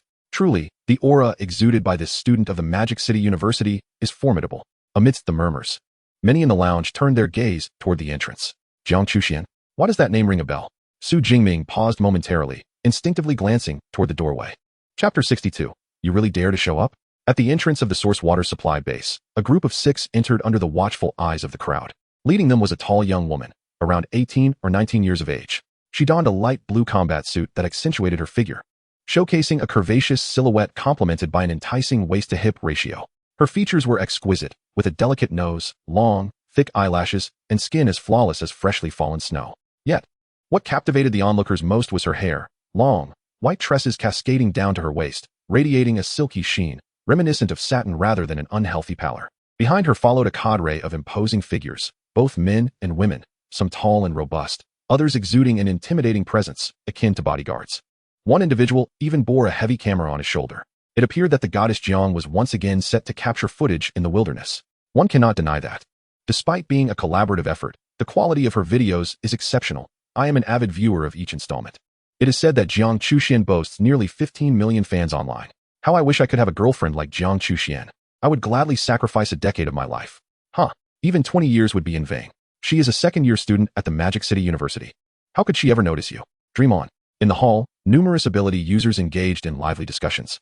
And it suddenly dawned on Su Jingming. Wasn't this the very Jiang Chuxian that Zhang Hao had tearfully implored him to seek an autograph from before he left Jiang City? Since arriving in Magic City, Su Jingming had often kept in touch with Zhang Hao over the phone, who frequently brought up this topic. Su Jingming found it rather tedious, but it paid a modicum of attention nonetheless. Unfortunately, during his time at school, he had never encountered her. To his surprise, upon arriving at the wilderness area, he stumbled upon her directly. However, Zhang Hao's taste in aesthetics was evidently sound. To be fair, in both his past and present lives, among the many women Su Jingming had encountered, only Song Qiuyun could rival Jiang Chuxian. Of course, in terms of beauty, they were equally matched. Song Qiuyun exuded charm, while Jiang Chuxian radiated an air of icy elegance. Regarding physique, Su Jingming felt that Song Qiuyun held a slight advantage. Thus, Jiang Chuxian and her entourage ascended the stairs, all eyes in the hall upon them. The supply base is a comprehensive building that not only offers equipment sales and the procurement of materials from ferocious beasts, but also provides accommodations on the higher floors. Akin to a hotel. Sir, your adventurer's proof has been processed, the attendant remarked. Additionally, she presented a sleek satellite smartwatch that contained a map of the wilderness area. Not long after Jiang Chuxian and the others departed, a female server approached gracefully, handing over a black card and the smartwatch. The black card served as proof of adventurer status, inscribed with essential details such as name and level. Su Jingming accepted the proof and donned the smartwatch on his wrist. With a gentle tap on the screen, a detailed map of the wilderness area projected forth, highlighting the activity levels of ferocious beasts in each region, along with their respective danger ratings. However, this information was limited to the periphery. The deeper areas remained shrouded in mystery. Of course, even the marked sections were not entirely trustworthy, as ferocious beasts could wander far from their territories at any time. Nonetheless, having this information was better than having none at all, a mere reference. Thank you. Confirming the smartwatch was in good order, Su Jingming expressed his gratitude politely and prepared to leave. Yet, a voice called out, "Hey, young brother, do you need any elixirs?" Turning around, he saw a slender middle-aged man, his face adorned with a smile. "You must be entering the wilderness area for the first time, right? You can't venture forth without elixirs. I have various kinds. Interested in taking a look? Prices are negotiable." Elixirs? Su Jingming raised an eyebrow. Indeed, elixirs are essential for entering the wilderness area, whether for healing or antidotes, proving invaluable in critical moments. "What are your prices for these elixirs?" he inquired with keen interest. "The first-grade healing elixir is 20,000 each, and the first-grade antidote is 150,000. The middle-aged man quickly elaborated. "The second-grade ones are slightly more expensive, at 40,000 and 30,000 respectively." Seeing potential in the conversation, the man continued his pitch. "Oh, that is actually quite reasonable." Su Jingming feigned casualness, though his gaze grew slightly cold. Elixirs are classified from 1st to 9th grade, with higher grades yielding stronger effects. However, even first-grade elixirs are typically costly, usually starting at around 30,000 to 40,000 each. The man's prices were nearly half that. Coupled with his shifty demeanor, Su Jingming was almost certain this was a swindler selling counterfeit elixirs. Moreover, he appeared to be quite experienced, targeting unsuspecting first-time adventurers who lacked knowledge. "Rest assured, the elixirs I offer are renowned for being both affordable and effective," the middle-aged man assured, thumping his chest confidently. Yet, he was met with Su Jingming's sardonic expression. "Do you truly believe I would trust a healing elixir priced at 20,000 to possess any efficacy?" The man's smile vanished, replaced by surprise. "You saw through it already? What do you think?" Su Jingming replied coolly. Very well, very well." The middle-aged man narrowed his eyes, carefully surveying Su Jingming from head to toe, an aura of danger gradually enveloping him. "A mere first-tier upper-level dare to toy with me?" Before Su Jingming could respond, a sharp voice rang out from the side. "Zhao Chunlin, are you selling counterfeit drugs again?" The voice belonged to a young woman in her 20s, clad in a dark combat suit and wielding a black longsword. With her brows furrowed in anger, she rushed forward, positioning herself protectively behind Su Jingming. "It's you?" Zhao Chunlin frowned upon recognizing her. The young woman was named Wang Qian. He had previously deceived her once. As her level had risen, he had refrained from troubling her again, never anticipating that she would come to the aid of a newcomer today. Had it been anyone else, Zhao Chunlin would not have been so easily deterred. However, with Wang Qian backed by a small team, it would be unwise to instigate a conflict. Thus, he could only coldly huff, "Consider yourself fortunate to have assistance. However, you would do well to stay within the supply base these days. Otherwise, you shall regret it." After casting a meaningful glance at Su Jingming and delivering his threat, Zhao Chunlin turned to leave. TSK, to have attracted the attention of that fellow Zhao Chunlin. This newcomer is doomed. Why provoke him of all people? The commotion had drawn the attention of other ability users within the hall. In this supply base, a second-tier middle-level ability user already represented formidable combat prowess. Naturally, Su Jingming, a mere first-tier upper level who dared to confront the likes of Zhao Chunlin, became an object of sympathy. "You clashed with Zhao Chunlin just now." Hearing the surrounding discussions, the young woman, Wang Qian, furrowed her brow as she shielded Su Jingming. "Fighting is prohibited within the supply base. He cannot do anything to you. Thank you for the warning." Although Su Jingming was not particularly concerned about Zhao Chunlin's threat, he appreciated that this young woman not only intervened to thwart the other's deceitful tactics, but also kindly warned him. It was a trivial effort. "I was deceived by him once, and I do not wish for others to fall victim as well." Wang Qian waved her hand dismissively. "Is he allowed to continue his deceit unchallenged?" Su Jingming inquired, his brow furrowing slightly. Zhao Chunlin has connections to the black market. Who would dare to intervene? Wang Qian scoffed. In truth, he not only had ties to the black market, but also to the upper echelons of the supply base. Otherwise, how could he have engaged in his fraudulent activities for so many years? As she heard her teammates calling her name, Wang Qian acknowledged them, and before departing, she offered one last reminder. You truly are a kind-hearted girl. Watching Wang Qian and her team gradually fade from view, Su Jingming couldn't help but nod in appreciation. There are not so many good-hearted individuals in the world. Those who have weathered storms often do not offer shelter to others, but rather may even destroy the umbrellas of their peers. Just as he had sensed earlier, he was certain that there were others in the hall who had been deceived before. Yet, when Zhao Chunlin approached him, not a single one of them had spoken up, and some may even have relished in his misfortune. Only Wang Qian took the initiative to speak, shielding herself behind others like a protective hen. This disposition reminded Su Jingming of his high school class monitor, Lin Qingyuan, both embodying a similar kindness and gentleness. Su Jingming silently mused. As for Zhao Chunlin, he had never taken him seriously from the beginning. After all, whether a second-tier mid-level ability user could withstand the force of his shot was a matter of doubt. Subsequently, Su Jingming procured a tactical backpack, as well as sufficient freshwater and energy bars to last over a month through official channels at the supply base. He also acquired 10 first-grade healing pills, 10 first-grade detoxification pills, and 1 second-grade blood-boosting pill. The tactical backpack and supplies were quite affordable, costing him less than 100,000 in total, but the pills set him back 900,000. Nevertheless, it was indeed worth the investment, particularly the second-grade blood-boosting pill valued at 300,000. A true life-saving treasure. After gathering all the supplies, Su Jingming spent the night at the supply base. Early the next morning, he emerged fully armed from the base. However, as he stepped onto the square in front of the supply base, a familiar voice rang out from not far ahead. Oh, I didn't expect you to actually dare to come out. Chapter 63, Noisy, the shocking Wang Qian. In front of the Yuan water supply base lay a spacious square. One had to cross this square to enter the wilderness area. Just as Su Jingming left the supply base and stepped onto the square, he was confronted by Zhao Chunlin.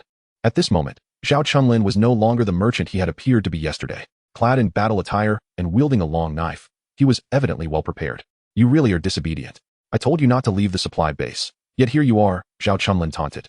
A smug smile adorning his face as he blocked Su Jingming's path. He had anticipated that Su Jingming would not stay obediently within the supply base. Hence his early arrival outside. As expected, Su Jingming had not shown any intention of evading him. I, Zhao Chunlin, am not to be trifled with. Slap yourself 10 times. And then compensate me with 200,000, and we shall consider the matter settled. Zhao Chunlin drew his long knife, unleashing the full aura of a second-tier mid-level ability user, drawing the attention of many in the square. At that moment, Wang Qian and her team emerged from the entrance of the supply base, quickly spotting Su Jingming confronting Zhao Chunlin not far ahead. Upon seeing this, Wang Qian grew anxious and was about to rush over, but she was promptly stopped by her captain, Yao Mushi, who called out, Xiao Qian, don't rush in, let us observe first. Yao Mushi was a girl of similar age to Wang Qian, though slightly taller. She fixed her gaze on the long gun behind Su Jingming, her expression pensive. Very well then. As a member of the team, Wang Qian naturally acquiesced to her captain's judgment. Furthermore, she felt a twinge of frustration that Su Jingming had ignored her advice. Perhaps a little lesson would serve him well, preventing him from being so headstrong and disregarding others' counsel. She thought to herself. On the other side, facing the threats posed by Zhao Chunlin, Su Jingming's resolute visage momentarily betrayed a flicker of impatience. What if I refuse? He inquired. Oh, then you might find yourself confined to a wheelchair for the remainder of your life. Zhao Chunlin replied with a chilling smile. For I shall render your legs useless. Having spent considerable time at the supply base, he could not afford to appear foolish, deceived by a mere newcomer. Establishing his authority was imperative, and it needed to be done with sufficient severity to instill fear in others. With this thought, his exposed skin transformed into a metallic sheen of bluish gray, signifying his advanced ability, metallic skin. This enhancement rendered his defenses remarkably formidable, nearly impervious to harm. With my metallic skin and advanced battle suit, you won't even breach my defenses, little fellow, Zhao Chunlin boasted. But his words were abruptly interrupted by Su Jingming's deep voice, Noisy. What? Zhao Chunlin barely had time to react before an immense force struck him at the waist.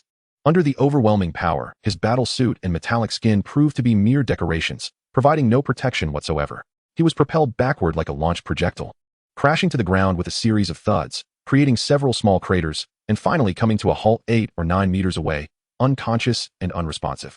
The architect of this chaos continued walking toward the entrance of the wilderness area, seemingly unfazed by the incident. Goodness, a one-hit kill. How terrifying. I didn't even see how he attacked, murmured onlookers in shock. Zhao Chunlin had clearly bitten off more than he could chew. Just yesterday, he had been the subject of concern for some, but now it was evident that Su Jingming possessed astonishing strength. Zhao Chunlin, A notable figure at the source water supply base had met his humiliating defeat, sparking lively discussions among the crowd. Many who had been wronged by him but had not dared to retaliate felt an immense sense of satisfaction. Some even approached Zhao Chunlin to observe his condition, noting the gruesome injuries he sustained, as if he had been caught in an explosion, bloodied and barely clinging to life. Meanwhile, at the entrance of the supply base, Wang Qian's eyes widened in disbelief. She had never imagined that events would unfold so dramatically differently from her expectations. Su Jingming had managed to turn the tables on Zhao Chunlin, and with astonishing swiftness. More importantly, as a lower-tier ability user herself, she had failed to discern how Su had executed his maneuver. It was a whip kick, as her captain, Yao Mushi, had observed. However, she too was taken aback by the sheer power behind that single kick, which had utterly shattered Zhao Chunlin's pelvis, leaving his survival in question. Even if he could be saved, he would likely be rendered a wheelchair-bound invalid. Truly, Su Jingming, hailing from the esteemed Magic City Ability University, demonstrated formidable skill and ruthless efficiency. Yao Mushi regarded him with admiration. How do you know he is from the Magic City Ability University? She inquired. Upon hearing this, Wang Qian was momentarily taken aback and promptly inquired further. The remaining two team members cast curious glances as well. The long spear he wielded bore the emblem of the Magic City University of Extraordinary Abilities, a detail that Yao Mushi had already noticed. The emblem, encircled by thorny roses, was a mark found on every weapon produced by the Magic City University. Moreover, aside from students hailing from such prestigious institutions, have you encountered others possessing the capability to execute cross-dire annihilation? Indeed, Wang Qian realized, and then enthusiastically proposed. Our team is still in need of a strong attacker. Why not recruit him into our ranks? After all, our school is located right within the Magic City University town, making future collaborations quite convenient. They've already moved on. How can we recruit him now? Besides, when our team was formed, wasn't it agreed that only female members would be allowed? Yao Mushi spoke slowly. The others were students from the Jianglin University of Extraordinary Abilities, who had come to hunt ferocious beasts during the summer vacation to accumulate wealth and resources. Haha, Xiaoqian, are you interested in him? One of the girls teased. Though I must admit, he is quite handsome. I wouldn't oppose his joining us. The other two young ladies burst into laughter upon hearing this. Chapter 64, The Wilderness Zone. The desire for slaughter is intensifying. In different territories, rules vary. The school's regulations focus on learning and training, while the wilderness zone operates under the law of the jungle, where the weak are preyed upon by the strong, and the larger devour the smaller. Even the supply bases outside the wilderness zone adhere to this brutal hierarchy, driven by the immense benefits of ferocious beast flesh and exotic flora. Within this order, even the law enforcement, tasked with curbing criminal activity, cannot reach. This is unequivocally a gray area. As long as one possesses sufficient strength and does not overstep, no one will intervene. Of course, should one inadvertently provoke the wrong individual, there will be no assistance available. Zhao Chunlin found himself in such a predicament, relying on his mid-tier second-level strength to attempt to overpower Su Jingming. Little did he expect that Su Jingming was akin to a dragon, while he himself was but an ant destined to be crushed. After successfully obtaining his adventurer's proof at the entrance of the wilderness zone, Su Jingming entered the vast expanse within. Roar. Oh whoa. Compared to the examination sites of the martial science entrance examinations, this source water wilderness zone was evidently much larger. The ferocious beasts here were even more brutal and bloodthirsty. Upon stepping inside, Su Jingming was immediately met with the resounding roars of ferocious beasts. Though distant, the sounds were still powerful and formidable, at least emanating from fourth-tier beasts. Su Jingming mused. The higher the tier of the ferocious beasts, the greater their intelligence. Fourth-tier ferocious beasts possess a cognitive level akin to that of a child of about 10 years, aware of territorial maintenance. Their intermittent roars served as warnings that this territory belonged to them.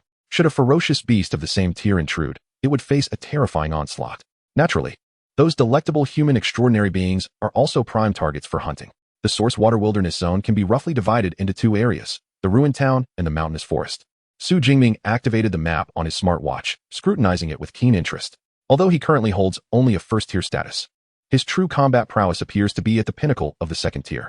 He seeks a locale abundant with ferocious beasts yet devoid of numerous high-tier predators, allowing him to hunt vigorously and reap the rewards of ability points.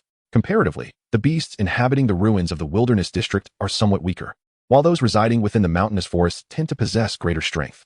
Naturally, Su Jingming's current objective is focused on the ruins of the town. The city is teeming with beasts, predominantly of the first tier, yet their level is considerably low. The town, however, is home to a greater number of second-tier beasts, although traces of third and even fourth-tier predators have been recorded in the vicinity, raising the danger level significantly. Upon evaluating other towns, Su Jingming ultimately selects a ruinous settlement known as Pingan County. This county is predominantly populated by second-tier beasts, with first-tier creatures being a rarity. Notably, There are no third or fourth tier beasts present, and the area boasts a substantial size, with at least 500 to 600 beasts residing within. It stands as the most suitable hunting ground for him at present. Pingan County it is, he resolves. With a focused gaze, he determines his direction on the map and, like a nimble cheetah, springs forth. Pingan County lies approximately 20 kilometers from the entrance of the Wilderness District. At full speed, it would take no more than 40 minutes to arrive. However, this is a perilous wilderness, not a free-running track. Su Jingming proceeds with utmost caution, carefully circumventing areas where high-tier beasts may lurk. It takes him nearly 3 hours to reach his destination. Upon arrival at Pingan County, he is greeted by a scene reminiscent of a desolate examination site for the martial sciences. The once glorious skyscrapers now lie in ruins. The ground is littered with abandoned vehicles, remnants of those who once fled in panic. After decades of decay, these vehicles have been reduced to mere skeletons of metal. The original concrete roads are now overrun with weeds, and among the foliage, one can even discern the bleached bones, some belonging to beasts and others to humans. Terrifying roars echo throughout the ruined city, a chorus of dread that starkly contrasts with the beasts once confined within examination grounds. This place is a veritable paradise for ferocious beasts and a nightmare for humanity. The sheer ferocity of the howls is enough to cause the legs of weaker-willed ability users to tremble. Yet, Su Jingming remains unfazed, his eyes ablaze with fervent battle intent.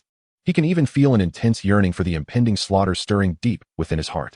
Has the negative influence of the thunderstorm tyrant affected him? The dark cloud gale gun is already gripped firmly in his hand. This time, he need not restrain himself any longer. It is time to commence the hunt. With his spear in hand, Su Jingming swiftly enters the county town. Pingan County is expansive, and numerous beasts inhabit its depths. Although he possesses the strength of a pinnacle second-tier combatant, he can only confront 2 or 3 second-tier beasts simultaneously. As the numbers swelled, even he would have to flee. Thus, it was imperative to maintain a low profile. Otherwise, being besieged by hundreds of second-tier ferocious beasts in the county town would render escape, even with the aid of lightning, exceedingly difficult. Therefore, upon entering Pingan County, Su Jingming prioritized targeting solitary beasts or groups of fewer than 10 that lacked more than 2 second-tier apex beasts. Ding. 1 second-tier lower shadow cat slain, earning 18 ability points.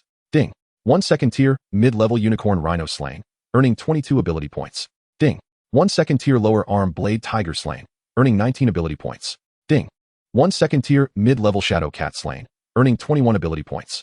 Thus, armed with merely his firearm, Su Jingming moved through the desolate streets of Pingan County like a wraith, embarking on a frenzied killing spree. Perhaps influenced by the blood of the thunderstorm Tyrannosaurus, he felt no fatigue throughout the entire ordeal. Rather, he grew more exhilarated with each kill.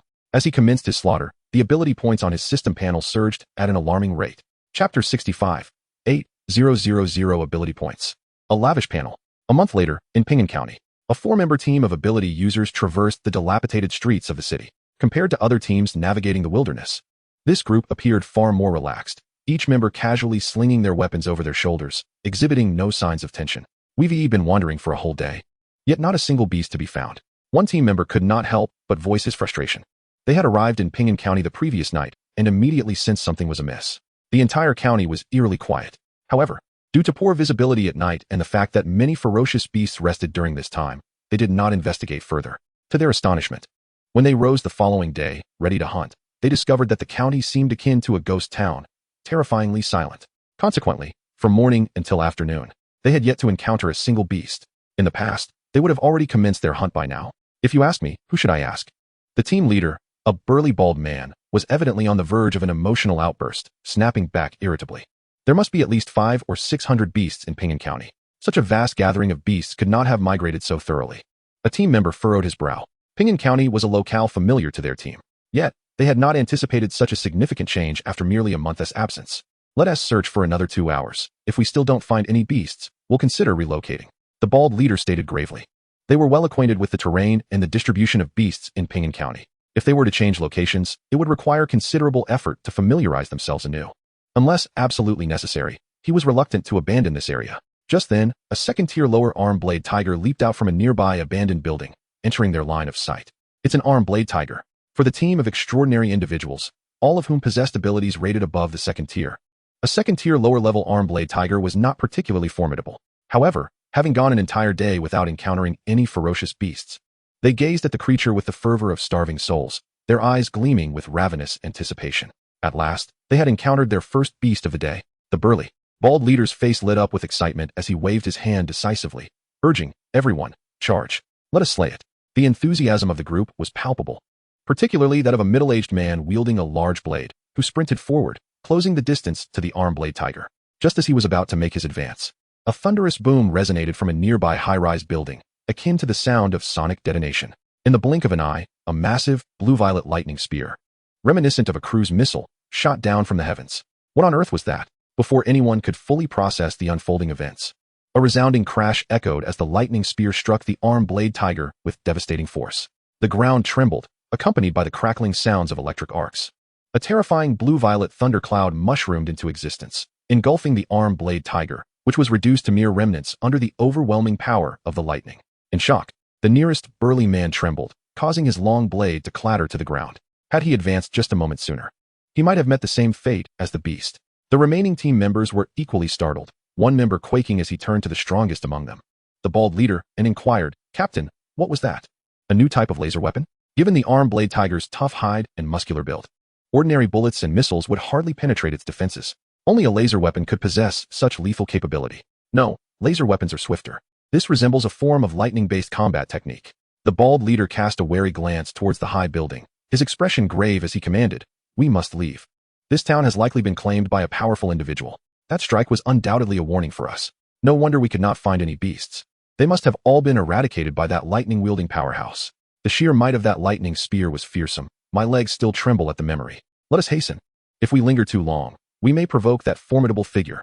The group swiftly adjusted their course, hastening towards the outskirts of Pingan County, fearful of incurring the wrath of that powerful entity with another lightning spear. Ding! The notification rang out. Slain 1 second-tier lower-level arm blade tiger, awarded 19 ability points.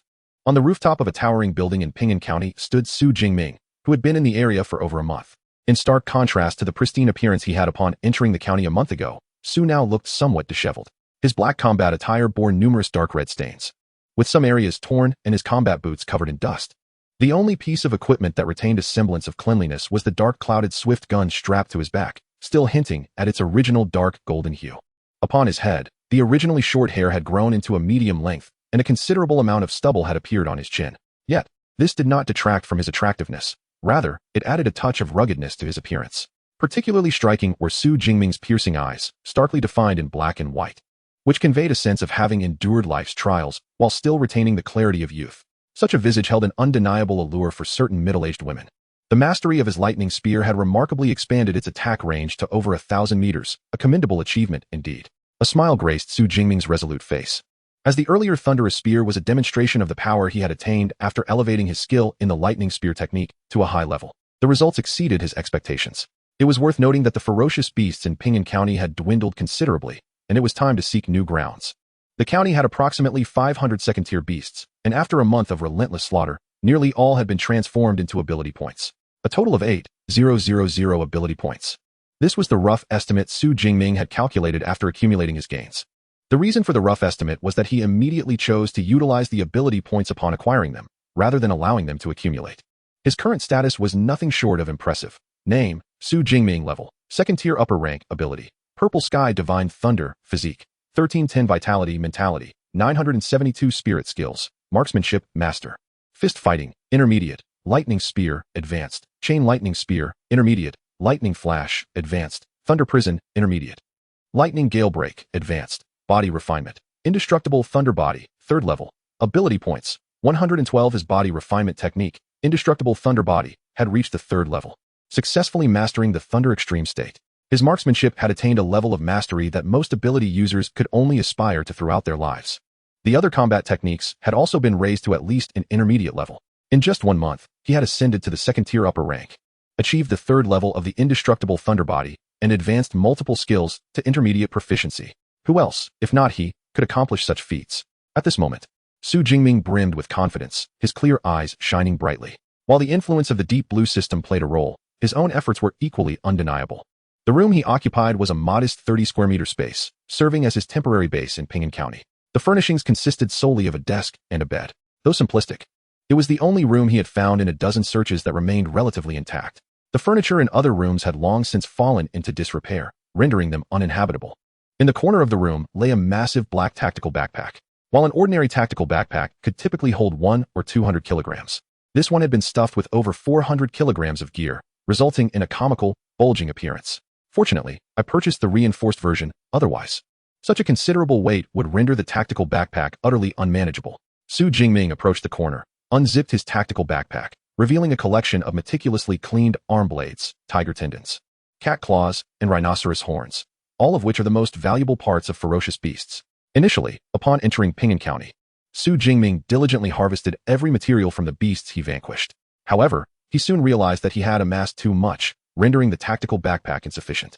Consequently, he began to collect only the most valuable parts of the beasts. As for rare herbs and plants, he either lacked familiarity with them or they were confined to the forested mountains. What shall I have for dinner tonight?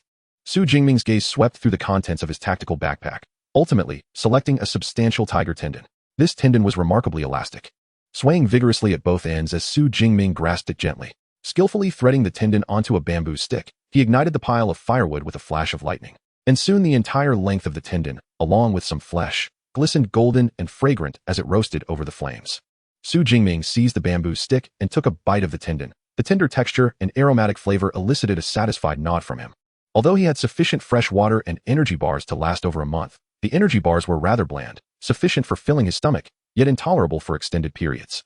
Thus, he had largely refrained from consuming energy bars in favor of freshly roasted fare. Regrettably, he had neglected to bring any seasonings. Otherwise, it would have been even more delectable. When the desire for meat arose, he would simply select a ferocious beast, slay it, and prepare it on the spot. This reminded Su Jingming of certain fishermen from his past life, who prided themselves on the freshness of their catches. Due to the scarcity of ferocious beasts in Pingan County, only a few small cats remained. Su Jingming refrained from hunting after his meal, opting instead to train in his room until 11 at night, at which point he lay down and drifted into a light slumber. The following morning, he shouldered his towering tactical backpack and set forth toward the supply base. Chapter 66, 29 million. Striking it rich. August 17th, 10 a.m. The morning sun illuminated the earth, with not a cloud in sight.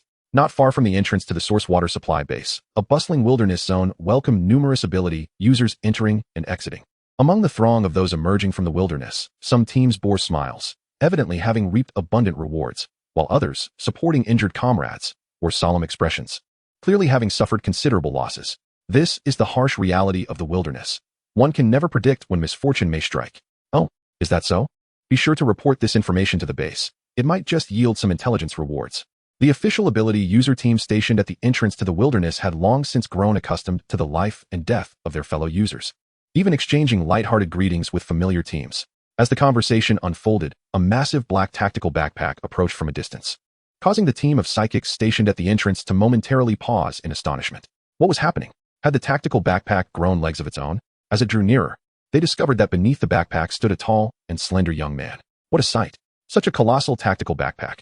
It was remarkable that it could be stretched to such dimensions. Typically, a fully packed tactical backpack has a capacity of about 1 cubic meter. Yet this young man's was inflated to 2 cubic meters. This extraordinary spectacle naturally attracted the amused attention of other psychics. However, upon sensing the young man's aura, their laughter swiftly dissipated. A second-tier elite. This implied that the hefty load was likely composed entirely of materials from ferocious beasts. With the prowess of a second-tier elite, he must have hunted second-tier beasts. Just by observing the taut straps, one could infer that the weight exceeded 300 to 400 kilograms. Selling off such a vast quantity of beast materials would undoubtedly yield a substantial profit. A group of psychics gazed enviously at the young man, their eyes filled with respect for his strength. Those daring enough to venture alone into the wilderness were generally formidable. Moreover, considering his youthful appearance, he might very well be a top-tier genius from a prestigious university. Such a prodigy was an existence they could scarcely dream of. Amidst the astonished gazes of the psychics, Su Jingming entered the supply base building. The weapons of psychics often weigh over 100 kilograms, necessitating specially designed elevators in the supply base, capable of bearing loads exceeding 10,000 kilograms. Su Jingming himself weighed over 120 kilograms. And with the addition of the Dark Cloud Swift gun at 260 kilograms and more than 400 kilograms of beast materials, he carried a total weight exceeding 790 kilograms. The elevator, however, still managed to ascend. Yet, the other occupants could distinctly feel that the elevator was moving significantly slower than usual. Ding! The elevator halted on the 6th floor of the supply base. As Su Jingming stepped out, everyone inexplicably sensed a considerable reduction in weight. The 6th and 7th floors of the supply base were dedicated to the purchasing of beast materials. The hall on the 6th floor featured 10 purchase counters, each with a queue. Su Jingming chose the line with the fewest people and soon found himself at the front. "Sir, what materials would you like to sell?" The female staff member behind the counter inquired with a smile. "Materials from second-tier ferocious beasts. Very well, what kinds of second-tier beasts do you have? How much material is there? You can place it on the weighing scale beside you. The types are somewhat varied, and the total weight is approximately 400 kilograms. 400 kilograms? That much. The staff member behind the counter was momentarily taken aback, still processing the information. Meanwhile, Su Jingming had already unstrapped his backpack and poured its contents onto the weighing scale. A cascade of beast materials spilled forth. Unlike the materials offered by other psychics, these were the very essence of the ferocious beasts: tiger tendons, arm blades, rhinoceros horns, a veritable mountain of items piled high on the scale. The final weight displayed was 235 kilograms. Please hold on a moment, sir. Your collection of beast materials is rather extensive. Counting them will take some time. I need to call for additional assistance. The staff behind the counter appeared somewhat flustered, hastily dialing a number to request support. Before long, 4 or 5 employees emerged from the back of the hall, led by a middle-aged man in a suit who warmly extended his hand. Greetings. I am Zhao Yi, the supervisor responsible for the procurement of materials on the 6th and 7th floors of the supply base. Su Jingming nodded and shook his hand in return. Mr. Su, you are truly remarkable. To hunt so many fierce beasts at such a young age is nothing short of awe-inspiring. Zhao Yi continued. I shall leave this matter in their capable hands. Rest assured, everything will be meticulously counted for you. Come, let us have a seat over there.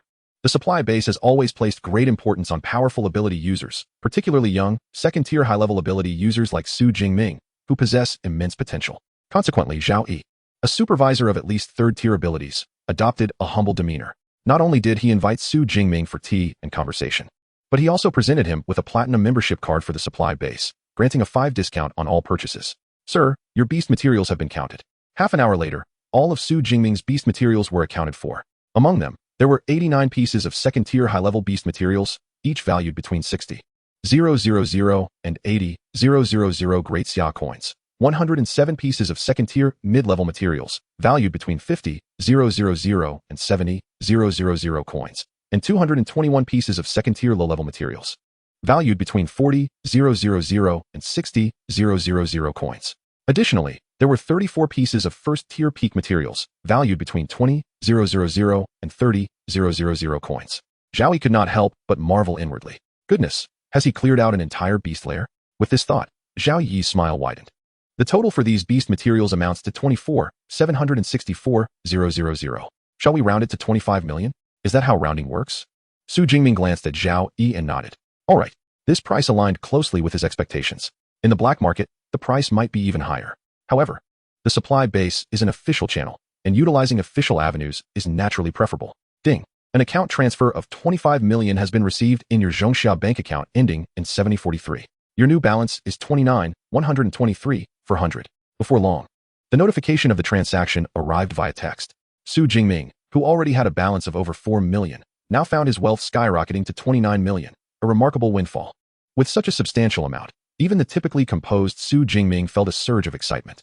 Supervisor Zhao, I shall see you next time. Until we meet again. Zhao Yi waved in farewell, his enthusiasm genuine. Just from this transaction, his commission would amount to nearly 100,000. After selling the beast materials, Su Jingming wasted no time and headed straight to the second-floor restaurant, ordering a lavish spread and indulging heartily. However, he failed to notice a shadowy figure in a corner of the restaurant, seated in a wheelchair, casting a dark glance in his direction. As the wheelchair turned and slowly departed, a few moments later, it reached the office of Supervisor Zhao Yi. Seated in the wheelchair, Zhao Chuanlin's expression twisted into a ghastly grimace at the mere thought of the figure he had just encountered. Although he had narrowly escaped with his life a month prior, the complete destruction of his pelvis had rendered him permanently disabled. Even those possessing healing abilities were unable to mend his condition. Oh, is he the low-tier adept you spoke of? Zhao Yi inquired, raising an eyebrow. What are your plans for revenge? At that moment, Zhao Chunlin was consumed by rage. Zhao Yi's brow furrowed at his words. Although Zhao Chunlin was a distant relative he had arranged to work at the supply base, his recent behavior had grown increasingly reckless. Furthermore, having been incapacitated a month ago, he now held little value. Deploying the Tiger Shark squad for him seemed rather unworthy. After a moment of contemplation, Zhao Yi finally nodded. Very well, I will lend you the Tiger Shark squad, but from this point onward, we shall have no further dealings.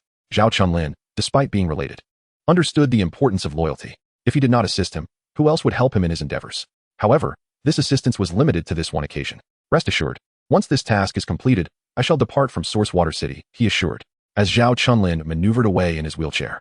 An inexplicable sense of unease surged within Zhao Yi, causing him to frown before gradually relaxing. The Tiger Shark squad was comprised of elite second-tier abilities. How could they possibly encounter difficulties against a mere low-tier adept? Chapter 67. Is this a low-tier adept? After sending Zhao Chunlin on his way, Zhao Yi placed a phone call.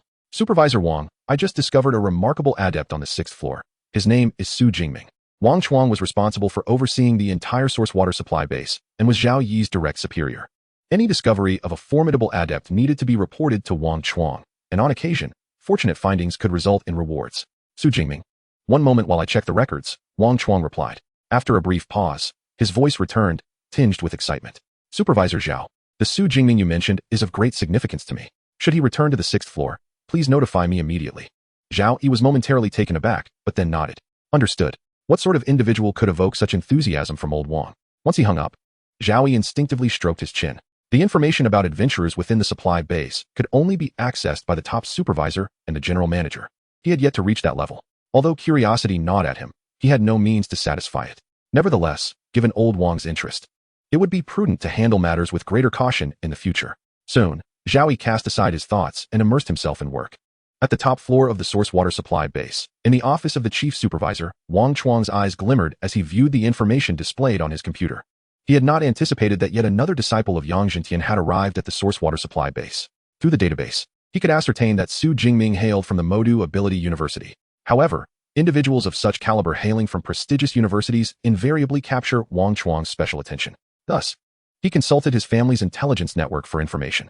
To his astonishment, he discovered that this Su Jingming was a recent disciple of the esteemed Master Yang Zhentian from the renowned Anomalous University of Magic City. It is imperative for someone of his standing to be acutely aware of the various powers and formidable figures in the surrounding provinces. Ignorance could lead to unforeseen troubles. Yang Zhentian, a 7th-tier elite who has previously slain 8th-tier beasts, was a name that resonated profoundly with Wang Chuang. Not only could he not provoke such a figure, but his own family of extraordinary individuals would also refrain from doing so. Consequently, the disciple of such a mentor must be approached with utmost caution. If Zhao Yi's assertions hold true and Su Jingming has indeed attained the 2nd-tier elite level, then his talents would surpass those of the former Lu Ming. No, it would be an understatement to call him merely talented. He is nothing short of a prodigy. Leaning back in his chair, Wang Chuang's eyes flickered with intrigue. An 18-year-old 2nd-tier elite. Such a claim would elicit disbelief. It would be ideal to forge an alliance with such an extraordinary talent. Even if that proves unattainable, one must exercise extreme caution and never provoke him. Having satiated his hunger, Su Jingming called the waiter to settle his bill at the dining hall on the 2nd floor of the supply base. The meals there were rather extravagant. A mere selection of over 10 dishes cost him 20,000 great xia coins. Although some of the dishes were crafted from beast meat, the prices still exceeded those outside by at least 30%. After settling the bill, he ascended directly to the 3rd floor of the supply base, where equipment was sold. Although he had no intention of replacing his Dark Cloud Swift gun, his battle suit had been torn in previous skirmishes. Rather than repair it, he opted for an entirely new set. Consequently, Su Jingming spent 12 million to procure a new battle suit and boots. Additionally, he discovered that space rings were available for sale. However, the prices were extraordinarily steep. The least expensive ring, with a capacity akin to a small suitcase, commanded a price exceeding 10 million. Such exorbitance dissuaded Su Jingming, despite his keen interest in space rings. After all, a ring with such limited capacity could scarcely accommodate much. Nevertheless, over 10 million could procure a substantial quantity of resources for him at this juncture. Moreover, the iron pot and seasonings he yearned for were not available within the supply base. Thus, Su Jingming departed the supply base and headed towards the back street. The back street, located not far from the supply base, was established by the citizens of Yuanshui City and offered a more grassroots experience. Selling a diverse array of goods, unlike the supply base, which catered primarily to the needs of anomalous individuals. In a shadowy corner outside the supply base, where sunlight scarcely penetrated, Zhao Chunlin, his bloodshot eyes fixated on the distant figure departing, rasped instructions to those at his side. Your target is him. Break his arms and legs, then bring him to me. In this assembly of 5 individuals, comprising 3 men and 2 women, each possesses a rank at the 2nd-tier upper echelon. They are known as the Tiger Shark Squad, primarily tasked with executing missions assigned by the supply base. Of course, they occasionally assist certain supervisors with personal errands, as is the case now. The leader of the Tiger Shark Squad, a man in his 30s bearing a fierce countenance marked by claw scars, nodded subtly before silently leading the remaining 4 members onward. Upon reaching the back street, Su Jingming had yet to begin his search for a pot and seasoning when he received a call from Lu Wentao. Pressing the answer button, he was greeted by Lu Wentao's familiar voice on the other end. Brother Ming, I finally managed to get through to you. It's nothing much. Just wanted to have a chat. Lu Wentao chuckled, then continued. In about half a month, you wouldn't believe it, but this Li Qingji is a newcomer who just enrolled. He is the top scholar from Qinghai province, and he is quite arrogant, boasting a 2nd-tier lower rank. Lu Wentao rambled on about events that transpired after Su Jingming left school. However, having spent over a month in the wilderness zone, the new students gradually began to forget him. Many other formidable newcomers were starting to emerge. Su Jingming suddenly halted his steps. What's the matter? Nothing. Please continue. He replied, resuming his pace. Yet, while listening to Lu Wentao's gossip, a blue-purple arc of lightning flickered at his fingertips. Should any anomaly arise, the terrifying purple sky divine thunder would be unleashed. He prepared himself, as their target was about to enter a narrow alley, 20 meters behind Su Jingming. The leader of the Tiger Shark squad, with a serious expression, was concealed behind a building. He instructed one of the women in the squad, He-ji, assess the target's strength. He-ji possessed a mental-type ability with formidable perception. She had previously sensed the presence of high-tier ferocious beasts in the wilderness zone, allowing for timely evasion. Although they were merely dealing with a first-tier upper-level ability user this time, one must use full force to catch a rabbit. Caution dictated that they analyze the target's strength before taking action. Captain, I must say, sometimes you are just too cautious. How much trouble can a first-tier upper-level kid really stir? A member of the squad jested. Just then, He-ji, utilizing her mental abilities, suddenly gasped. What a ferocious aura. What's wrong? Is something amiss? The captain inquired, his brow furrowing. See for yourselves, He-ji replied with a wry smile, sharing her perception with everyone in the squad through her abilities. What they witnessed left the Tiger Shark squad leader momentarily stunned. In the world perceived through He-ji's powers, there was little difference from the ordinary realm. However, every living being radiated its own unique glow, varying in intensity, representing different levels of strength. The aura emanating from the towering figure ahead, however, was nothing short of terrifying, akin to a miniature sun. In the midst of those around him, who merely flickered like faint luminescence, he stood out strikingly. This radiance surpassed that of his position as the leader of the Tiger Shark squad by many folds. Was this a first-tier ascendant? Are you jesting? The captain of the Tiger Shark squad could not help but curse inwardly. Such a formidable presence could effortlessly annihilate their entire team. The intelligence had been flawed. The mission must be abandoned. The captain's expression darkened ominously. Had it not been for his years of cautious habits sharpening his instincts, the moment they engaged, their entire squad would be left waiting for their bodies to be recovered. As for the instigator, Zhao Chunlin, they certainly would not let him escape unscathed. Chapter 68, The Wrath of the Supervisor. How dare you? Crack. In the alley. The call had long been disconnected. With the dark cloud storm gun in hand, and surrounded by the ethereal thunder of the purple sky, Su Jingming furrowed his brow. From the very beginning of his call with Lu Wentao, he sensed he was being followed. Thus, he deliberately chose a secluded alley, intending to lure the pursuer out for resolution. To his surprise, upon entering the alley, the pursuer did not attack, but fled instead. Yet Zhao Chunlin, despite being confined to a wheelchair, still dared to strike at him. Su Jingming's eyes narrowed. During his time at the supply base, he had noticed Zhao Chunlin's presence. Little did he expect that Zhao would not only lack discretion, but also seek revenge. Shaking his head, Su Jingming readjusted his long gun onto his back, his thunderous aura subsiding as he strolled out of the alley. At the supply base, aside from Zhao Chunlin, he had not wronged anyone else. Therefore, the group that had been tracking him was likely dispatched by Zhao. Of course, it was also possible that it was someone entirely unknown to him. Nevertheless, it mattered not. Keeping Zhao Chunlin around posed a risk, thus he considered it an opportunity to address the issue. Snap. Within a concealed chamber of the underground parking lot at the supply base, accompanied by the sharp sound of a slap, Zhao Chunlin, wheelchair and all, was sent flying. Rising from the ground, his face smeared with blood, Zhao was bewildered. The captain had audaciously struck him upon arrival. How could you even ask me? The intelligence you provided was flawed. The target is not a first-tier ascendant, but a second-tier one. The captain of the Tiger Shark squad's expression darkened, the claw marks on his face appearing even more menacing. The remaining 4 team members glared at Zhao Chunlin with disapproval. While they occasionally assisted the supervisor with unsavory tasks, it did not imply they were willing to risk their lives for missions, especially upon learning that the opponent possessed the strength to overwhelm their entire squad. A second-tier ascendant? How could this be? It has only been a little over a month. Zhao Chunlin's bloodied visage was filled with shock. We will speak to Supervisor Zhao ourselves.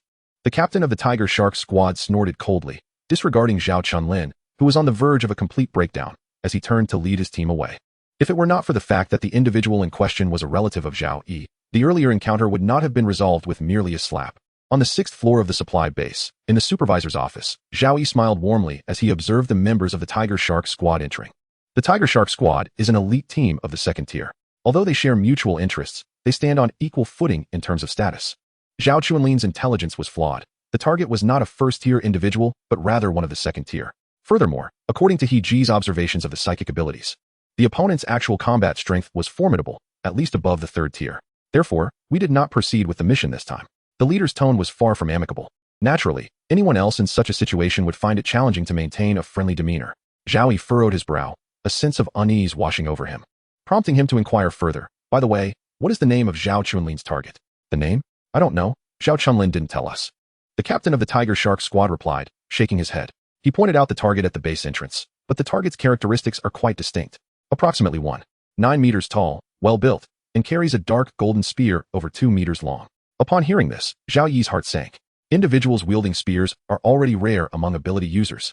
And considering the second-tier status and the dark golden hue of the spear, it could only be Su Jingming, who had been selling beast materials on the 6th floor just an hour ago. This is disastrous. He is someone the chief supervisor is paying attention to, and I actually arranged for someone to kill him?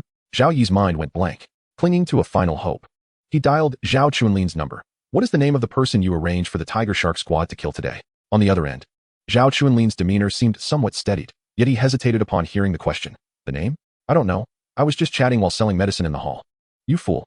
You dare to send someone to kill without even knowing the name. Zhao Yi cursed vehemently, crushing the phone in his grip.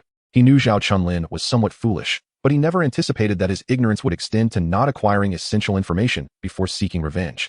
It seems I have indulged him too much over the years. Zhao Yi sighed deeply. He had been promoted to base supervisor 4 years ago. As the base supervisor, he was now near the core of power within the supply base. Many sought to curry favor with him, and Zhao Chunlin was no exception, receiving considerable support as a result. It was precisely this leniency that led Zhao Chunlin to act with increasing impunity, ultimately resulting in such a catastrophic blunder. Supervisor Zhao, is there a problem? The Tiger Shark squad noticed something was amiss, and the captain inquired with a furrowed brow. Nothing that concerns you, Zhao Yi replied. By the way, during the tracking process, did the target notice you? We never came into his line of sight, but we cannot rule out the possibility that he sensed our presence. The captain hesitated. Generally, a typical second-tier ability user might not possess such acute perceptual abilities. However, the issue lies in the fact that this opponent is far from ordinary. Zhao Yi's expression darkened as he sighed. Understood, you may leave now. Since it is highly probable that Su Jingming has already discovered our presence, it would be prudent to inform the senior supervisor. After the Tiger Shark team departs, Zhao Yi exited the 6th floor office and took the elevator to the top floor of the supply base. Supervisor Wang, are you busy? With a smile that bordered on ingratiating, Zhao Yi pushed open the door to Senior Supervisor Wang Chuang's office. Supervisor Zhao, what brings you here?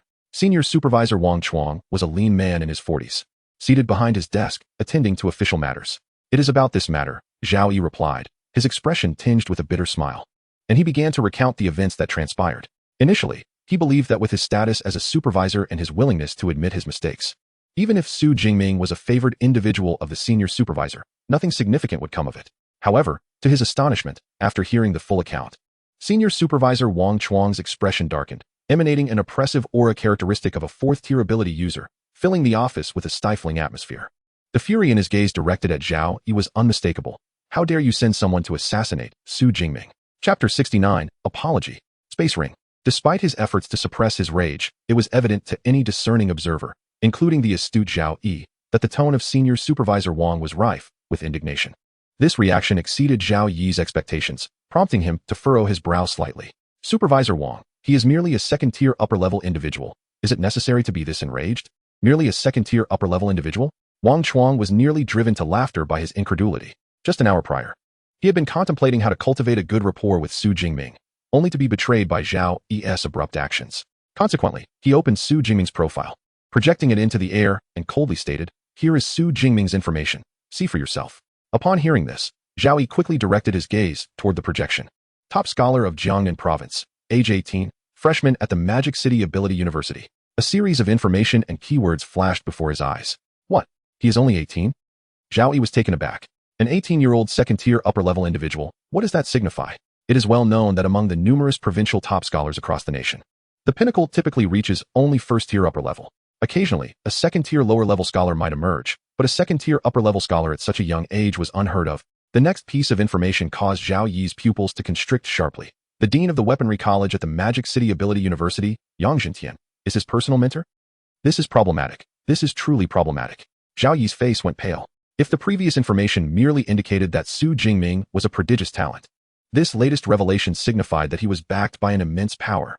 Such an entity could easily wreak havoc in the entire Sourcewater City, not to mention the supply base itself.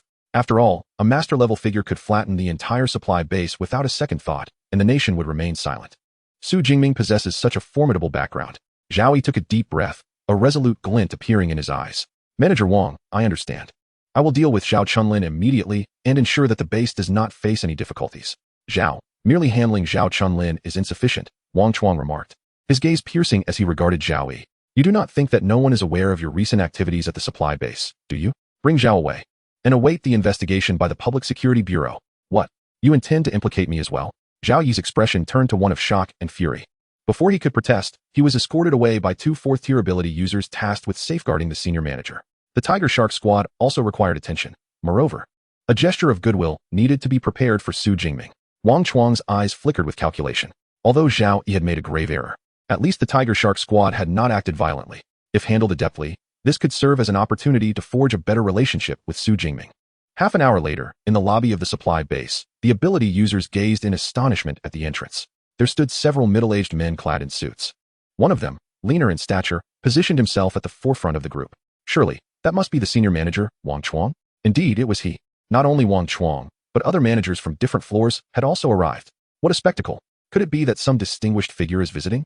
Murmured the ability users among themselves. On the lobby sofa, a quartet of girls observed the scene with curiosity. Among them was Wang Qian, the very same who had spoken on behalf of Su Jingming a month prior. The presence of all the base's managers to greet this individual was indeed a remarkable display. Wang Qian mused, for just a managerial position, one cannot fathom how many families and factions are watching, especially for the senior manager's role.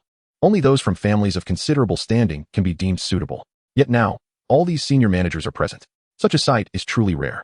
Enough of that, though. With school starting in half a month, what shall we do next? Return to school or venture into the wilderness again? Captain Yao Mushi pondered, her brow furrowed. In half a month, we could still hunt some ferocious beasts. However, we mustn't target second-tier upper-level beasts anymore. We should continue to focus on second-tier, mid-level, and lower-level beasts. As we did before, the remaining two female members of the squad nodded in agreement. Indeed, second-tier upper-level beasts are still a bit too formidable for us, they concurred. Traditionally, their hunting targets had been second-tier, mid-level, and lower-level beasts. This past month, they had attempted to pursue second-tier upper-level beasts, but after 2 ventures into the wilderness, they had scarcely managed to hunt any, while the squad members had faced life-threatening situations on several occasions. Alas, our team is still lacking a strong attacker. If only we could have recruited that individual from the Magic City Ability University into our squad, Wang Qian lamented, a sigh escaping her lips as she recalled the tall, imposing figure. The probability of encountering again in the future was exceedingly low. Just as she pondered this thought, a teammate beside her pointed towards the entrance, exclaiming, Xiao Qian. Isn't that the young man from the Magical City Ability University? Where? Wang Qian instinctively glanced over and beheld the striking silhouette, armed with a long spear, standing at the entrance of the base.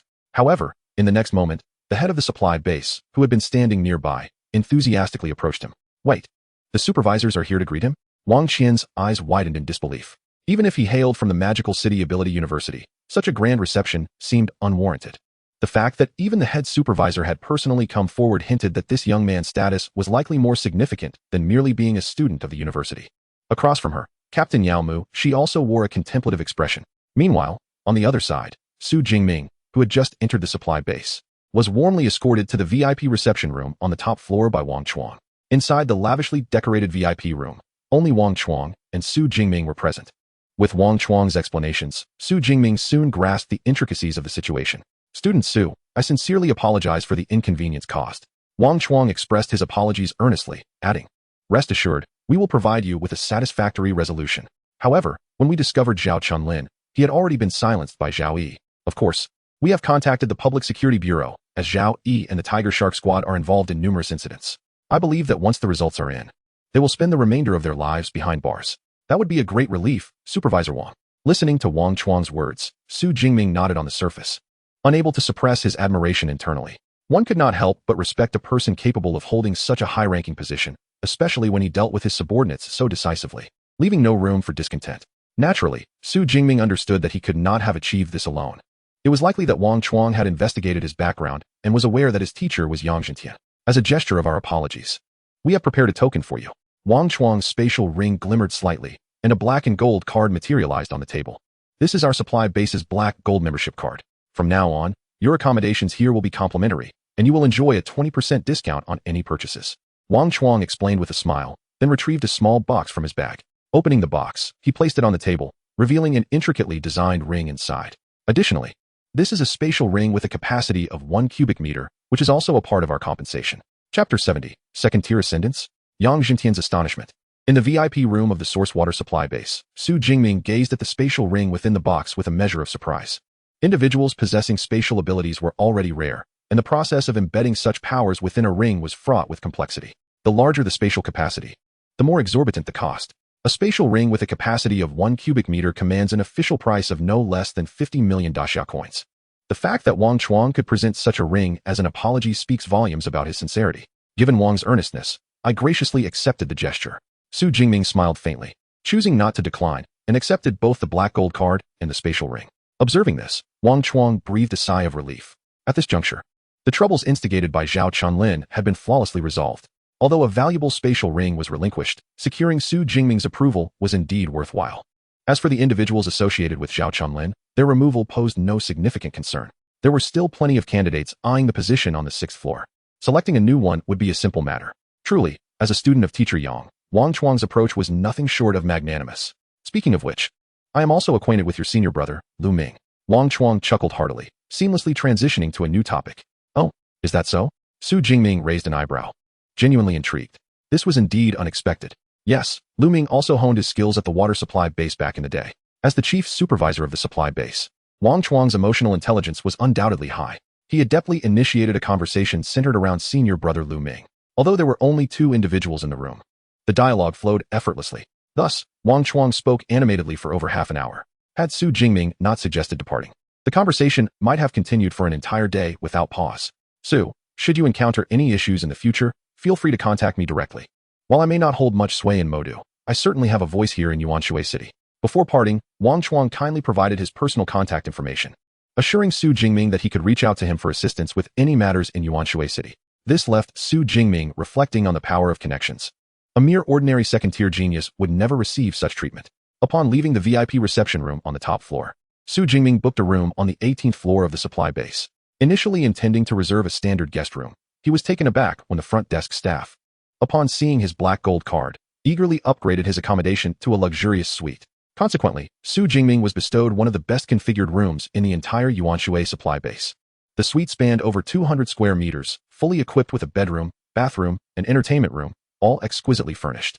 Yet, the piece de resistance was the expansive floor-to-ceiling window in the living area. Through this window, one could gaze upon the outskirts of the Yuanshui wilderness. Standing by the window, Su Jingming looked down. Aside from the ferocious beasts rampaging within the wilderness, the view was quite pleasant. Nevertheless, more pressing matters occupied his thoughts than the scenery outside. He eagerly retrieved the spatial ring gifted by Wang Chuang, examining it closely. Externally, the spatial ring bore no discernible difference from an ordinary ring.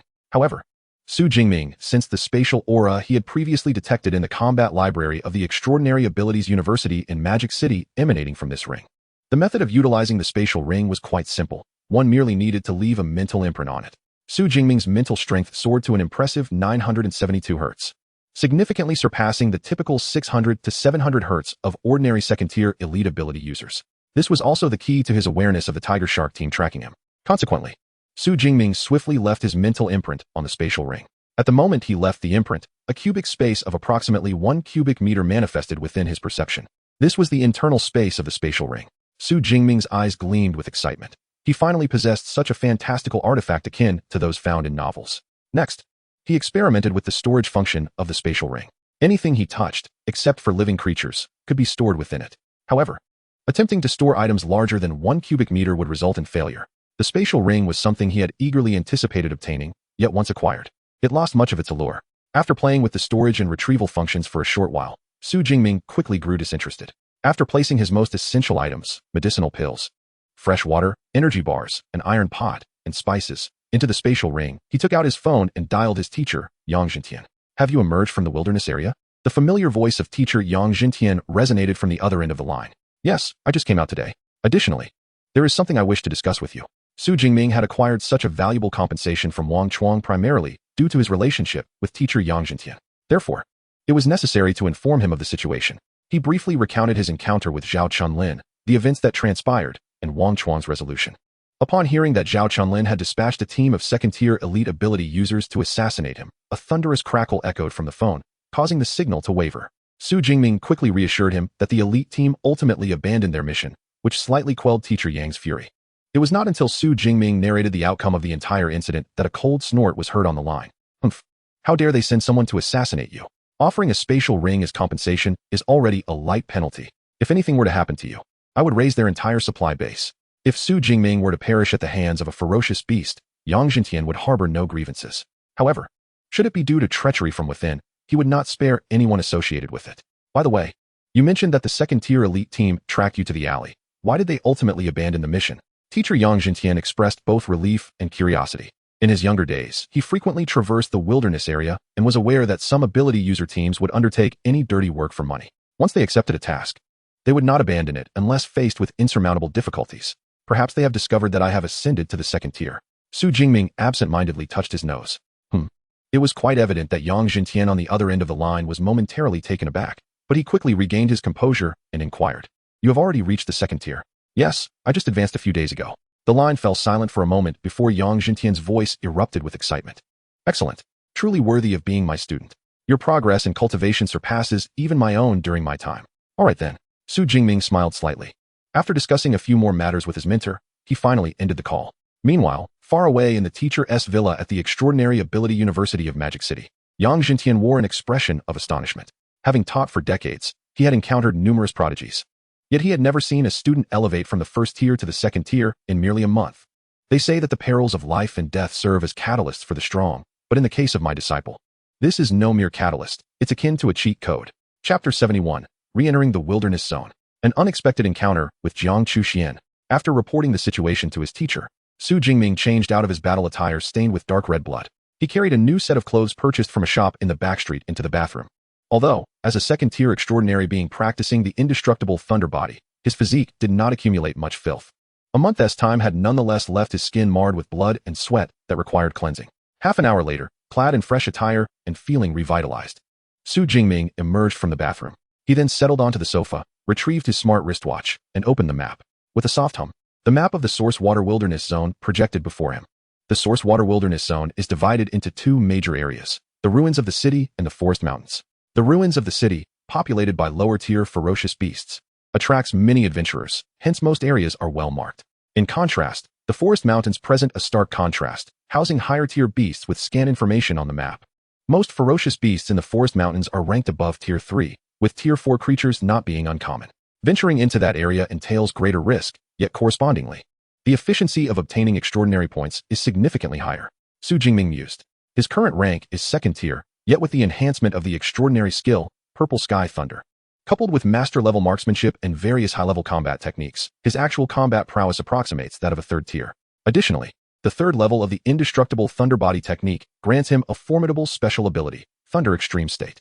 Upon first acquiring this state, Su Jingming had tested it and found that his overall strength could increase by 3 to 4 times. It was akin to the effects of a blood-boosting pill, and remarkably, without any side effects. Moreover, his skill in the Thunder Flash movement technique has also reached high proficiency. When activating the Thunder Extreme State and employing Thunder Flash, he estimated that even peak Tier 4 ferocious beasts would be unable to catch up with him. Within the entirety of the Source Water Wilderness Zone, the highest-ranking ferocious beasts are merely Tier 5, and their numbers are exceedingly sparse. As long as I exercise a bit of caution, the danger is not particularly great. Even if fortune were to abandon me and I encountered a 5th-tier ferocious beast, it would not pose an insurmountable problem. I could simply consume a bloodburst pill and make my escape. With this in mind, I have resolved to venture into the forested mountain region tomorrow. After determining my destination, I casually opened a packet of snacks prepared in my room, relishing each bite. After all, one is not a machine. During my month in Pingan City, Su Jingming had been constantly surrounded by ferocious beasts, living in a state of perpetual tension. Even at night, he would remain in a light sleep, easily startled by the slightest sound. It was high time to unwind. Thus, for the remainder of the day, Su Jingming decided against training. Oh, it had been ages since I felt this relaxed. At 6 in the evening, Su Jingming stretched languidly on the sofa before leaping to his feet. It was not that he wished to remain reclining, but rather that it was mealtime. Time to eat. With a light-hearted stride, he exited his room. After enduring over 20 days of consuming energy bars in the wilderness, he held great anticipation for a proper meal. A little over 10 minutes later, he arrived at the restaurant on the second floor of the supply base. It was a bustling scene, as many superhumans were enjoying drinks and boasting about their exploits in the wilderness. At one of the tables, the numerous dishes Su Jingming had ordered were being laid out, releasing delightful aromas. Just as he began to indulge in his feast, 4 young women entered the restaurant from the entrance. One of them, upon noticing Su Jingming, brightened visibly and strode towards him with elegant strides. "Xiao Qian, where are you going?" called Yao Muki, pulling her back. "I'm going to invite that young man to join our team," Wang Qian replied excitedly. Having finally encountered the young man from the magical capital Superhuman University again, she was determined not to let the opportunity slip away. "Don't go. He likely won't agree." Yao Muki shook her head. "Why not? We are at least a mid-tier second-level team. For him, a top-tier first-level superhuman, it should be quite appealing." Wang Qian questioned in confusion. "First-tier top? Take a closer look." Yao Muki sighed. "Isn't he a first-tier top?" Wang Qian asked, perplexed. As she sensed his aura closely, she realized, to her astonishment, that his energy level was even stronger than hers. "Is he a second-tier top? Has he advanced that quickly?" Wang Qian was taken aback, soon followed by a wave of disappointment. A second-tier top superhuman from a prestigious institution, the magical capital Superhuman University, would certainly not choose to join a team as modest as theirs. "Forget it, let's not force the issue. We'll simply hunt lower-tier ferocious beasts instead. It's just a pity to lose such a handsome young man." Meanwhile, Su Jingming remained oblivious to Wang Qian and her companions. After finishing dinner in the restaurant and preparing nearly a month's worth of fresh water and energy bars, he decided to retire early that night. Having hardly slept well in the wilderness, before 9 o'clock, he lay down in bed and swiftly drifted into a peaceful slumber. The sweet embrace of slumber allowed Su Jingming to awaken at 9 the following morning. Ah, what bliss! He leapt from his bed, feeling an unprecedented vigor coursing through his entire being. After completing his morning rituals, he donned a brand new set of combat attire, slinging the Dark Cloud Gale gun across his back, and stepped once more into the wilderness. This time, his objective lay within the depths of the Sourcewater Wilderness, specifically the forested mountain region, approximately 48 kilometers from the entrance of the wilderness. However, Su Jingming's prowess had significantly increased since his last venture into this untamed expanse, allowing him to navigate without the need to deliberately avoid areas infested by fierce beasts lurking in the ruins of towns. Consequently, he traversed the wilderness for over 5 hours, arriving in the mountainous forest by mid-afternoon. The forest was a stark contrast to the desolate iron jungles of the town ruins. The ground was carpeted with verdant grass and shrubs, and towering trees stretched endlessly towards the sky. It was summer, and the chorus of cicadas harmonized with the roars of savage beasts, creating an oddly serene atmosphere. Suddenly, as Su Jingming stepped upon a brittle branch, he felt a shift in the air and instinctively darted aside. At that moment, a pale blue blade of wind whistled through the trees, narrowly missing his previous position. With a series of sharp thuds, the wind blade sliced through 3 or 4 trees before dissipating into the air. From the thicket emerged a formidable beast, its fur a light azure, and its eyes glinting with sharp intelligence. This creature bore a resemblance to a wolf, but was considerably larger, surrounded by a faint azure gale that caused its sleek coat to ripple. It was a third-tier beast, Wine Gale Terror Wolf. Su Jingming's eyes sparkled with intrigue. Third-tier beasts not only wield physical might, but also possess abilities akin to those of supernatural beings. The Wind Gale Terror Wolf, a creature of the forest, commanded wind-based powers, and the wind blade he had just witnessed was a manifestation of its innate skill. Judging by its aura, it appeared to be in the mid-range of third-tier strength. He pondered how many ability points he might gain from its defeat. With the level of Purple Sky Divine Thunder summoned around him in a swirling display of blue and violet lightning, Su Jingming gripped the Dark Cloud Gale gun, preparing to hunt his first third-tier beast. Just then, he heard a rustling noise from the side, accompanied by voices. A group emerged from the forest, coming into Su Jingming's view. This was a fully armed team of 6, each member equipped with various weapons. Among them, one individual not only bore arms, but also carried a hefty camera upon his shoulder. Another striking figure caught Su Jingming's attention, a tall maiden in a sleek black combat suit, her waist-length silver hair flowing elegantly, exuding an alluring charm. It took Su Jingming but a moment to recognize her. She was none other than Jiang Chuxian, the internet goddess who had appeared at the supply base a month prior. Chapter 72, 7 Days. Distress Signal. Encountering other ability users in the wilderness is not an uncommon occurrence. Previously, while in Ping'an County, Su Jingming had encountered more than one group of ability users. Among the individuals accompanying Jiang Chuxian, aside from her own presence at the mid-second tier, the remaining 5 men and women, akin to bodyguards, exuded an aura at the mid to upper third tier. According to the Adventurer's Code of the Great Xia Kingdom, ability users in the wilderness are prohibited from attacking one another. Should one be caught engaging in such actions, they would face exceedingly harsh penalties and would also be looked down upon by their peers. Consequently, most ability users adhere to this guideline. However, one must remain vigilant. In the face of Jiang Chuxuan's formidable team of third-tier users, Su Jingming naturally dared not make another move against the swift Wind Terror Wolf, instead keeping a wary eye on them. Yet, this group of powerful third-tier users appeared oblivious to Su Jingming's presence, engrossed in their own banter. The swift Wind Terror Wolf, surrounded by a fierce gale, projected an aura of considerable strength, likely at the mid-third tier. This level of beast was perfectly suited for Miss Jiang as a target for elimination. The customary approach was to block its escape route. In the wilderness, the first ability user to discover a beast rightfully claims it. Any attempt by others to seize it would be regarded as provocation. However, it was evident that this group did not regard Su Jingming, who was at the upper second tier, as a threat. Laughing amongst themselves, they prepared to engage the swift-wind terror wolf ahead. Observing this, Su Jingming furrowed his brow, unable to voice his concerns in time. Yet, it was Jiang Chuxian, standing elegantly to the side, who spoke first. Team leader Wang. This beast was discovered by others first. Let us find another. Her voice was melodious, reminiscent of a lark, clear and pleasing to the ear. Miss Jiang, this is a mid-third tier beast. It seems rather unsuitable for this little second-tier fellow. I fear that as soon as we depart, this young one might be bitten to death by the swift-wind terror wolf, remarked a middle-aged man at the front, wielding a sword and shield, half in jest. Team leader Wang, I recall mentioning last time that I do not favor seizing others' prey for our filming purposes, correct? Jiang Chuxian replied, her brow slightly furrowed. Upon hearing such unceremonious words, the middle-aged man's expression stiffened momentarily. A flicker of barely perceptible malice flashed in his eyes before his demeanor quickly returned to normal. Smiling as he addressed the other team members, since Miss Jiang is dissatisfied, we can simply seek another beast.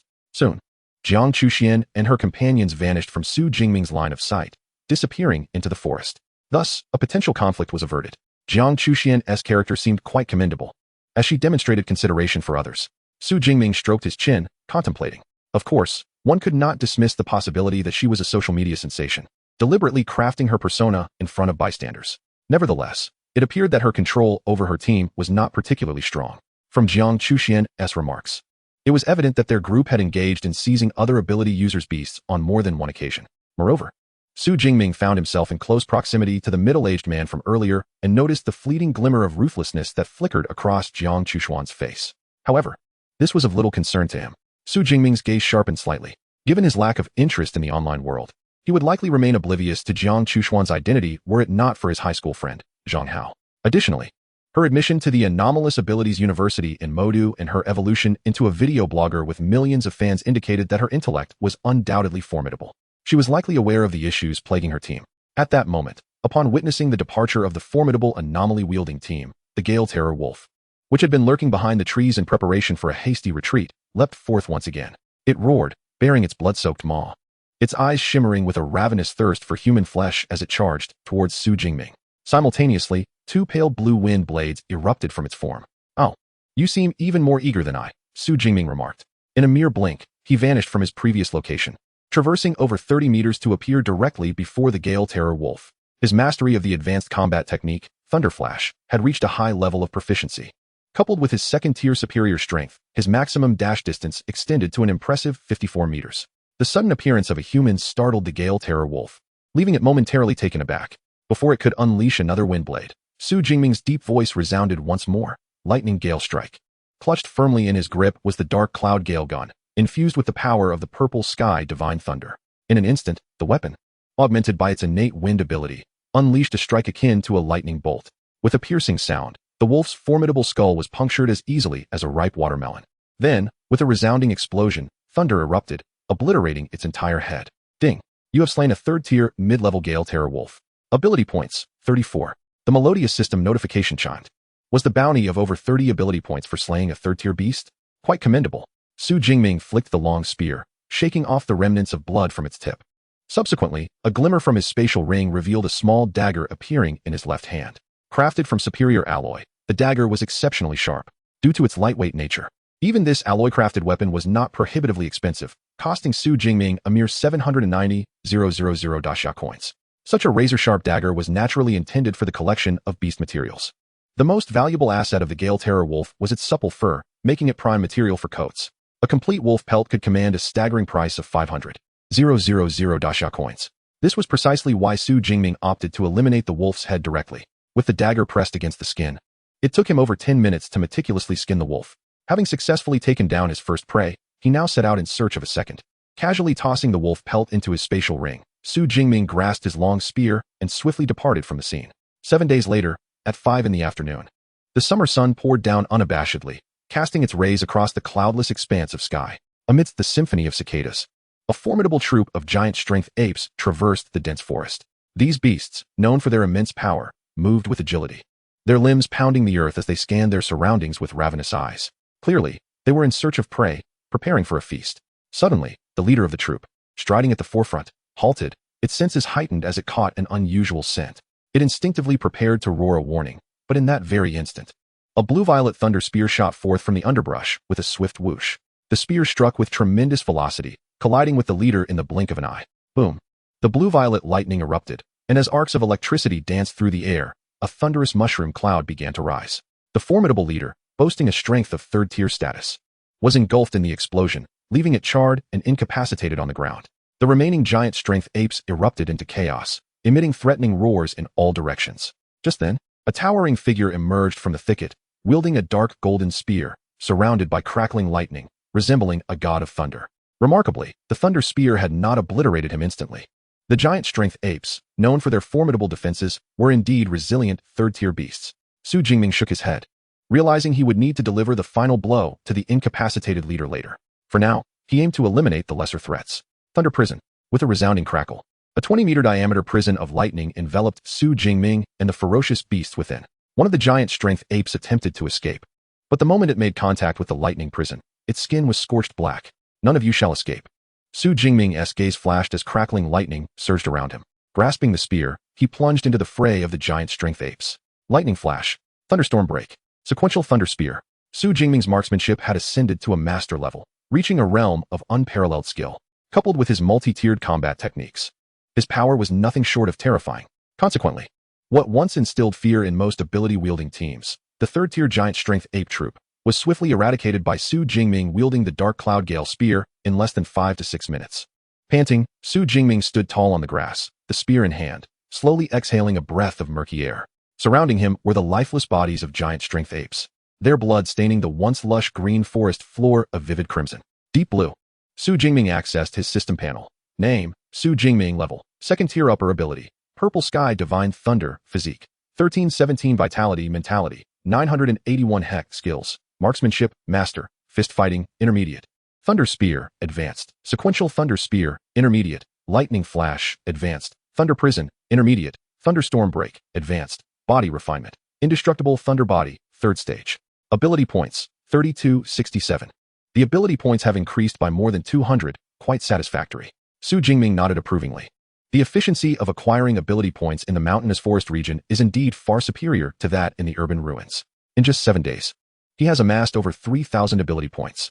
However, despite having accumulated such a substantial amount, the anticipated plus sign for leveling up has yet to materialize, causing Jingming to furrow his brow slightly. The last time he advanced from the 1st tier upper level to the 2nd tier lower level, he expended over 1,200 ability points. Subsequently, his promotions to the 2nd tier middle and upper levels cost him 1,500 and 1,800 points, respectively. He had initially assumed that 3,000 ability points would suffice for an elevation to the 3rd tier, but to his surprise, it appears insufficient. He suspects that the transition from the 2nd tier to the 3rd may require around 4,000 points. Nevertheless, even if he possesses enough ability points for advancement, he would refrain from elevating his rank. The combat techniques available to 2nd tier ability users have long piqued his interest. For ability users, rank does not always equate to everything. It is the synergy between rank and combat techniques that unleashes their utmost combat potential. Why do the exceptional students at the Magic City Ability University often manage to defeat ferocious beasts or other ability users beyond their rank? It is because they master more formidable combat techniques and exhibit superior fighting skills compared to ordinary ability users. Merely possessing a high rank without the appropriate combat techniques is akin to an infant wielding a sharp knife, unable to maximize their power. This is why Jingming has not chosen to expend all his ability points solely on elevating his rank. Instead, he enhances his combat techniques and marksmanship in tandem. After all, a solid foundation paves the way for a more enduring journey as a strong individual. Buzz. Buzz. At that moment, Jingming's smartwatch on his wrist vibrated unexpectedly. Instinctively, he opened the map on the smartwatch. Besides the green dot indicating his position, a white dot was also present, continuously emitting signals. Is this a distress signal? Jingming raised an eyebrow. The smartwatch issued by the supply base has, apart from a built-in map, its most crucial function of sending out distress signals. At this juncture, the originally concealed location information would be exposed to all ability user smartwatches within a 2-kilometer radius. It is up to the ability users to decide whether to assist or not. Naturally, most adventurer teams receiving distress signals would venture nearby to assess the situation before making a decision. The distress signal seems to be relatively close. I can first head over to investigate the situation. After a moment of contemplation, Su Jingming set off in that direction. If it is merely a weak, third-tier beast, lending a hand would be harmless. However, if it is a formidable fourth-tier beast, he would be unable to assist. Chapter 73, Bare-Handed Sonic Boom. Jiang Chuxian was bewildered. Whoosh, whoosh, whoosh. Amidst the towering trees of the forest, a lithe young girl deftly leaped between the branches. She possessed long, silver hair, and with each jump, she could cover a distance of 7 to 8 meters. Behind her, several hundred meters away, a colossal creature seemed to be charging swiftly in her direction. The surrounding trees fell in sways as they were violently struck by this behemoth. This was a dire predicament. Jiang Chuxuan's delicate face was etched with gravity. Earlier that morning, she had been collaborating with her bodyguard team to film a video showcasing the slaying of ferocious beasts that was to be released that week. However, unexpectedly, a fourth-tier beast had burst forth from the jungle, scattering her and her bodyguards. Fortunately, the creature had not targeted her, allowing her to narrowly escape with her life. Subsequently, she had attempted to reunite with her bodyguard team, but to her dismay, as she merely passed by a cave, a third-tier burrowing dragon that resided within had emerged, pursuing her relentlessly. It is well known that any beast associated with the term dragon is notoriously malevolent and exceedingly troublesome. This burrowing dragon was no exception. Although it was merely a lower-tier third-level beast, its combat prowess surpassed that of an ordinary upper-tier third-level creature. More critically, Jiang Chuxian herself was only a mid-tier second-level fighter. Even with a blood-burst pill, her strength barely grazed the lower tier of the third level. She stood no chance against this burrowing dragon. Moreover, escape seemed equally impossible. Thus, she found herself in an almost certain death situation. All she could do was hope that an extraordinary ability team would respond to her distress signal and come to her aid. Jiang Chuxian placed her sole hope for survival in that signal. Yet, she was acutely aware of the slender odds of rescue. After all, adventurer teams daring enough to enter the perilous mountain forest of the Sourcewater Wilderness were few and far between. Additionally, the distress signal would only be detectable within a 2-kilometer radius, rendering the likelihood of it being spotted by an adventurer team exceedingly slim. Even if one did discover the signal and approached, facing a terrifying beast like the burrowing dragon would likely instill such fear that they would hesitate to intervene. Only elite third-tier extraordinary ability teams, akin to her bodyguards, might dare to act. If only she had not rushed into the mountain forest area. Jiang Chuxian felt a pang of regret. Her fan base had been growing rapidly on the video platform, and she had hoped to capitalize on this momentum by filming a series of videos featuring the slaying of third-tier beasts to further increase her followers, thus prompting her entry into the mountain forest. Little did she know that unexpected circumstances would arise, putting her very life in jeopardy. Roar! The roar of the burrowing dragon behind her grew ever closer. As Jiang Chuxian leaped from the branches of the towering trees, she noticed an expanse of grassland ahead, and her expression shifted dramatically. The burrowing dragon, massive in size, could navigate the forest while the dense trees somewhat hindered its speed. However, ahead lay a treeless meadow. If she continued forward, the dragon would have no obstacles, and it would swiftly close the distance. Yet, at that moment, lingering indecisively would only hasten her demise. Thus, with a firm bite of her rosy lip, Jiang Chuxian leaped down from the lofty trees. Freeze! Jiang Chuxian gracefully descended to the ground. Subsequently, a bone-chilling cold erupted from her, freezing everything within a 50-meter radius in ice. Under the afternoon sun, the scene sparkled with crystalline beauty. The advanced combat technique, Ice Seal, had the power to immobilize all entities within a specified area, and when combined with her innate ice-type ability, Frost Spirit, it produced such an effect. She hoped it would sufficiently delay its advance. Jiang Chuxuan's beautiful eyes narrowed as she took long strides, fleeing once more. Yet, merely a few breaths later, the roar of the Earth Digger Dragon echoed ominously behind her. So soon, she beheld the creature, resembling an enormous pangolin, charging out of the forest. Its size towering like a 3- or 4-story building. With a crack, the area she had just sealed in ice offered no resistance to the Earth Digger Dragon. It charged forward, shattering the frozen expanse with a sound akin to breaking glass, sending shards flying. It's over. There's no escape. Jiang Chuxuan's face fell into despair. However, at that moment, a flash of lightning illuminated the scene. A tall figure, grasping a long spear, suddenly appeared before the Earth Digger Dragon. Is it him? Jiang Chuxian recognized the youth she had encountered a week prior. Yet, he was only a second-tier warrior. Her expression shifted in concern as she exclaimed, "Run. That's a third-tier Earth Digger Dragon. You can't defeat it." Nevertheless, the youth remained seemingly oblivious to her warning, standing resolutely. Why won't he listen? Jiang Chuxian stamped her foot in frustration. If he were to perish, it would be one thing, but she didn't wish to drag an innocent bystander into her plight. Thus, she unleashed her chilling aura, her frost spirit surging forth as she dashed towards Su Jingming. Simultaneously, she flipped her right hand, revealing a second-tier blood-burst pill. "You must leave. I will handle it." Just as Jiang Chuxian prepared to consume the blood-burst pill and make her final stand, the figure ahead stirred. Surrounded by crackling lightning, he clenched his right hand as a voice resonated with divine authority, proclaiming, "Thunder Spear." Instantly, the blue-purple lightning coalesced into a formidable spear. With a resounding boom, the Thunder Spear was hurled with pinpoint accuracy, piercing the enormous eye of the Earth Digger Dragon to a depth of over a meter. Blood gushing forth, the creature let out a pained roar, thrashing its forelimbs in an attempt to eliminate this bothersome human. Yet, in the next instant, the embedded Thunder Spear exploded. In an instant, arcs of vibrant lightning and splashes of red and white illuminated the surroundings.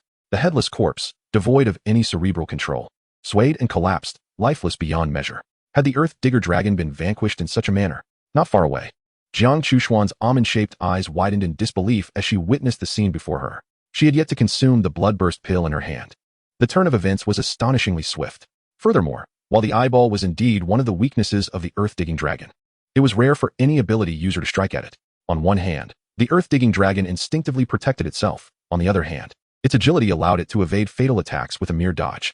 Yet, the young man's thunderous spear was as swift as lightning, leaving the Earth-Digging Dragon no time to escape. Could it be that the sound of the sonic boom I heard earlier was not merely a figment of my imagination? Jiang Chuxian felt a wave of confusion wash over her. To produce a sonic boom with bare hands required an immense amount of strength. After several deep breaths, she managed to regain her composure and gracefully approached the imposing figure ahead. Regardless of how the other party accomplished this feat, it was undeniable that they had saved her, and she owed them her sincere gratitude. Chapter 74, An Unexpected Delight. The Grade Earth Spirit Spring. Ding. Killing a Tier 3 lower Earth-Digging Dragon awarded 36 ability points. Upon hearing the notification in his mind, Su Jingming could not help but raise an eyebrow. As expected of a beast bearing the title of dragon, the ability points gained from its demise surpassed those obtained from an ordinary Tier 3 lower beast. "Hello, thank you for saving me just now." At that moment, accompanied by a melodious voice of gratitude, Jiang Chuxian appeared before Su Jingming. It must be said, Jiang Chuxian truly lived up to her title as a goddess. Her figure was exquisitely curvaceous, with a bosom that could easily outshine many women. Her long, shapely legs, encased in a form-fitting black combat suit, appeared subtly voluptuous. Her delicate oval face bore a hint of pallor from her narrow escape, yet it only served to heighten a man's protective instincts. Helping you was merely a trivial matter. Anyone would have done the same. Su Jingming waved his hand dismissively. He had only realized that the distress signal had come from Jiang Chuxian upon arriving nearby. Of course, had it been anyone else, he would have lent a hand as well. Not necessarily. Jiang Chuxian shook her head and then extended her slender right hand, a charming smile gracing her face. "I am Jiang Chuxian. I cannot repay your life-saving grace with material rewards, but should you need anything in the future, do not hesitate to command me." She did not promise any material recompense, knowing full well that no material gift could ever repay such a favor.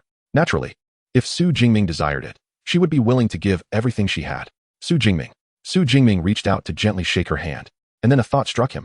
While I wouldn't say command, it would be splendid if you could provide me with an autograph photo of yours. This was the perfect opportunity to obtain the coveted signed photo that Zhang Hao had been yearning for, thus sparing him from the repeated inquiries every time they communicated. "My signed photo?" Jiang Chuxian was momentarily taken aback. She had not anticipated Su Jingming's request to be so simple. She had expected something more demanding. Regrettably, she did not have the habit of carrying her photos with her. Jiang Chuxian felt a twinge of regret. Had I known earlier, I should have stored a few photos in my space ring, as they occupy little room. Nevertheless, Su Jingming was not particularly anxious about it. After all, that fellow Zhang Hao had been unreachable lately. "Oh, you are also from the Magic City Ability University?" At that moment, Jiang Chuxian noticed the emblem on Su Jingming's spear, and her eyes brightened. Su Jingming nodded in acknowledgement, neither affirming nor denying. "I thought so. How could an ordinary second-tier upper-level ability user possess such strength? It turns out you are a senior from my school." "Greetings, senior. I am Jiang Chuxian from the Ice Department. Class 3 of the sophomore year at the Magic City Ability University." Jiang Chuxian already harbored some fondness for Su Jingming, who had saved her. Upon discovering that they were from the same institution, her demeanor became notably more amiable. "Senior?" Su Jingming was momentarily taken aback, quickly realizing she had mistakenly regarded him as an upperclassman based on his rank. Indeed, at the Magic City Ability University, an ordinary student would only reach the second tier in their second or third year. Su Jingming intended to clarify that he was merely a freshman. However, the fervent admiration in Jiang Chushuan's eyes proved too dazzling to resist. Thus, he merely nodded. "Hello, junior." Jiang Chuxian smiled radiantly, complimenting him. "By the way, your strength is truly formidable. Although the Earth-Digging Dragon is merely a lower-tier third-level beast, its actual combat capability is comparable to that of upper-tier third-level ferocious beasts. I never expected you to eliminate it so effortlessly. You have no idea." Her tone brimmed with admiration and reverence. This was entirely understandable. Although she too was a student at the Magic City Ability University, she was just an ordinary student. Being able to defeat a second-tier upper-level beast was nearly her utmost limit. Otherwise, she wouldn't have needed to venture into the wilderness with a team of bodyguards. Consequently, she held deep respect for those exceptional students capable of transcending ranks to slay ferocious beasts, especially this senior before her, who had saved her life. On the other side, listening to her unceasing stream of words, Su Jingming discerned that Jiang Chuxian was the type of girl who appeared cold on the outside, yet was warm within. Though she seemed aloof, she was unexpectedly talkative with familiar faces. Through her words, he learned that she had become separated from her bodyguard team, which led to her being pursued by the earth-digging dragon. By the way, senior, where do you plan to go next? After a considerable exchange, Jiang Chuxian inquired. May I accompany you for a while? She blinked her clear eyes, awaiting his response. Accompany me? Su Jingming furrowed his brow, pondering for a moment before nodding. With only 7 or 8 days left until the semester began, he planned to remain in the mountainous forest area. Naturally, he could not afford to take along a burden, but escorting her out of the forest seemed feasible, as it would only take an hour or two. Being fellow students, assisting her in this regard was certainly within reason. Thank you, senior. Jiang Chuxian smiled, her beauty as breathtaking as a blooming garden. By the way, senior, aren't you curious to explore the burrow of the digger dragon? There might be some valuable treasures within. After all, it wouldn't have chased me so aggressively if there weren't something worthwhile there, she suggested. Having ventured into the wilds for video footage before, this was not her first experience with such scenarios. Yet, it was her inaugural encounter of this nature. And she certainly couldn't believe that the cave held no dangers. Oh, Su Jingming raised an eyebrow, intrigued. All right, let us take a look.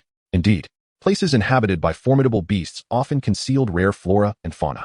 The digger dragon was no ordinary creature, and its lair might very well harbor something remarkable. Thus, Su Jingming first used his alloy dagger to sever the valuable parts from the digger dragon. Then, he followed Jiang Chuxian toward the lair of the digger dragon. By the way, senior, which academy do you belong to? The Weapon Academy. I know of the Weapon Academy. Your dean, Yang Zhentian, is nicknamed King Yan, and he is rather formidable, she remarked. That is my teacher. Ah, my apologies. I misspoke. Jiang Chuxian, known for her striking videos showcasing lethal precision, complemented by her flowing silver hair and icy powers, truly embodied the essence of an elegant frost goddess. Yet at this moment, she resembled an endearing junior, chattering incessantly alongside Su Jingming. Having tolerated the loquacious nature of his roommate Lu Wentao, Su Jingming found no aversion to Jiang Chuxian's demeanor. After all, when compared to the rough-and-tumble Lu, she was an exquisite beauty, excelling in every regard. As they traversed the jungle for several minutes, they soon beheld a cave towering 3 or 4 stories high. It lay concealed behind dense underbrush and thickets, making it difficult to discern without careful observation. Senior, this is it, Jiang Chuxian exclaimed, her eyes sparkling with excitement. It's a pity the cameraman isn't here. We could have switched up our style and produced an adventure video. All right, Su Jingming nodded, gripping his 2-meter-long dark cloud swift gun. Concurrently, with a resounding crack of thunder, blue-violet bolts of divine lightning surged forth. Although the digger dragon had been slain, the possibility of another lurking within remained uncertain. It was prudent to exercise caution. Thus, after conjuring a protective net of thunder around them with the divine lightning, they stepped into the cave. What a fierce display of thunder! Jiang Chuxian exclaimed, her delicate features betraying her astonishment as she beheld the menacing lightning so close. She had sensed Su Jingming's electrical abilities were remarkable before, but witnessing the energy fluctuations up close was even more terrifying than she had anticipated. Even a mere spark of this lightning could obliterate me. Yet this senior is quite humble. I've never heard his name in school before. As they ventured deeper into the cave, the surrounding light grew increasingly dim. Fortunately, the brilliant purple lightning of Su Jingming illuminated the surroundings. The sound echoed in the quiet cavern, accompanied solely by the footsteps of the 2 individuals. The air was infused with the fragrance of exotic flora. Su Jingming's eyes sparkled as he hastened his pace.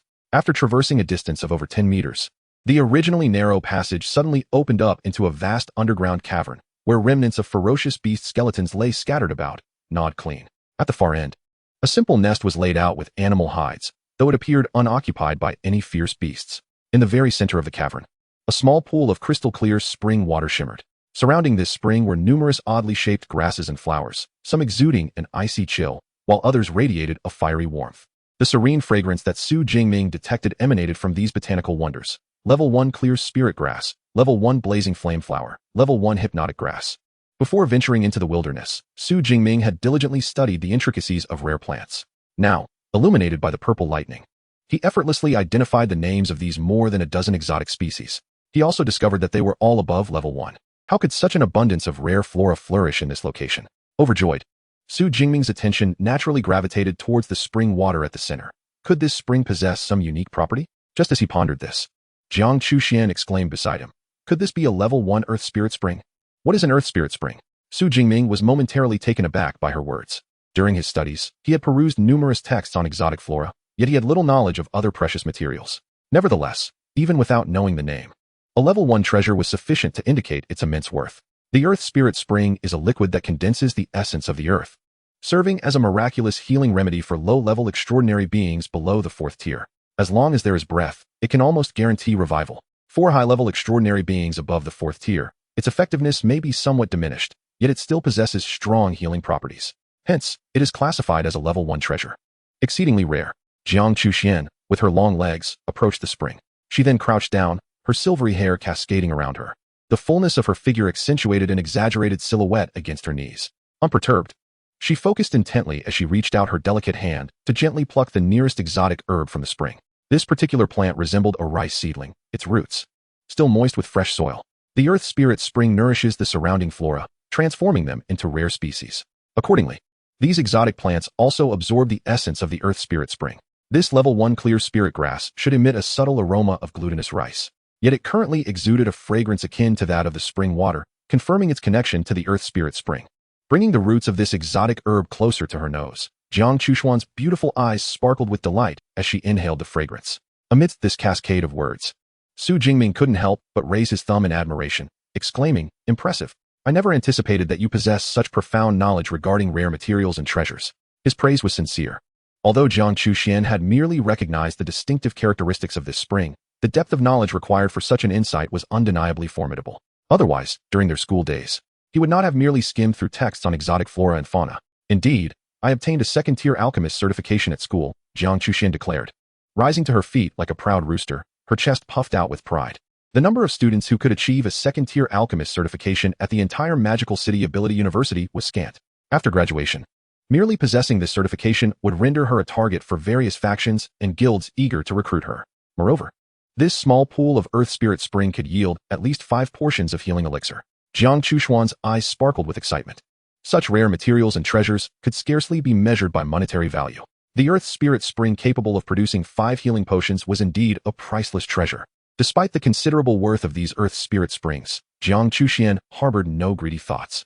Instead, she smiled warmly at Su Jingming and softly said, Senior, you may have all of this Earth Spirit Spring.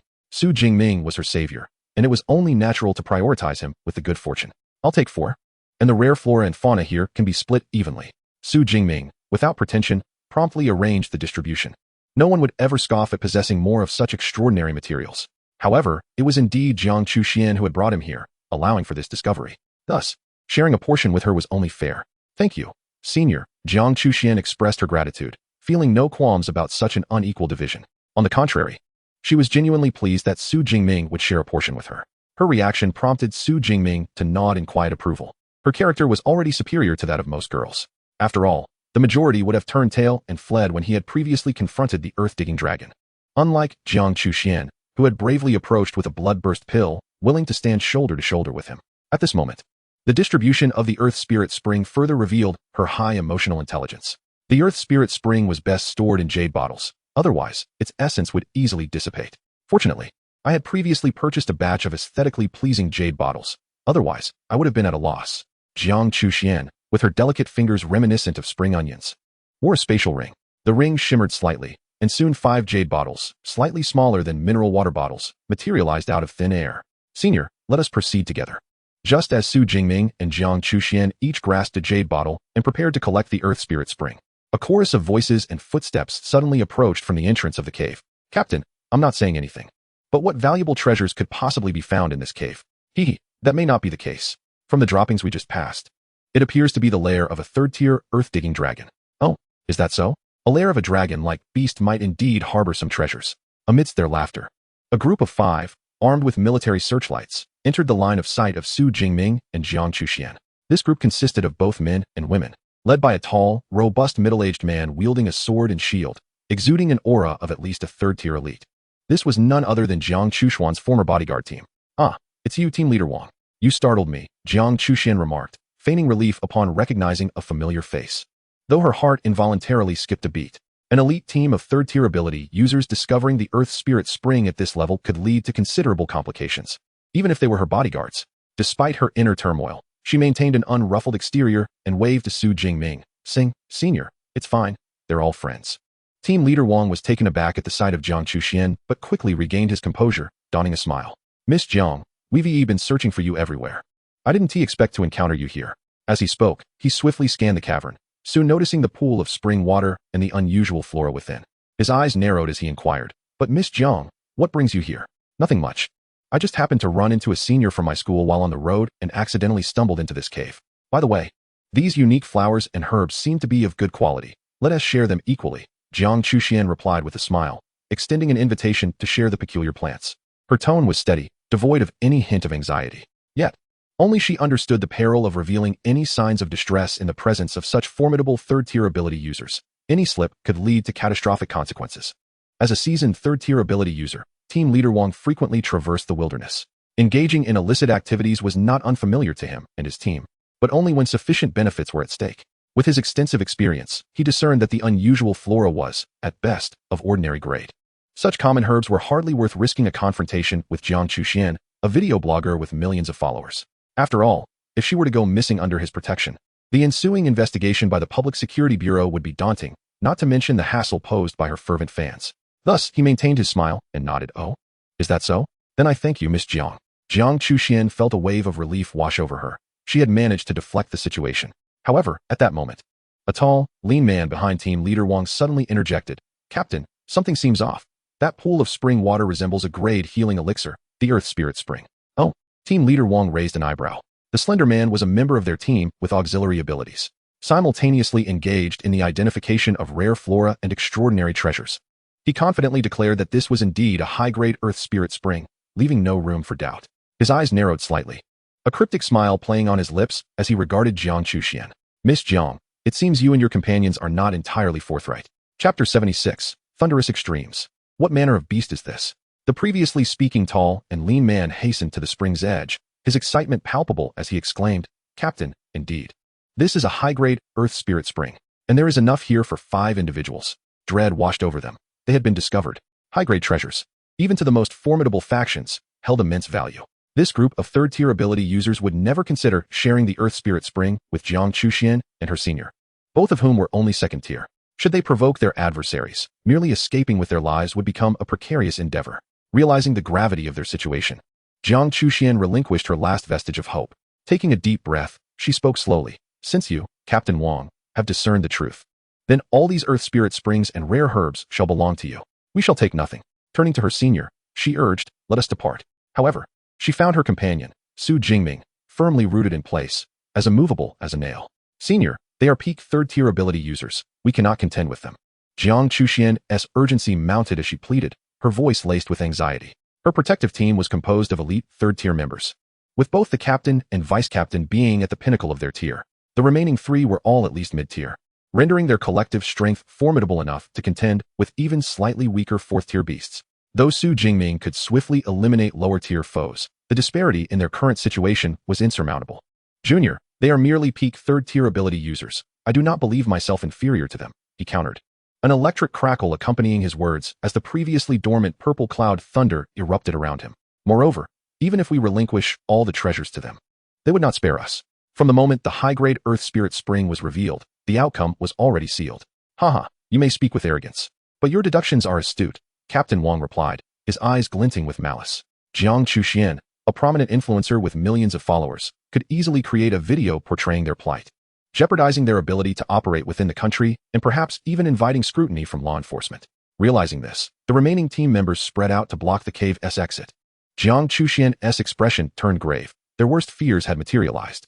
"Senior, there is no turning back. Prepare to take the blood fury pill and fight for our lives," she whispered, a resolute glimmer flashing in her beautiful eyes. Subsequently, a dark red elixir materialized at her fingertips, which she swallowed whole. Boom. A pallid flush crept across Jiang Chuxian's delicate face as the formidable aura of a third-tier ability user erupted from her being. Simultaneously, a bone-chilling cold began to emanate from her, causing the temperature within the cavern to plummet drastically. In the blink of an eye, it fell to over 10 degrees below zero. Ice crystals formed above, and even the small pool of Earth Spirit Spring was capped with a thin layer of ice. Leave Jiang Chuxian to me. Zhou Cheng, deal with her old partner first.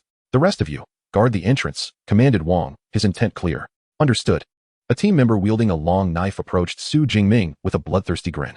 Meanwhile, Wang himself advanced step by step toward Jiang Chuxian, while the others stood at the exit, eager to spectate. Miss Jiang, I regret to inform you that you must pay with your life today. A cold smile graced Wang's face as two sharp fangs sprouted from his mouth. Simultaneously, his muscles swelled, and grayish-yellow fur erupted from his exposed skin. A distinct crown-like pattern formed in the hair on his forehead, signifying the transformation into a saber-toothed tiger, an enhancement-type beast ability. In this beastly form, he could significantly bolster his physical prowess. He had lost count of how many ferocious beasts and human ability users he had slain relying solely on this transformation. Captain, take it easy. Don't kill her too quickly, a male team member at the entrance remarked, eyeing Jiang Chuxian's graceful curves with fervent intensity. Rest assured, I won't kill her outright, Wang replied, licking his lips. Not far away, Jiang Chuxian observed this scene, her heart sinking into despair. The enemy was so cautious, arranging team members to confront both her and her senior, while leaving the rest to guard the exit. No matter how she attempted to break free, escape seemed impossible. Had she known, she would never have brought her senior along. Now they were both ensnared in this dire situation. Regret gnawed at her heart. Just then, a thunderous roar echoed from the side, followed by a piercing scream.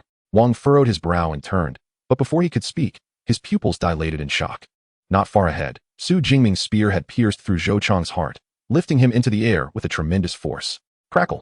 The terrifying thunder that surged through the spear charred Zhou Cheng's chest and battle attire.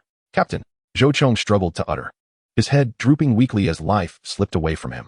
Su Jingming then yanked the spear back forcefully, and with a soft pop, blood gushed forth from the severed aorta.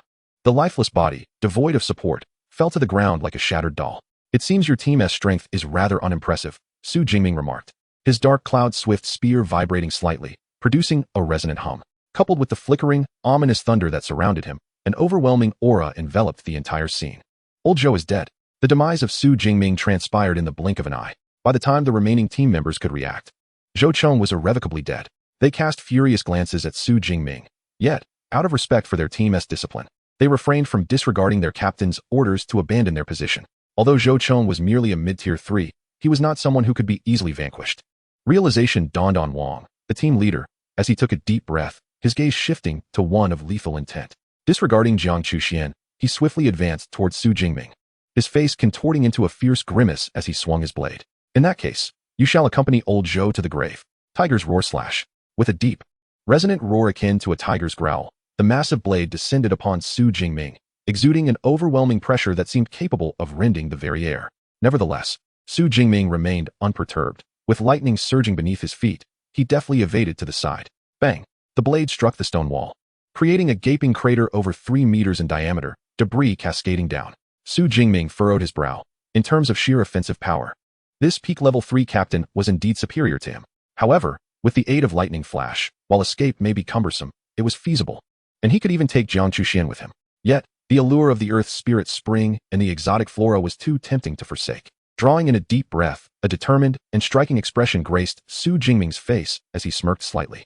Then it seems I must eliminate all of you. Thunder extreme state. Boom. Amidst the astonished gazes of Wang and his companions, countless azure-purple bolts of lightning erupted from Su Jingming's core. Crackling sounds filled the cavern, which instantaneously transformed into a miniature thunderstorm, lightning flashing and thunder rumbling.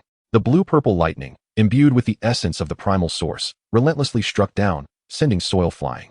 What instilled terror in Wang and the others was the palpable rise in Su Jingming's aura at the storm's epicenter, his stature visibly increasing. 1 meter, 1 meter 5, 2 meters, 2 meters 5. Bang! The upper half of Su Jingming's combat attire burst apart, revealing a torso that resembled a work of art. His muscles were intricately defined, exuding a brutal beauty. Simultaneously, Su Jingming's strikingly cold eyes transformed dramatically, morphing into dragon-like vertical pupils, suffused with a tempestuous aura of blue lightning. Ultimately, what stood before Wang and his team was a towering figure, over 2 meters tall, enveloped in azure-purple lightning, emanating an aura of ferocity akin to that of a supreme dragon beast. What kind of monster is this? Wang struggled to swallow as he gazed at Su Jingming's imposing silhouette, reminiscent of an iron tower. Chapter 77, The Devil. Now it is your turn. The third level of the body forging technique, Indestructible Thunder Body, in its Thunder Extreme state, maximally enhances one's physique, while also unleashing the ferocious blood essence absorbed during foundational shaping. To a certain extent, It bestows certain characteristics of the thunder beast from which it derived.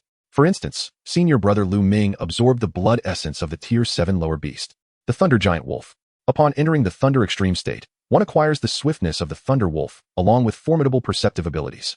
Su Jingming's essence was derived from the 8th tier Thunder Tyrannosaurus, with an astonishing absorption efficiency of 98. Consequently, as he embraced the Thunder Extreme state, his physique began to exhibit draconic traits. The sensation of such overwhelming power was truly exhilarating. Su Jingming could feel the potent energy surging within him, accompanied by a tumultuous emotion known as savagery. However, unlike the uncontrollable brutality he experienced when first forging the indomitable thunder body, his consciousness remained remarkably clear. This was merely an emotional influence. Indeed, enhancing his strength diminished the Thunder Tyrannosaurus's effect on him. Su Jingming silently acknowledged this realization, sensing that his physical prowess had increased by at least 3 to 4-fold. Moreover, upon activating the Thunder Extreme state, his mastery over the purple sky divine thunder reached its zenith. Thus, with a mere gesture, he unleashed a crackling bolt of blue-violet lightning that struck down upon the cave's exit. The impact was thunderous. The spot hit by the lightning immediately shattered, sending debris tumbling down and completely sealing the exit. Merely a display of power, yet it was but a special state. At that moment, Team Leader Wang, sensing Su Jingming's fierce aura, reacted with a fierce countenance, raising his blade to employ another combat technique. However, just then, Su Jingming's figure moved. His speed was astonishing, leaving even Wang with only a fleeting glimpse of an afterimage. His expression shifted drastically. This was not good. Instinctively, he raised his left-hand shield to protect himself. Block. The shield successfully intercepted Su Jingming's spear, which struck like a phantom, creating a deafening sound. Yet, before he could rejoice, an overwhelming force surged through the shield. This force was insurmountable. The alloy shield, originally meant for protection, now felt like a weapon crashing back at him. Bang! Under this immense power, he was sent hurtling backwards as if struck by a speeding truck, only halting when he collided against the cave wall, creating a deep dent in the hard rock. Cracks resembling a spider web rapidly spread from his point of impact across the entire wall. Truly, a seasoned veteran, his reflexes were impressively swift. This was the instinctive response honed by an experienced ability user in the crucible of life and death. An ordinary third-tier ability user would have been caught off guard and eliminated in an instant. However, taking advantage of his moment of vulnerability, Su Jingming struck. Thunder Flash. In a blink, Su Jingming appeared before the newly formed hole, seeking death. Infernal Demon Claw. The remaining 3 team members were not idle spectators. A third-tier superior vice captain, wielding fire element abilities, narrowed his gaze as a massive fiery hand coalesced, surging towards Su Jingming with a wave of heat. Yet, Su Jingming seemed oblivious, extending his left hand and effortlessly pulling Wang from the wall as if he were merely a chick. At this moment, the colossal hand of flames arrived, crackling and booming. The fiery giant merely fanned a wave of heat towards Su Jingming, only to be subsequently consumed by an unending torrent of thunder. My fiery demon hand. How is this possible? The vice captain was astounded. The fiery demon hand was his most cherished advanced combat technique, honed to a high level of proficiency over decades of practice. Yet, it could not even breach the opponent's lightning net. What manner of creature is this? Meanwhile, Wang, who had been dragged from the wall by Su Jingming, was struggling and pleading, bloodied and desperate. No, please don't kill me. I'll give you the Earth Spirit Spring. And I have over 100 million private savings to offer. The power that had once been capable of crushing alloy now seemed utterly powerless under Su Jingming's iron claw grip. It was far too late to beg for mercy. Su Jingming's dragon-like vertical pupils, suffused with blue and purple lightning, were devoid of any emotion. With a slight exertion of his left hand, there was a sickening pop as Wang's head exploded. Vivid red blood splattered everywhere, and the acrid scent of blood filled the air. Devil. The remaining 3 team members were left pale with terror. The vice captain, endowed with fire-based abilities, trembled as his legs threatened to give way beneath him. The savage pressure emanating from the apex dragon beast, coupled with the shocking visual of their captain's head being blown apart, had utterly shattered his psychological defenses. Am I dreaming? Beside them, Jiang Chuxian, who had already lost all hope, stared in disbelief at Su Jingming, who stood there like a god of thunder. She had previously hired this small team to venture into the wilderness, each time costing 6 million great xia coins. Each member, in any other context, could command their own territory as formidable warriors, especially their captain, Wang Chuan, at the pinnacle of third-tier strength, nearly invincible at that level. Yet, at this moment, he had been effortlessly dispatched by Su Jingming with a single blow, and Su Jingming's actual level was merely that of a second-tier upper. How exaggerated is this? Jiang Chuxian couldn't help but murmur softly. Having studied at the Metropolis Ability University for over a year, she had never heard of any student achieving such feats. She could clearly see that Su Jingming had entered a special state. However, this state was terrifyingly powerful. The blue and purple lightning aura surrounding Su Jingming exuded an extraordinary and fearsome presence, stronger than that of ordinary abilities. Could it be a level beyond? Jiang Chushuan's breath quickened at the thought, her chest rising and falling rapidly. If it were a level beyond, then everything would make sense. Devil? Compared to you lot, who revel in murder and plunder, I appear more human, Su Jingming remarked, observing the vice-captain's expression of dread. These individuals had become accustomed to wielding dominion over the lives of others, yet when faced with their own mortality being dictated by another, their reactions were even more pitiful than those of ordinary folk. Casually, as one discards refuse, Su Jingming tossed aside the headless corpse of the captain. Subsequently, a cruel smile surfaced on his resolute visage. Next, it is your turn. Chapter 78, Annihilation, Jiang Chushuan's Elation. Among the remaining 3 team members, aside from the vice-captain who possessed fire-based abilities and was a third-tier elite, the tall, slender man wielded healing powers, which rendered him nearly devoid of combat prowess. The last woman, akin to their captain, also possessed beast-type abilities. Together, the trio exhibited formidable fighting strength. Yet, against Su Jingming, who had activated his Thunder Extreme state, even if they simultaneously ingested blood fury pills, they were still subjected to an overwhelming onslaught. With a soft thud, after a mere 10 minutes, the Dark Cloud rapid-fire gun was withdrawn from the last woman's body. Bang! The woman, her face etched with terror, collapsed lifelessly to the ground. The final adversary, Su Jingming's emotionless blue-violet vertical pupils surveyed the surroundings. Compared to 10 minutes prior, 5 corpses now adorned the cavern. Each met their demise in a distinct manner. Some had their skulls crushed, others pierced through the heart by the lance, and some charred by lightning. Over a month ago, Su Jingming had only grievously injured Zhao Chunlin, with the aftermath being managed by the senior officer Zhao Yi. Thus, this marked his true debut in taking a life, and he had executed 5 in one fell swoop.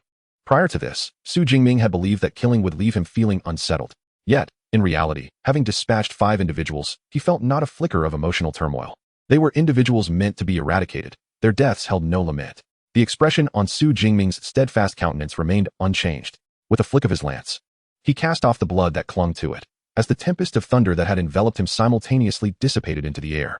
While the Thunder Extreme state was indeed effective, it came at a considerable cost. A hint of fatigue appeared upon Su Jingming's face. Having employed this state for merely over 10 minutes, he felt more exhausted than after battling ferocious beasts for 2 or 3 hours. Of course, the combat prowess gained from activating the Thunder Extreme was worth the toll. Senior, are you alright? At this moment, Jiang Chushuan approached with her long strides. During the recent skirmish, she had also consumed blood fury pills and consistently utilized her ice powers to assist Su Jingming in his offensive. Seizing the opportunity while the vice-captain and another were occupied by Su Jingming, she had personally slain the auxiliary ability user with a sword forged from ice. In truth, as a prominent content creator with millions of fans specializing in ferocious beast elimination videos, this was also her inaugural experience in taking a life. Moreover, her first encounter with death was amidst such a sanguinary scene. The ground was arrayed with corpses, blood flowing freely, resembling a set for an R-rated horror film. Were it an ordinary girl who suddenly faced such a tableau, she might have retched several times over. However, although Jiang Chushuan's delicate face paled slightly, she did not succumb to nausea. Instead, she inquired with genuine concern, "I'm fine, just a bit fatigued." Su waved his hand, suggesting they first collect the Earth Spirit Spring and the rare flowers before taking a moment to rest.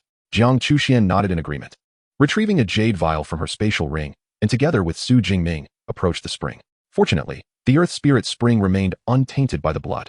Observing the clear waters surrounded by exquisite flowers, Su Jingming exhaled in relief. As a rare and precious resource, the Earth Spirit Spring could be severely compromised if contaminated by impurities like blood, rendering it impossible to purify and significantly diminishing its efficacy. It was precisely for this reason that Su Jingming had meticulously avoided the spring during the earlier battle, while the spring was unharmed. Many of the surrounding rare flowers had suffered damage. However, in comparison, the flowers were not as invaluable as the spring. Even if some were trampled, they could still be of use. There was an ample supply of the Earth Spirit Spring, and Su Jingming along with Jiang Chushuan filled 5.5 small jade vials, completely draining the spring. This left a small pit in the ground, which, perhaps decades later, might once again yield some Earth Spirit Spring. A smile crept onto Su Jingming's lips at the thought. He then handed Jiang Chushuan one of the filled vials and the half-full one, saying, "This is for you." Jiang Chushuan was pleasantly surprised that the extra half vial was also for her, exclaiming, "Thank you, senior." However, just as she reached out to accept it, the effects of the blood fury pill suddenly waned, leaving her weak and causing her to collapse onto the ground with a soft gasp. During the earlier confrontation, the vice-captain, who wielded fire abilities, had unleashed an inferno hand toward Jiang Chushuan. Although most of the flames were intercepted by the lightning net formed by Su Jingming's purple sky divine thunder, a small portion had still scorched her. Despite her timely use of ice abilities to extinguish the flames, her battle attire sustained some damage, resulting in a revealing situation at her chest and thigh. Now seated on the ground, her tattered clothing failed to conceal her, and Jiang Chuxian instantly felt her cheeks flush crimson. The side effects of the blood fury pill rendered her powerless, preventing her from harnessing her mental energy to retrieve spare clothing from her spatial ring.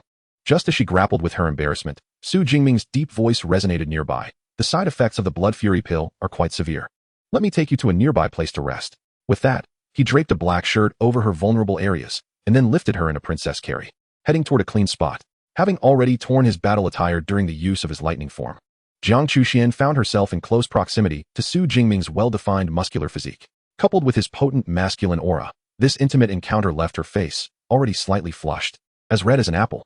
Meanwhile, she could feel her heartbeat quickening, a sensation she had never experienced before enveloping her heart. In the midst of these intricate emotions, Jiang Chuxian was gently leaned against the cave wall, resting upon the soft, beast skin nest originally belonging to the earth-digging dragon. You should rest here for a while. I will gather the remaining exotic herbs. Glancing at the black short-sleeve garment draped over her, a glimmer of autumn-like waves flickered in her beautiful eyes. Senior, you truly are gentle. As she reflected on this, a trace of unrecognized joy surged within Jiang Chuxian's heart. Chapter 79, The Rodent Tide. Escape. After several minutes, Su Jingming had collected all the exotic herbs within the cave. Additionally, he discovered a spatial ring on the captain's lifeless body. Although it bore the captain's spiritual imprint, the owner was already deceased. Under the powerful impact of Su Jingming's formidable mental energy, this disassociated spiritual imprint was shattered. After leaving his own spiritual imprint, a space approximately 1 cubic meter in size manifested within his perception. Within this space lay an abundance of potions and elixirs, as well as various combat technique manuals, cache, exotic herbs, and rare beast materials. Beyond that, there was nothing else of note. The combat techniques were merely at the level of the third-tier elite squad, so there was little of value to be found. Su Jingming shook his head, knowing well that most of these abilities users kept their savings in banks. Without a password, those funds could not be accessed. Oh well, let those banks benefit. Consider it a contribution to the nation. Su Jingming slipped the newly acquired spatial ring onto his left hand. The most valuable possession on this third-tier elite squad was likely this spatial ring worth over 50 million. He wondered if these two 1 cubic meter spatial rings could be exchanged for a 2 cubic meter one. Otherwise, carrying a 2-meter-long spear around would indeed be quite cumbersome. Rubbing his chin, Su Jingming then turned to approach Jiang Chuxian. The blood fury pill was a desperate elixir that abilities users consumed in critical moments, significantly enhancing their strength. However, the side effects were equally severe, leaving one in a state of weakness for nearly a month. At that moment, Jiang Chuxian was in such a condition. Her body drained of energy, her fair face pale. Upon seeing Su Jingming approach, Jiang Chuxian forced a smile, her voice barely carrying strength. Senior, the Earth Spirit Spring can alleviate the weakness caused by the blood fury pill. You can feed me a bit, just a small sip will suffice. Oh. Su Jingming's eyes brightened. He promptly retrieved the small remaining vial of Earth Spirit Spring, bringing it to Jiang Chuxian's red lips, helping her to drink. Merely a tiny sip visibly flushed color back into her complexion. Ah, I feel much better. After receiving the nourishing essence, Jiang Chuxian exhaled deeply, but it would likely take another 3 or 4 hours for her to fully recover. Although the Earth Spirit Spring was a level of sacred healing medicine, capable of almost instantaneously healing certain injuries, the side effects of the blood fury pill extend beyond the physical realm, manifesting in a state of mental lethargy as well. Even after consuming the Earth Spirit Spring, one must wait 3 to 4 hours before regaining the freedom to move. Of course, compared to the original 2-month period of weakness associated with the blood fury pill, this is a significant improvement. It is my first encounter with the notion that the pill's side effects can be alleviated. Su Jingming smiled at this revelation, raising his right hand to glance at the time on his smartwatch. He noted that Jiang Chuxian had sent a distress signal shortly after 5 in the afternoon. Following a series of events, the current time was 6:23. 3 or 4 hours later, around 9 or 10 o'clock at night, the darkness would render long-distance travel unwise. Thus, he decided to rest in the cave for the night, as it would provide a safer refuge. After entering the Thunder Extreme state, Su Jingming felt somewhat weakened. After a moment's contemplation, he resolved not to venture out to hunt ferocious beasts, opting instead to wait until he had fully recovered the following day. However, he felt it prudent to tidy up the cave a bit. Fixing his gaze, Su Jingming pointed to the ground. Thunder prison. With a crackle, the majestic essence of the primordial thunder surged forth, forming a prison of lightning before him. This time, it was not intended to imprison foes, but rather to cleanse the area. As the thunder crackled through the air, the 5 corpses on the ground were swiftly reduced to ashes. Much better. Su Jingming nodded in satisfaction. Yet at that moment, a faint roar from a ferocious beast echoed from the direction of the beast hide nest. A ferocious beast. Su Jingming's expression shifted slightly, and he summoned a lightning flash to appear beside the nest. Upon closer inspection, he discovered a litter of young, earth-digging dragons nestled in the center of the den. Several of the younglings were asleep, while one appeared to have just awakened, babbling softly. No wonder the earth-digging dragon had pursued him relentlessly. It turned out it had young to protect. Jiang Chuxian remarked with realization. A litter of 7 or 8 ferocious beast cubs, once grown, could wreak havoc upon countless human abilities. The reproductive capacity of these beasts is truly terrifying. Su Jingming shook his head. The inherent brutality of ferocious beasts makes even their young largely untamable. Perhaps the smaller, more endearing cubs could serve as pets for powerful ability users, but this brood of earth-digging dragons, with their unappealing appearance, held no utility. Therefore, amidst the surging lightning, the terrifying purple thunder engulfed all the young, earth-digging dragons. Perhaps due to their low rank, eliminating this litter did not grant Su Jingming any ability points. Let us prepare to rest. Tomorrow, I will take you out of the mountain forest area, he informed Jiang Chuxian before sitting down on the ground. At this moment, his abilities were nearly depleted, making it an opportune time to practice his energy cultivation techniques. Soon, he entered a meditative state, continuously absorbing the elemental energy from the air to strengthen himself. Exhausted from the battle, Jiang Chuxian leaned against the wall. Before long, they slipped into a profound slumber. The next day, at precisely 7:21 in the morning, Su Jingming and Jiang Chuxian emerged from the cave hidden within the dense jungle, one after the other. Ah, indeed. The air in the mountains is far more refreshing. If it weren't for the ferocious beasts, I could easily reside here for a month. Jiang Chuxian lazily stretched, her exquisite profile illuminated by the morning sun, appearing even more radiant and delicate.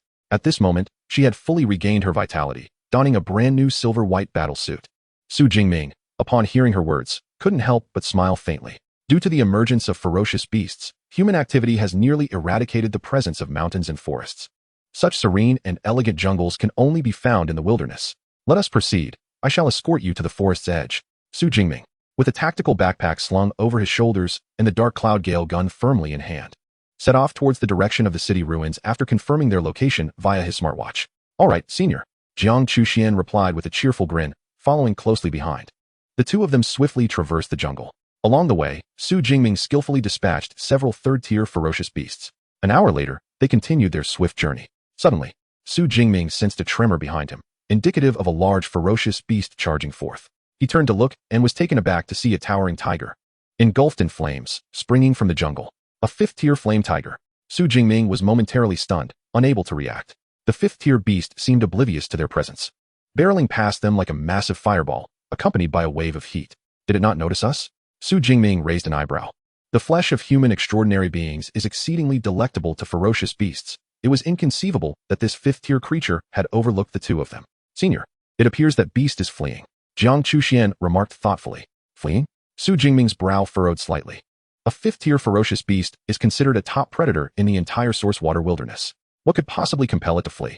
Suddenly, amidst the cacophony of shrill cries, a dark swarm of ferocious beasts surged forth from the dense forest like a tidal wave.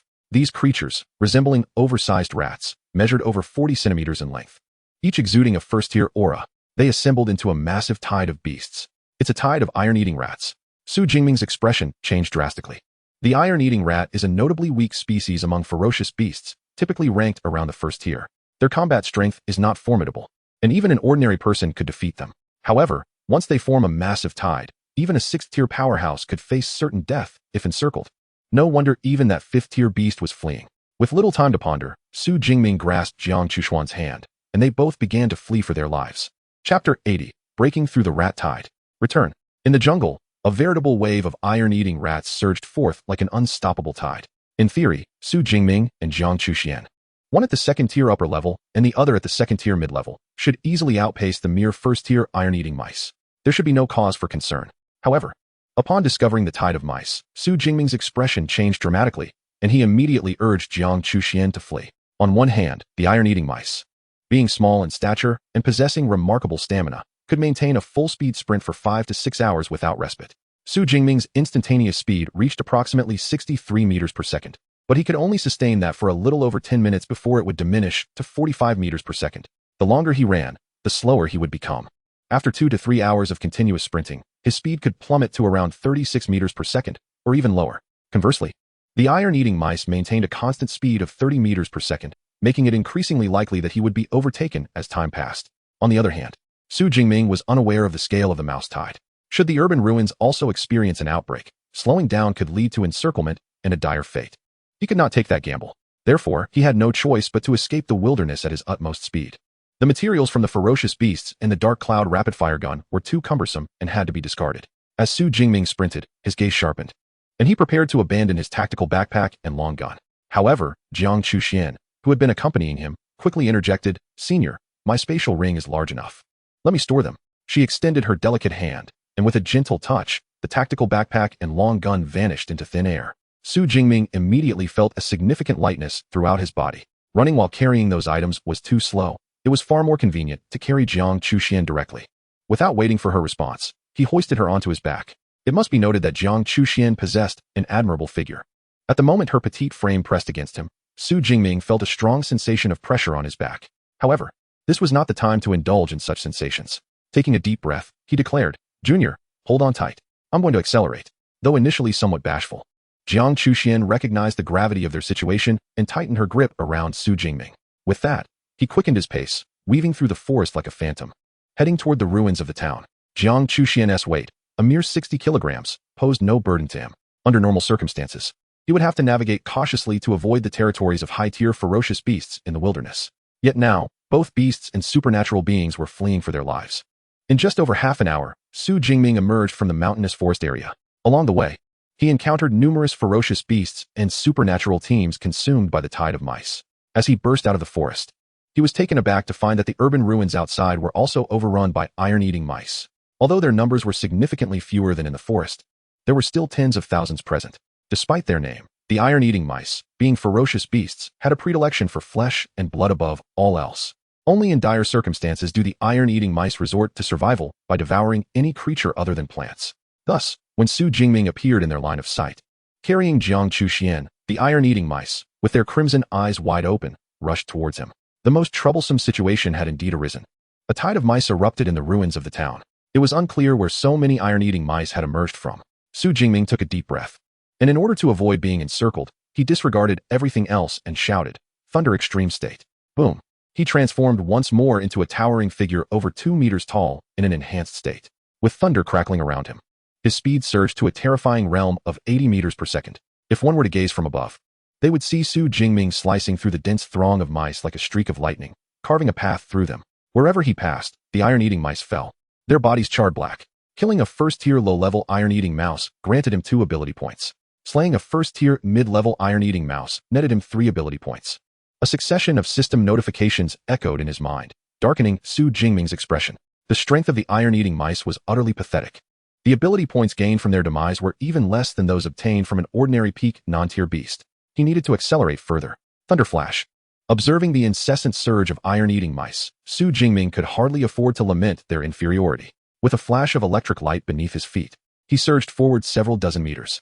Thus, while maintaining the Thunder Extreme state and intermittently using Thunderflash to advance, Su Jingming sprinted towards the supply base with Jiang Chuxian on his back. "Legion, heed the command. Form units of 100 for external defense. All ability teams, prepare for battle. This tide of mice is unprecedented in scale. We must hold our ground." Continuous surveillance had been maintained on the movements of the beasts in the wilderness. Therefore, as soon as the tide of mice emerged in the wild, the troops stationed beside the water supply base sprang into action. Rows of soldiers, armed with submachine guns and fully equipped, stood guard in an orderly formation before the water supply base.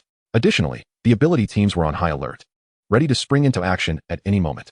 The iron-eating mice seemed aware that the human stronghold was not to be trifled with. They only traversed the wilderness. Even when a small wave of mice occasionally surged towards the supply base, they were swiftly dealt with by the ability teams. The scale of this tide was astonishing, with at least over 300,000 iron-eating mice. Underneath the supply base building, Chief Wang Chuang was also somewhat taken aback. In previous years, while mouse tides had erupted, they had never exceeded 50 or 60,000. Yet now, the number had nearly quintupled. Looking out, the entire source water wilderness was nearly overrun with the presence of iron-eating mice. It seemed the source water wilderness would face several months of bleakness. Chief Wang Chuang could not help but sigh. Following the outbreak of the rodent tide, the population of ferocious beasts in the wilderness area had diminished by at least 70%. Of course, due to the terrifying reproductive speed of these beasts, it would only take 2 or 3 months for their numbers to return to their previous density. However, during these 2 or 3 months, the number of ability users venturing into the source water wilderness would also significantly decline. Consequently, the profits obtainable by the supply base this year would also suffer a considerable reduction. It was merely unfortunate for those ability users who had ventured deep into the wilderness. Most would likely be devoured. One could only hope that he had not ventured too far into the wilderness. Otherwise, unless his teacher, Yang Jintian, intervened personally, no one would be able to rescue him. Just as he was contemplating this, the station troops and the team of ability users ahead suddenly erupted with astonished exclamations. Look! What is that? Such terrifying thunder. Could it be a ferocious beast that commands lightning? Prepare for battle. We must not allow it to breach the supply base. Within their line of sight, amidst the densely packed tide of iron-eating mice, a spherical bolt of blue-purple lightning surged forth, exuding a dreadful aura that charred the iron-eating mice in its path, racing towards the supply base at an alarming speed. As the troops and ability users initially assumed this was a powerful lightning-type beast, they soon discerned a vague silhouette within it, causing their movements to momentarily stall. At that moment, the spherical lightning abruptly broke through the tide of iron-eating mice. It leaped forth, covering a distance of over 20 meters, and crashed down upon the plaza of the supply base. Boom! With a thunderous roar, the spherical lightning struck the plaza, causing the ground to tremble and creating a deep crater. As the blue-purple electric light gradually dissipated, a figure emerged. It was a young man over 2 meters tall, with arcs of lightning dancing across his bulging muscles, resembling an iron tower. His eyes, unlike those of an ordinary person, were devoid of any emotional hue, filled instead with dragon-like pupils brimming with electricity. On his broad back rested a relatively petite and stunningly beautiful young woman. The formidable and violent aura that enveloped the young man caused the ability users in the plaza to momentarily hold their breath. Gazing at the familiar plaza of the supply base, Jingming could not help but exhale deeply, overwhelmed by the astonishment of the onlookers surrounding him.